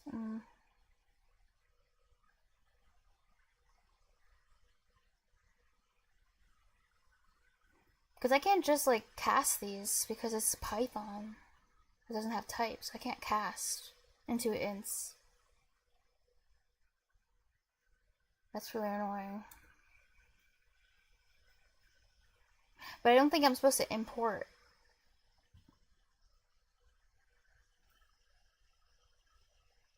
Olex1v says I'm still deciding which language school to take in Japan. I secretly Yeah, will but stay in Tokyo cause it will be easier for me to find a job as a CS degree I student. can floor without importing? Really? I thought I had to do whatever this was, and I don't know. Wait, no, not this. Sorry. There was something, I think it closed it. There was something I was looking at. Wind137 says int is basically floor. And so I was like, yeah. Okay, I thought I had to import math or something. That's the code I was looking at had an import at the top, so I was like, oh, I guess I'm not supposed to do that. Wind137 says int 5.4 returns 5. Oh, I can use int? Oh, you can cast in Python? Cool. Says cast to int. Oh, nice, nice, nice. That's exactly what I want, man. Okay. Wind137 says yes. Oh, okay. Thank you. So then this will give me what I want. Alright. Good. No more math. Questions, please. I hope it doesn't give me more of these. Wow, thanks, team. TMMGQ says seems good. Matching names to scores. You have a list of exam scores in descending order and another list of student names also sorted in descending order by their exam scores. You would like to match each student name with their exam score and print out an overall class ranking. Wind137 says I'm visiting family in the US right now, but I'm in Ibaraki. Another list of student names also sorted in descending order by their exam scores. Match each student name with their exam score and print out an overall class ranking. Create the function student ranking, student score, student names with parameters student scores and student names. Match each student name on the student names list with their score from the student scores list. You can assume each argument list will be sorted from highest score to lowest score. Function should return a list of strings with the format rank. Wind137 says at Olex1b Unfortunately I don't know much about language schools. Rank, sad face, student name, but Tokyo is a score. good place I think.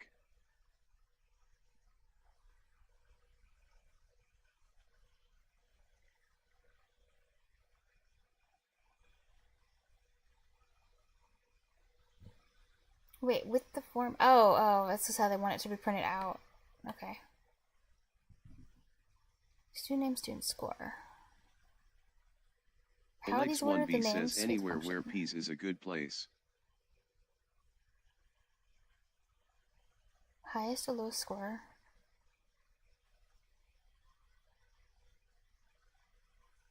Oh, sorted in descending order by their exam scores. Okay.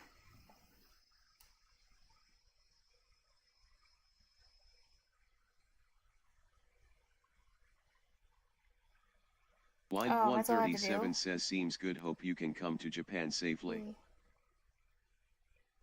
Just 6, 3, 47.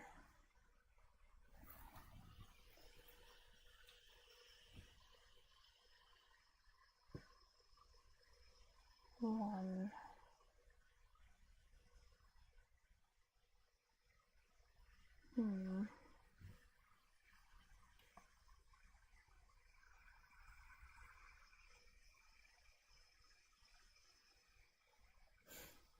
So here I'd use enumerate.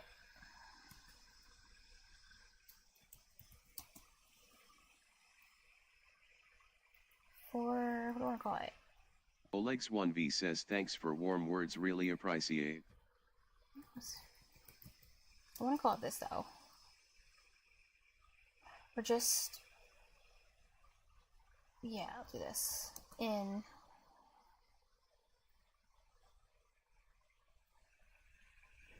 Wait a second, I have two. What does it matter? Wait, what am I printing out first? Name. So let's do names.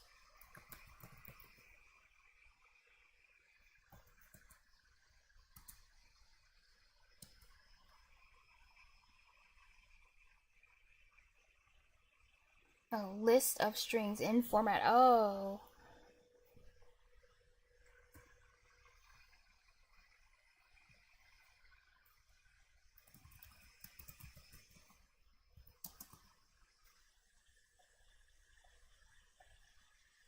Okay.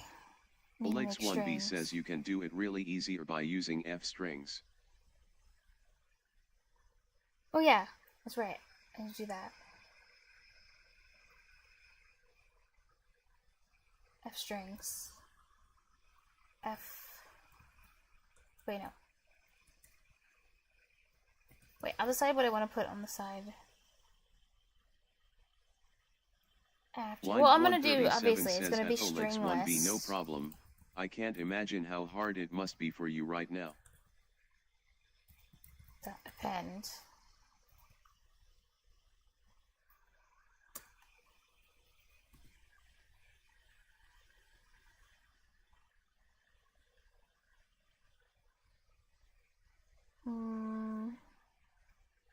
Right, F string. So 1.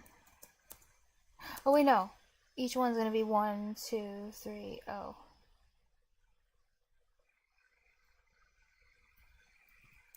Damn it. Wait, no, I didn't call it that actually. Iterate.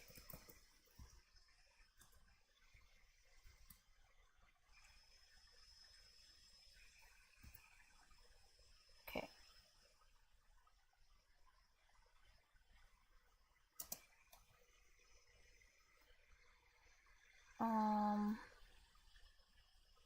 In student name. Student names.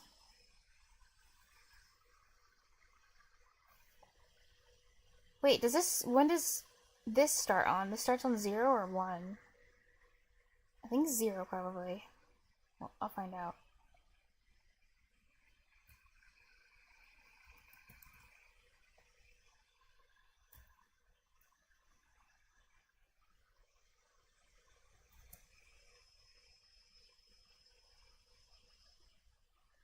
Student names and then colon.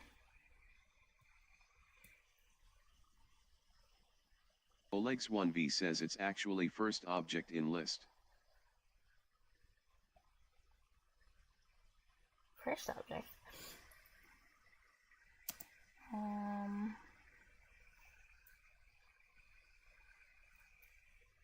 Student names.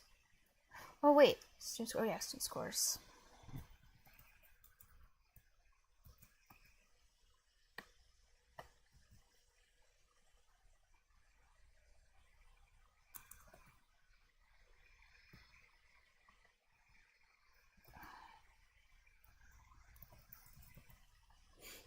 Student scores. Iterate.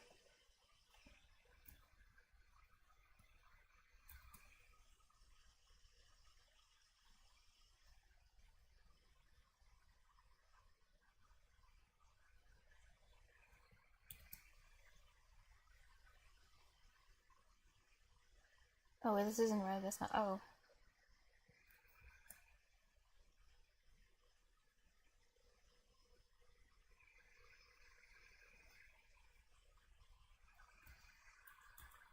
Okay, I feel this is gonna. I don't know if this will return what I want.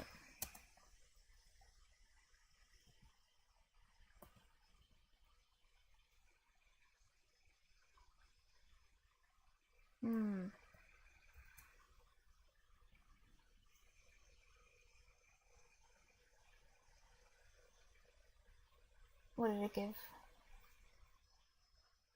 Listen to must be integers or slice. says, I think this doesn't do what you want. It doesn't do what I want, it seems. Yeah. No, it doesn't. Alex1b says you might want to get for iterate in length. Something's wrong with the indices. Names.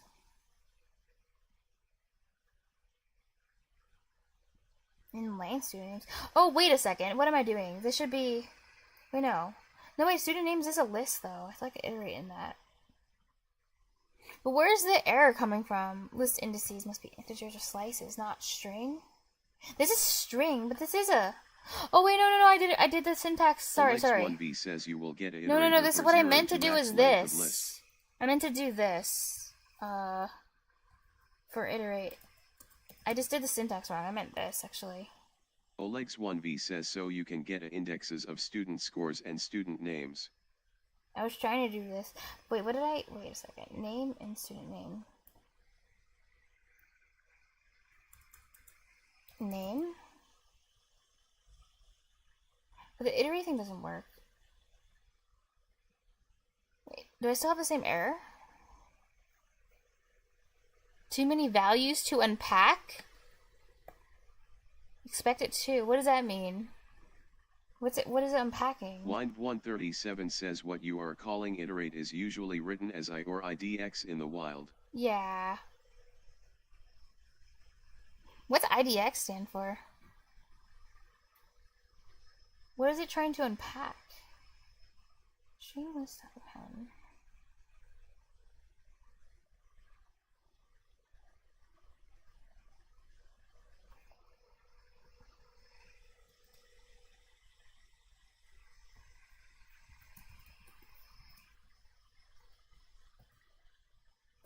Of me says index. Oh, index. Okay. Makes sense. Oh, I can't even print. Oleg's 1v Oh, because says the error. name of variable. Where's the error coming from?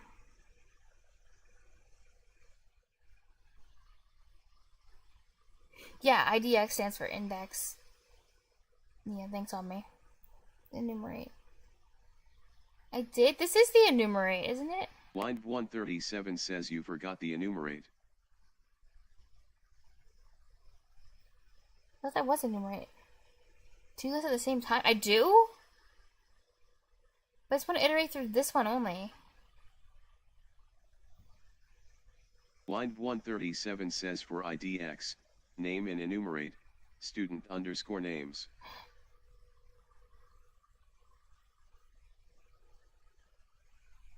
Oh, that's how it's written? Oh, no way. Oh, wow. Line 137 says that would be the syntax. Oh. No, but that's so hard. Syntax is so hard. For. Okay. Oh, yeah. This is a method. Line 137 says also keep oh, in mind for the yeah. actual I forgot. problem, Enumerate you need to is a sort the method. scores. That's a good point. Because then I can't get the... Oh, yeah, you're right. So then I would... Okay. This one. Oleg's 1v says is she need a sorted list? I wonder if it's fun. No, it doesn't need to be sorted. They're in the order I need them to be in. Which is descending.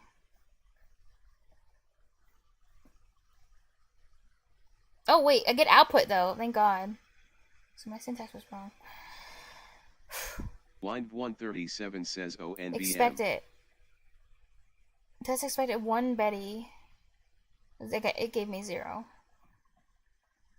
Line 137 says they're already sorted for you. This one.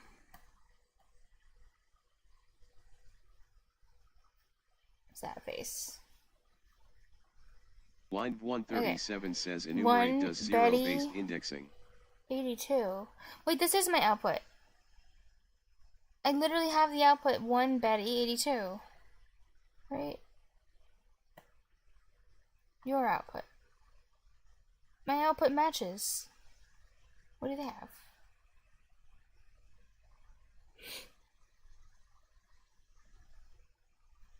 Line 137 says your function isn't returning anything. Oh, because I'm printing. Oh, yeah. My bad. I was just printing to check it. You're right. It doesn't... That's a good point. Syntax. There we go. Thank you. That's all I was missing. Okay.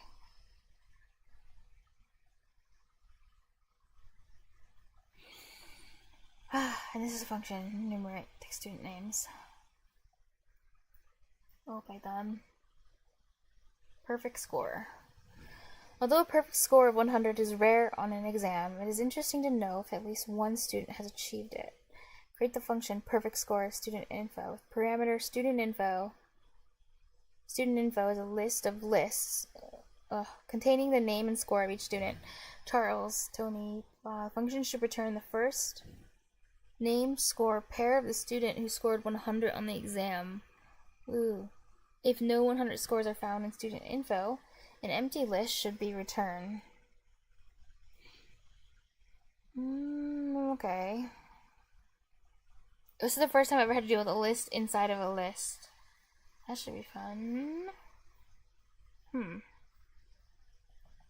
I should probably plan what I'm going to do before I start writing anything.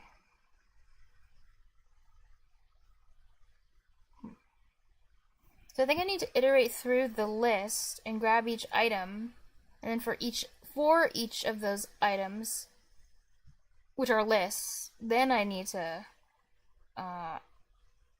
what is it giving me? Oh yeah, the name and the score. I just need to check the score, see if it's 100.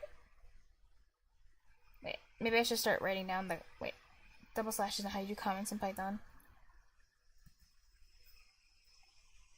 Okay. Maybe I should check each.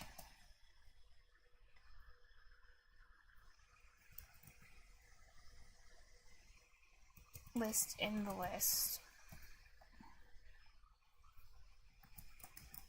For each list.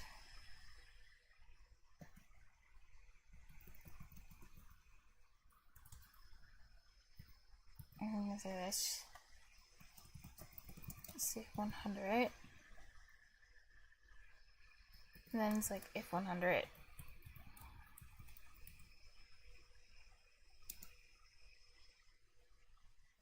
Then I just give the name and the score. Should return the first pair. So it needs to turn a list. Line 137 says I'm listless. Listless? Wait, that's bad, right? Because listless means you have no energy. I hope you're not listless. I hope you're feeling Genki. Right, if 100.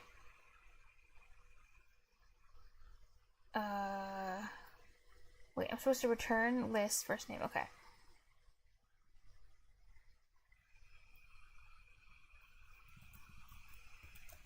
Return the...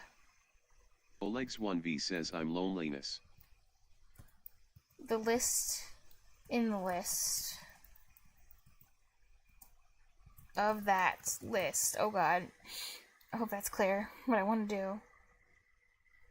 Wait, return in the, maybe that's unclear. Actually, this is kind of unclear. Return the list in the list of, well, yeah, of that list that had, this is horrible. Okay, that's clear enough, I think. I think this will work. Oh yeah, and if not, return empty list.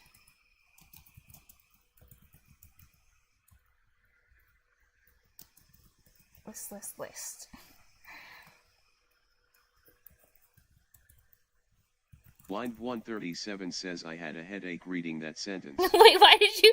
Maybe you shouldn't have read it then. I don't know. I didn't mean. Well, you're listless, and then now you have a headache.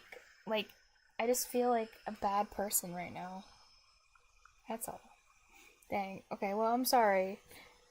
I'm sorry I gave you a headache. Oleg's 1v says X if student 1 equals 100. Oh my god. Man. Okay. Right. First step, check each list in the list. Line 137 says if I had to write the comment for a job or something, I would probably write it like this. Oh, you mean the way Alex wrote it? What, my comments are great. My comments are amazing. I don't know if I don't even know what does EX stand for?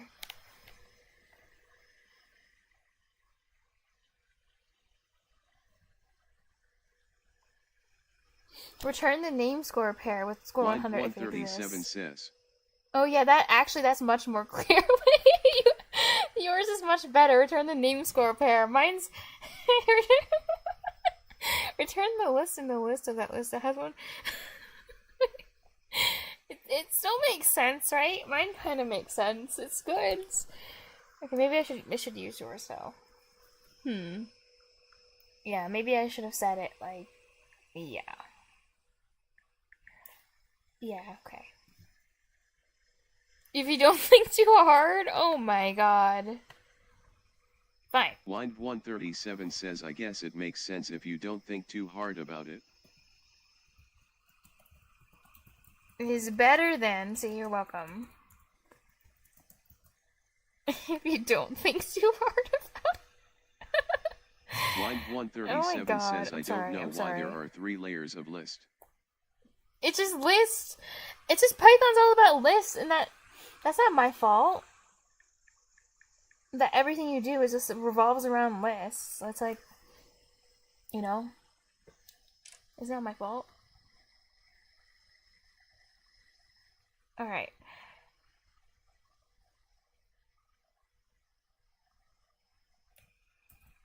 Okay, so fine. First, check each Line inf list. 137 says this is a stop sign. This is no. I was coding. These are these comments don't exist. These comments don't exist to tell people what the interesting things about the code. This is just a framework. This is just pseudocode, so I remember what I'm supposed to write. That's all. Because otherwise, I'll just forget whatever algorithm or whatever I came up with. Yeah, but I'm using it as not an afterthought. I'm not commenting my code afterwards. I'm just using it to remember what I want to write. Alex1v says on C it would be something like this std vector perfect underscore score. Const std vector. Listens.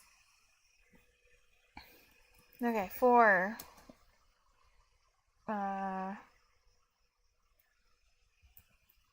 list in student info. Okay. I want each one. Line 137 says using namespace std. For pair and but I can do double for, right?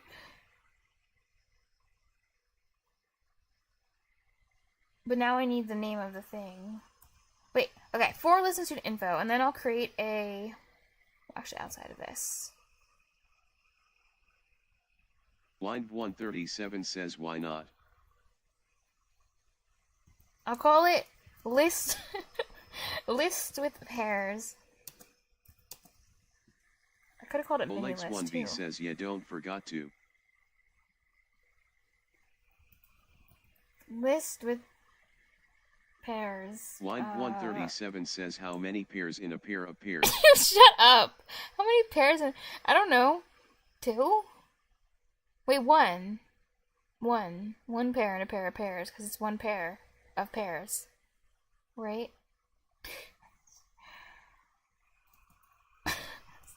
Okay. Sorry. List with pairs equals, list. Oh, no semicolon. For pair in list with pairs.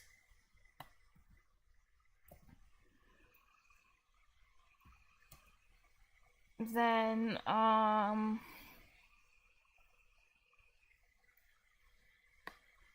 if list with pairs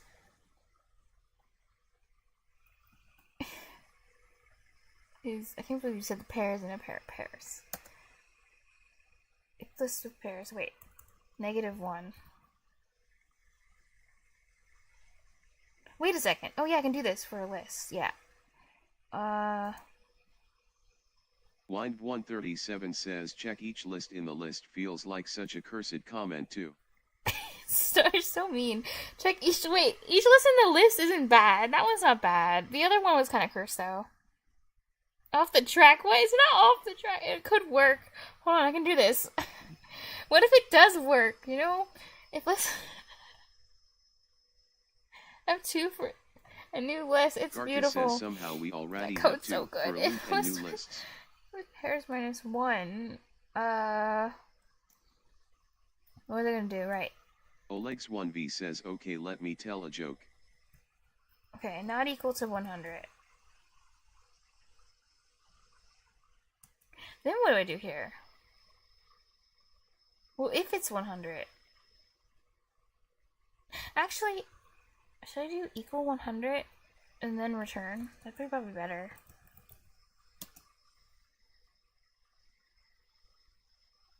Oh, and then what am I returning? Oh wait, this is actually really confusing what I did. Yeah, return that list. Return the list with pairs. That's in. Otherwise, it's gonna. Oh god, it's gonna go back to that for loop. For pair and list of. Oh wait, no, I don't want a for loop then. Wait, that's bad. Why would I do? If I have the list with pairs, then I wouldn't need the for loop in the first place, right? Because it's just 2 things in there. It's not like a double thing. If it's with pairs. I think. Olex1v says was it a good one? Oh my god. Pairs. Okay.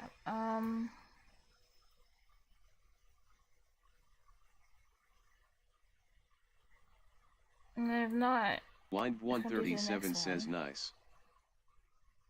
wait, I don't know if this will do what I want. Probably, it probably won't. But,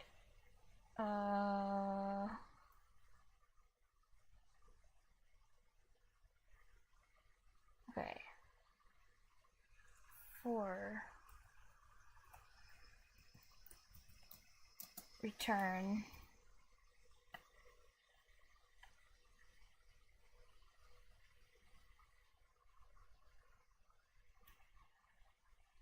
Wait, did I really have to put this in? Actually, I don't even think I had to put it into a variable at all. I could have just said if list. Wait, for list and student info. Wind137 says I'm not sure I understand what list underscore with underscore pairs is supposed to be. I don't.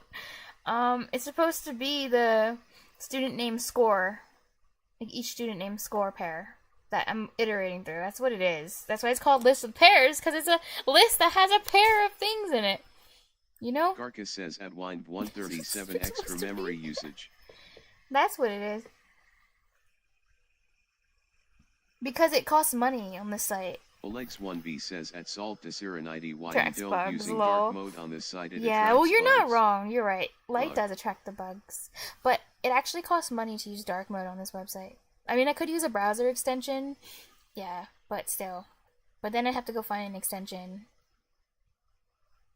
An extension that won't make my computer mine Bitcoin.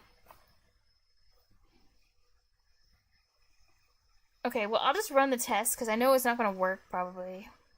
Because if it... Oh, damn. Well, I do need semicolons, though. I mean, not semicolons, I'm sorry, colons, because Python wants to be special. Oh, wait.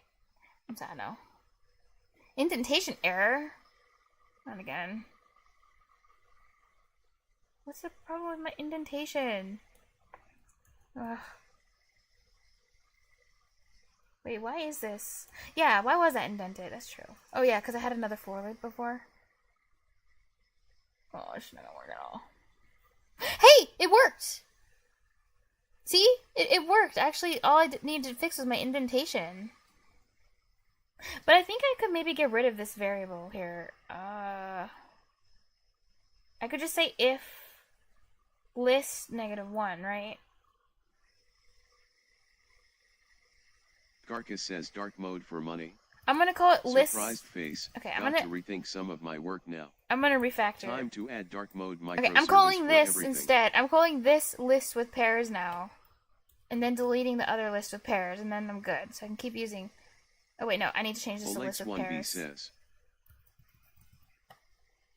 There. There we go. Tush50 says outstanding. Oh, thank you guys. Hello, Tush. Tabula salad. What's that? Olex1V says Oh, it's a no, roll? if code is working, Oh. don't touch it. I do that all the time. Well, at least when these like problems, so I can like make the code slightly better. Or try new strategies to see if they work.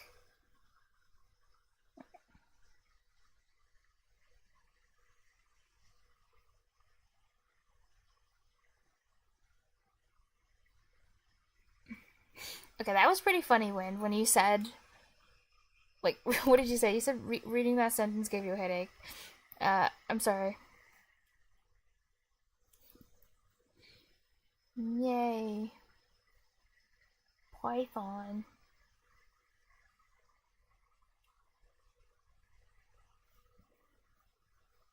I'm already halfway through this tiny little tree. And then after that, it's just the actual, like, really hard problems. These ones are learning exercises. They're not even, like, problems. Well, they're not supposed to be. They're just to learn the syntax. And then these ones, these dots are actual, like, problems that require actually understanding math and stuff. Sadly. These are going to be really hard. Olex1V says after that tree would be advanced tree. No, that's it. There's no other tree. Exorcism's Python tree is really sad. Like, look how small it is. Look at C#. C#'s their best one. That's why I started with Exorcism, because I was learning C#. Like, look at the size of their tree. It's pretty good. So look, it's like... I don't know. It's like 15 times as big as Python. It's pretty big. 137 says tree fitty. Tree. Like, there's a lot in C#, which is really nice. Goes all the way up to... yeah, namespaces and stuff. Yay.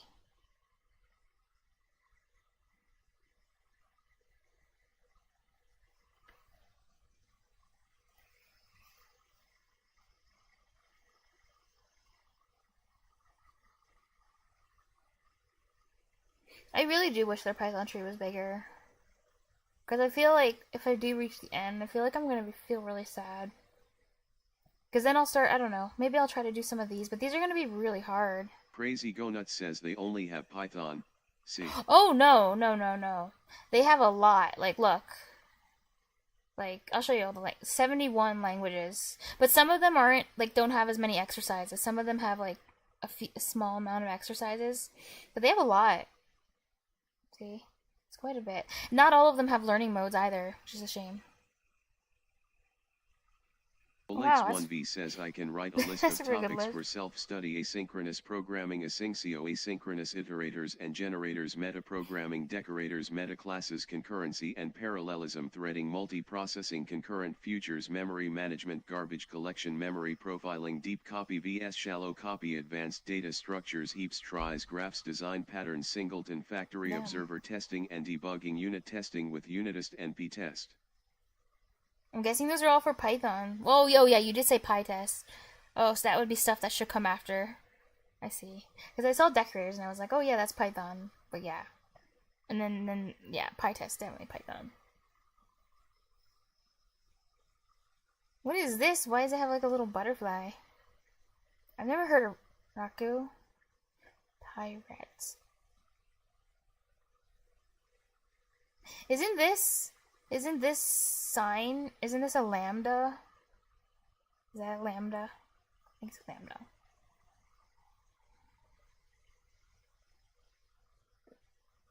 Vim script is a thing? No way. But yeah, lots of stuff.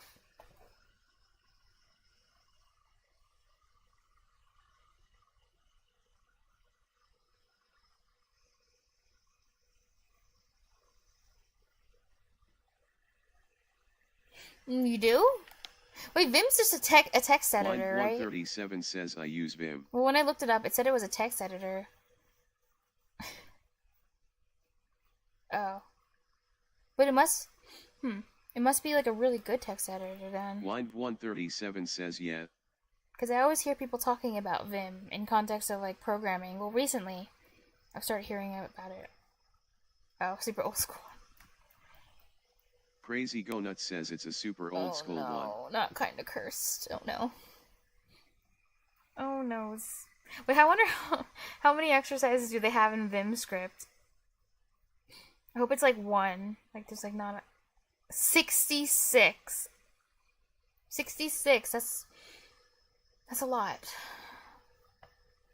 Like whatever this one is only has 40. What's the one that has the smallest amount of exercises? Look at poor SQ. Oh, it's new. Look at poor SQLite. 28 exercises. That's sad.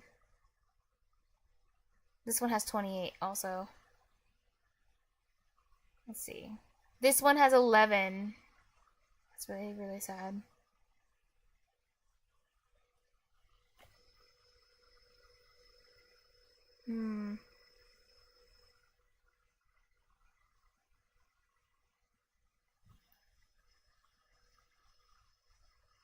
The positive takes.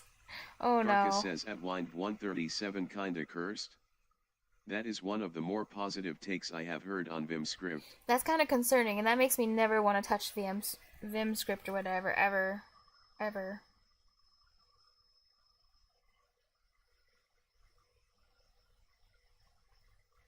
I'm also kind of sad that like supposedly JavaScript is more cursed than Python. That is really concerning to me. Wait a second. Oh wait, I need to submit it. Well, mark is complete or whatever.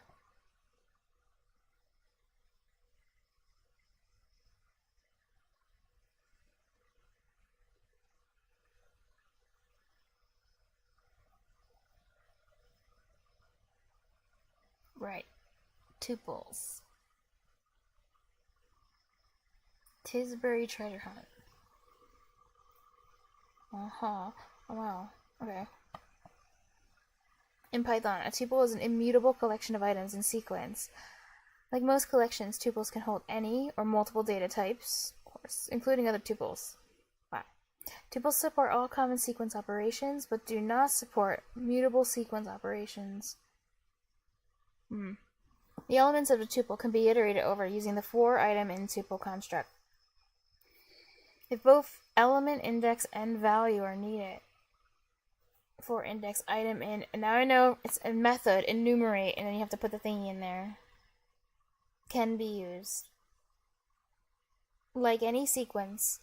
Line 137 says tuple is in Japanese though. Oh. Wait, didn't you say when you looked it up, Wind? You looked up the American pronunciation? The dictionary said tuple? That's why I've been saying it like that, because I thought that's what you said. But it looks like tuple. Like, it genuinely looks like tuple. I want to say tuple. It feels better to call it a tuple to me. What was it? Here, I'll look it up too. Because I don't remember what you said. Tuple.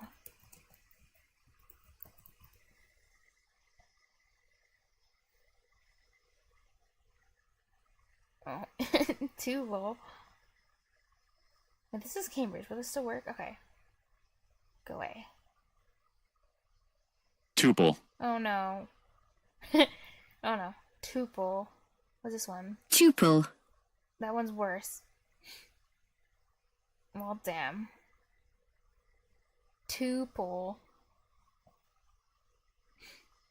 I don't like saying it like that. If both element, index, and value are needed for tuple. Tuple in it. Line 137 yes. says tuple in it. That's what I'm talking about.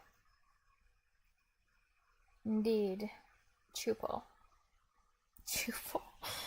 Oh my god. Like, any sequence of tuples can be within tuples can be accessed via bracket notation using a zero-base index number from the left or -1 from the right. Alex1v says, is anybody seen Shapez 2?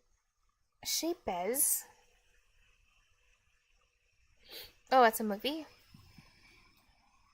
Tuples can also be copied in whole or in part using slice notation. Alex1v says, I mean released in early access. Whole or part tuple start, stop, step.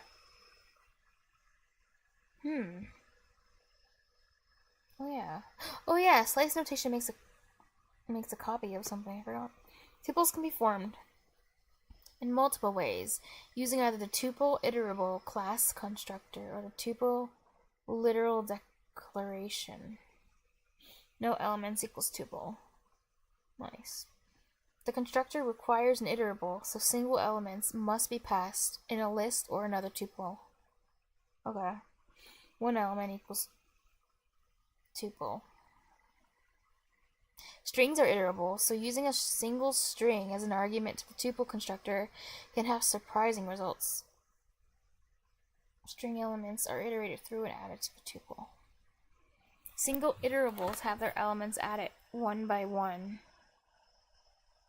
Tuple. Okay. Multi-element set.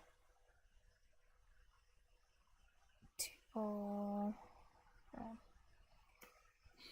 Because the tuple iterable constructor only takes iterables or nothing as arguments, it is much easier to create a one tuple via the literal method. Okay. One element equals guava. Oh, this is a literal method. Guava. Okay, that makes sense. Nested data structures can be included as tuple elements, including other tuples. Sigh. Nested data structures. Fish. Gold. So this is a dictionary. Monkey brown, parrot gray. It's tuple elements, yeah. And this is another tuple. And this is a dictionary. It's another tuple. Immutable lists, yeah. Line 137 says tuples are basically immutable lists. Tuples.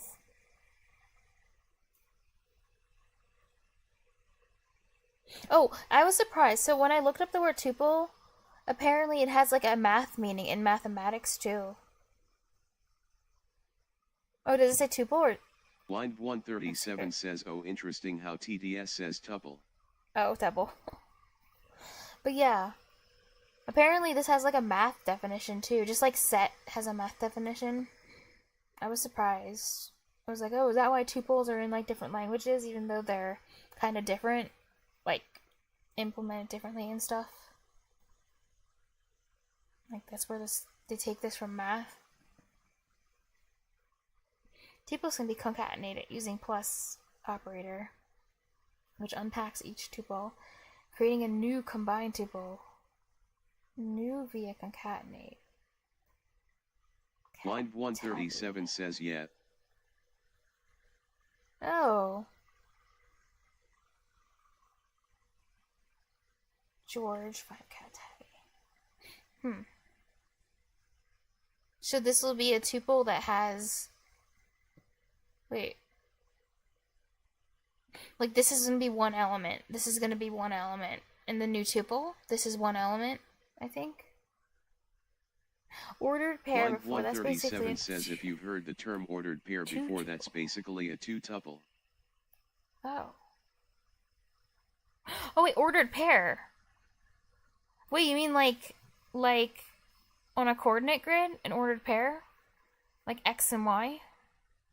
Is it two tuple? Alex1v says BTKT BTKT BTKT BTKT. I didn't know that. Wait, two tuple means it's a tuple that has two elements in the tuple? That's cool. I never thought of it as a tuple. Oh, two tuple. Line 137 says yes. Likewise, using the multiplication operator is the equivalent of using plus n times. Oh. Multiply. Oh, wait! George 5 plus cat tabby. I see, this is the result. Is George 5 cat tabby in a new tuple with 4 things in it. Okay, first group times 3. First cat, dog, elephant. Cat, dog, elephant. Cat, dog, elephant. Cat, dog, elephant. Okay. Accessing elements inside a tuple. Elements within a tuple can be accessed via bracket notation, using a 0 base index number from left or a -1 base index number from the right. Student info. Alyssa, grade 3, female, 8. Gender is at index 2 or index -2. Wait. Bracket notation. Okay. Student gender equals student info 2. Female. -2. 0 or -4. Iterating over a tuple's elements. Elements inside a tuple can be iterated over in a loop using for-item and tuple syntax. If both indexes and values are needed. Okay. For index, item, and enumerate tuple can be used.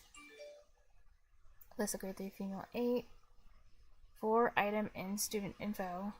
Print item.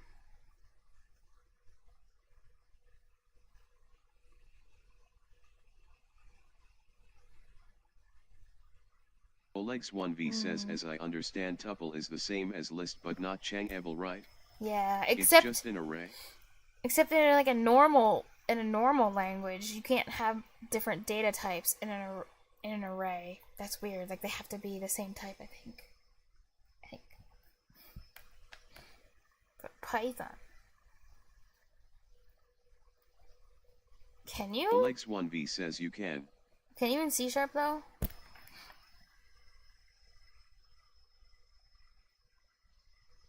Olex1v says you just need to use an array of objects. But I think those arrays would have to have objects of the same type. Unless you created like something special that had like a bunch of objects. I don't know. No. I don't even know how Python did their thing.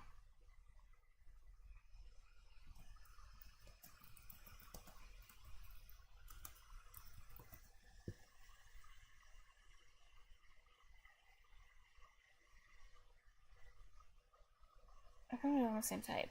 Same type stored in the exact same memory location. Yeah, well in C#, each object is a type. Like, object is not a type. Like, it has to be... Like, every object that you create has a type that you create. The type of the class, I think.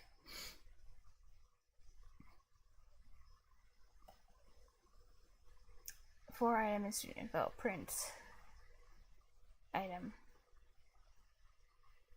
This is a grade female.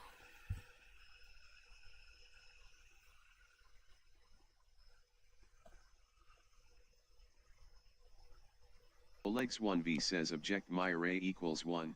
Hello. 3.14. True. I don't think you can do that. I don't think it supports that. At least C#. Since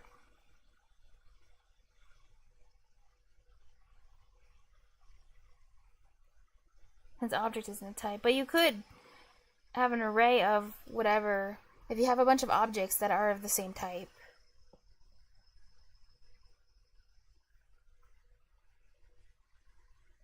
Is it? Olex1v says yet it actually AC. This is run. I could always open Visual Studio Code on my computer.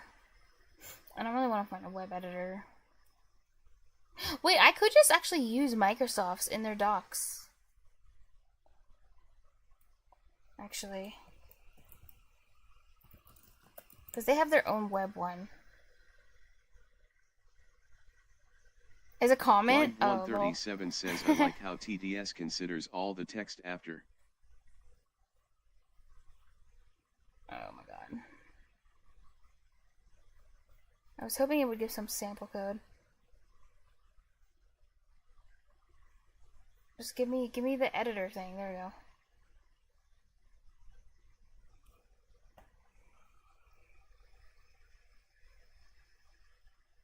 Olex1v says so we can try code injection. Yeah. Oh my god. Yeah.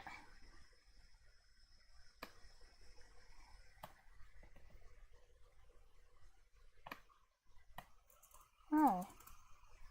That's cool they let you use it.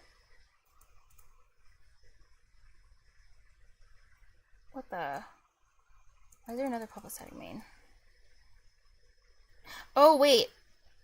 Oopsie. I put it in the wrong spot. I wanted it here. Also, it's loading forever, so that's cool.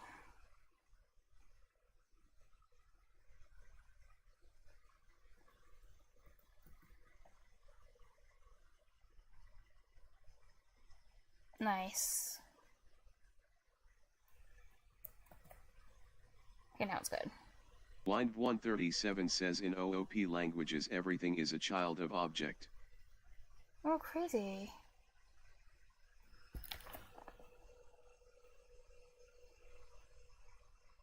Cool. I didn't know they would let you actually use it, though.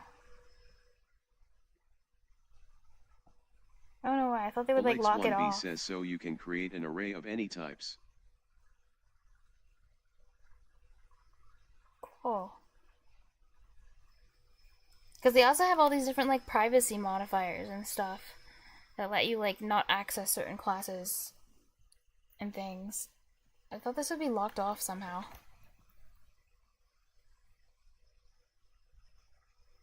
Wow. Okay, well, so as long as it's not an array of... But then again, if they're all objects, then... Doesn't that still mean they are still the same type? But then again, it's the same in Python, right? Because, like, everything's an object, too. Blind So it doesn't even 137 matter. says maybe some other languages have primitives outside of object maybe. Huh. Olex1v says it also works in C, Java, JavaScript. So primitives outside of object. That's weird. So wait, then that means they took the primitives and they turned everything into an object, in a way. Because object-oriented. Oh. Olex1v says all object-oriented languages. So that's what makes this really, like, object-oriented, is everything. That's crazy. Wait, so even if I had done, like, I don't know, like, define them as, I don't know, what would I do since C# again? It was like, okay. Wait, indentation doesn't even matter in C#. Wait, not, what am I doing? Sorry. Blind 137 says IIRC in Java int is not inherited from object.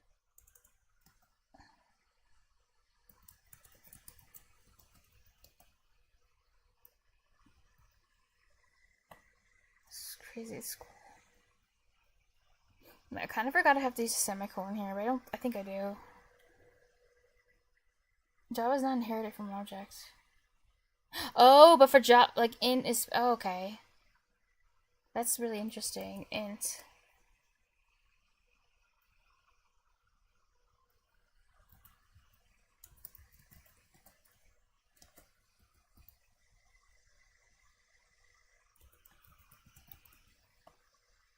Wow.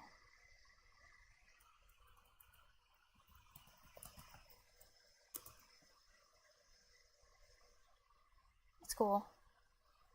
Well, yeah. So it does run all this. Everything's an object. Well, at least C# then. I guess everything really is. Everything. Except Java, I guess. Java's int. Blind 137 says I think I can't English. Oh, int doesn't. Oh. Wait, so it means they're inheriting from. Everything is, like, spawned from object. Weird.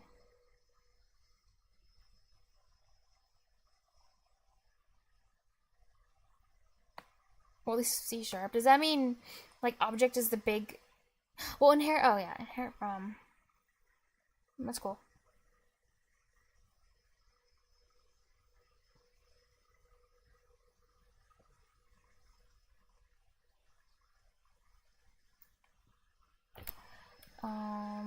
Student info, 3 feet 8. 4 item in student info. Print item. Alyssa, grade 3, female 8.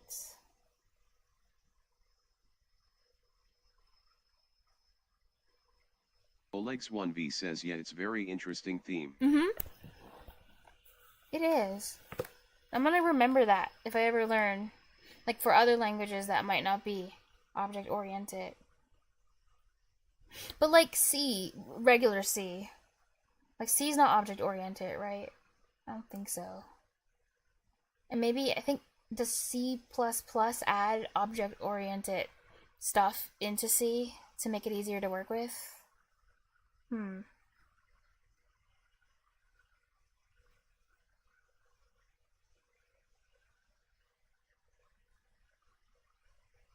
Olex1v says, why you wanna use not object-oriented nowadays? Because I like all the languages, they're interesting. And you can learn a lot about how computers work, too. From lower level languages. That's about it. Oh, but it can be in curse, yeah. Object oriented can be cursed, but yes. All things can be cursed in their unique ways. And in general, object-oriented languages are higher level, so you can't, there's a limited amount of optimization you can do. And when you work with lower level languages, even though it takes longer and it's like inefficient, you have more power over the actual, like, what the hardware is actually doing, which is kind of cool. It's good for, like, if you're interested in, like, making your own graphics engine or something, I guess, to do the heavy lifting.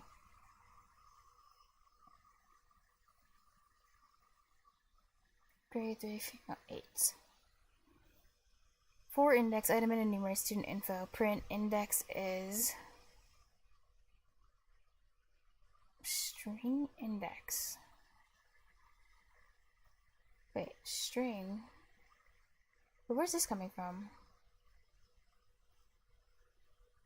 Sao777 says, are you a college student? They're casting. No, I'm just studying for funsies. Even Unreal Engine written on... No, but... Oh. N_sweep says, good morning. Yeah. As I said, C++ added, like, some nice things into C, I think. Hey, N_sweep! Hey, there you are. Good morning. Look what I'm doing. I'm doing Python. Yay. Yay. It's cursed. N_sweep says Python. Yes! Python. Oh my god, you made the TTS say it. Oh yeah, thank you. Like drivers and stuff. Yeah, like lower level things. But it's still really cool. I guess I have. Sao777 says you've been studying for 10 well, that's hours. the problem. Like, I would be in university for the rest of my life because that sounds really fun if I didn't live in America where I can't study for free. Thank you, Chips. Someone had to point that out, how sad I am living in this country. Because I don't get free education. It's sad. Or healthcare. It's like, I can just go die, too. I can just go die without an education. That's fine.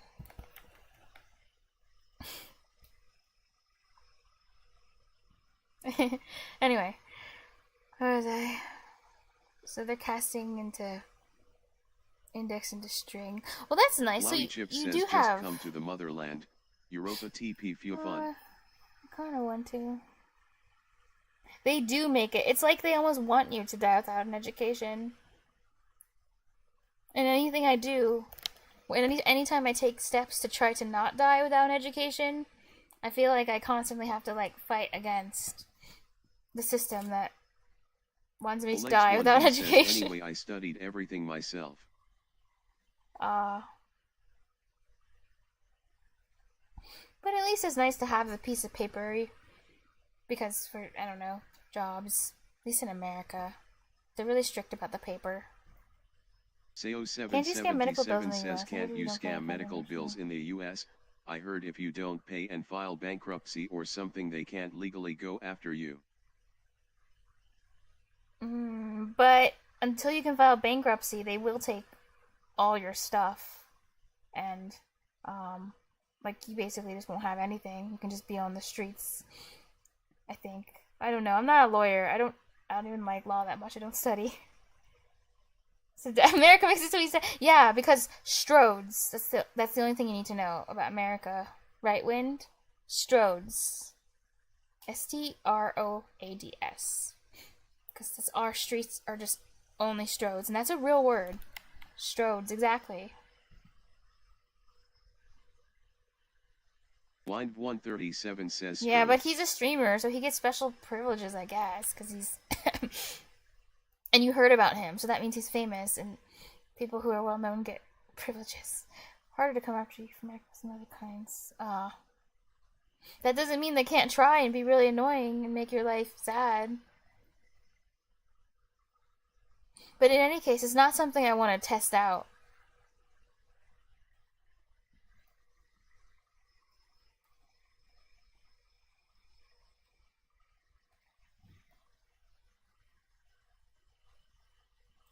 Aww. I'm sorry, sweet. N_sweep says, yep, I had a stroke at 22. Aww. Took over 8 years to financially recover from that. And that's just sad. It's just sad that you had to, you know, go through that. That's the type of thing that honestly really sometimes makes me feel really concerned living here. It's like, because all those types of things, it doesn't matter how old you are, it can happen to anyone.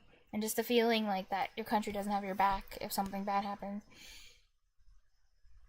N_sweep says, and it can take forever to like financially recover from something, even if you do have insurance, because of how things work.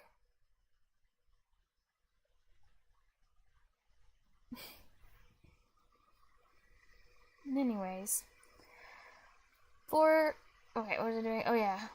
Oh yeah. So even though you can't like specify a type, it's nice that you can still cast stuff and force it to become a type of your choosing. It's not kind of, I guess, or I don't know. There's some kind of casting going on in Python, which is nice. I like that. Plus value is string item. Yeah, nice. Checking membership in a tuple. Oh yeah. N_sweep. Let me do my daily like review of lists and types and or whatever, the iterables.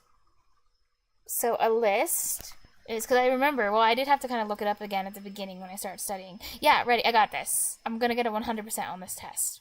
N_sweep says, yeah, let's hear it. Yeah.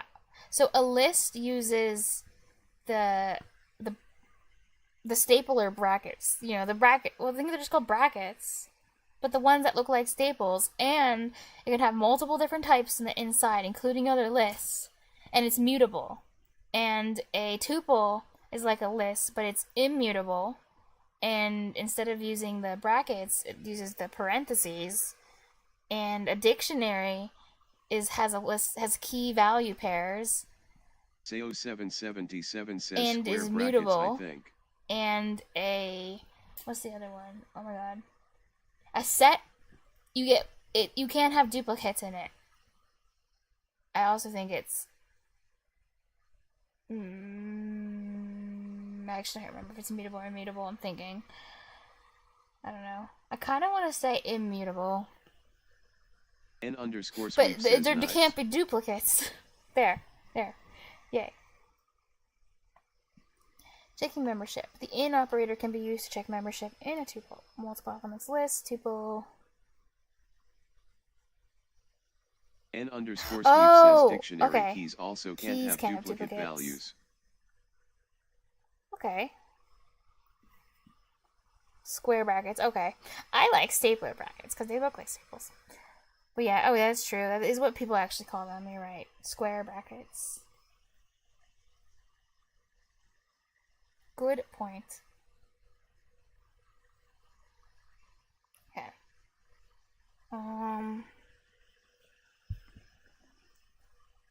So this list tuple. This is a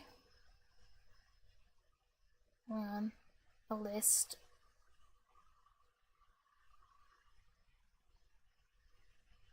And then wait, multiple elements list equals.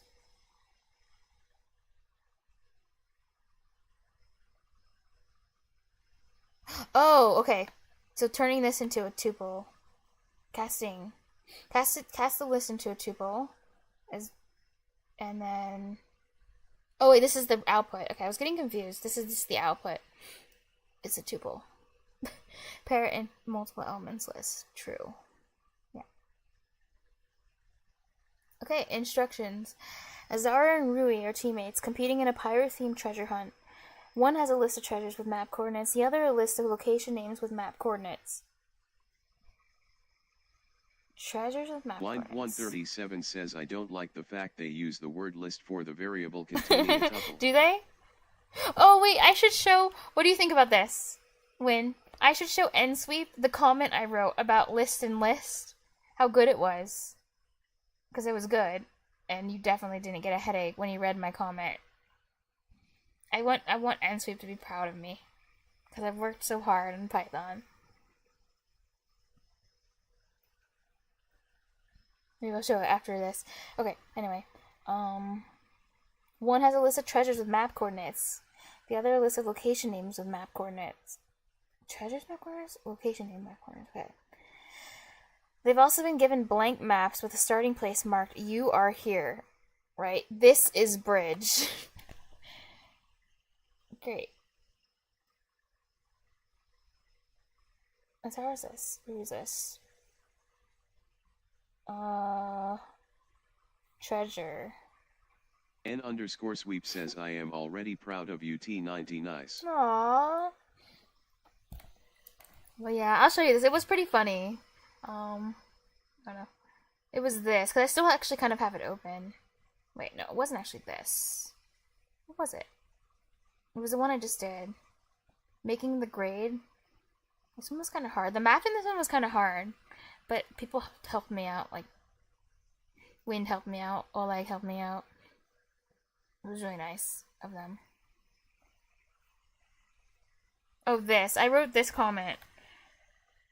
Well, this is the one I actually wrote. I'll copy and paste it. Then Wind made it better. But I wrote this. And it was very clear what I wanted to do. Like, if the value, because there's like value. It's a list and a list. So each of the lists that were stored inside of the list had name, score, like that. So I just said if 100, because it's what you need to do. If the score is 100, return the list in the list of that list that has 100, right? N_sweep That says is a comment. LUL. And then Win said, Win was like, I got a headache after I read that. After I typed it, he said, like, oh, after I read that sentence, it gave me a headache. I'm like, oh my god. Like, yeah, that's it. But apparently I could have written it like this. Return the name score pair with score 100 if it exists. Like, that would have been, like, less headachy. But yeah, that was fun.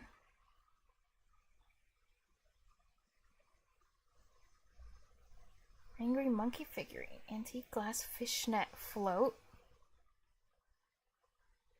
Interesting. What does scrimshaw mean? I've heard this word before. Scrimshaw whale. I bet none of you know. Because I don't know. I bet you don't know what a scrimshaw is.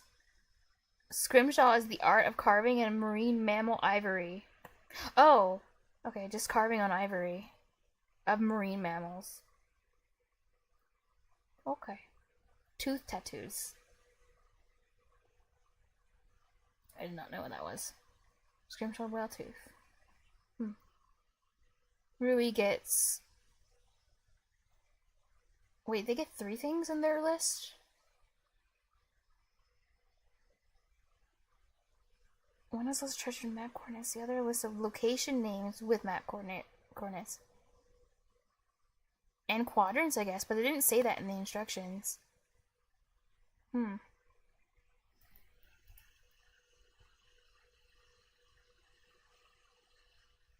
The things are a bit disorganized. Azara's coordinates appear to be formatted and sorted differently from Rui's, and they have to keep looking from one list to the other to figure out which treasures go with which locations. Okay. Oh yeah, these are formatted differently. Is hex numbers? Wind137 says my brain kinda automatically treated those coordinates as hex numbers. Yeah, they do look like hex numbers. See, that's how you know you're a true programmer, Win.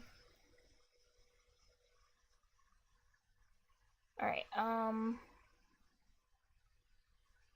being buddy Pythonistas, I forgot that's what you call people who use Python. They have come to you for help in writing a small program, a set of functions really, to better organize their hunt information. Okay. Extract coordinates. Implement the get coordinates function that takes a treasure coordinate pair from Azara's list. Where's the treasure coordinate? Yeah. And returns only the extracted map coordinates. Get coordinates, Scrimshaw, Whaletooth 2A, 2A. Okay. Oh, you don't like that? Yeah, it's your least favorite thing? N_sweep says the word Pythonista is probably my least favorite thing about the language. So every time I see you, I should be like, oh, what's up? One of, my my fave Pythonista. Oh, I should say that. I should be like to everyone, like, hey, Pythonistas. Yay. And that won't be annoying.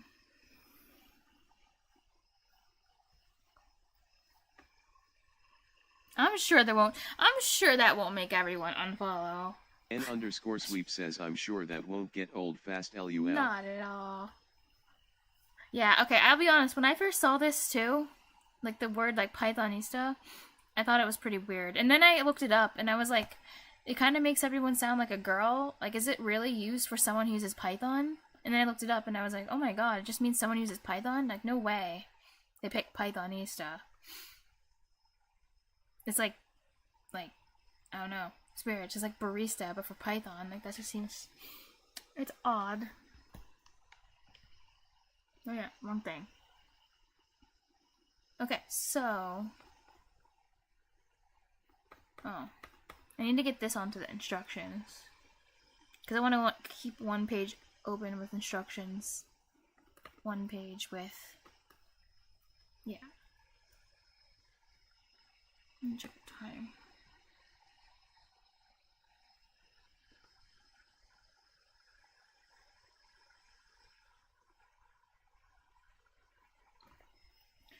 Okay.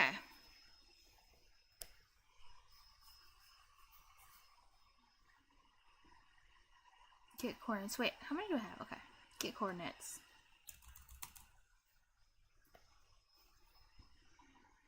No, wait, this will be actually really easy, this one. I can just return. Because they're gonna put in a tuple. I think that's what they said. Wait, where's my instructions? Oh, here. Yeah, they're putting in a tuple, and then I just give the second one.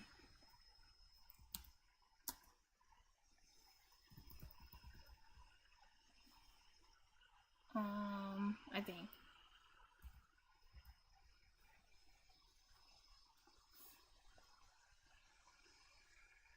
Okay, format coordinates.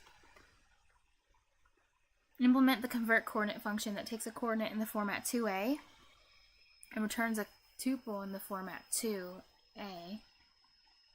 Okay.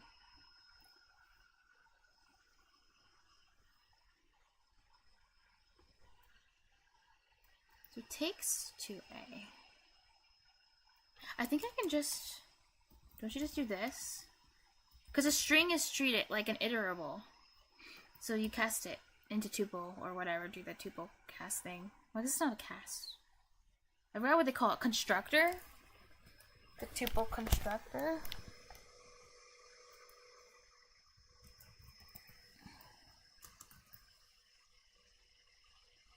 Wait a sec. I think so. Will it return? Okay. Match coordinates. Implement the compare records function that takes a treasure coordinate pair as a tuple and a location coordinate quadrant record and compares coordinates from each. Return true if the coordinate match. Return false if they do not. Reformat coordinates as needed for accurate comparison. Yeah, I think I could reuse something. Maybe I could reuse the format thing.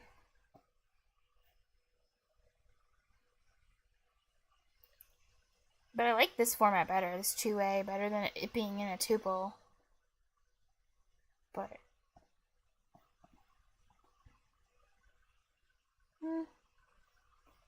yeah. Truth coin match false.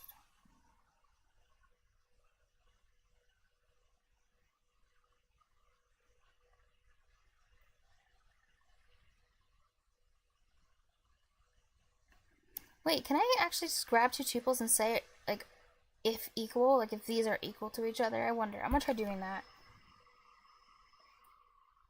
Because maybe Python can just do it for me. Like, compare all the objects, or whatever. All the thingies in the tuple. I just need to... wait, Azara is the one. Okay.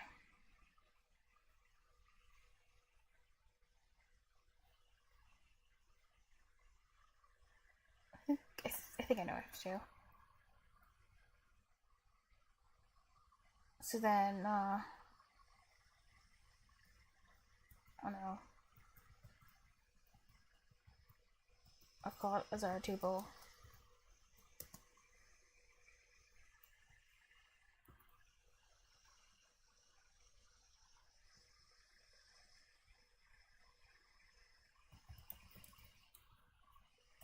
Convert coordinate.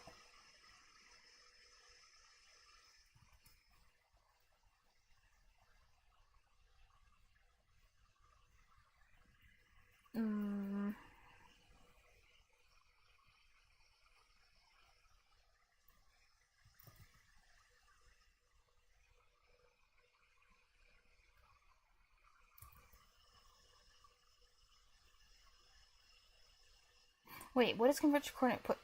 Yeah, it should be that, because it's supposed to take... I think that's what it takes. And then...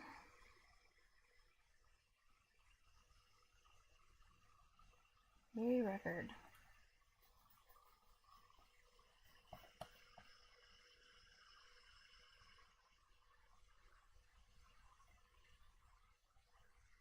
Okay, yeah, takes these three things.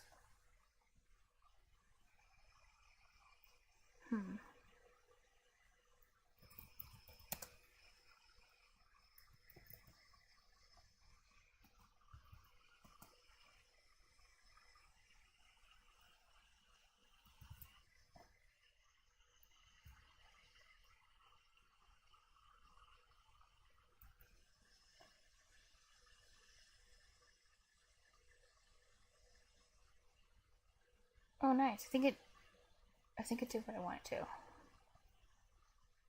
we go.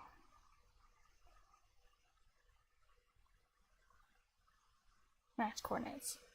Oh wait, no, it didn't, because I'm on match coordinates. Oh wait, no, it did. Okay, I did past it. Combine match records. Implement the create record function that takes a treasure coordinate pair from Azara's list and a location coordinate quadrant record from Rui's list. Turns treasure coordinate location coordinate quadrant. If the coordinates match.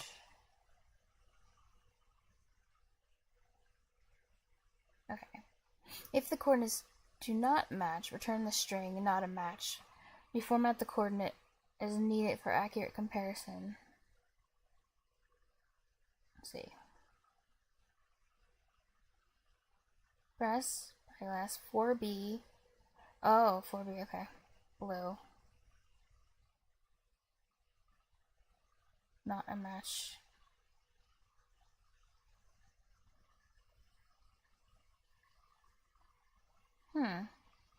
Well, I could just compare. I want the compare thing that I just made.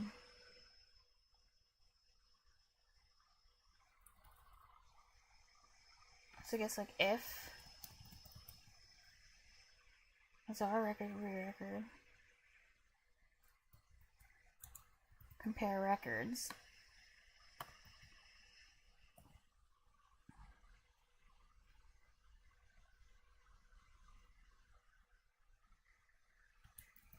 Return.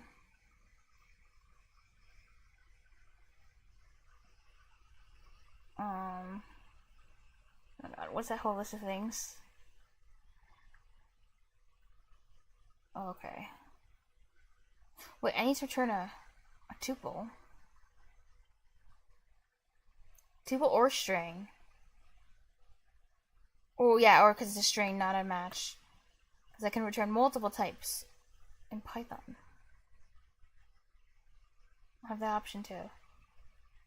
Return to.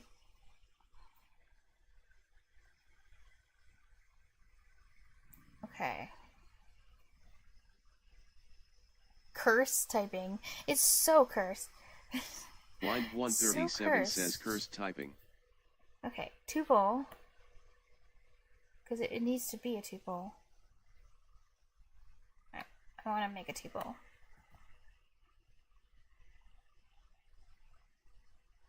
Oh wait, I can put a Zara record in here and then it will become a tuple. Right? But then I can use like a plus operator. But then maybe I have to put it in a tuple. I don't think I can return it. Or can I? I don't know. Maybe I can return this.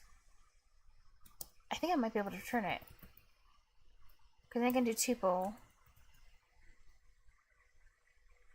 Oh wait, yeah, I'm just combining. Because I'm just saying abandoned lighthouse 4B. Oh yeah. I think I can just do this. Can I? Well, actually, maybe not. I might not be able to return it. I might have to put it into like a tuple variable or whatever. But maybe it'll work. Else?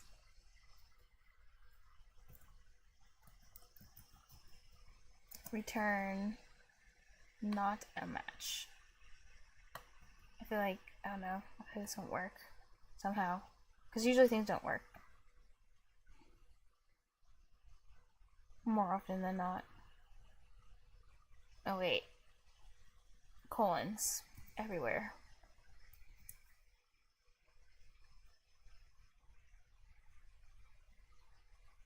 It actually worked. Huh. Hooray. Clean up and make a report of all records. Clean up the combined records from Azara and Rui so that there's only one set of coordinates per record. That makes sense. Make a report so they can see one list of everything they need to put on their maps. Implement the cleanup function that takes a tuple of tuples. A tuple of tuples. Everything from both lists. Okay. Tuple of tuples. Oh, because I guess some of the lists have like tuple in the list. Okay, whatever. Looping through the outer tuple. Dropping the unwent. So I'm gonna make another comment that says like tuple and tuple, like do the tuple and tuple and tuple. Because already that's kind of what they're saying, but mine's probably gonna be worse.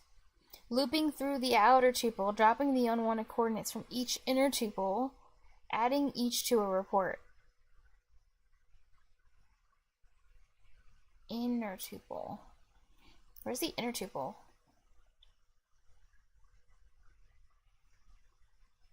Oh, just use the name of the variable instead of the word. Use the name of the variables in what? You don't want to hear me say the word tuple? You don't want to hear me say the word tuple 5 times?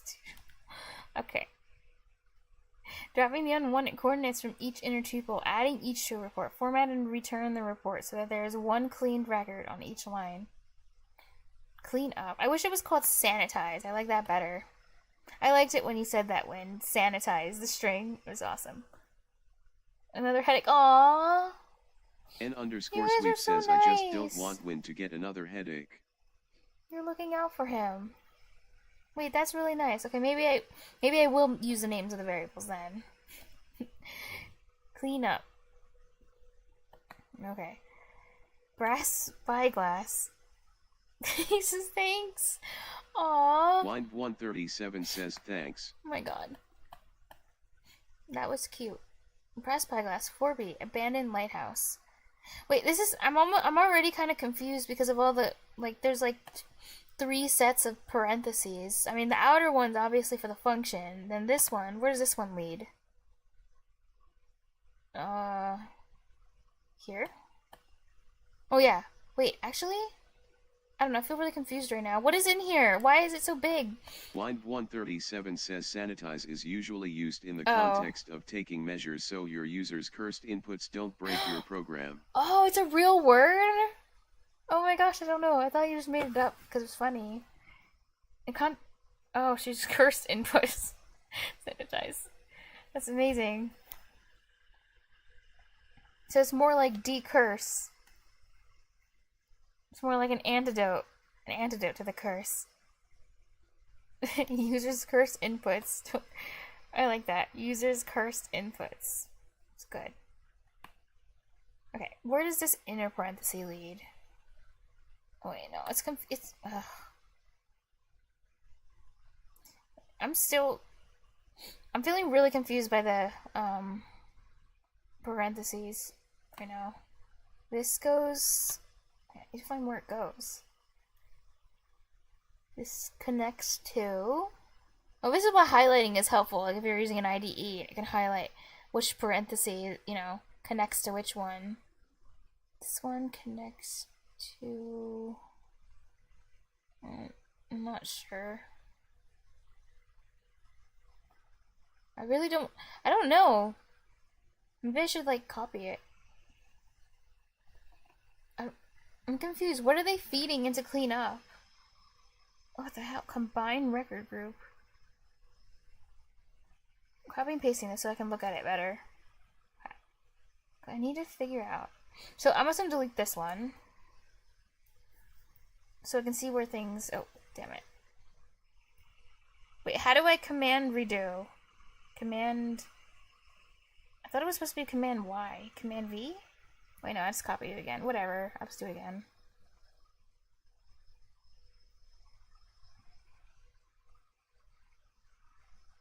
Wait, this looks different. I'm not. Command Shift Z. Oh, no, I'm Windows. No, when. I don't have a half-eaten apple taped to the front of my computer like you. Oh wait, you're Mac too? You know what? Both of you. Not command N LUL.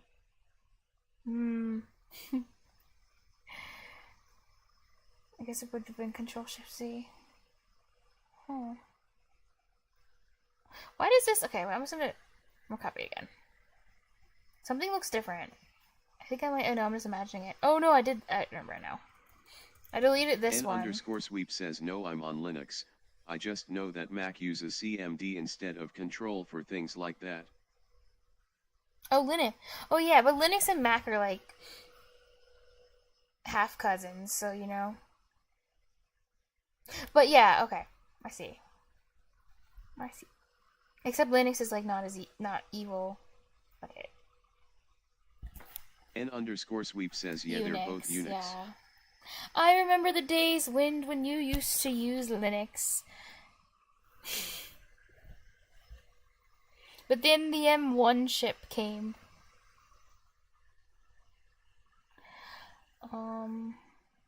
Okay, so this whole thing is a tuple. Wait, why is it feeding in all these? Why is it feeding in so many different things? Where are these coming from? Brass Spyglass 4B, Abandoned Lighthouse Blue. How does this match up with the list? Let's see, Brass Lighthouse. Or is it just giving random? Where's the Brass Lighthouse? Abandoned Lighthouse, Windswept, Harbor, Foggy. Wait, there is no Brass Lighthouse. It's making things up. Oh wait, no, sorry, I can't read. Brass Spyglass. My bad. 4B. Okay. Abandoned Lighthouse, Blue. Oh, it's just it's mixing stuff up. Because it's skipping the coordinate. over here. what is grep? Line 137 Human says grep? human grep. Grep. Vintage pirate hat 70. Quiet inlet mystery 70 orange. Oh wait, it's because I deleted something, isn't it? Oh yeah. Oh yeah, never N mind. Underscore sweep says LUL. I see. So it's a list of combined pairs. Well, it's a tuple of combined pairs of these different rows copied into tuples, basically. That's good enough. So I need to... Everything on book participants. String. Everything cleaned. Excess coordinates information are removed. A multi-line string. With items separated by new lines. Okay. See hints.md for an example. Let's see. Okay. So when I clean up, this is what I'm supposed to get it back. Brass spyglass. Abandoned lighthouse. Oh, so take this, delete this one. Delete the first 4B, because it's a duplicate. 4B. Blue. This one. 70. So delete the first 70. Yeah. Orange. I see. Crystal crab. Old schooner. Is this one? Yeah. Crystal crab. Old schooner. 6A. Purple. Okay, I see what they want.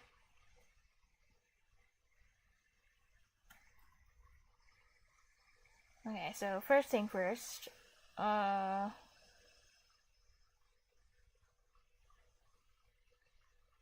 So they're always going to be a match? Or they're going to give me cases where there's no matching?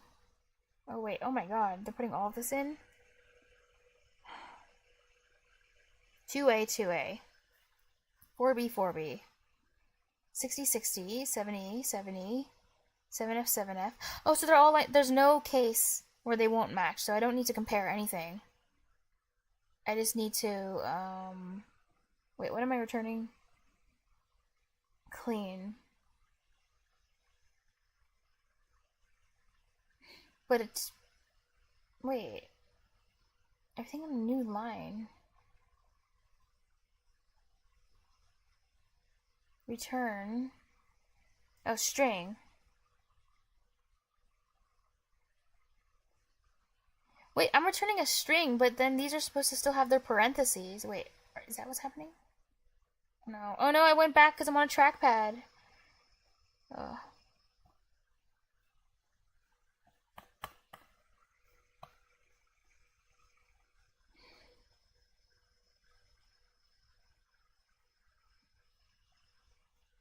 Wait, so do I have to manually add these parentheses? Then...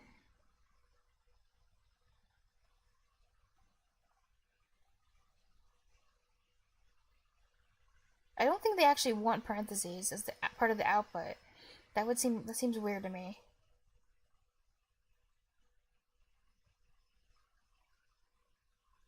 Maybe I'll just print something random, and I want to see what output they want. So like, I don't know, return.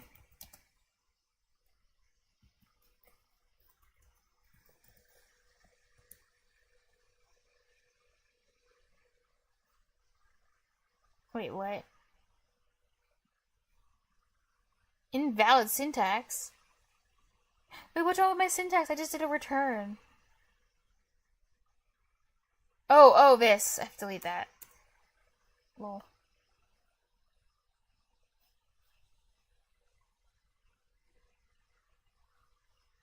Diff is 918 characters long. Oh god. Not equal to... What is this? Scrimshot whale tube. Deserted dew.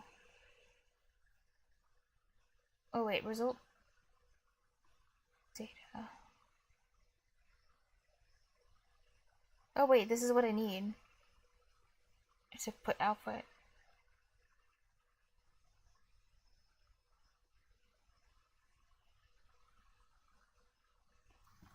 Okay. But if I were to print a tuple, would it automatically print the parentheses for me then, in that case?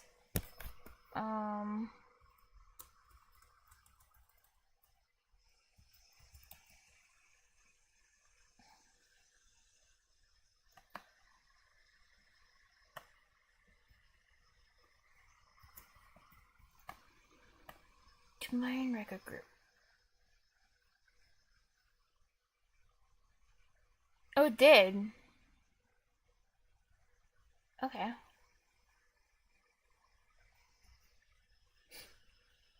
Okay, I want to write out my steps in code comments or whatever.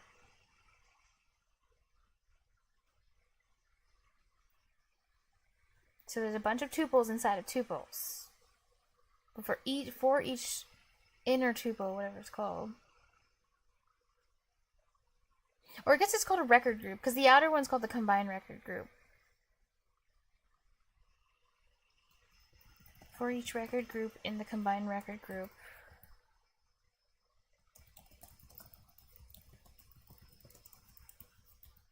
And I need to grab the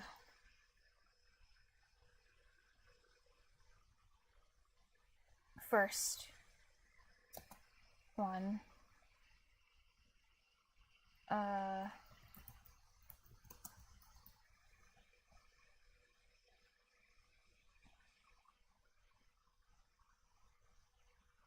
Multi-line string. Okay. And then I just need to add it to a string. And then take it and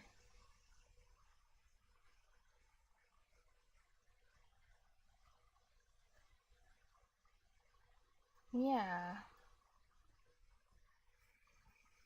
So I'll have a string, and then I can just cast it into a string and concatenate it onto the string.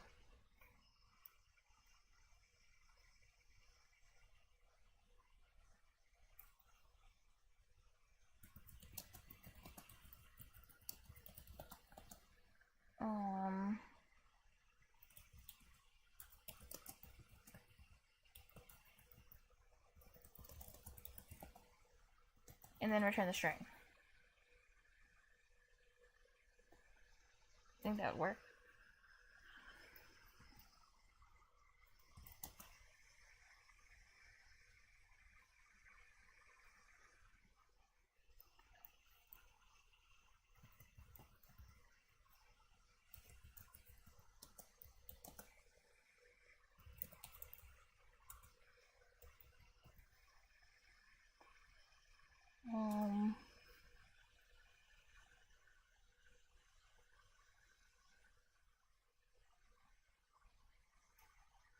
One.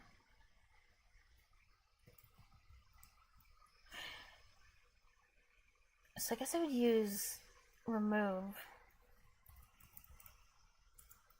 Wait, I can't do that because it's a tuple. And it's immutable, so I can't just like remove stuff from the inside like I would a list. Oh. So I have to copy what I want into a new tuple and just not copy the thing I don't want. Which is the one. That one. Okay.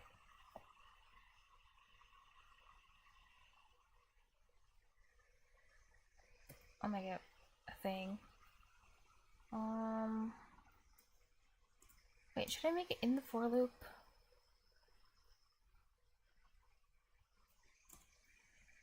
Okay.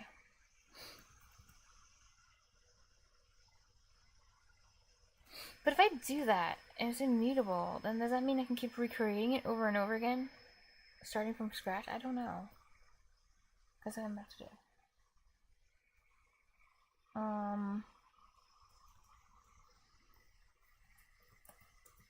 Cleaned tuple. Oh wait, not camel case.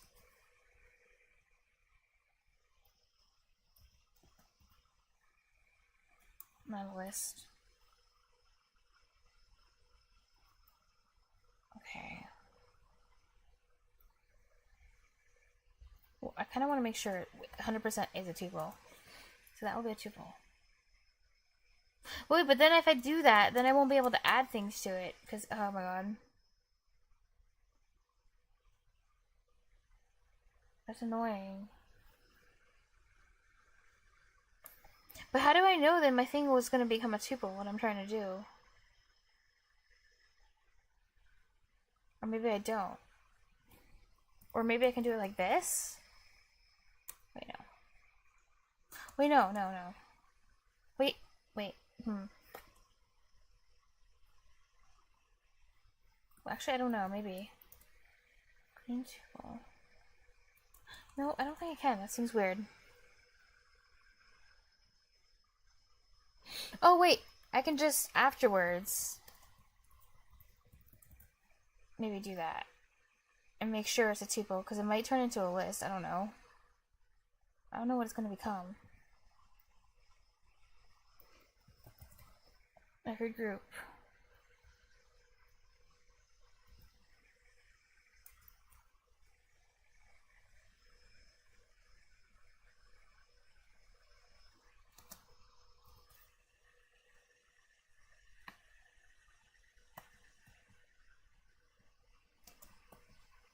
Wait, I wonder if it's bad if I'm doing it like this. 2. How many things are there? 1, 2, 3, 4, 5. Wait, no. 0, 1, 2, 3, 4.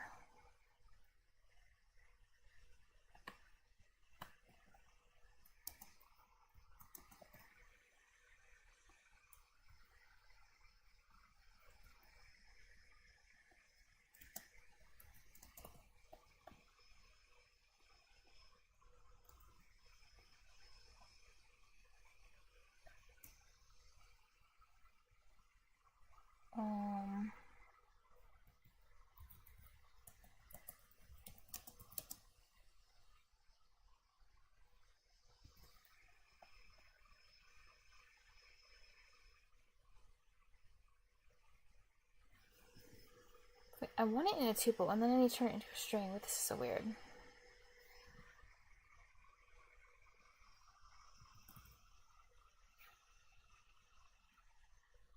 But then will it keep the parentheses?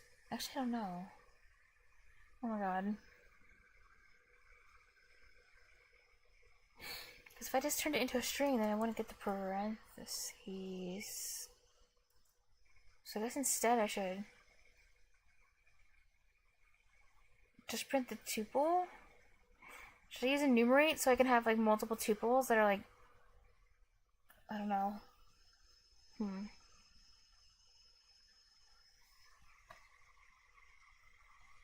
I'll just do that.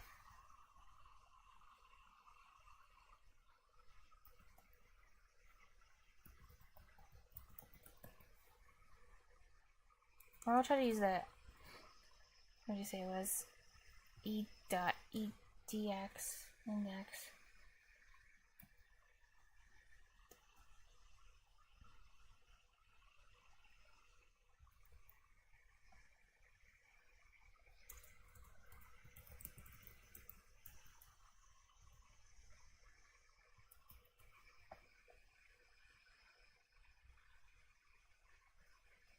Okay. Wait. I don't know if I can.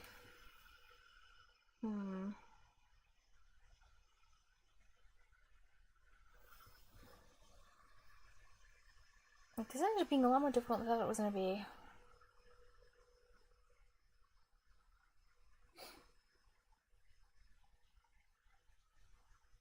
Only because of the parentheses. But then if I turn it into a string, if the parentheses disappeared from the outside of the... Oh wait, but then that would...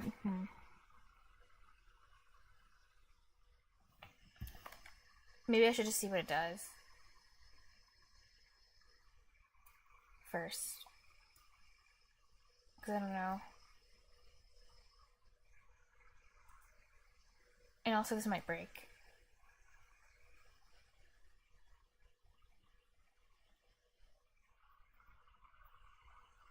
Oops.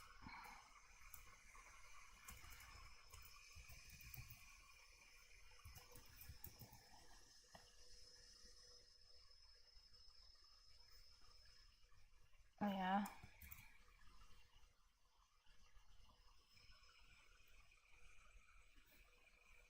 Invalid syntax. Wait, I messed this one up.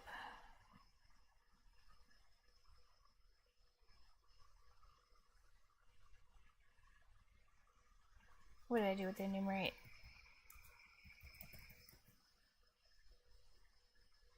Item in enumerate tuple, yeah. Why is this an error?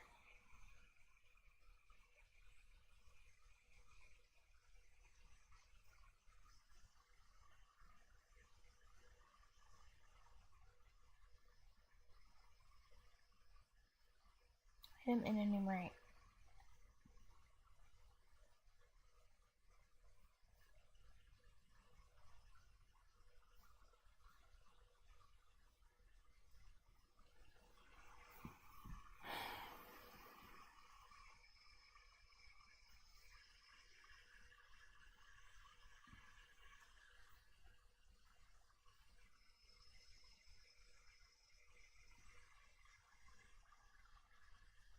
Combine record group.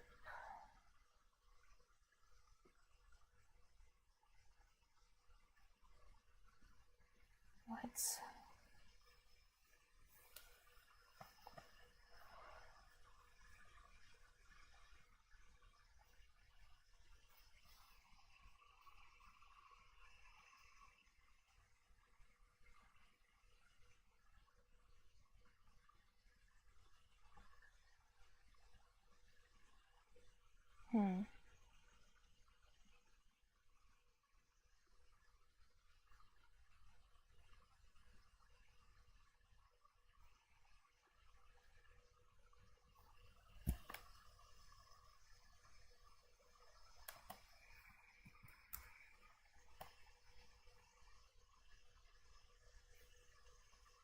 No, it's still broken. Damn it.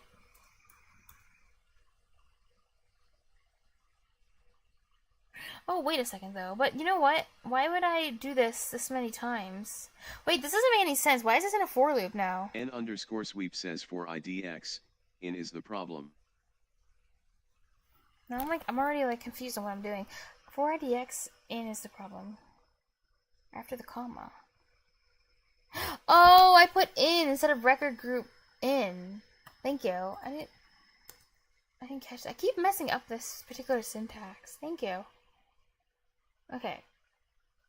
I wouldn't do this. I'm not sure why this is in a loop. Oh yeah, I know why. I remember. Because I'm doing it for each of the. Because there's tuples in the tuple. That's right. Now I remember. Will it run? Wait, indentation error probably. Hey, at least runs. Cannot concatenate string, not tuple to string. Wait, it's trying to concatenate the. Cannot concatenate string. Wait, not tuple. But these are tuples. To string. Well, it's trying to put it into a string because you can't do that. So, like, I don't know. Tuple here.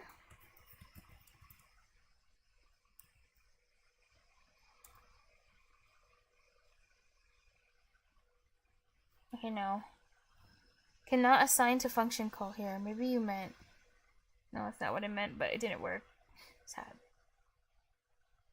Instead of equals.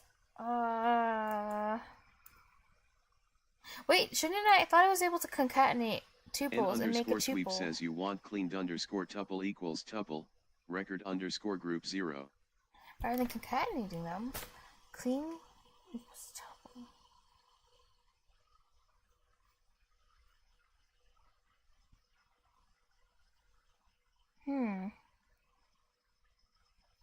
Oh. Oh. Some are strings. Oh yeah. Oh, you're right, on the inside. You can't concatenate them that's because true. some are strings. I did forget about that. You're right, because on the inside. Yeah, you're right. This is a. Oh. Wait, but this whole thing, each one is a tuple. Like, I thought they're only two. Wait, I think I went too deep in the layers. Because I'm not looking at each of these individual ones. Like, it's like, wait, no, I'm looking at the wrong thing right now. Like N this whole underscore thing. sweep says, is that the record you're working with here? Like, I'll show you. Wait, let me copy this again. That's what I thought I was doing. So this whole thing is just, it's a list of tuples. So every single thing is a tuple, and each of the tuples inside of the outer tuple. So there's a bunch of inner tuples in the outer tuple. So you feed the outer tuple to it, and then there's inner tuples, and each inner tuple has some strings and tuples. So at the most, it's 3 tuples deep. But if you go all the way to the deepest layer, some of them are strings. But I'm only going into the second layer, not the deepest layer where there are strings. So that's why I thought I could concatenate them. But I think I thought I could. Into this. But no, that's not. Wait, what am I doing? I'm going into the record group. This is the record group. For each one. Oh, wait, I didn't go deep. Oh, wait. I know what I did. I have to go deeper. And then. Oh, okay. And there is no. Wait, is there a group 4? How many am I getting fed? Well, there should be. Well, I don't even know, but I do think I need to go deeper. I still don't understand this. What error I got? How many tuples am I getting fed? You do? Oh no, I feel so far. N underscore sweep says, no, I think you're much closer to correct than you think. So inside of every single tuple, this is too much. I don't like using IDX. It's annoying. I want to use something else. Oh, I'll just call it outer IDX. I think that's fine. And then this will be inner, so I'm not confused on where I am. Oh god. Because I think I have to go deeper. N underscore sweep says you have the right idea, but you can't concatenate. You need to make a tuple out of the items you're trying to concat together.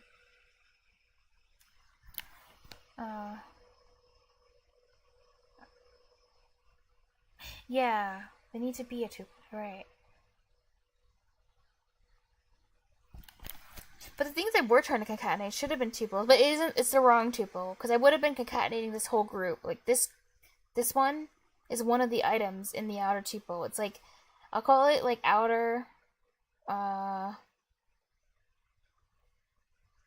I want to call this one the inner, and then I'll call this one the, wait, outer? Wait, no, the outer is, like, the one that's the main one, the big one. This is the outer. Then this one's the inner.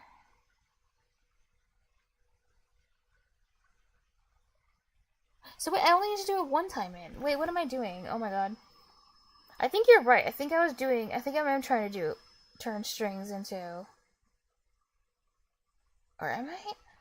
What am I working on? Is it 3 layers or 2 layers? I think it's 3 layers. 1. Oh. N Okay. underscore sweep says I have to you're think right. about this. You only need 1 loop. Because I hate it when, like, things are inside of things. This is a problem with Python. It bothers me so much. Things of things, in things, in things, in things, in things.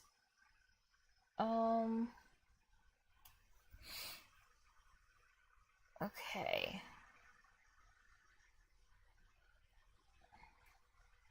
For each one. Oh, yeah. You're right. I just need 1. I'm confusing Totally myself. Omni says things. And you're right that I can't put strings and tuples together. Things. Yeah, things. Things everywhere. It's funny I named Omni, because it's like all the things. Totally all the things. Okay. So I can't concatenate the strings in the tuple, so I need to turn the strings into tuples. So the things that are strings, I'll keep this the same. I'll just tuple them. So 0 is a string, so you can become a tuple. Record group 2, you're a string, so then you can become a tuple. N underscore sweep says you need to return 1 tuple that has these 4 items inside. This one's already a tuple. This one needs to be a tuple. Tuple. N_sweep says Okay. they do not need to be further modified. Oh. I'm sad now. They do not need to be further modified. Oh. Yeah, I need one tuple with these 4 items, but how do I get them to go inside when there's strings? Well, this was one item that is a tuple, and then I need these other ones that are strings to become a tuple. But I also need to keep the parentheses on this one, so I need the tuple to keep its parentheses, but the little tuple, the little guy, baby tuple. Because the output needs to look like with the parentheses, so I wanted to put the clean record group. N_sweep says cleaned _tuple equals record _group 0 record _group 2.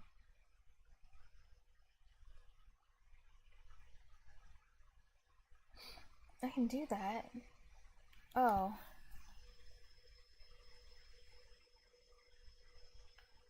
Invalid syntax. I thought this... Okay. Huh.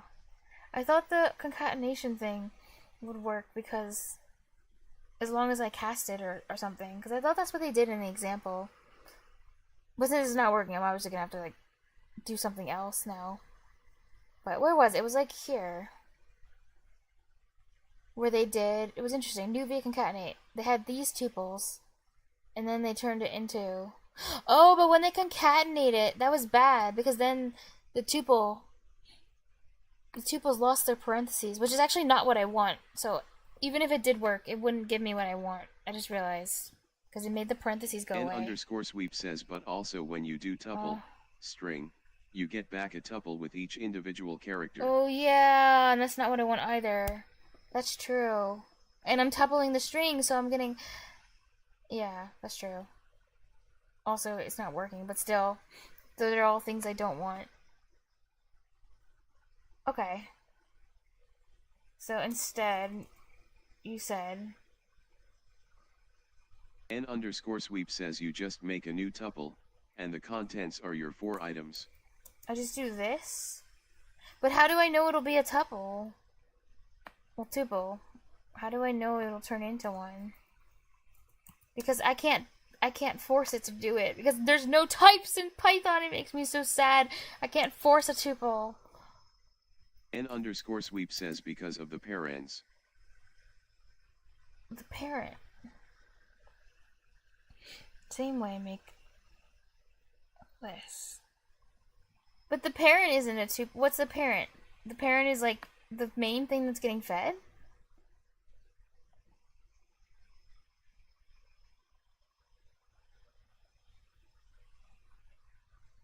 Let's actually print my thing. Oh my god, invalid syntax. What did I do wrong?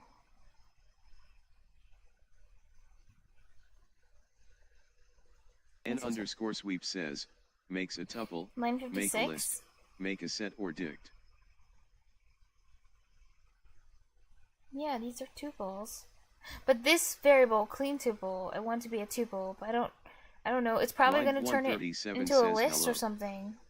Right? I win. This is so hard. This is so hard when I'm dying. This is so hard. I think this is the last Python problem I'll solve tonight. Because, like, N_sweep says line this 56 is literally, this is killing earlier. me. It's invalid.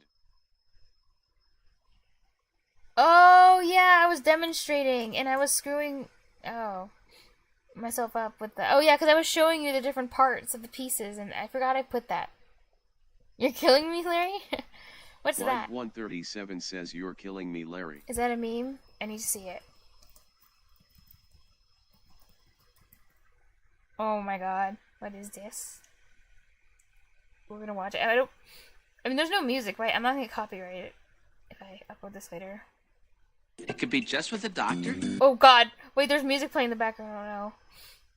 I'll watch it later. Bet it's good though. Sort of the match industry scam, but it's only 9 seconds. Like, but the YouTube copyright audio thing is really good. Does it? I mean, I could take the risk. N_sweep says that sounds like copyright safe music to me, lol. I don't know, sometimes ads trigger. I don't know, you never know. Anyway, it's easy to search up, so anyone who wants to see can see it. I bet it's good though.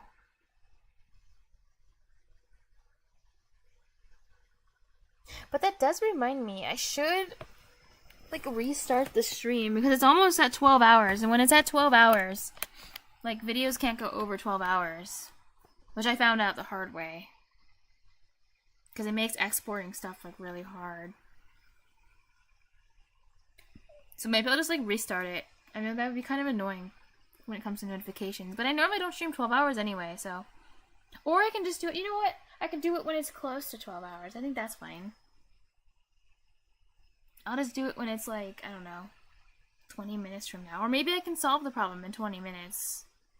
And then I don't have to restart anything. Okay. Yeah, I am. Yeah, I'm just printing N_sweep right now. says this You're looks right. good. You're just printing instead of returning. Okay, let's see what my output is. So, Silver Sea Horse, Hidden Spring, Island of Mystery. This is what I want. This is good. This is great. Well, this is for the first one. This is what I want. But then, so for each of the other tuples, so this is one of the tuples that are being fed. But for each of the other ones, I need a new line. Yeah. And it will just be one string, too. Like, everything is combined in one string. So then I guess I can put it into final string. Because now... Wait, no, clean tuple is a tuple. But I can turn it into a string now. And now it won't get weird, right? N_sweep says, oh, I see. Oh, join, really? Wait, string has a join?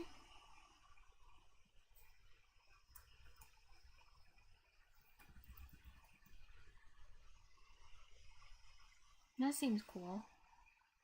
I'm guessing so. I'll try that then. N_sweep says, make sure do that outside the loop, after it's complete. Really? I would do it outside of it. Let me think about it. 4. Oh, yeah. Oh, wait, no, really. Because I want to do it for each one. I want to join it. N_sweep says to do. Yeah, but I want to join each of the tuples. Well, each of these, because each of these giant chunks is a tuple, and I want them as part of the string.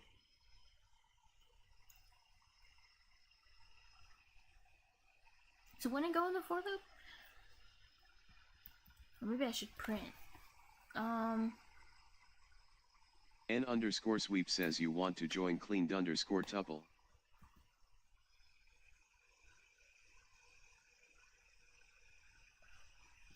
Join? N_sweep says, and remember join is join_char.join. Not iterable to join. Wait, join is join.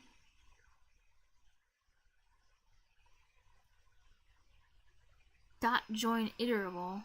Wait, what is join? What is join char? What is that? Oh wait, don't. Oh, wait, no, it has not. N_sweep says exorcism has taught you join right? Oh. Oh, it's like special? No, it works. What is that type of thing called? Is it a special kind of syntax? Maybe it'll show up eventually. No, exorcism tree is really small. But maybe I'll get to see it sometime. Oh, string method. Yeah. N_sweep says join is a string method. So wouldn't I use final string? Because this is the string. Dot join and put the iterable in here. Which is cleaned tuple.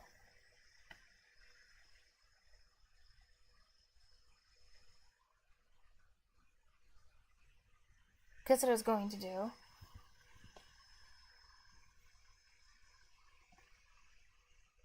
But not what you expect. Oh. N_sweep says this will work but not do what you expect. Okay. Well, at least will it print out for me so I can see what I get. Type error. Sequence item 2. N_sweep says look up an example of join. Okay, I'll look it up. Expected string instance tuple found. Sequence item 2. Oh, they all have to be strings, don't they? Like, I can't join, because some of these things are tuples. Like, the things that are in this thing should probably be strings. I think that's what it means. Then I wouldn't be able to use join, right? If that's what it was.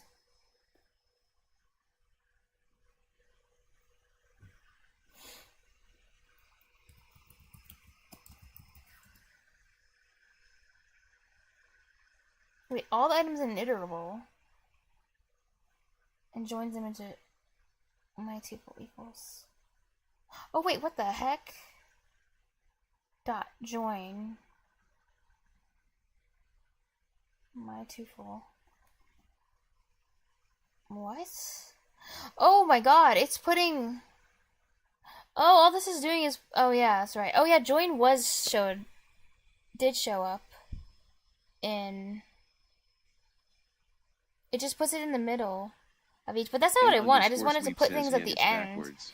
Not fill in the gaps. Oh yeah, yeah, and they did, yeah. Exorcism did teach join, but I just haven't had to use it yet. But yeah, I'm not trying to fill in the spaces. N_sweep says you want to join with a\n. Oh yeah. Oh yeah. That's true. I didn't think about that, because it's a list of the tuples, and then I want new lines in between them all, so then, yeah, you're right. N_sweep says it doesn't fill in the spaces exactly. Or I guess the gaps between the items? Or something. N_sweep says if the names in this tuple had last names like John Smith, the space in that string would remain. Yeah. I didn't mean all the spaces. I meant, like, the spaces in between the strings. Like, the places where the strings are joined get a hash, but not the actual spaces. I just wasn't clear. Like, there would be a hash here and a hash here, but not, like, in the string itself. N_sweep says, yeah, okay, you got it.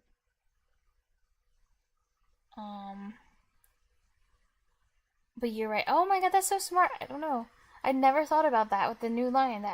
That's a very elegant solution. Joining the tuples with that. I like it. Okay. So interesting. So I guess I would. Wait, that's not a backslash, is it? That's a forward slash. This is a backslash? No, that's a bar. That's a backslash. Dot join.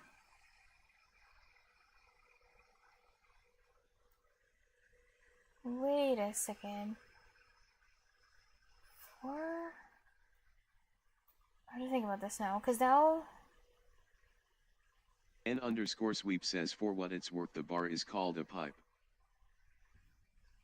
Oh, pipe. I didn't know that. Pipe. Did you know? Here's a fun fact. You know the division bar? Like in a fraction, right? Like 3/2 or 1/2. Do you know what that division bar is called? It has a funny name. Wait, not the division bar. Actually, yeah, I think it's either the division bar or the actual division symbol with the 2 dots. I don't remember which one. But one of them has a funny name. It's great. N_sweep says I don't recall, no. It's called a vinculum. Isn't that fun? That cleaned tuple. I know, doesn't it? It truly does. N_sweep says that sounds like a part of the body. Like a doctor could be like, I'm sorry, but we're gonna have to remove your vinculum. Join? And then. N_sweep says LUL. Wait, but to join. But this tuple. Oh, wait, that's when that's why you said to do it at the end. But then. N_sweep says record_group 3 is a tuple. This is getting more complicated. It is a tuple, but we don't need to do anything to it. It's only the outer tuple. But for join, we would need the tuples to already be in a list of tuples, and they're not in a list of tuples yet. So I need the tuples to be all together, and then I can join them with new lines, and then it will new line them. N underscore Well, sweep yeah, says it's just on the unindent your outside, join. but now I need to get. So this is one of the tuples, and it's in clean tuple. But how do I get the other ones into clean tuple without? I don't want to erase this tuple. I need to get them into. I need to get it into a different tuple.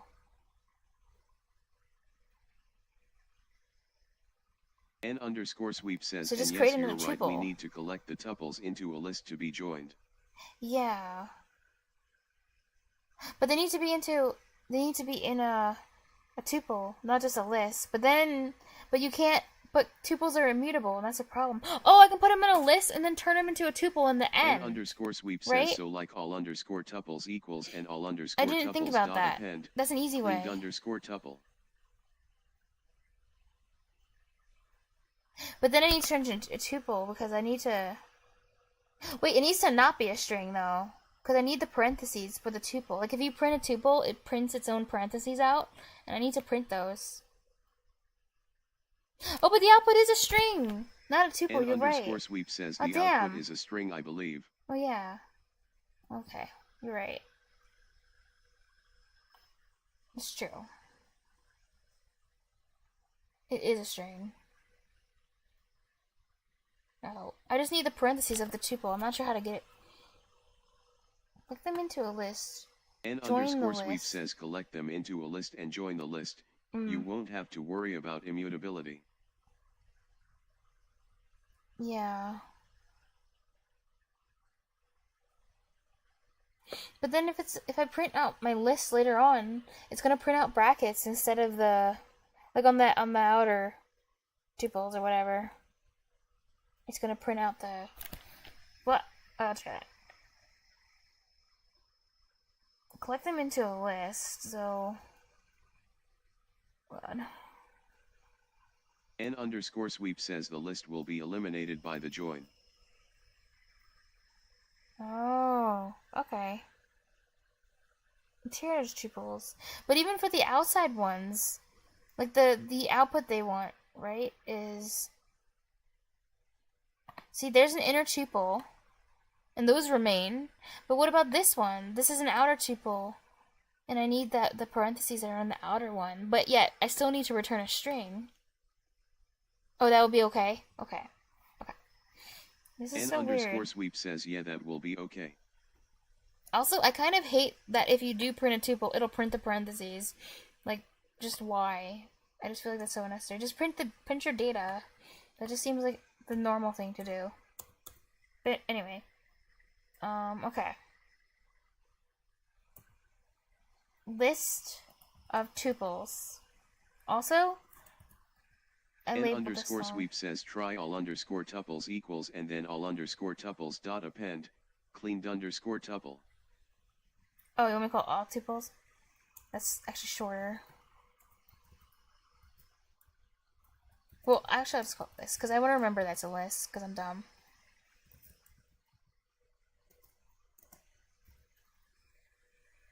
Okay. All tuples dot append. List.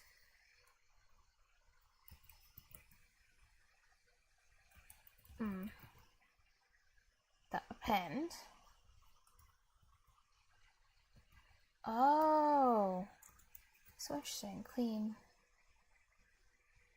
Like there. Now we join those tuples at the end after the N underscore sweep says now we join list underscore of underscore tuples at the end. Oh. Wow. Join.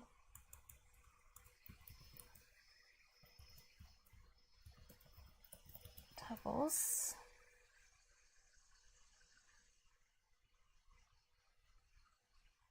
Is it a string now? No, it's just join. But then I need to change it to a string, right? N underscore sweep says 62 should be same indentation as the print below it. Oh yeah, that's true.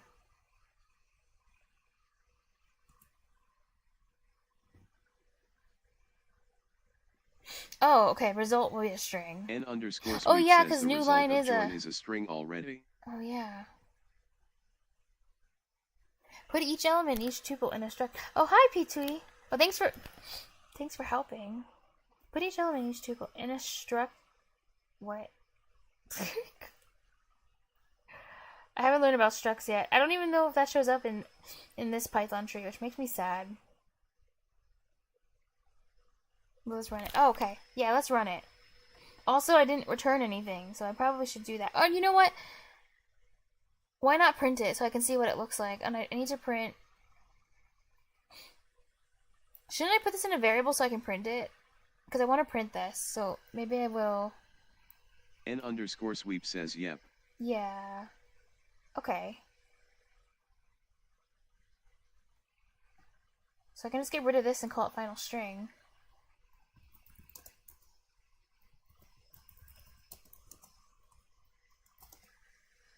And then I can try printing it without returning anything and see what happens.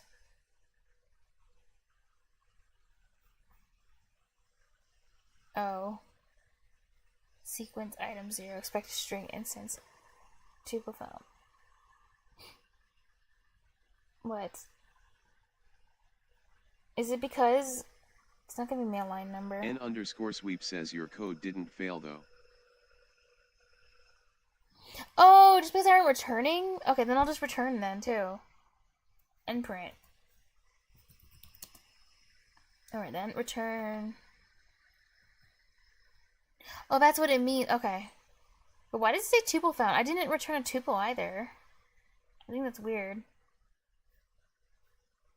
Oh, it's still giving it to me. I don't think it's the return, because I've gotten this without the return. N underscore sweep says I may be misunderstanding the recs, but we'll see. Okay. Print. Because I've had this commented out before, and I didn't get this error. Like, it was actually doing the print for me previously.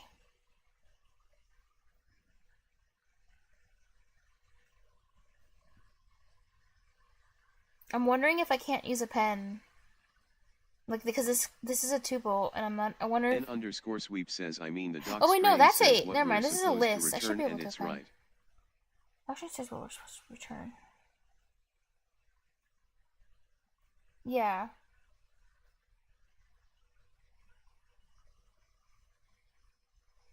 This is what we need to return. N underscore sweep says yeah, you're right. We need to turn the tuple into a string.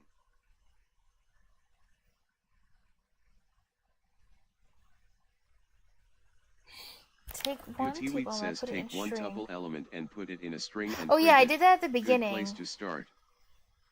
Yeah. Clean tuple string. Tuple. Okay.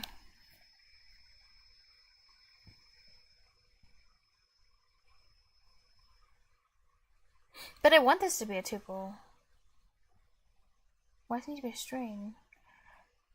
Wait, I can't create a tuple out of... Because some of these are strings. Oh, wait a second. Wait, what am I trying to do? This is why I hate that Python doesn't have types. It's so annoying to me. says now do two and put them together with So the clean new line. tuple needs to be a string, so now I have to stringify everything? But I still need the outer parentheses. Let's put something with a new line.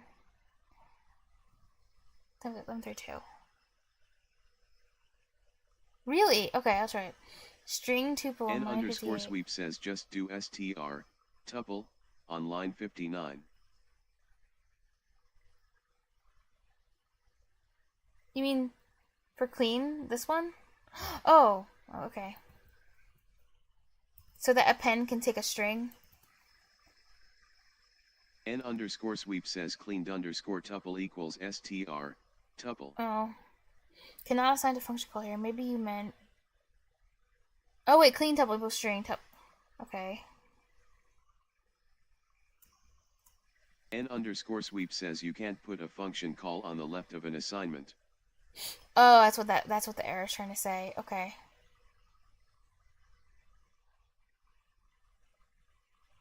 Wait, this is a string. Oh, you want me to string that one tuple, which is number 3.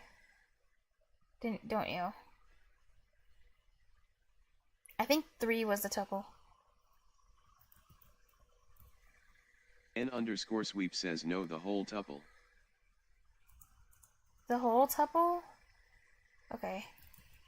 Oh, okay.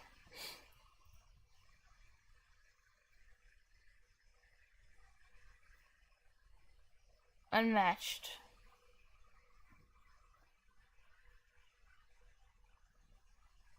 N_sweep says you need the interior tuple call. Mm-hmm. Oh! Oh my god, okay. Tuple. And then string it. Oh my... Why is Python like this? Unmatched.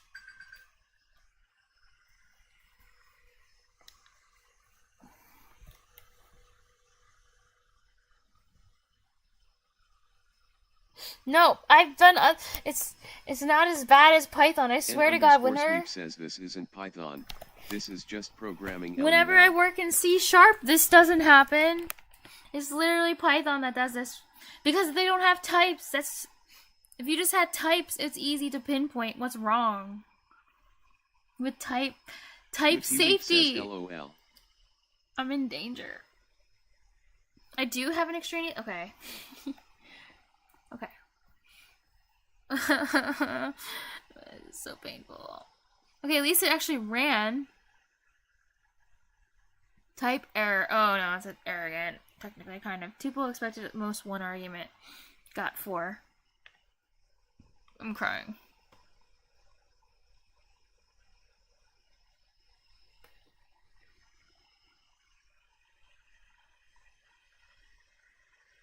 String. Oh wait, take the tuple out. N_sweep says, oh sorry, we should just do str.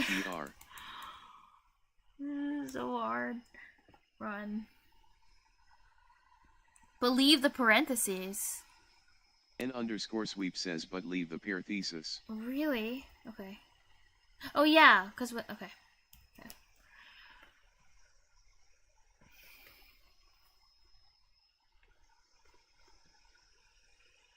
Oh, it gives me an output though, thank God.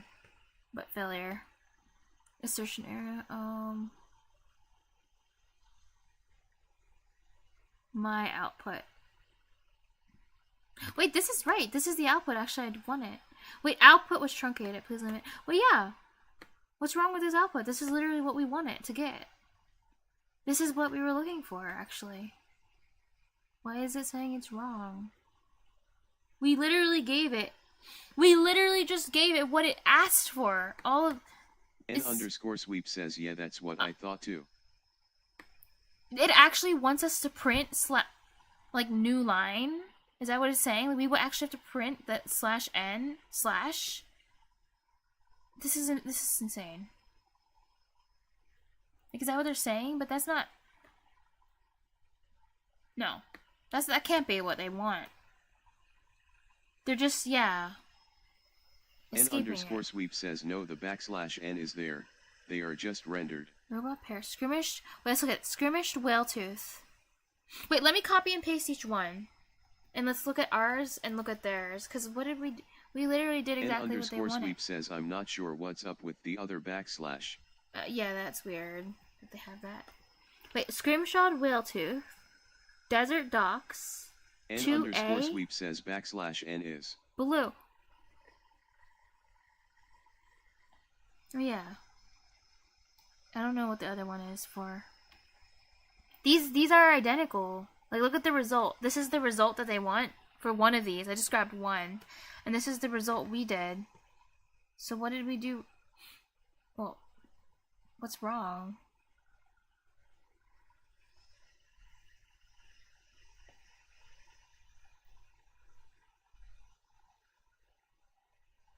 Wait, 1,096 characters. N_sweep says, I think they might be telling us to use 2 new lines. You do?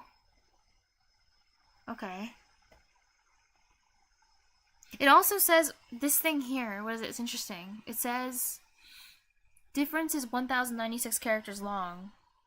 Oh wait, no, I don't think that matters. I think that has something to do with their test. I don't even know. Like, do we have too many? I don't know. Okay, I'll try. Okay, double new lines, I guess. This doesn't make any sense. So we do /new/new? Oops. Pain. Does that join two of these? Yeah, now there's a double new line. It's still wrong. But this changed. This is 1,132. Was that there last time? I can't tell what they want. _sweep says, Either.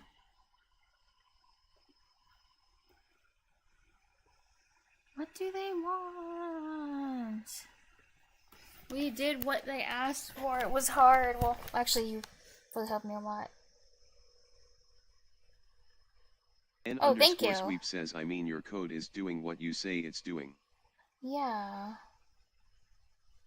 I'm wondering what it could be.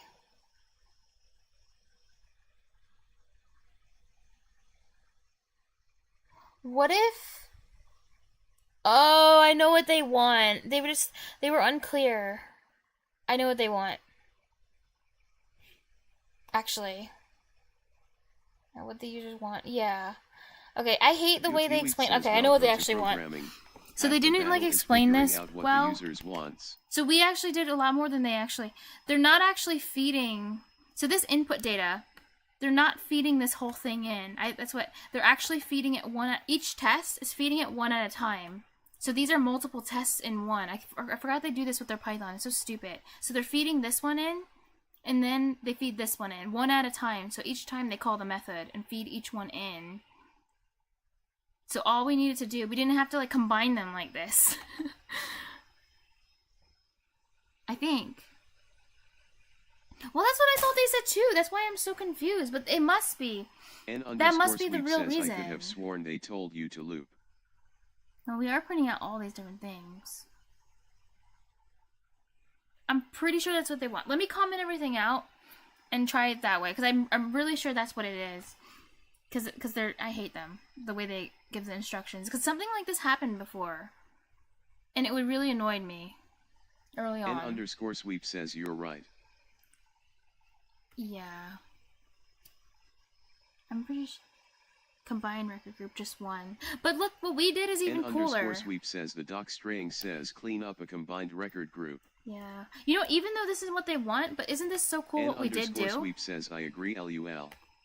Yeah, what you had me do is even like cooler than what they want, because it's more complicated than what they're asking for. So I don't want to lose it. So I'm definitely just gonna, I'll just doc string it out. How is this? Like, because it's awesome. And you're good. How did you know that? This is all we needed to do, is turn this into a string.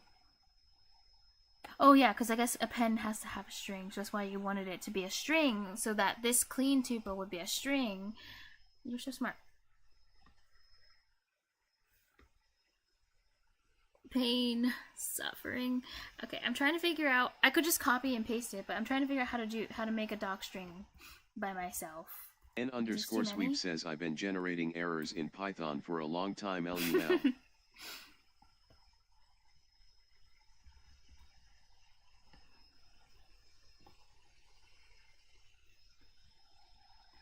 Did I comment right? Is this... Oh, nice. Okay, so this is a doc string.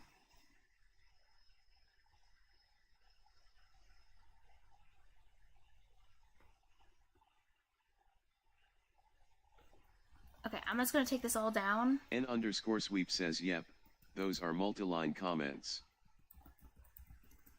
Below me... Well, because we misunderstood what they actually wanted. Well, it was mostly you, honestly.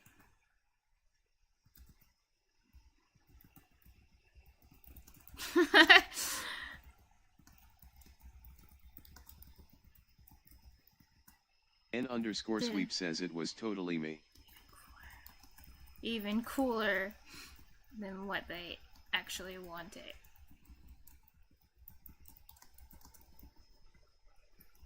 Cool output.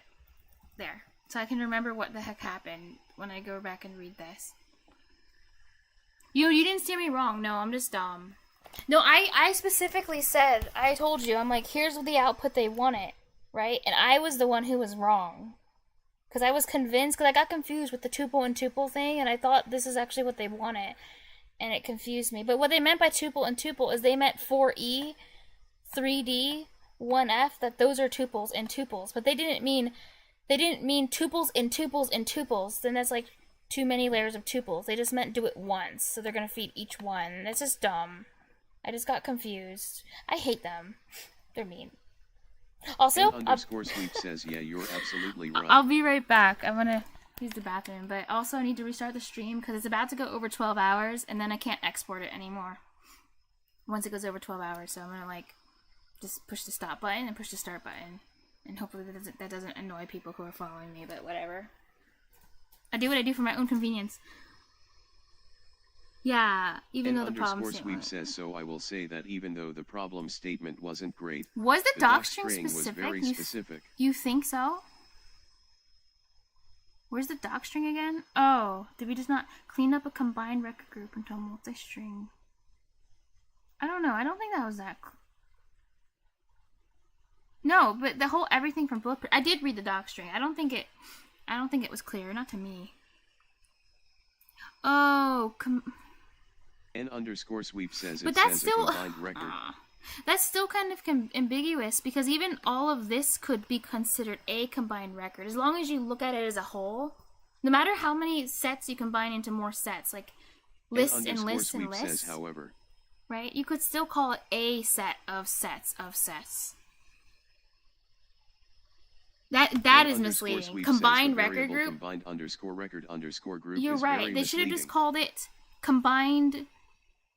Call it, because it's, remember, it's two lists of, it's Azara and Rui. So just combined instance of Rui, Zara, whatever. N underscore Sweep says combined underscore record. They should have just given, I don't know, better examples and... Wait, no. This isn't right because it should have been right because look at the example. They show passing in everything at once. In the actual example, they're not passing it in one at a time. That's why I was confused. If in the actual example, they showed it one group at a time, I would understand. But they freaking passed in the whole everything. And then they did this, so it made me think that's what we need to do, because it was literally in the example. They've never done this before. They've never done this and confused me so much before. Like, why did they do this? All they needed was one group of tuples, and then just print this one as an output. And then it's like, oh, I get it now. N underscore Sweep says at Putiweet is right. So much of the the real struggle requirements. is figuring out And what it's your real and sometimes requirements it's not are your OUL. fault when it comes to figuring out what the real requirements are, I think. Okay, well, I'm going to end the stream and then restart it again, so...